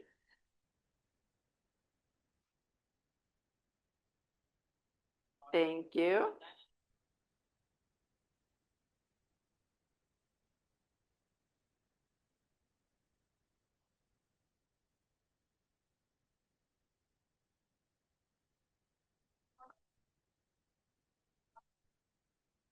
One that is your clearest.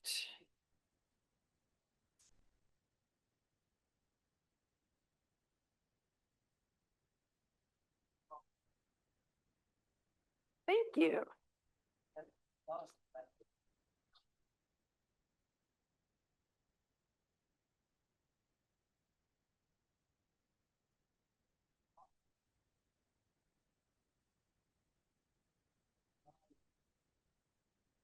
Okay. Okay, don't want to miss out on your ideas. If you're still working, send up a flare so we know to come back to you. Do we have at least one card from every table? Hold it up high so the runner can grab it.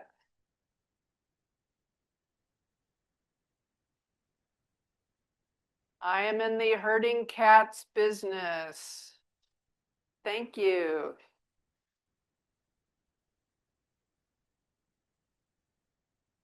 All right. I need your full attention. This is going to be hard because we got a lot of people in the room and we're going to have a lot of discussions. Wow, we ran out of paper? How's that possible? Okay. So here's how this is going to work. I need your attention, please. Attention, please. Thank you. All right, so I'm going to read the cards and put them up on this sticky wall. Hopefully with the AC, it will remain sticky. And as I read them, I'm going to place them up here in no particular order. And then I'm going to ask the room, are there any questions of clarity? So if someone writes something and you're not sure what they meant by that, then ask, and the runners will come to you with the mic and we will have you ask your question. And then the group who wrote it, you will know who you are, can say more. Hopefully not, a small presentation, but what we meant by that was this, okay? Are we clear on our process? Oh, we have more coming in. Thank you. All right. So these are everyone's clearest. Here we go. Strategic long-term MLRP. People first. Thank you. Get it right up on the wall. Refill Tulare Lake, storage plus purposeful land retirement. MOUs for water rights, free pilot sandbox. Infrastructure, SJ Valley, the state's GW Bank. Focus on impacts to people and communities. Regulatory accountability. Let's start back over here now. Fast track low-hanging pilots funding.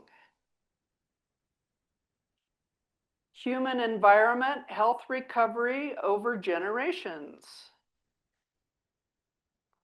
Sustained funding in state budget with goals. Regulatory streamlining for water project types, similar to cutting green type process. I think we exceeded our 7-word maximum. Thank you. All right. Tech assistance, land valuation, land flex 2.0. Okay, little tip. Please make them horizontal. Now we know where our idea is. All right. ID, regulatory change priorities. Reliable funding.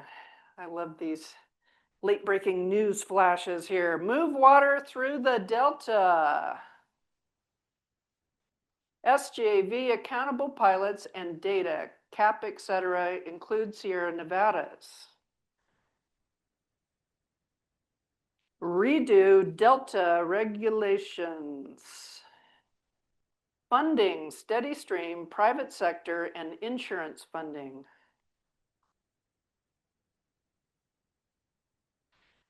Regulations designed for more rain, less snow.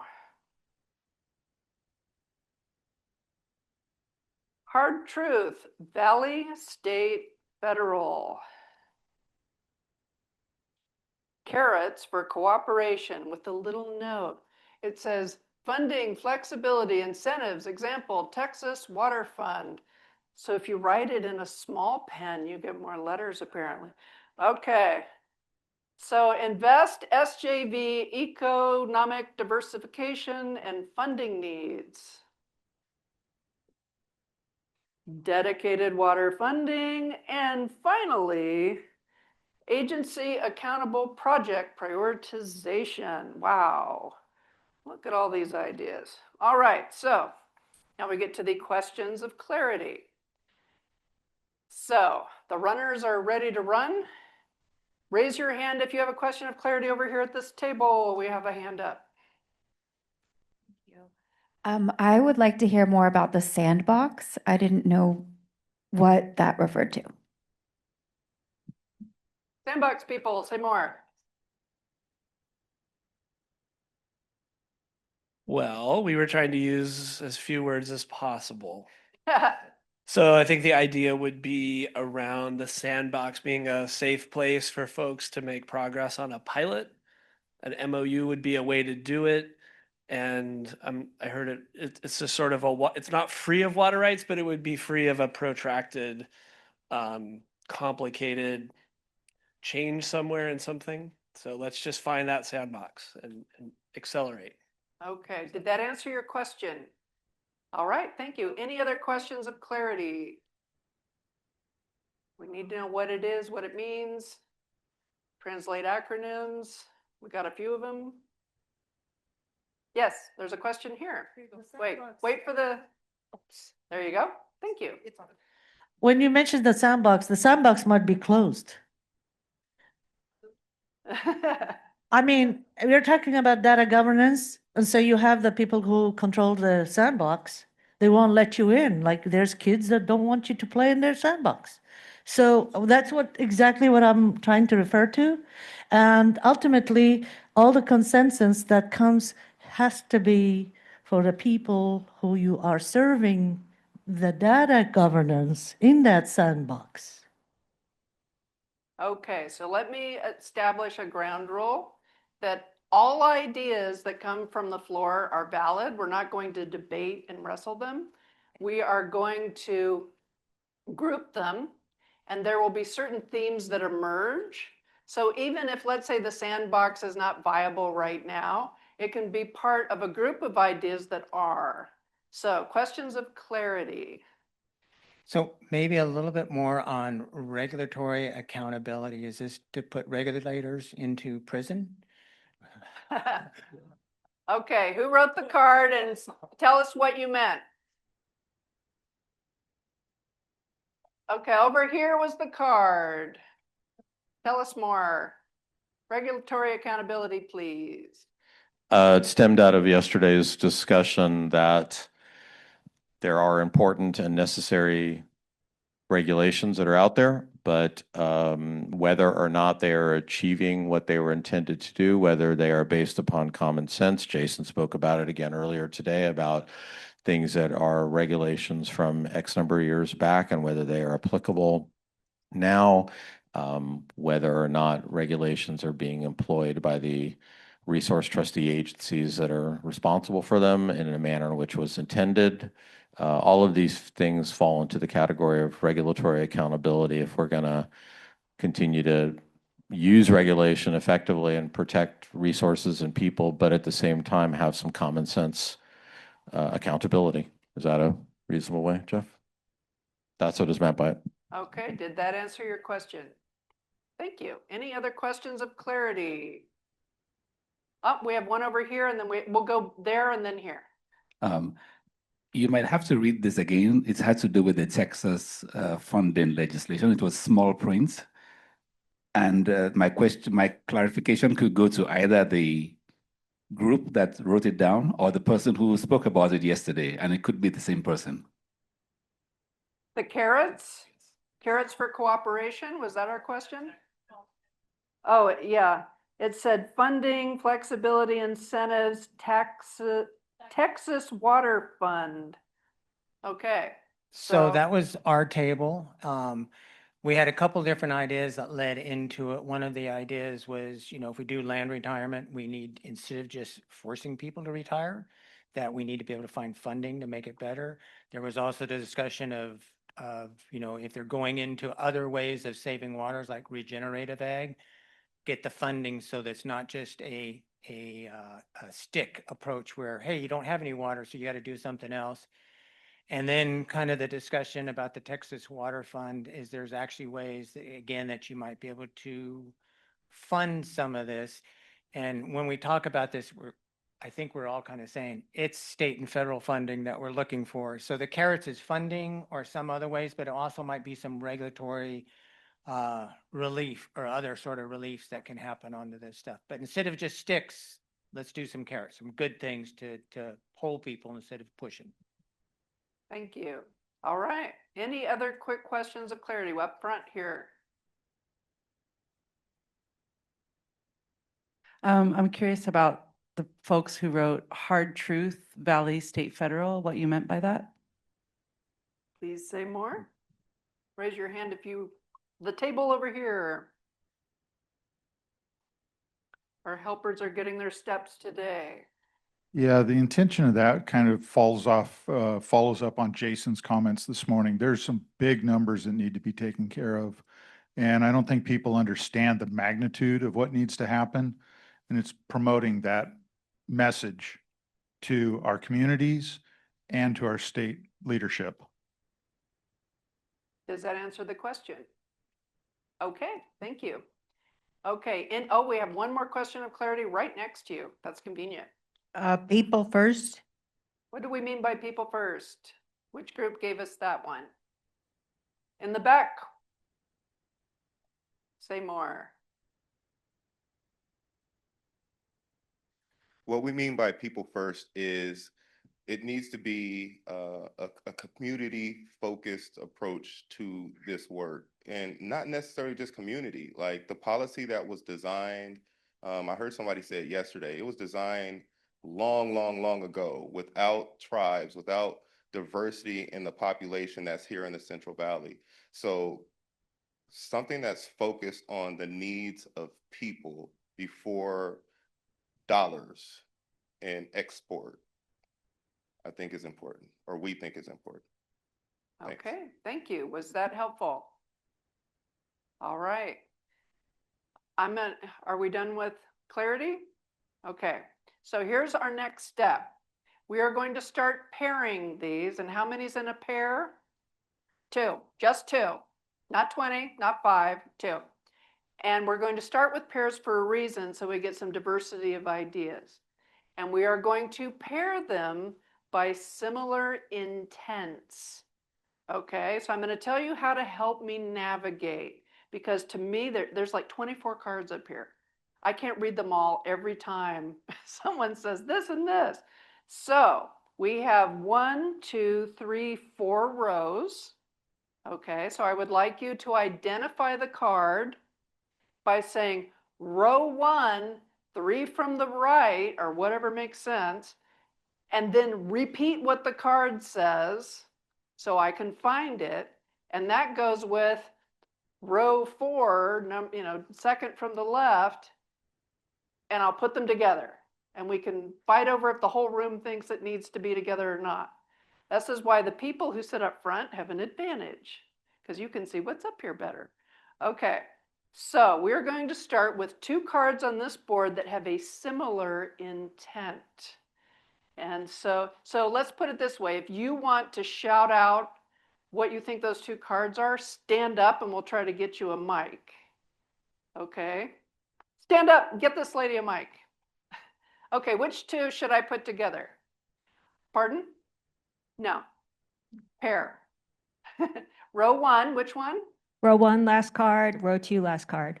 Row 2, last card. Reliable funding, regulatory accountability as, okay. Okay. This should go with, Row 3, 1, 2, 3, 4 in. 1, 2, 3, funding? Yeah. Okay, goes with reliable funding. I see what you're doing there. Thank you. Okay, someone else sees a pair with a similar intent.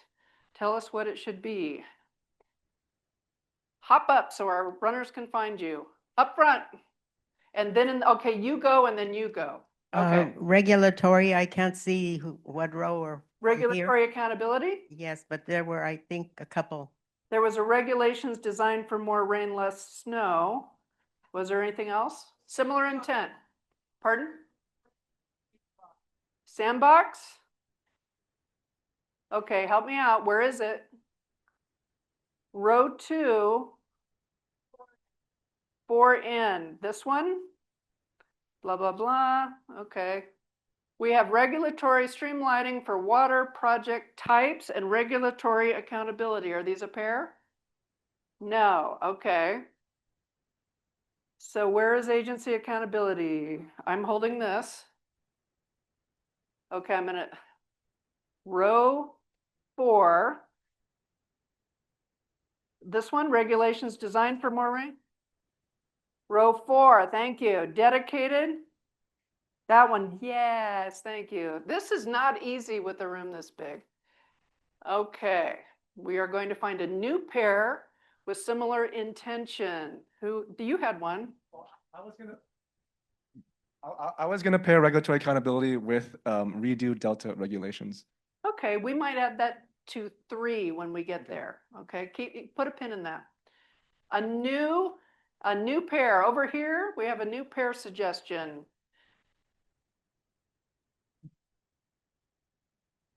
First row 2 in, second row 2 in.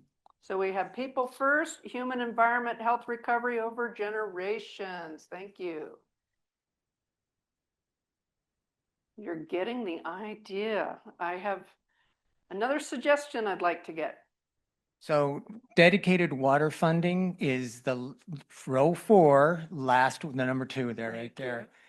And in row 2, it is now the second one, sustained funding and state budget. Thank you. All right, we are going to look for yet another pair with a similar intent. Row 3, card 1, row 3, card 3. So this one and this one, I see a Delta theme happening, and they have the same intent. Okay. I'm going to let us have one more section because we have so many cards. Does someone else have another recommended pair? In the back. I think row 1, card 1, the strategic long-term MLRP, and then row 3, the last one about carrots for cooperation. With the carrots, got it. Okay. Now, let's take a look. I'm going to throw everything off just when you knew where it was. But I have to make room.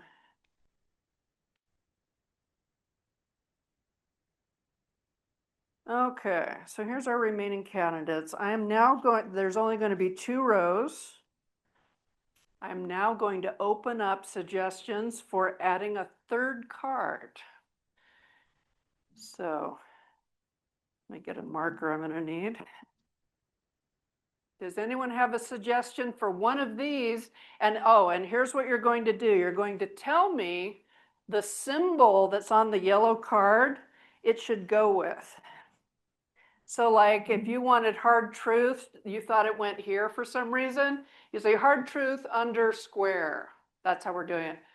Okay, we got a mic coming here. What should I add where? Let's see. where was I at? Tech assistance and reliable or strategic long-term. You can go Okay, to give the me a symbol. What goes up? triangle. Triangle, thank you. We're throwing that in with the carrots. All right. Why is it- Other one? Okay, you don't get to do 10. No, Um, I looked at 0 too. And it Zero- seems more, 0, 2. the circle, Oh, circle. yeah, tech assistance Okay. for we're gonna funding and let level. Other people play. Okay. We'll see if someone agrees. Okay, No, you, I sir. actually had that first. Oh, you had that first? Okay, let's see if someone wants to take your suggestion. Okay. Can we move the regulations need, what did we write? Is it? Sorry, it's the bottom row, 4 from left or 3.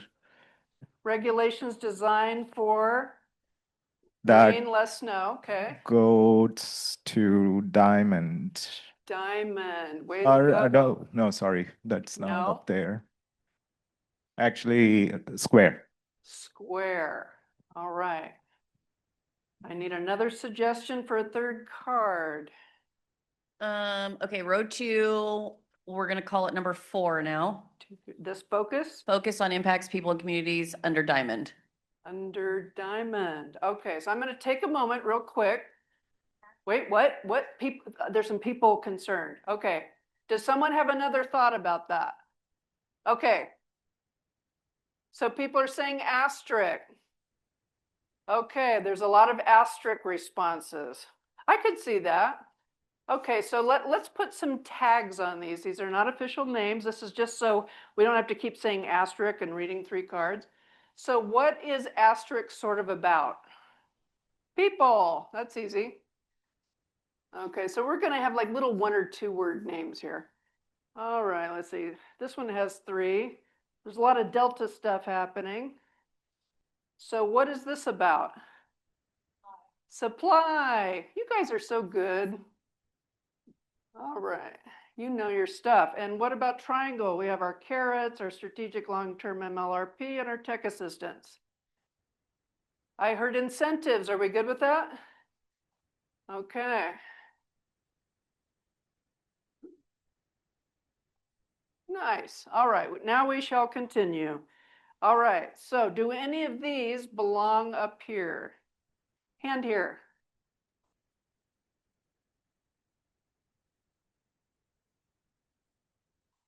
Okay. Okay, now those are all funding. Let me ask, are they the same intent? They are the same intent? We're cool with that? Okay, I'm willing to do that. Okay, so it's this. So a hashtag goes to circle. Thank you. Yeah, we're going to call that funding.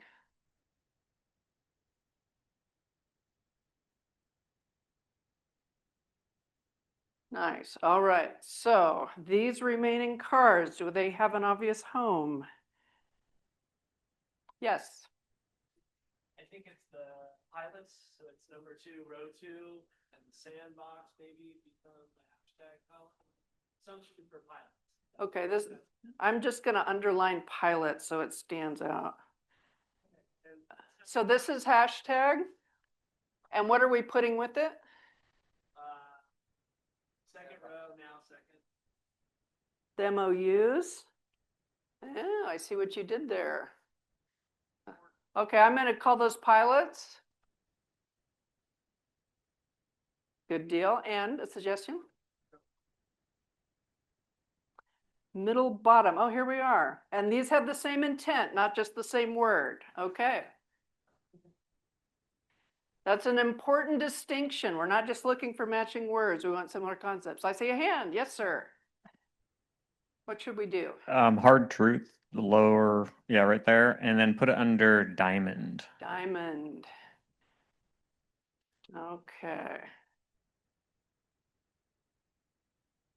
I'm just going to put this here. All right. We don't have to have all of these have homes just yet because you have other cards, but it's a good start. You, sir.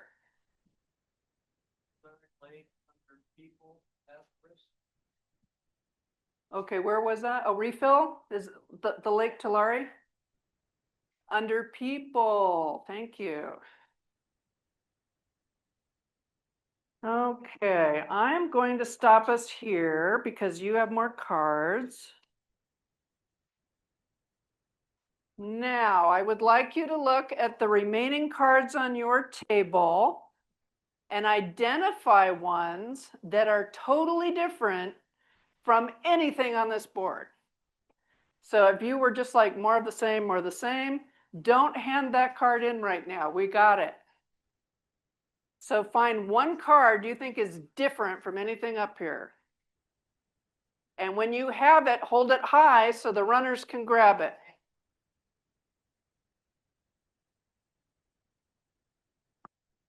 I feel there is in a sense that reliable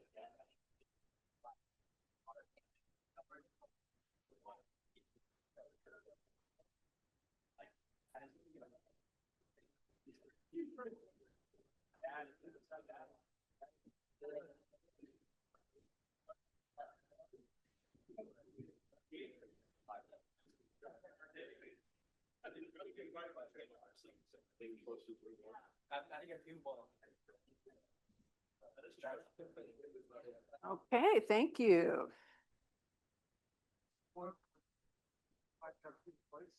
More cards coming in. Thank you.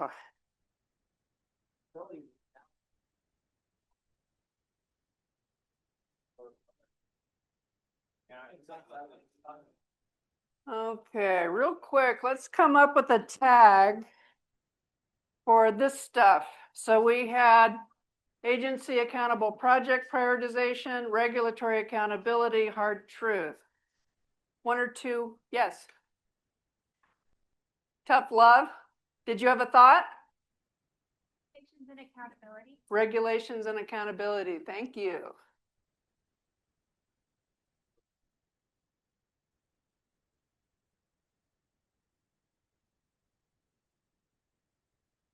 All right, that helps. And we have more new things.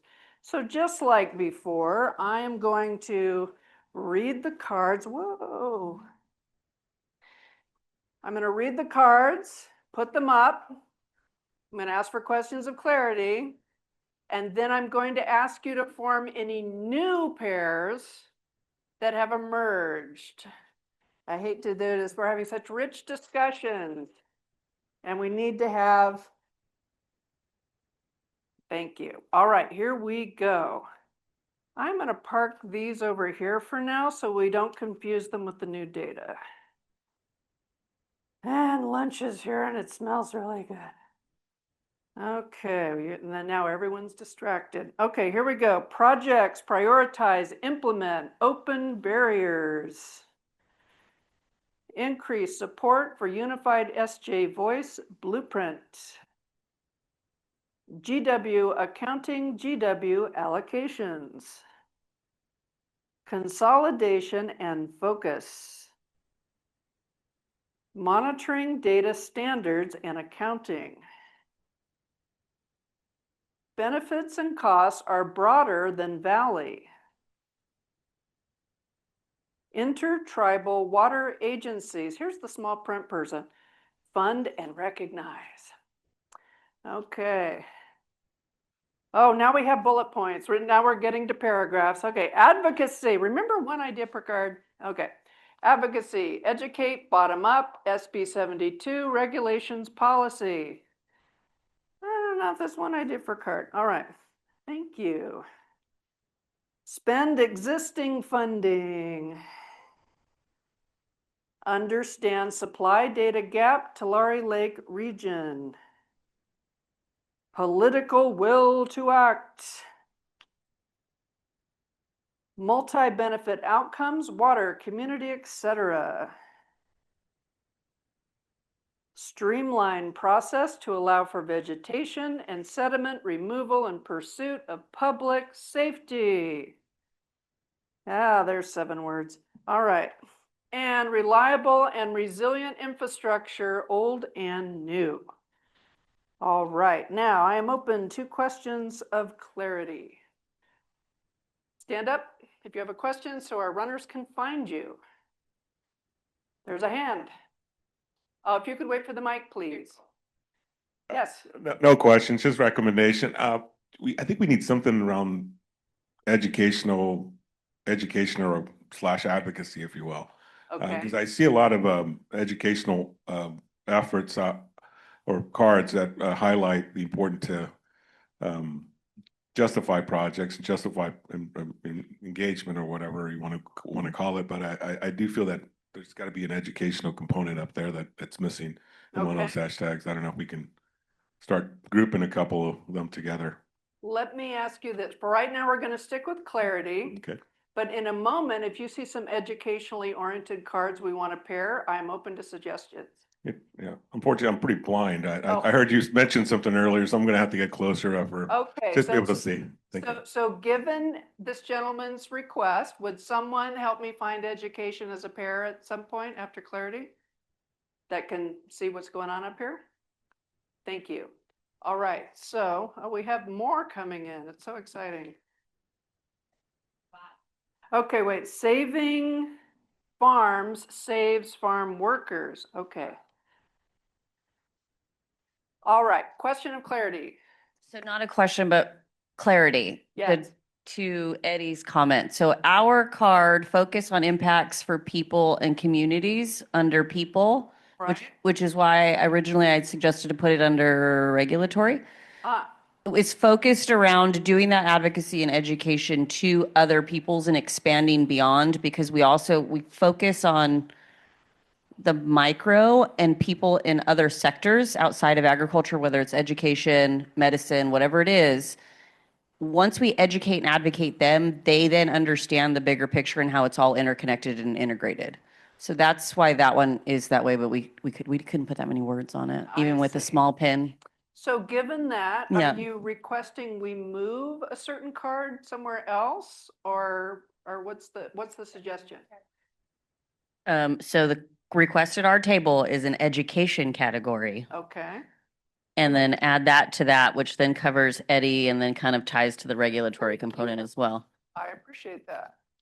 Okay, so tell me again, which one was your card? The people in communities, this one? Yes. Okay, thank you. And is there another card related to that education I should put up here? Card 3 under regs and this hard truth? Okay. That's rough education. Okay, real quick, any more questions of clarity, because we're all excited to pair. We have a question here. I thought I heard that people first was an education type of request. Is it? Should I add education to people first, or are they different intents? Different intents or no? They are different. We're going to leave it alone for now. I'm moving this up. We have a hand in the back. Question of clarity.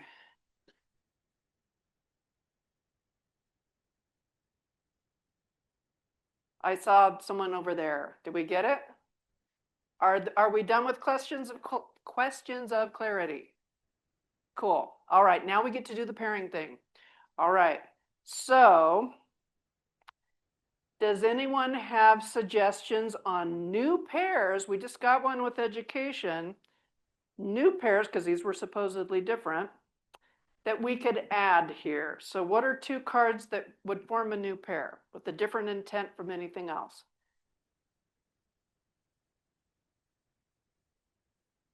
Two cards. Can we go back? This one? In a moment, we're going to see if we can form a new pair, and then we can revise. Okay, up here. How about row 1, increase support, so second card, Right. and the first card in row 2, Advocacy. Yeah. This one. and maybe a new column for advocacy? Oh, we're already tagging. Okay, so these are now. Is this different from anything else? I think it is. All right. Advocacy. All right. All right. A new pair. Oh, sorry, Oh. he has a mic. We'll come right back to you. I'm a little slow. Okay. Trying to keep up, but political will to act. And I Uh-huh. don't mean traditional political elected officials, but us collectively, based on consensus. Right. I can't see that far. No, I can see Oh, that. what, I what's can't. the board? I'm sorry, what's your question, sir? Are you pairing up? Do you have Yeah, a I'm trying to question pair about it up, yeah. Political will? I think do that's you- really important, yeah. Okay. So does someone have a suggestion to pair this with? Put it under Yes. people? No, can you start a new column?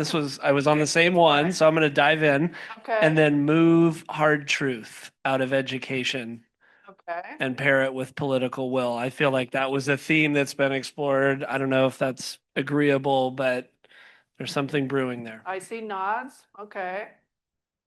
All right. Do we have any other new pairs? Yes. I think there's a data pair and it's first row 2N, groundwater accounting, groundwater, some other word I can't read. Okay, the groundwater accounting, groundwater allocations with, There's, I even sitting front, there was one that actually had data in it. Oh yeah, this one, blue, monitoring, data standards and accounting. okay, these are a new pair? Yeah, that's around data, I think. Gotcha. Okay, I'm gonna just put this here and come up with a new symbol. You'll notice we moved into card suits here. Okay. So this, I'm hearing, should be data.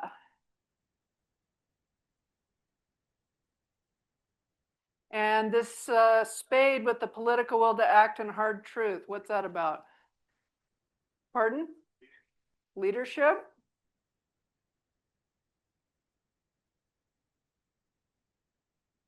All right. So of these remaining cards, let's see if they belong with the existing items. It'll be easier and faster if you tell me the symbol, even though we have a tag. Yes. I was thinking maybe the people star We're asterisk gonna go to lunch soon. could be people and environment. I'm sorry, I missed that. Okay, so the people yes. star asterisk could be people and environment, and then we can put multi-benefit outcomes Are under you that. guys okay with people and environment together? Yes, okay. Was that a lot of no? A lot of pushback? Does Either it- that or environment maybe- need to be another thing? Do We're we have a hearing pair? yes. Anyone? For environment.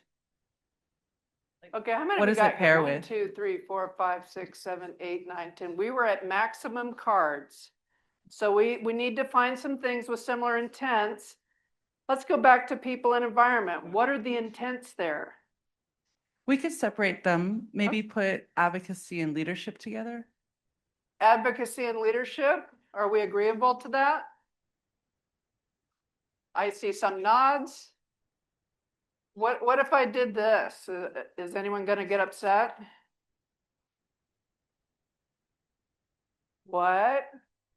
Okay, runners, we got all kinds of hands popping out here, especially over here. And then advocacy would turn to environment, because I wanted it somewhere.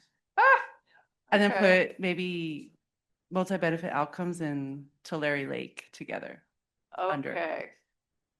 You're going to have to tell me where to find this stuff. Oh, sorry. Tulare Lake is under people.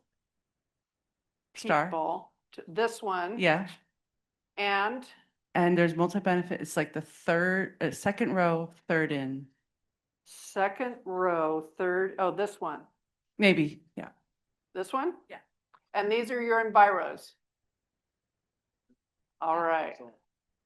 So my hope is that we're going to get this done so you can eat, because it's afternoon, okay? So I need suggestions to place these remaining. Yes, here. Yeah, so for intertribal water agencies to place that under people. And where will I find that? Oh, wait, here it is. Yeah, right Under there. people, thank you. And another suggestion. We have over here and then over here. Furthest that way, the spending. Spend funding, under funding. Funding, under funding, imagine that. Okay. And this one should be in here. Okay, another suggestion. Could I do the infrastructure right by your right elbow? It's, yeah, that one under pilots. Pilots. And you could maybe even add the reliable and resilient infrastructure kind of bottom, just right there. Same thing, maybe. In pilots.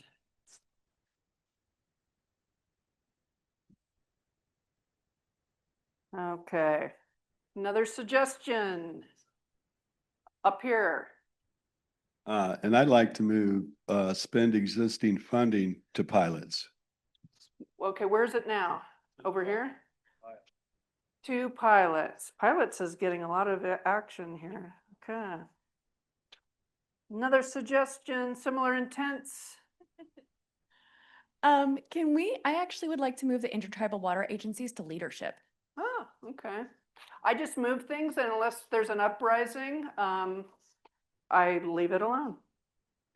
Okay. Any other suggestions for placement? Up here. And that goes to funding, okay? Other suggestions? Remember, this is part of this. Just, this is here I am. Yes. This is a clarification for the Tulare Lake. I think there's a key issue on that one for data. So maybe it's a dotted line. I'm not saying you have to move it, but there's a lack of data around how much water is going where. And so it's a big data question too. Okay. So should I move it? No. Okay. The big environmental question. All right. In the back. Sorry, cannot hear you. Let's get you a mic. These poor gals. Okay. Okay, first card at the bottom under people, move it to the Tulare Lake. No, I'm sorry, at the very bottom, yes. Understand supply data gap, Tulare Lake? Yeah. And this goes to? The Tulare Lake data is feeding Data? the same. Okay, you got to give me more. I can't read that far. Data over here. Thank you. Yeah, this is why I was trying to get the front table. Yes. Benefits and costs go to funding. Okay, a few more cards to place and then you get to eat. So the one on the floor, oh, great. Okay. This one says consolidation and focus. Where should it go? Leadership. All right, we are down to 5. Wait, this one? Funding. Okay, what else you got?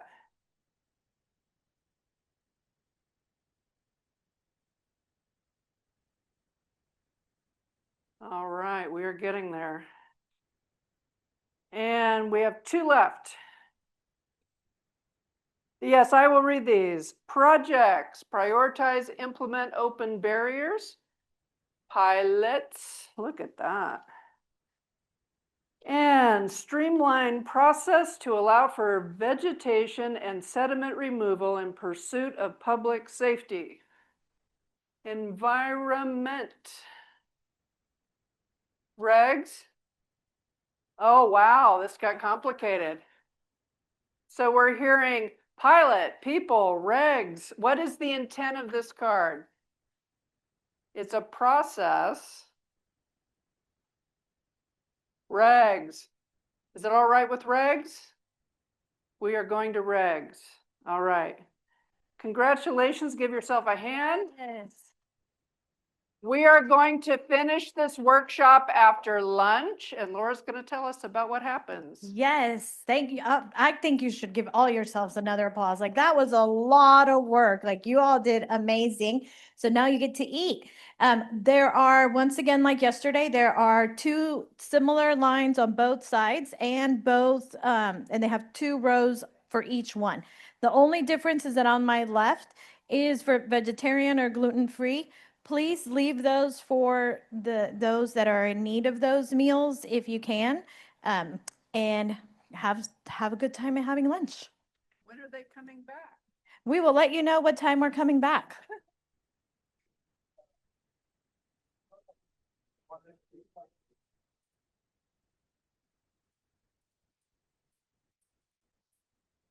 Okay, you can continue to enjoy your lunch, but we still have work to do on this chart. So I'm going to need your help to take it to the next step.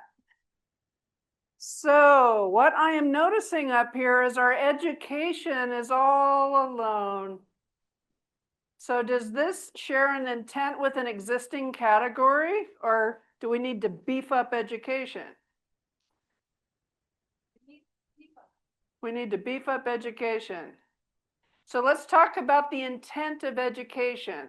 So we had focus on impacts to people and communities. Does that have another home, or should education be part of another category? I don't know, like leadership. You have a thought, sir. Where's our runners?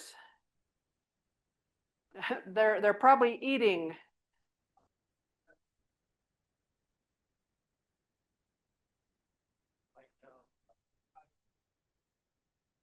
Advocacy? And we had environment. I thought we had advocate, or we canceled advocacy. So yeah, I was going to place education and advocacy together, but if the intents are different, then maybe we don't need to do it that way. Okay. So this card, let's just go with what the card actually says. So we have focus on impacts to people and communities. It kind of seems that way, and there's only two things here. I think that makes a lot of sense.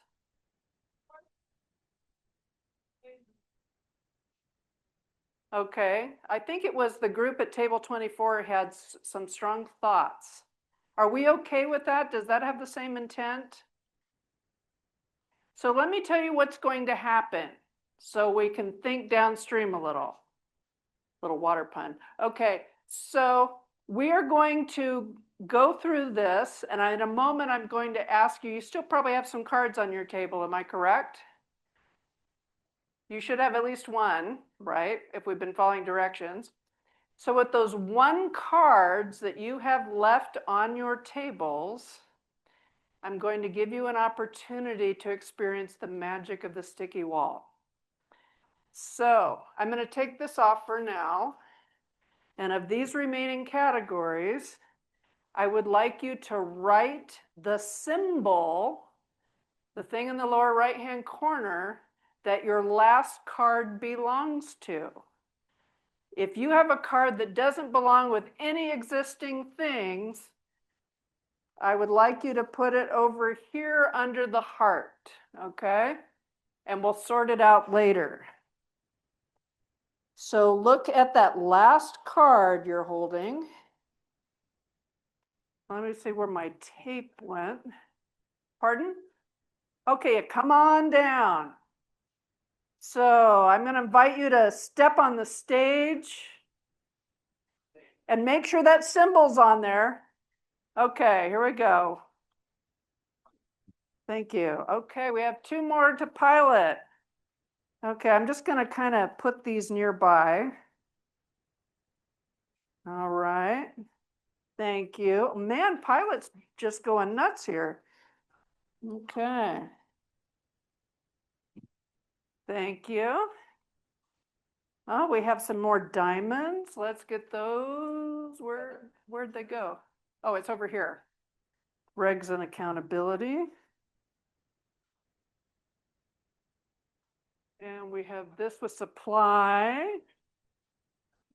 Thank you. And this was which? The triangle. Okay, I'm going to put a symbol so I know it's new.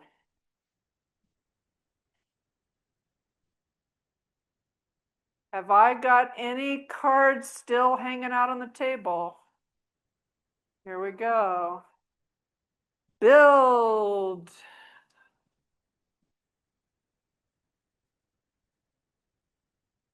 Coming in hot. Okay, and that is, what happened with that? Yeah, advocacy became environmental. It became leadership. I think that's why. Oh, should this go to leadership? Yes. Okay, so that, explain cost of doing nothing, one pager. Your message. Yeah. Do we need to bring it back? Or I'm gonna put this under heart for now, and we'll sort it out with the group. Hi. Farm seems far more. To put that under people. Okay. I'm sorry. Where are you? Third from the end, saving farm seems farm workers.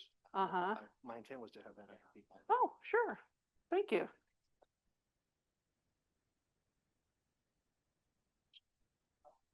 Okay, do we have all the lost cards from out there? Oh, more coming in. Thank you.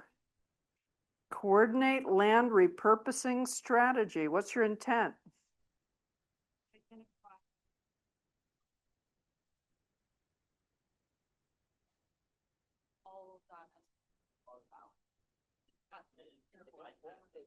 Okay, so what do you think that fits with? Okay.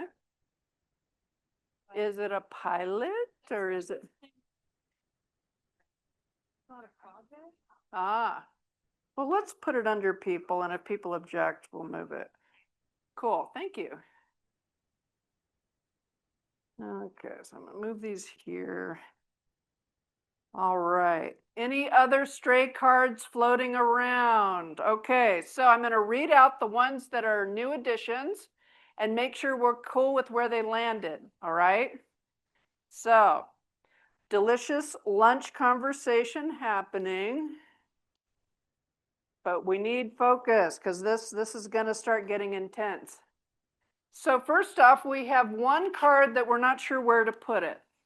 And this one says, explain cost of doing nothing, one pager. Where does that fit? Funding. Is it incentives or is it funding? What's the intent of the person who wrote it? Who wrote it? Say more, clarity.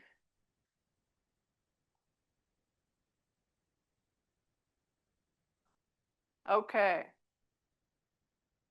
So is it more like leadership? Okay, we're going with leadership. So this is here. Okay. So I'm going to read the new cards, and we know they're new because they have symbols on them. All right, so we added to our regs and accountability, advocate for regulatory reform, modernize and enforce regulations to change the status quo. And we added to asterisk, which is people, coordinate land repurposing strategy. And remember, if you hear this and you have questions, we'll get to it in just a moment. We added a lot to pilots. Pilots is popping here. We have pilot projects, bigger studies, adaptive management, lessons learned, flood MAR pilot project, comprehensive pilot of watershed study. And I think this is new, or that was from before. Okay. So that was all new additions to pilot. We added to supply right plan for 3MAF from state. To incentives, we added creative incentives for all partners to engage in demand management. Okay, and over here, nothing new to Enviro. We added 2 new ones to leadership. We have build. Okay, explain cost of doing nothing, one pager we just placed there. So, you know the deal. Questions of clarity. Questions of clarity. We have a hand up front. The runners are coming with your microphone. Any minute now. Oh, good. We got fresh runners. So we wore out our other runners. So we thank them for their service.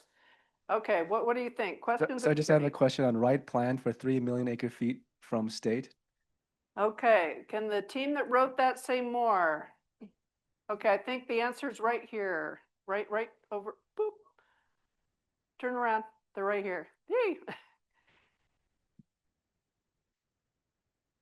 So I think, I don't remember which one, it had 2.5 or 3 million acre feet is the gap.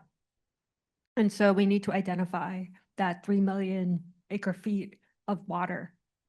Okay, so that's about identifying the 3 million acre feet.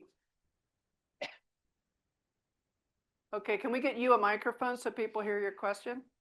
Okay, what was his question? Then answer it. So that's a good question.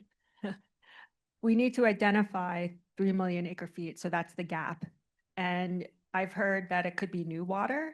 I'm not totally convinced, but we need to identify 3 million acre feet and be able to at least bank it. Thank you. Any other questions of clarity for the new arrivals? So on the same issue for you guys that just answered for the 3 million acre feet, is that 3 million acre feet of new storage identified or 3 million acre feet? And I kind of know what you're thinking of the, what do you call it? The yield. There's a gap, like a chasm that was drawn. I don't remember where. I think it's over there. There's like that chasm on number 4 in the upper left corner. That's our deficit. And once we have that, we are sustainable. Oh, thank you. Any other questions of clarity? All right, want to check in on something? If we have no more questions, oh, we have one more. Over here?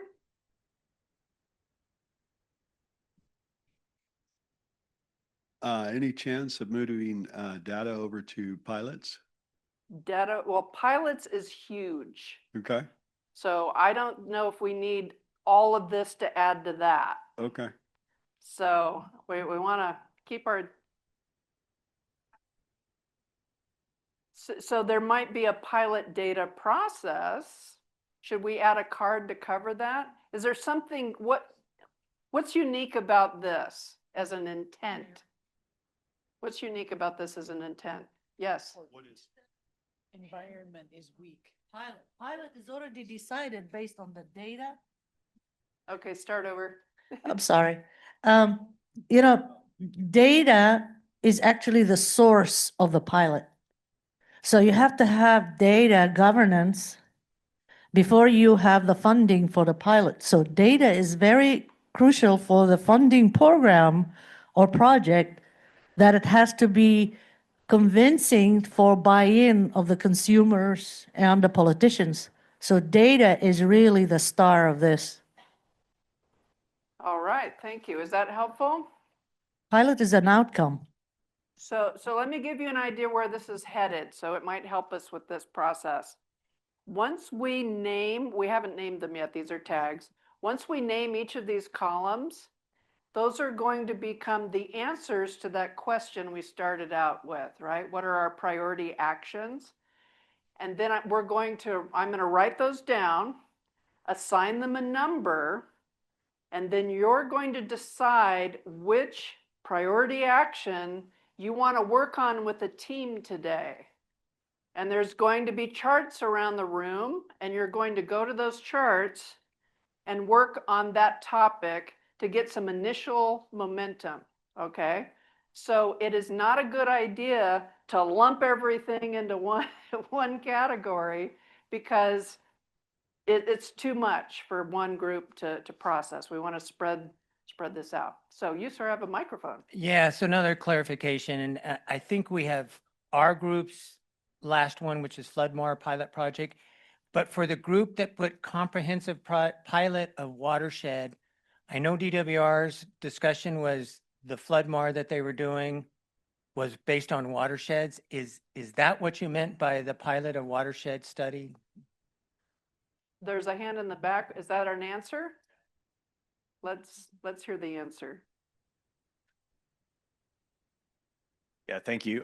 So the thought behind the comprehensive implementation of the pilot study is truly watershed all the way down. It's piloting the accounting mechanism, the projects, what is the harm. It's full implementation of a pilot, not piloting a aspect of a study.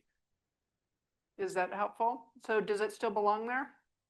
Floodmar would be included in that. We're good? Cool. I see. Okay, we have a hand up here and a microphone ready.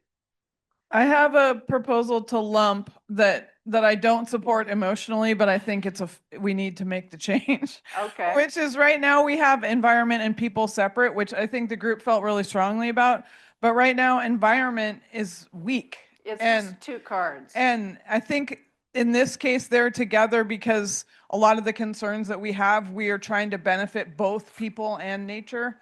So that's my proposal, is that group work together. But I'm fine if we don't want to do that. But right now, environment is weak. A massive rebellion. So I'm going to add environment. We had it there originally.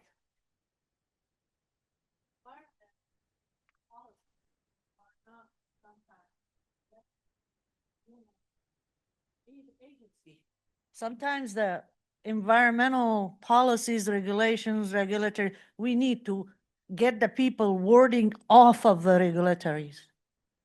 I am part of the government, I know, but it's part of the human agency. So you have to give the human agency a separate level of, that's the reason it's a principle that people have to have their own voice, separate from the environment that they lived in or born into. Okay, I have a hand right next to you. Let's hear some other thoughts on this.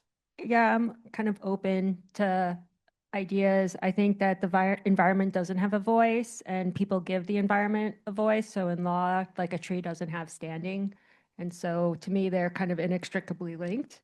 And so to me, I like them together, but I understand separation. Could we consider, I know from a lot of the charts, there was a lot of language around care and conservation and protection. So we had people and their health, that came up a number of times. We had, the condition of the land, which is, linked to impacting people's health, not just having water, but there's some health things that came up too.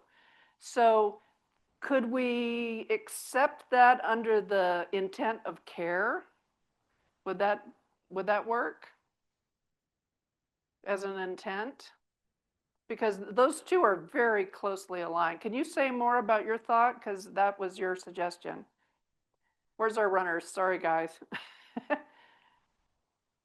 Because this is an important concept.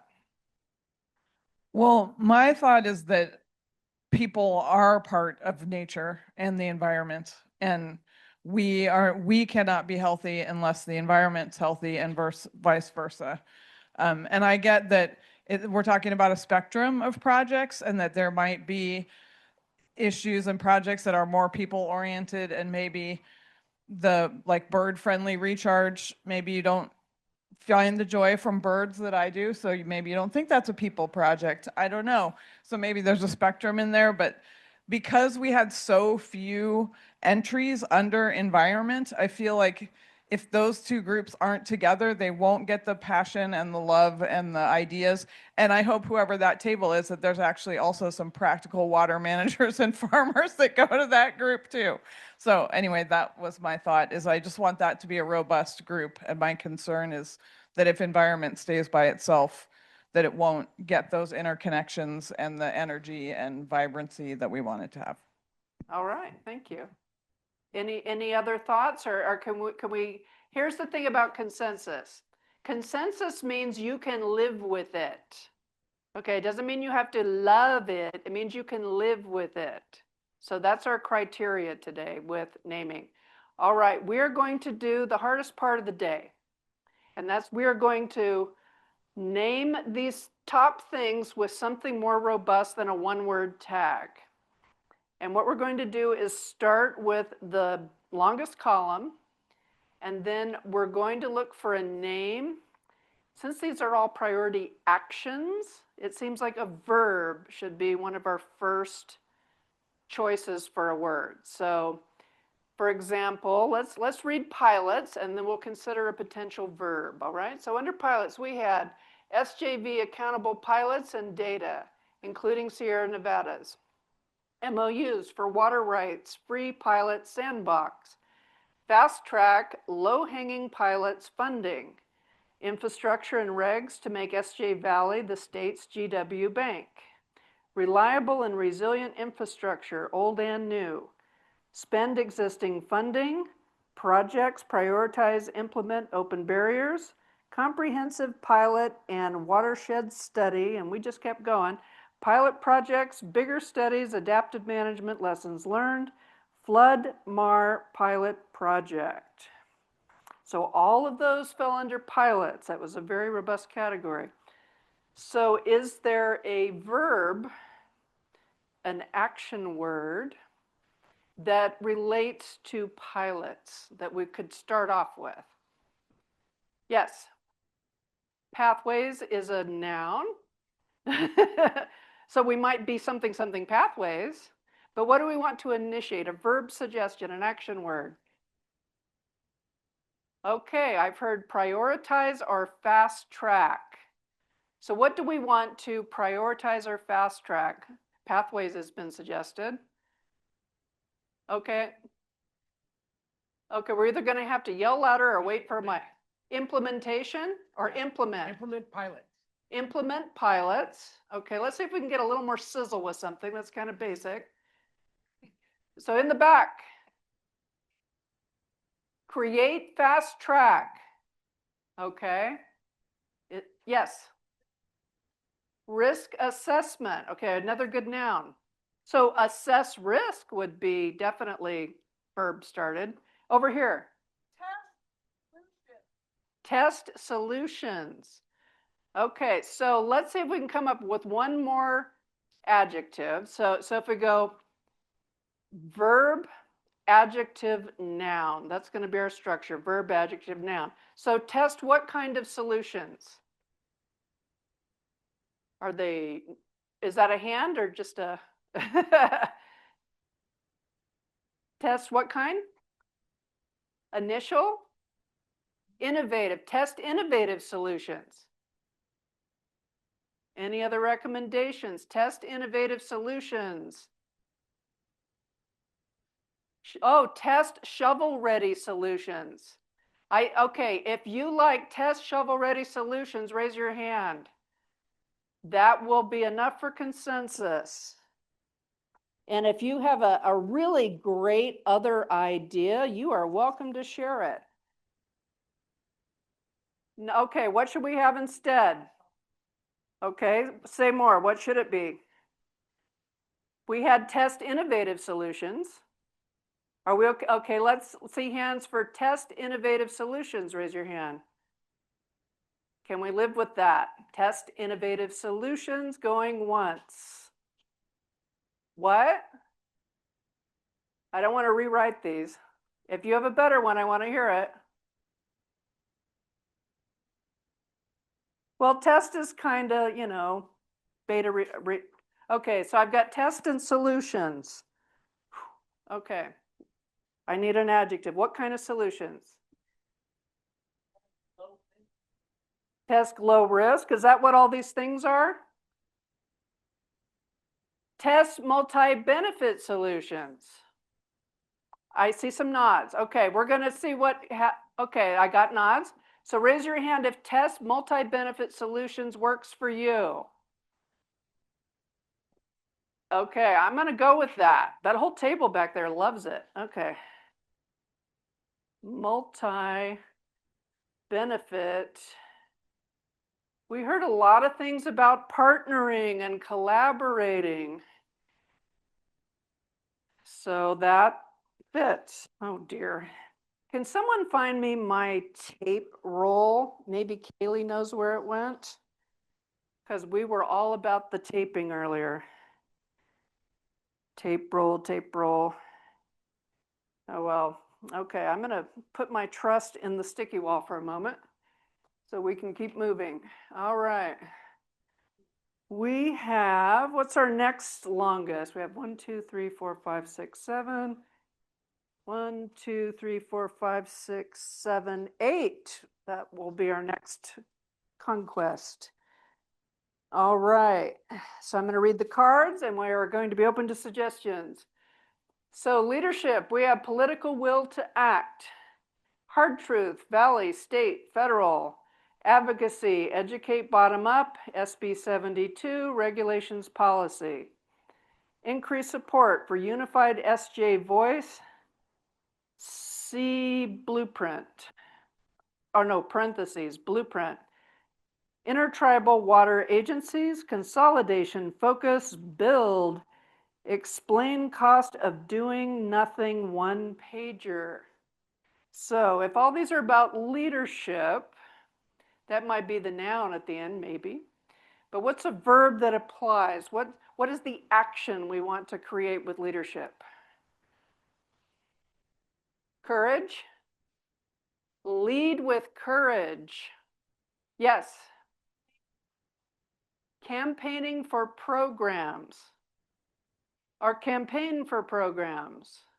So we have lead with courage, campaign for programs, yes? Thank you. Coordination, okay, so let's start with the verb. So coordinate. Coordinate what? Coordinate stakeholders. Okay, I'm just trying to keep these things on the wall. The air conditioning sends them flying. All right. So have we heard any things that we're excited about yet? So, okay, well, let's do this. This makes this a little easier. So back to our category. What are some common words that are showing up in these cards? What are themes that keep emerging or common words? That's literally on here. Okay, collaboration is, none of these words are here, people. Advocacy, that's a whole other category, right? Oh, we moved advocacy, thank you. Yes, advocacy does show up. And build,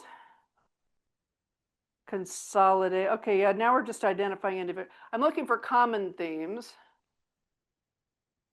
Okay, so now that the words are not really all there, what are common themes of those words? So you were on the right track. So globalization was a term. What else? Dedicated stakeholders, okay. Create effective advocacy. Okay, let's kite that. Okay, so who thinks create effective advocacy for this leadership category is an appropriate title? Raise your hand. Okay, we're not getting a lot of oomph yet. So do we have suggestions for another name?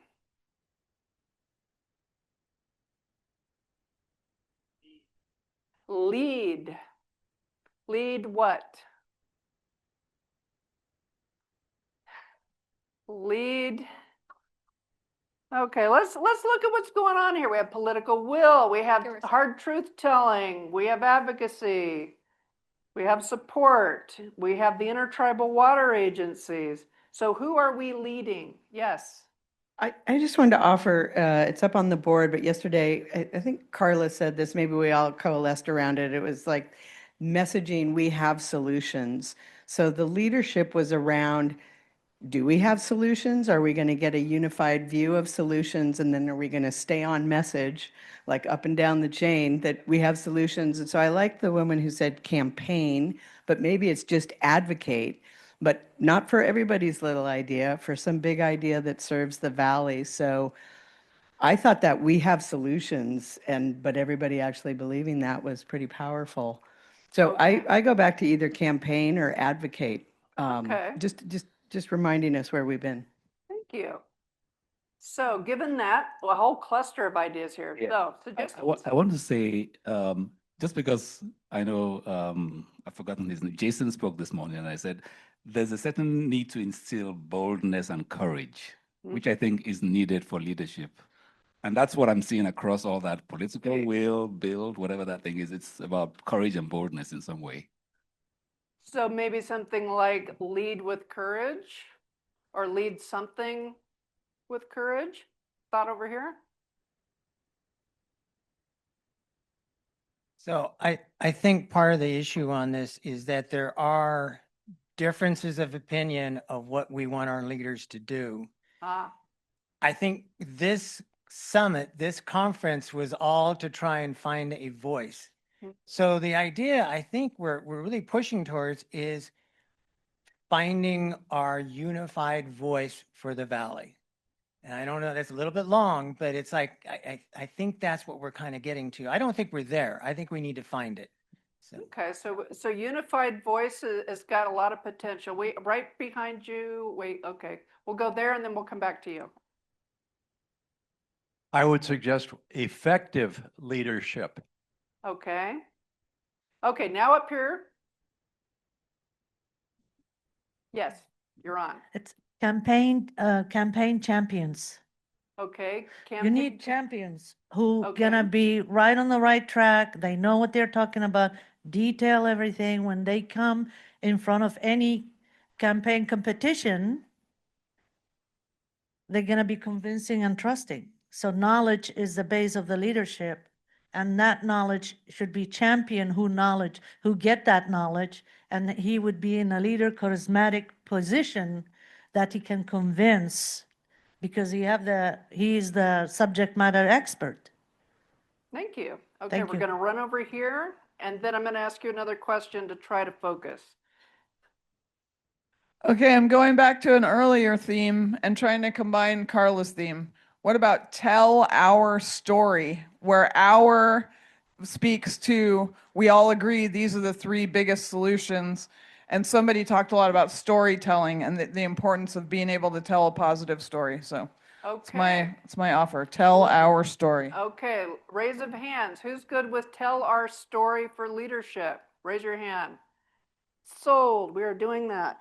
Okay. All right. Good job. Yes? Okay. You have a thought? Is it related to this title or is it a new thought? And that's here. I misunderstood the assignment earlier. Oh. I think the multi-benefit doesn't really belong there, the test multi-benefit. So I'm offering test data-driven solutions. Okay, 1 second. Okay, so over here, we're not multi-benefiting anymore? Oh dear. Okay. Hold on. We did a lot of work to get that. Okay, now we got a whole column about data.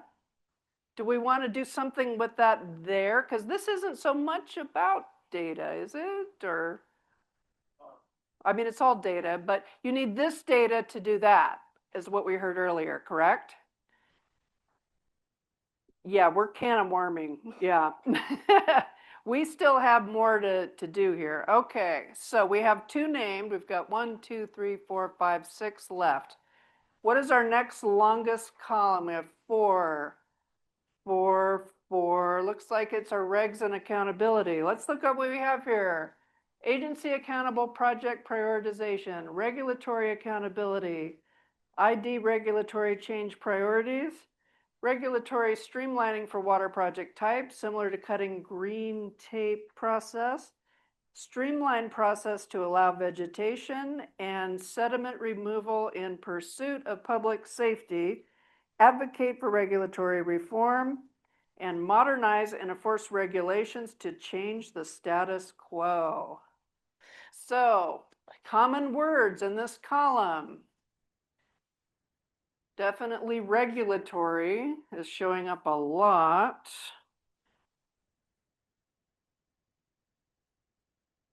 Okay. So that's happening. Are there common themes with regulations and accountability? Streamline. Okay. Let me ask you this.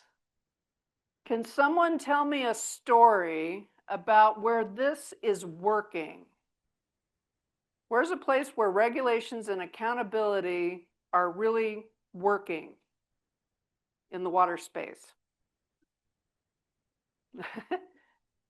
That's right, as opposed to some other space. I know, it's like they're not working and that's why we need this column. Okay. Why is this important?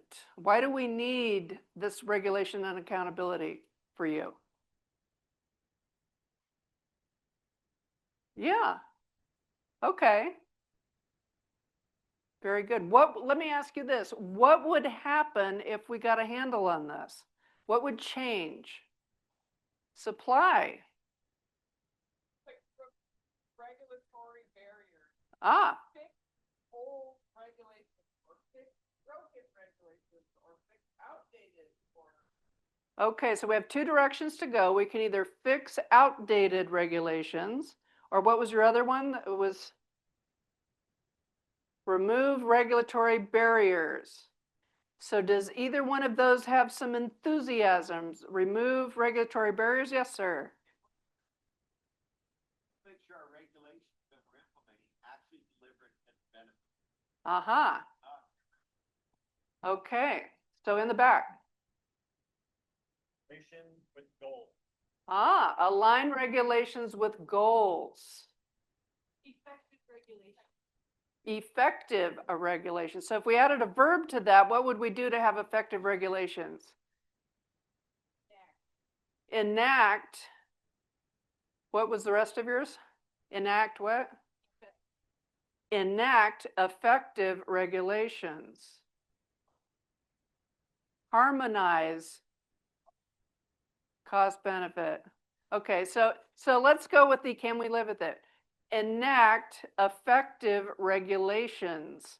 Does that hold it, or we have another thought in the back?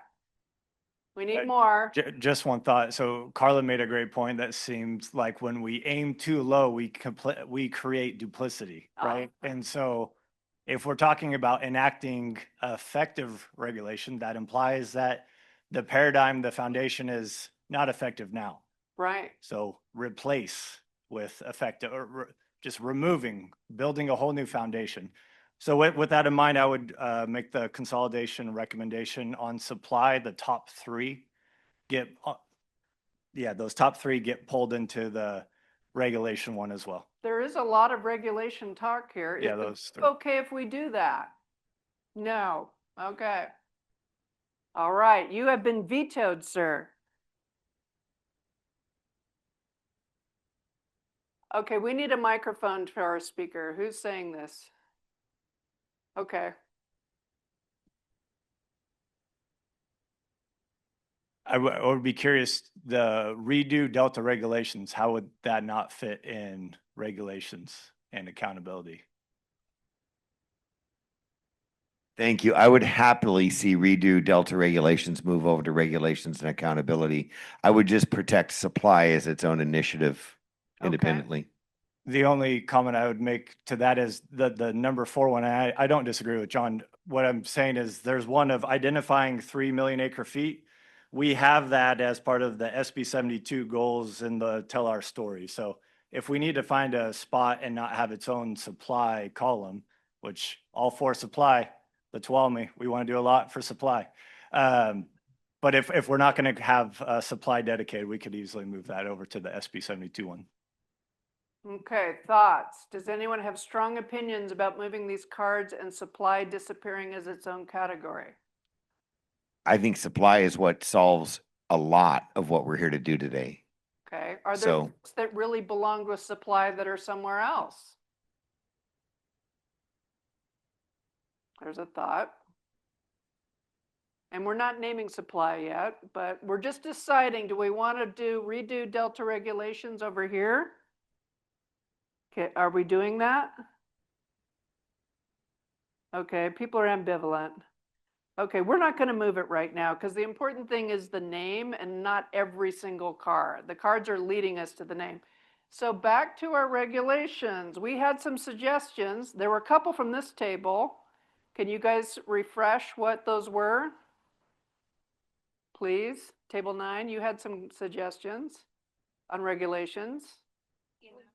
Effective regulations, I think was. Enact effective regulations. Yes. Okay. So, oh, okay. So you're adding to, but not getting rid of. Right. Okay. So is there a way we can combine those thoughts that mean that both of those things at the same time? Restructure regulations. Restructure what kind of regulations?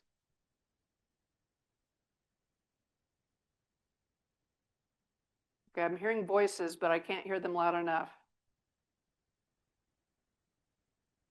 Okay, restructure regulations for effectiveness. Would that hold both? I saw your thumb. Okay, restructure regulations for effectiveness. That we're going to go with that unless someone screams. Okay. No. Okay. Restructure regulations. Scream. What? Okay.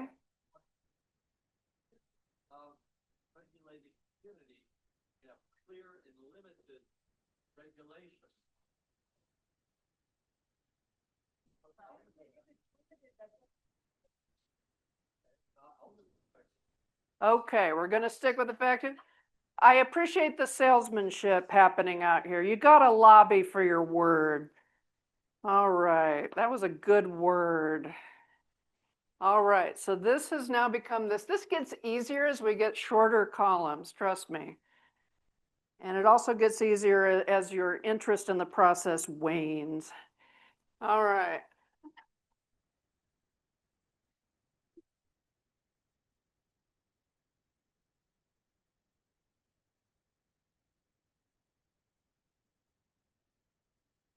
Oh my goodness. All right, can someone identify for me while I'm fighting tape our next longest column? What has the next most data points? People and let's do people and environment. Awesome. All right, so we have human environment, health, recovery over generations, people first, focused on impacts to people and communities, saving farms saves farm workers, coordinate land repurposing strategy, refill Tulare Lake, storage and purposeful land retirement, multi-benefit outcomes. We have water, community, etc. So we have people and environment right now. Bridging people and environment. Bridging people and environment. It's a suggestion. And we're going to go with verbs. So you had a wonderful gerund there. So bridge people and environment might be a potential. Other suggestions. Why is this important? That might be a good place to start. Why is it important for us to support people and environment, protect people and environment? Actually, that was pretty good. So we have protect people and environment or prioritize people and environment. Equitably value people and environment. It's not quite a verb up front, but is there part of that we could use? Value. You have a thought, sir? Protect human health. Okay, that is tangentially environment. Yes. Okay, protect ecology. We've got to remember our people too. I mean, they are part of the ecology.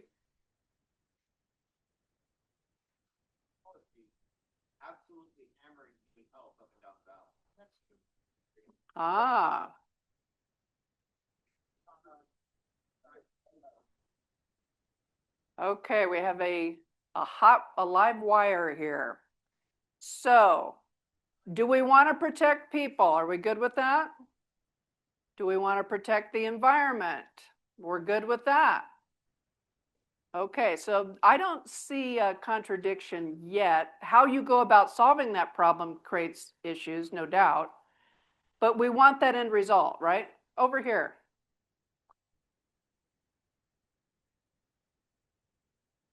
It could be.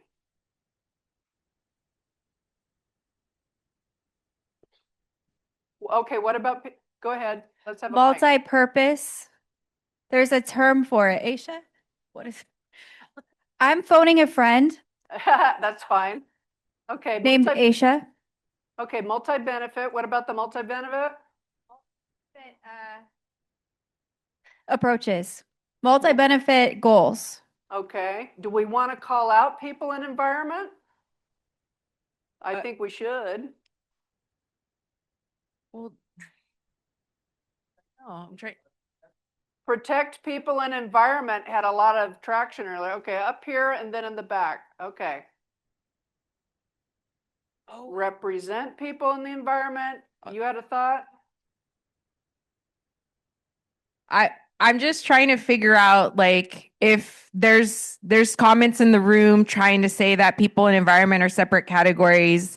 I think that what multi-benefit is, targeting people and environment. And like in my area of field, like we kind of, when we're trying to determine social determinants of health, I'm trying to think about how to umbrella multi-benefit as like a social determinant to benefit both people and environment. That's okay. Yeah. But I don't know how to word it because it is kind of hard the public health lens is still very difficult to add as a goal under water supply or even under nature base. And so that's kind of, I'm just like vomiting and seeing like who is going to maybe put the pieces together. I just think that multi-benefit like does encapsulate both people and environment if we want to go like halfway. So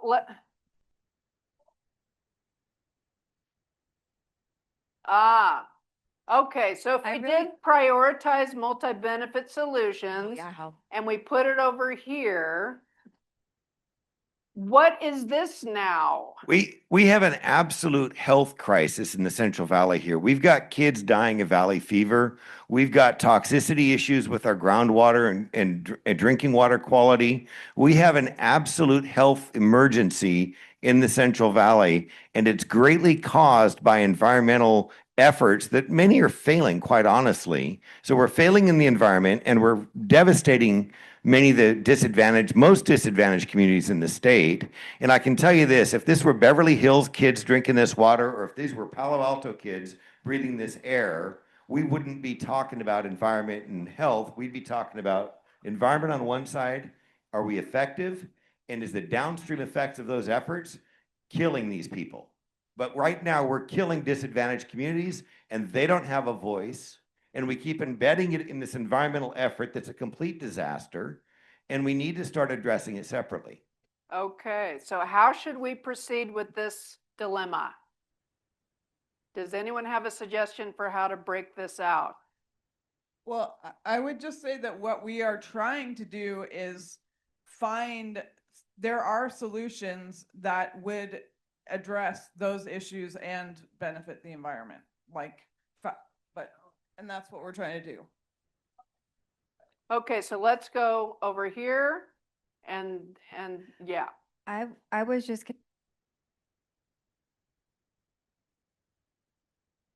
Wait, hit the button and make sure it's green. Uh-oh. Do we have a dying mic? Does tech need to step in? I think what we're trying to unify is that the environment affects and is affecting people's health. Okay. In addition to the idea that you can have, projects and approaches that meet both at the same time, these multi-benefit projects. So I think that's the trouble if you separate the two. Okay, so let's hear from up here, and then we need to try to nail this down. Go ahead. We used to call this environmental justice. Okay. like trying to consider both the needs of people and environment at the same time and put those in balance. And it's really clear, especially to Native people, like how those are inextricably linked and that we can make those solutions work. I would, advocate for something like fight for environmental justice or something like that. Okay, what if it was as simple as balance people and environment? I'm just throwing that out. Okay. No, what? Okay. Well, just to add to their comment, I think, well, what our table was discussing about was between equity, actually equal versus equity. Yes. So I see kind of like the dilemma still of just trying to think about that lens between people and environment. And I do agree about EJ. EJ like still needs to be a very core component when we're trying to meet that multi-benefit. But yeah, I think just throwing in the idea about equal versus equity in this category. Okay, so we need to kind of come together on the intent of the people environment category right now. Is there a way that we can find harmony, balance between people and environment with a name? Because they are connected, even if we're not doing it well right now. Yeah, can we reconcile the people environment equation? Because that would be a huge breakthrough if you could pull that off. Okay, and I really want to try to move on because we have more categories. So let's go up here real quick. Human resiliency, thank you. Okay, so let's go back here, then here, and then in the very back. I think we should just call it what it is, protect people and the environment. Simple. Can we do that? Can we do protect people and environment? We started there. Thank you, because we're okay if we do those things, right? We're okay. We'll figure out how to do it later. Protect people and environment, not one at the expense of the other.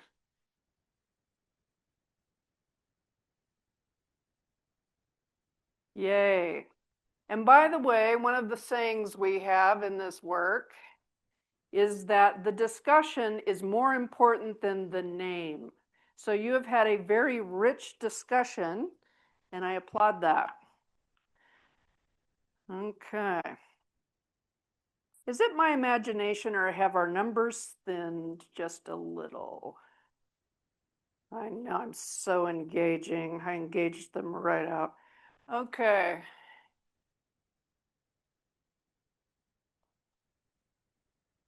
Next longest looks like 1, 2, 3, 4, 5, 6. Funding. Funding. Yep, that's it. All right, this might be easier.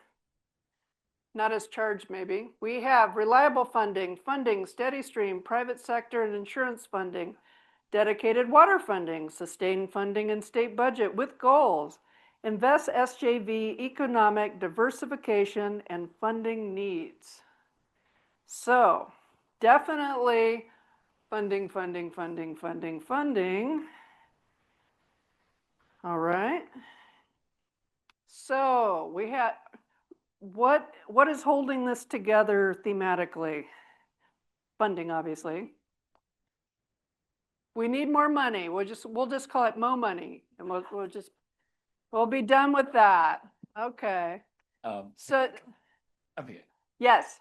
There's also the I say diverse and non-traditional. Something about that it's coming across from those cards. Yeah. Okay, creative funding. Okay. Non-traditional. Yeah, that diverse. might have other interpretations. Okay, so let's go back to our verb. So what do we want? What is the action we want to happen with funding? Dedicate. Go ahead. Yeah. So we've had a lot of funding from state and federal, but it's what you could describe as episodal funding. You have an episode. You have a bond. The bond has a certain amount of water in it, and there's a whole process to develop the rules for how to qualify, and then there's a big competition, and everybody's chasing themselves to trying to compete for this money, and usually there's way more demand than there's money. I think what the idea behind this column is that water's so important to California, to all of us, for all these various reasons.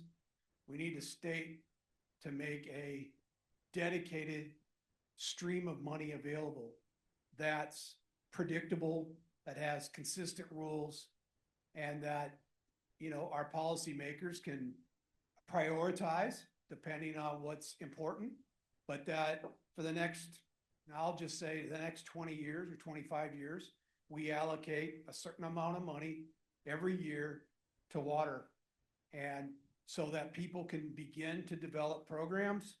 It's way more efficient in terms of delivery. Instead of hiring all these consultants to come up with grant writing, we can get into a regular stream.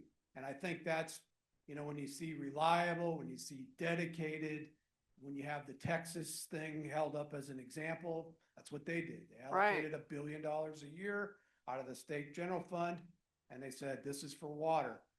So I think that's really what we're getting at. Okay, so I heard some great words in your description, things like dedicate and allocate as potential verbs.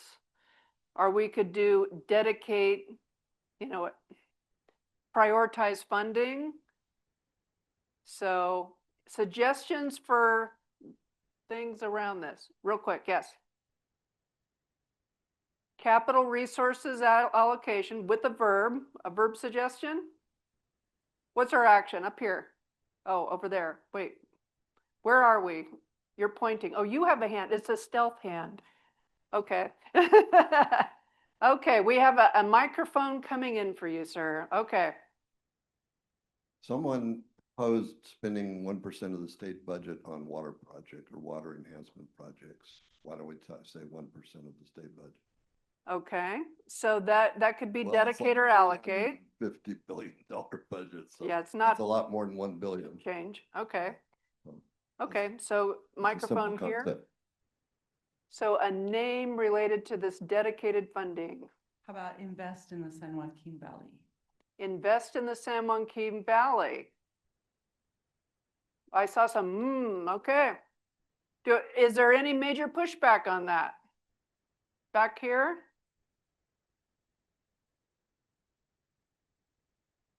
We can't have it be invested in the San Joaquin Valley because it's larger than that. Right. Because we're importing. So it needs to be something different. Okay. Well, I'm just going to guess here that our noun at the end of this card is funding. Just guessing. So we need some words in front of it. So I see people with microphones. Tell me what you think. I was thinking invest in the backbone of California. Okay, now the marketing people have come out. Okay, thank you. So yes, so remember, this needs to be clear for someone who might not have been in this meeting. So burn diesel and pour concrete and actually build projects that get water. okay, so can we take that up a level? How does that relate to funding? Build projects. We fund a lot. We fund biological studies, we fund engineering studies, we fund lawsuits, we fund lobbying efforts, but we fund very little diesel and very little concrete. And we end up with very few assets to actually move water up and down the state. Okay, thanks for that thought. Let's look at, we see a lot of words here like reliable, dedicated, sustained. So how can we address those common themes? How about this? Fund water solutions. Fund water solutions. Does that hold it? Develop sustainable funding. Develop sustainable funding. And back in the back. Develop sustainable funding is our current. Yeah, I think we need to get the thought that we're not just talking about funding like we're going to do a bond. Right. We got to get to this idea that we need sustainable funding, you know, multi-decade long, and maybe we got to be that bold. Multi-decade, that's what it's going to take to solve, you know, to make progress here. A multi-decade state investment in water infrastructure. Okay. So far, sustainable funding is getting a lot of traction. That's a big theory here. Is there a verb that would make this work? Invest in sustainable funding. Now, is invest different than funding as a verb? What are we doing differently? How are we acting that's new? What about secure? Secure, sustainable, or create sustainable funding. Because I have a note on this program, sustainable funding. Program? Because program is long-term or short-term, it's defined in how you, because program is not begin and end. Program is continuous. Okay, and it's also related to sustainable, yes. So help me with the verb, gang. Okay, we've got a case for program sustainable funding. Do we have another? Allocate sustainable funding. Okay. Okay, allocate sustainable funding. We're doing that. What? Create? Create? What? Can I suggest an alternate? Yes, please. Invest in our water future. Okay, that's a great campaign slogan. It's not necessarily this column. Thank you. Okay, so create sustainable funding or allocate sustainable funding? Create, thank you. All right. We are going with that.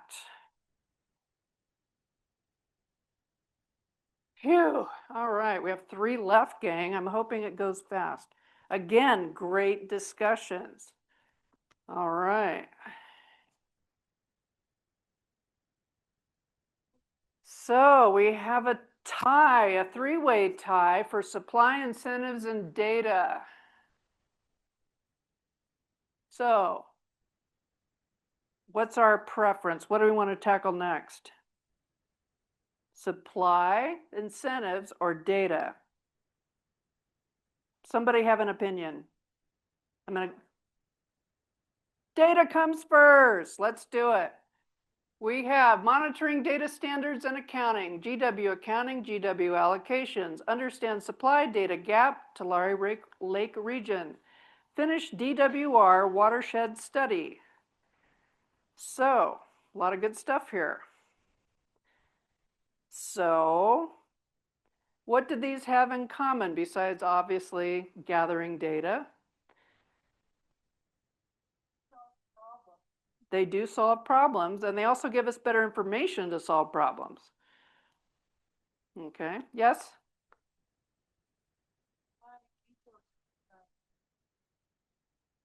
Right. Yeah, data helps us get that. Right. Okay. Build accounting platform. Build accounting platform. Okay. This is probably bigger than accounting, but yes. So let me ask you this. What is the purpose of gathering this data? Why is it important to gather the data? Okay, I'm just going to have to ask to get a couple other voices in the room. I'm getting a few people that are our common respondents, and I need to spread this out a little bit. So if you've been, enthusiastically participating, I'm just going to ask you to step back and have some other people step up. How about adding supply and data together? Because the data is really the fact of understanding our supply line. Oh. So What does the group think about that? Does supply and data go together? No? Okay, they're not buying it, sorry. All right, you, sir. I was going to say capitalize on data. Capitalize on data. So if it was, capitalize really a verb? Maybe. Yeah, over here. Gather data to inform. Inform planning, inform solutions. Oh, we have enthusiasm over here. Okay, what about gather data to inform what? Solutions? Decisions. Ooh, gather data to inform decisions. Are we good? Yay, you guys are so helpful. Thank you. All right, here we go.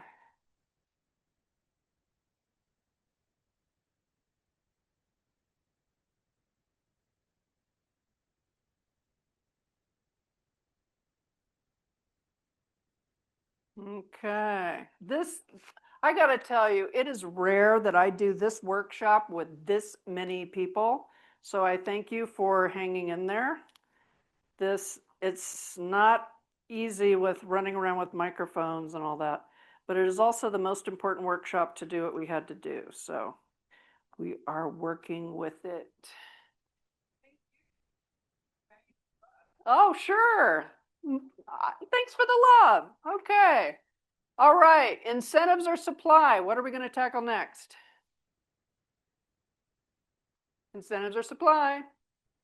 Incentives it is. All right. We have carrots for cooperation, strategic long-term MLRP, tech assistance, land valuation, land flex 2.0, creative incentives for all partners to engage in demand management.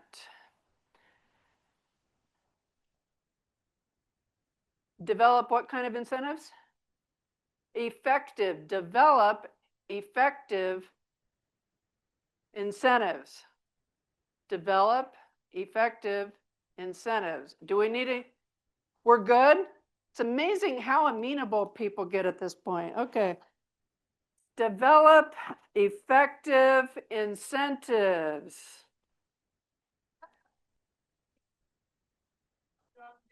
Way to go, right out of the gate.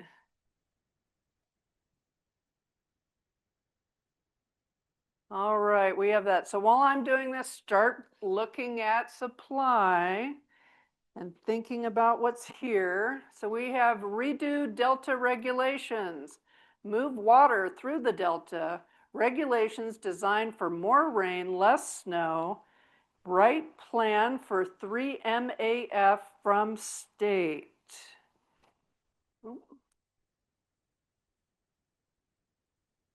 So, what are we trying to do here with supply? What would be the end game? In the back. Secure, sustainable supply. Okay.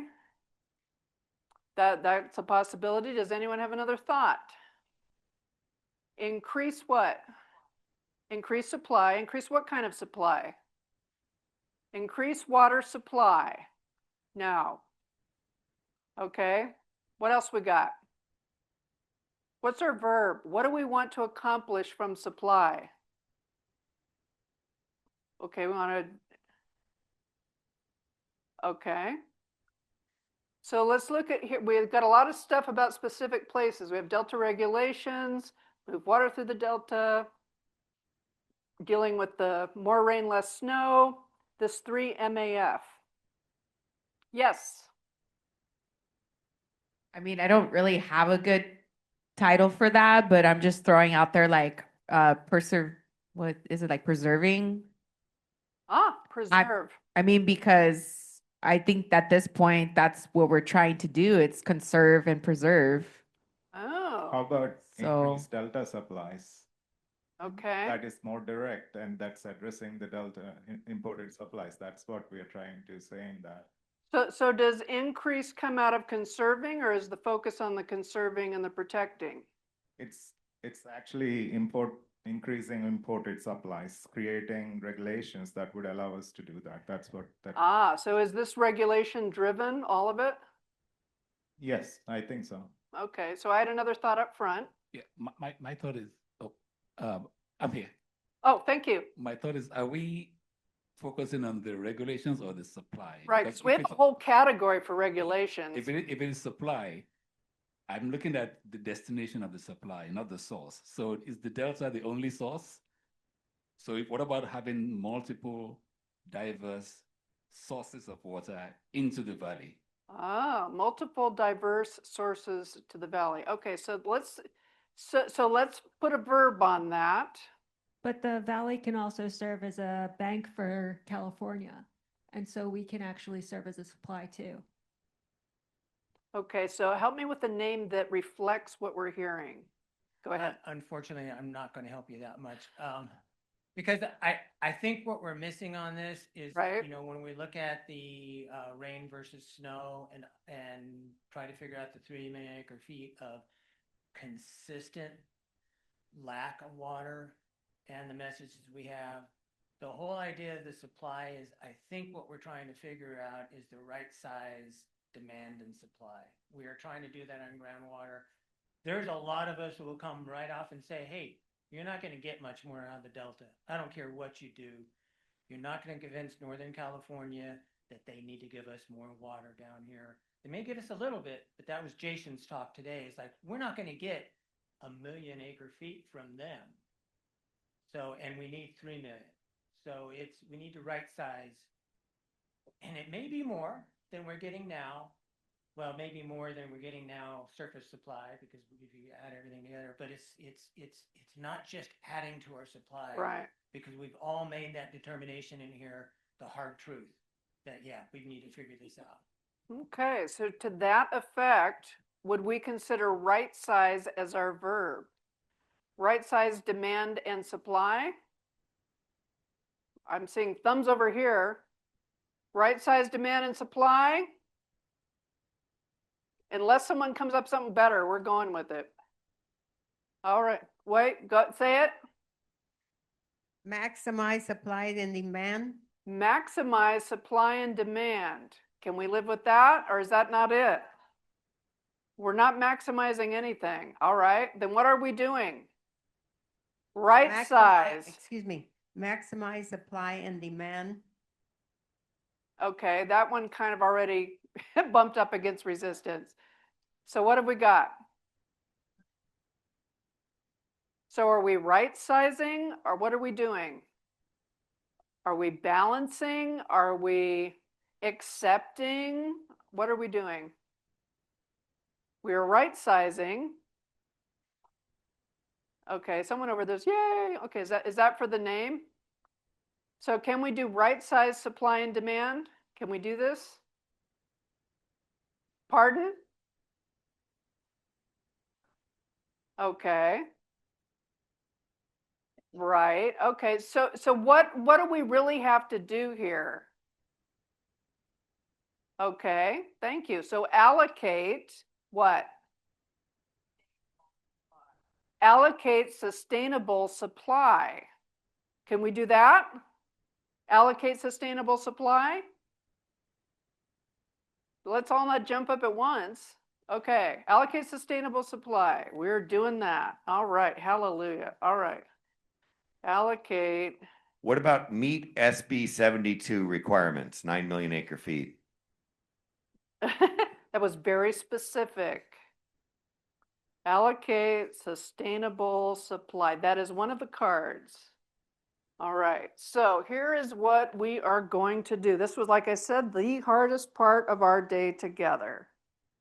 How are we doing on time, Laura? What? I know we're way behind. So there was something supposed to happen at the end of the day. Yes, we have someone talking to us. When are they supposed to talk to us? At 2:30, we can do this. All right, so because we prepared. So here's what's happening next. Around the room, you will see these charts. And the charts are for our solutions workshop. You don't have to solve everything today. We're just trying to get forward movement. We're trying to get all the brilliant minds that are in this room to offer some wisdom for potential next steps. So I'm going to assign each of these cards a number. And then I want you to decide in your heart of hearts, based on your experience, based on your expertise, based on what you're passionate about, which of these topics you want to contribute thought to with some other people. So our first one will be create sustainable funding. If you want to have a discussion about create sustainable funding, you're going to chart number 1 over here. What I recommend you do is come up before you go over there and take a picture of this data to inform your discussion. It will be helpful. All right, so you're not just spitballing over there. Number 2, which will be at the station over here, is going to be restructure regulations for effectiveness. Again, take a picture before you go there. So I'm just curious, who's really excited about sustainable funding? Raise your hand. Yay, funding. Okay, all three of you. Okay, so funding here. Who's excited about restructuring regulations for effectiveness? Raise your hands. Identify yourselves. Okay, you folks are going to be on 2. Item 3 will be protect people and environment. Who's all about that? Okay, 3 is going to be in the corner over there. Remember to take a picture. 4, test multi-benefit solutions. This was all of our piloting. Okay, actually, yeah, that was. All right, so 4, who spots number 4? It's over here in the back. Okay, who's excited about all these pilots? Okay, you folks will congregate there. Number 5, allocate sustainable supply. Who's about that? Somebody's got to do it. All right. 5 is going to be, where is it? Oh, it's behind the chart. You get a secret meeting room. Okay. 6 is going to be develop effective incentives. You're going to be at chart number 6 on this wall right here. And finally, no, we're not there yet. We have 2 more. Tell our story is going to be 7. You'll find the 7. And gather data to inform decisions will be 8, and that is over here in the corner. So here's what you're going to do. Come up to the wall. Take a picture of the data in your column. Go to your sign and work through the template. So I'm going to come around and write the name of your thing on the top. And then there should be Sharpies on the easels near those posters. And you and the people who decide you're passionate about that topic will come together and work on the chart and just answer the questions. Okay? So let me see real quick if I have. Here we go. More information. Okay, I need my slides back, guys. Need my slides. Tech team slides. Hello, I need my slides. Thank you. Okay, wait, whoop. All right, dang it. Okay. Okay, so you will also notice by those big charts, there is sort of a sign-up sheet. We would like to have some idea of who worked on this stuff. So put your name, your organization, and your email, regardless if you have ongoing commitment to this topic, because we might have questions later. We might want to tap you for more thoughts. And if you want to be involved in this ongoing, put a little asterisk in the column at the end. Say, yeah, you know, this is something I want to continue to contribute to. Okay, does everyone know what we're doing? Okay, we are going to do this between now and 2:25. Get as far as you can, and then we're coming back for our final presenter. So take a picture of your data. I'll get out of the way. Go to your stations, and I will start adding things to your charts.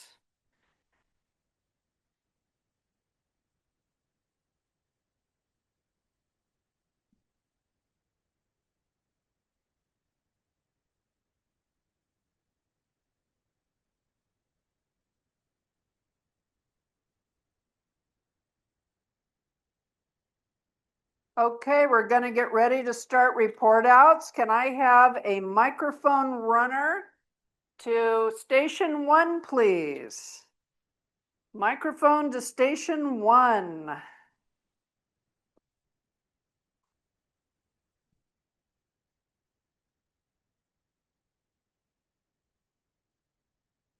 Do we have a microphone? Yay. Who is our speaker for station 1? You're going to tell us your topic, why it's important, and your 2 to 4 steps that you could implement. Let's give our attention to group 1, please. Okay, get the microphone to the person. Excuse me. What are we supposed to do? Okay, I'm going to repeat those instructions.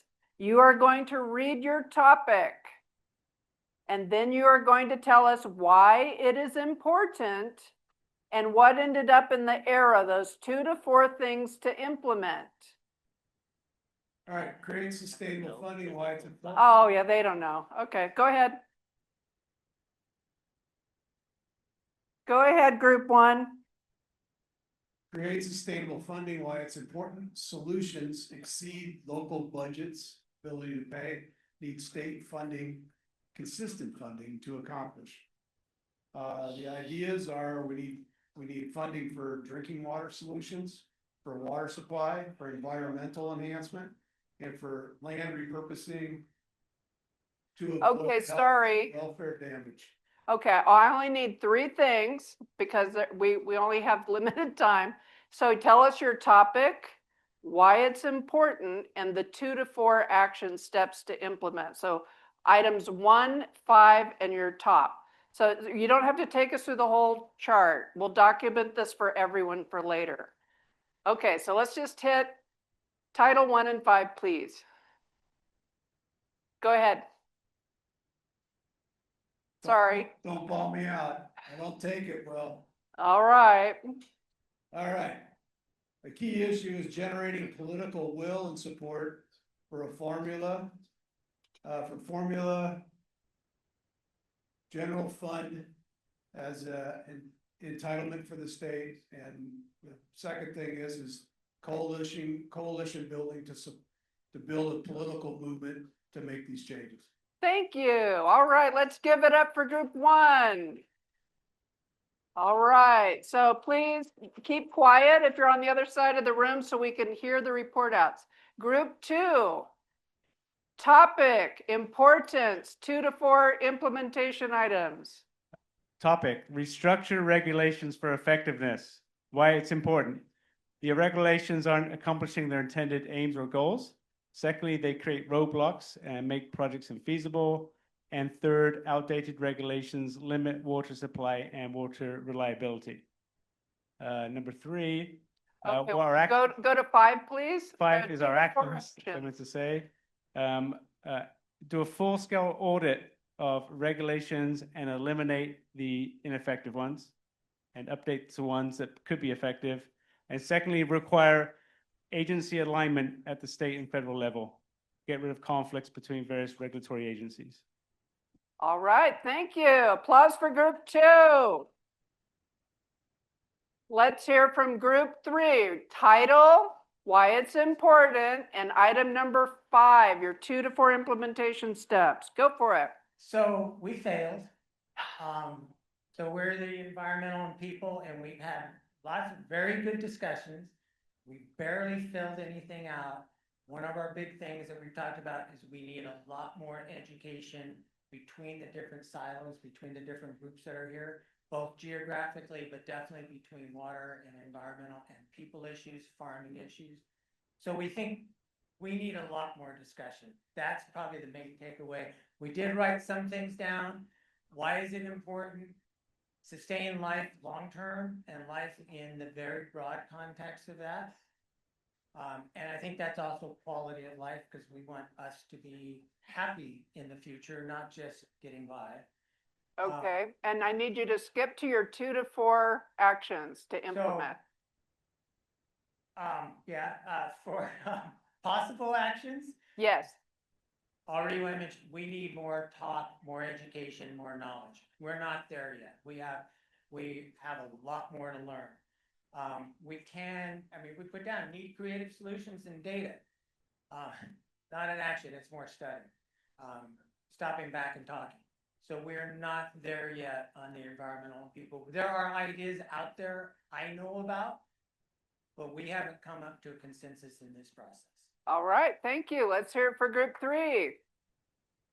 Group 4, please tell us your topic, why it's important, and your number 5, 2 to 4 actions to implement. All right. So why is it important to reduce risk, test before full implementation, test effectiveness, and answer the question, goals, outcome. The brainstorm issues, the top 3 for us to define the pilots. Okay, sorry to interrupt. Can you go right to your 2 to 4 actions, please? 2 to 3 action is gonna be define a pilot, define an alignment, and create funding pathways. All right, thank you. Let's hear it for group 4. All right, group 5 has a secret lair behind the chart. So someone from group 5, again, your topic, why it's important, and 2 to 4 implementation steps. Go for it. I'll stand way in front of our board. So our topic was to allocate sustainable supply. Why this is important is that supply needs to be maximized in order to reduce potential demand reductions in the future. And then also studies show that in-valley supplies are inadequate, hence our reliance on external sources and supply. And then some possible actions could be to revise Delta regulations to allow Northern California water to flow through. And then also work with reservoir owners on more flexible operations for changes in the future hydrology. All right, thank you. Our next group is 6. Our topic was develop effective incentives. This is important to accelerate beneficial land use change and balancing of water supply and demand. We have 4 actions. 1, provide technical assistance around funding streams, compliance permits, etc. 2, inventory and educate on available alternatives that pay, like solar, carbon markets, water banking, mitigation money. 3, provide money for public benefits.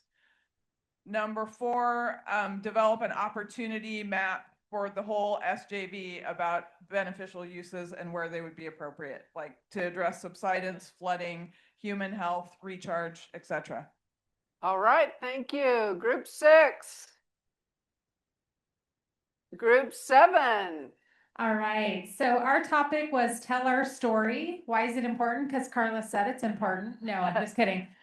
Provides clear direction and helps promote informed decision-making, and it helps to calm the noise. And so some of our actions are implementing a grassroots effort, utilizing social media, as well as starting very early with messaging in the classroom.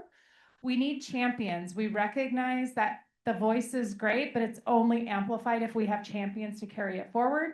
And we need input from all so that we can break down the silos that we're all very familiar with. So that's our message. Thank you. Applause for group 7. And last but not least, group 8. Okay, we were gather data to inform decisions. It's important because it informs decisions and supports transparency and governance, builds alignment and trust, supports learning and adaptive management, and helps to scale pilot efforts.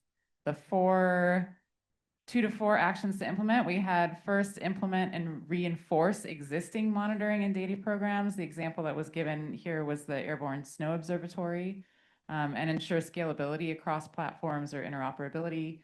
Secondly, identify critical data gaps together as a valley, which connects to the finishing of the watershed study.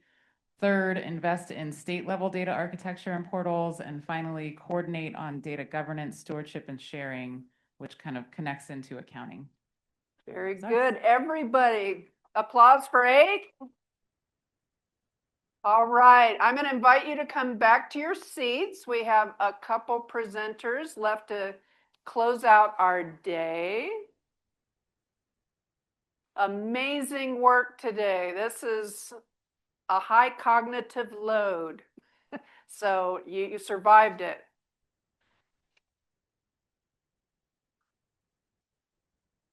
And I'm going to put the magic bell back up on the podium in case someone needs it.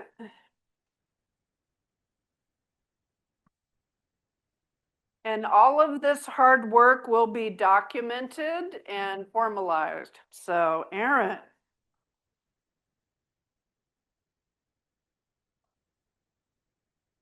Well, good afternoon, everybody. I'm not going to keep you too long, right? First, I think we really need to thank Laura Ramos and her team, right? And the California Water Institute for convening this summit to have a discussion like this take place. It just seems timely to me. I mean, we've been dealing with this for so many years, and I've been to plenty of these water, Sigma. I call them therapy sessions, right? It's because we're all just kind of giving our gripes and hoping we go home and then something gets solved. But, today, in the last 2 days, I felt pretty confident that the discussion was not about therapy. It was about the strategies that we can invest in collaboratively. A lot of words, right? And I'm not going to go over these words, but maybe give you some of the high level things that I heard over the last 2 days. And I am really encouraged about these last 2 days versus coming out of sometimes these therapy sessions. I am an engineer, and I realize that, in my career, I always look to a textbook I'll use this equation to solve this problem and get that answer. And in reality, a lot of these problems are not solved by equations. They're solved by the people that are in the room and the human nature things that are happening. And so I think this was an impressive group of people over the last 2 days. I looked across the room and I think we had representation from water, a good representation from the agencies, DWR. We had the environmental representation. We had disadvantaged communities. I heard at one point somebody said, we're not arguing about necessarily being at the table anymore. We're all at the table together. And I think this room reflected that for the last 2 days. Now, a little unknown fact about me, one, is that I like to, if you've ever been to my talks, there's sometimes a subliminal message throughout my talks. So bear with me as you listen for my subliminal messages as we move along, because I think I'm in a safe room. Another interesting fact is when I got done with college, I thought I had this bright idea I was going to get my pilot's license when I got out of college. So let me get started with what I heard over some of the 2 days. And, starting out yesterday, I had not gone through, I will be transparent, that I had not gotten through all of the DWR documents on the watershed studies, the action plans. So I was looking forward to hearing the report out of those. And what we heard from the team who spent years doing this work is through the numbers, through the science, through the models, there are priorities, and these priorities are focused, right? So we can look through our water supplies and go, okay, we need to backstop our infrastructure. We need to implement things. iFirm, FARO is what I more commonly call it. These are easy, low-hanging fruit things sometimes that we can implement. And then we start moving on to the harder things, which become things like local supply, added local supply, and then the Delta conversation. And we're going to need pilot tests they identified to look at these. They're not advising that we implement these things in full scale, whole scale right now, because there could be unintended consequences as we move along, which is what I kind of heard later in the sessions was to be collaborative, right?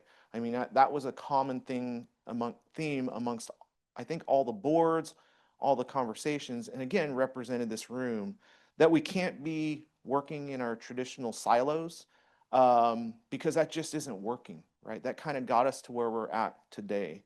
And this really isn't a collaboration in the common terminology where, oh, well, I'll go call my neighboring irrigation district and I'll work with them on a project. I think what this is a collaboration between government, agencies at the state level, agencies at the local level, our disadvantaged communities, our tribes, our environment. And we have to come together as a Central Valley, really. And we need to work together for a common solution to a common problem, right? And that, I think we identified, it's water, right? And the problem is scarcity, the problem is infrastructure, and we can rally around those common themes. Each of you has your particular specialty or interest, right? And we'll pull those together and incorporate those rather than going at them separately. So instead of me going after a groundwater recharge basin, I'm going to pursue a groundwater recharge, habitat restoration, disadvantaged community project. And instead of me trying to leverage support, the support comes naturally to that sort of situation. But we need to do that on a much bigger scale. This isn't an ag versus environment, and I think I've seen examples of that. Specifically, I'll cite the one that we're working with is putting together projects where we look at what our environmental teams in our region, like Sequoia River Lands Trust, is doing, and where we can pair those together. So we're looking at doing a groundwater recharge project with them, looking at a groundwater market, and where there's misalignment or disagreement on a water market, all of a sudden we become in alignment when we can put water in environmental project that creates groundwater credits that can be used for revenue to generate more environmental projects. So there's a win-win coming out of situations like that. And again, I kind of pointed to you because what I've come to the realization is I really don't have the time to push a recharge project. I'll give you an example. Push to recharge project took me 10 years to build that groundwater recharge project.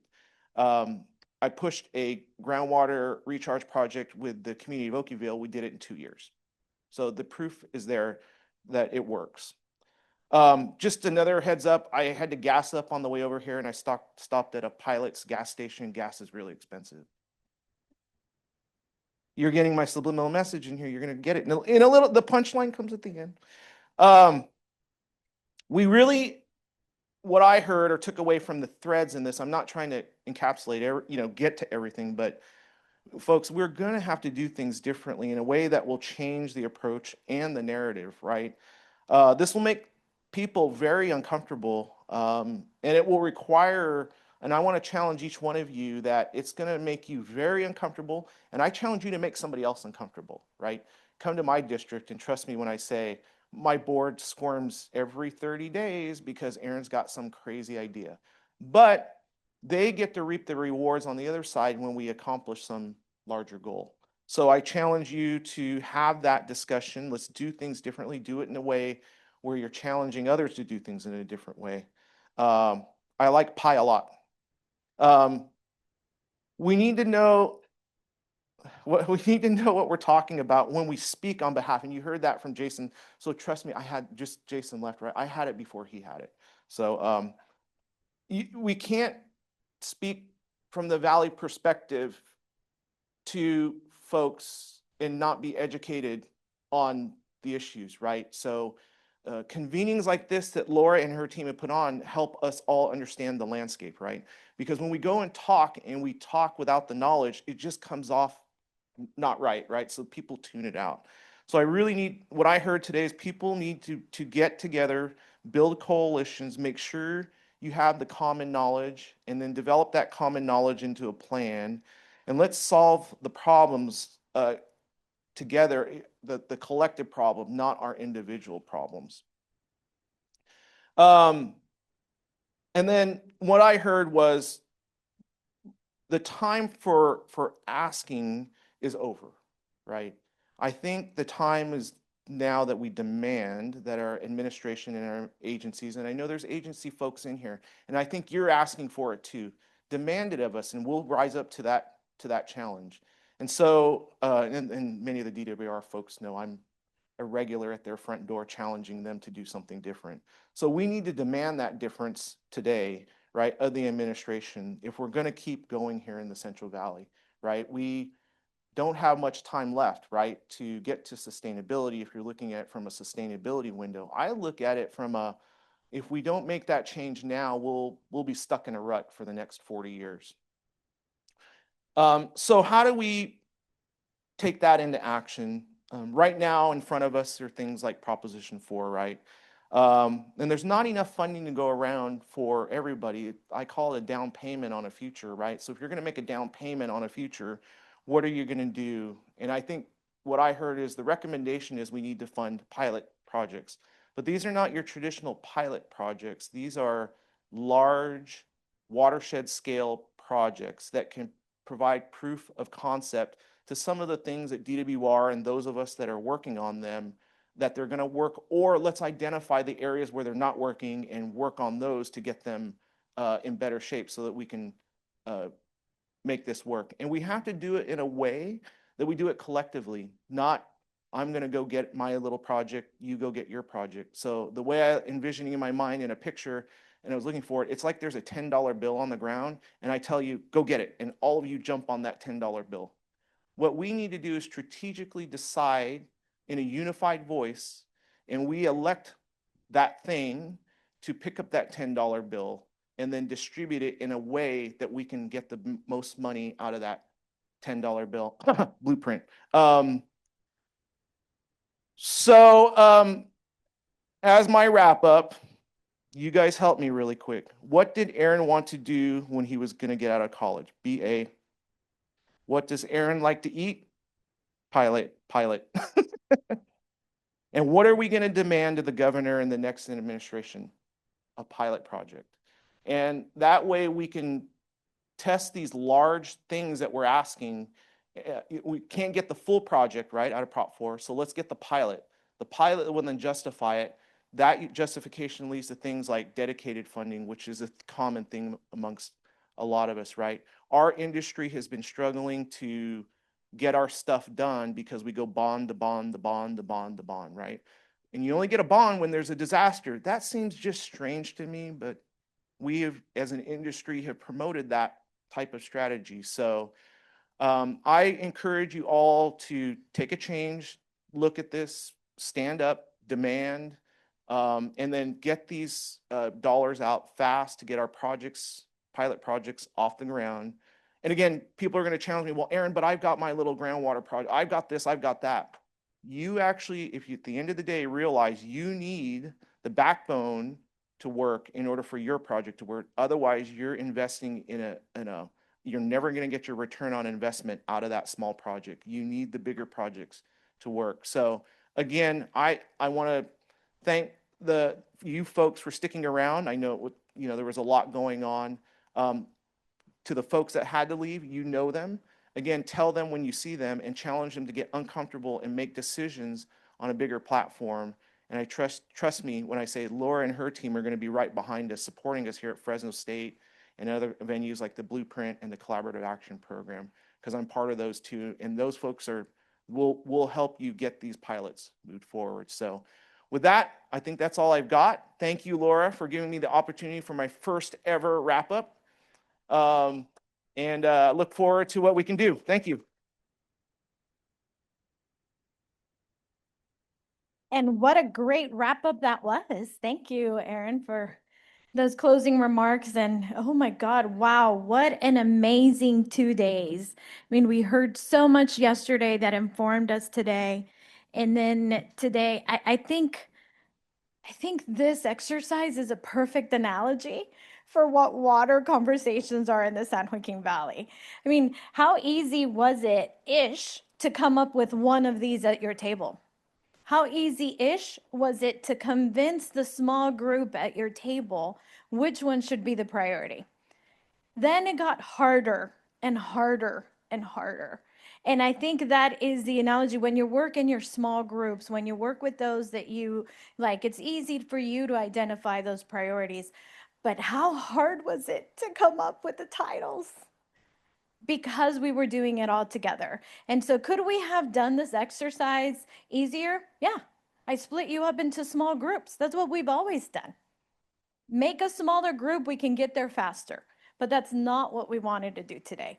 We wanted to have every voice in the room. We wanted to have a big group because we wanted all of the different perspectives. We wanted every single one of your ideas in it. And so I didn't want easy. I wanted what was going to feel hard, and my God, was it feeling hard. There was times when I was like, can we just put a name on there? And I think that that's what we do at times. That we get tired of pushing an agenda or pushing something that when others aren't listening, we just give up. And we didn't give up. So I think this was so cool to watch and to watch all of you work really hard. And as I close the summit, I want to begin with gratitude.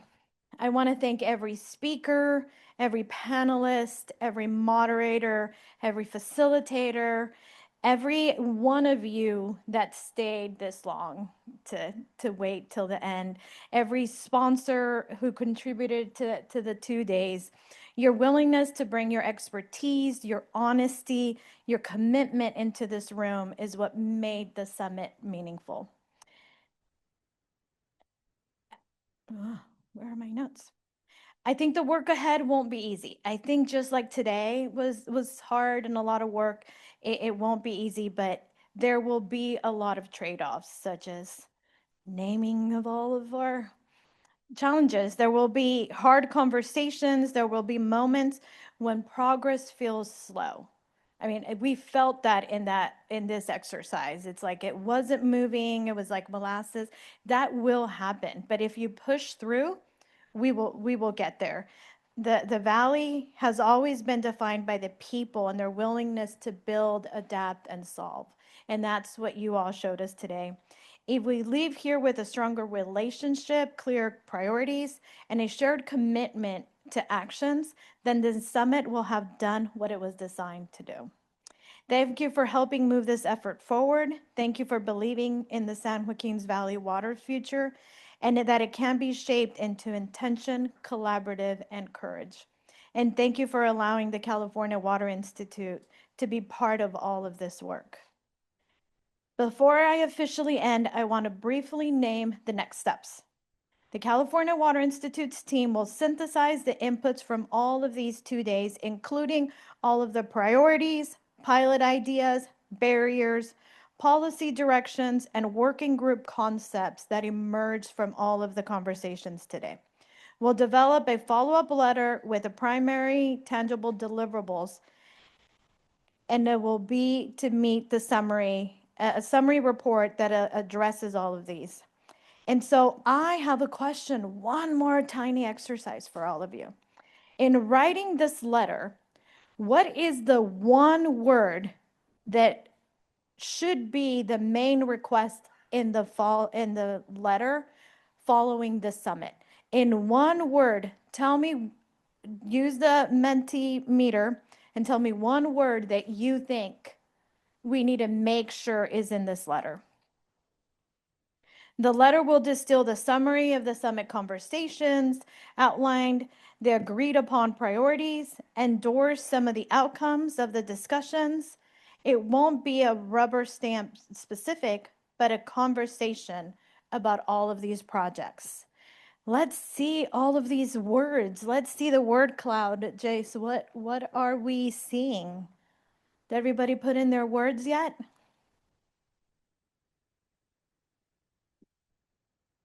Action, pilot, urgent, yes, partnerships,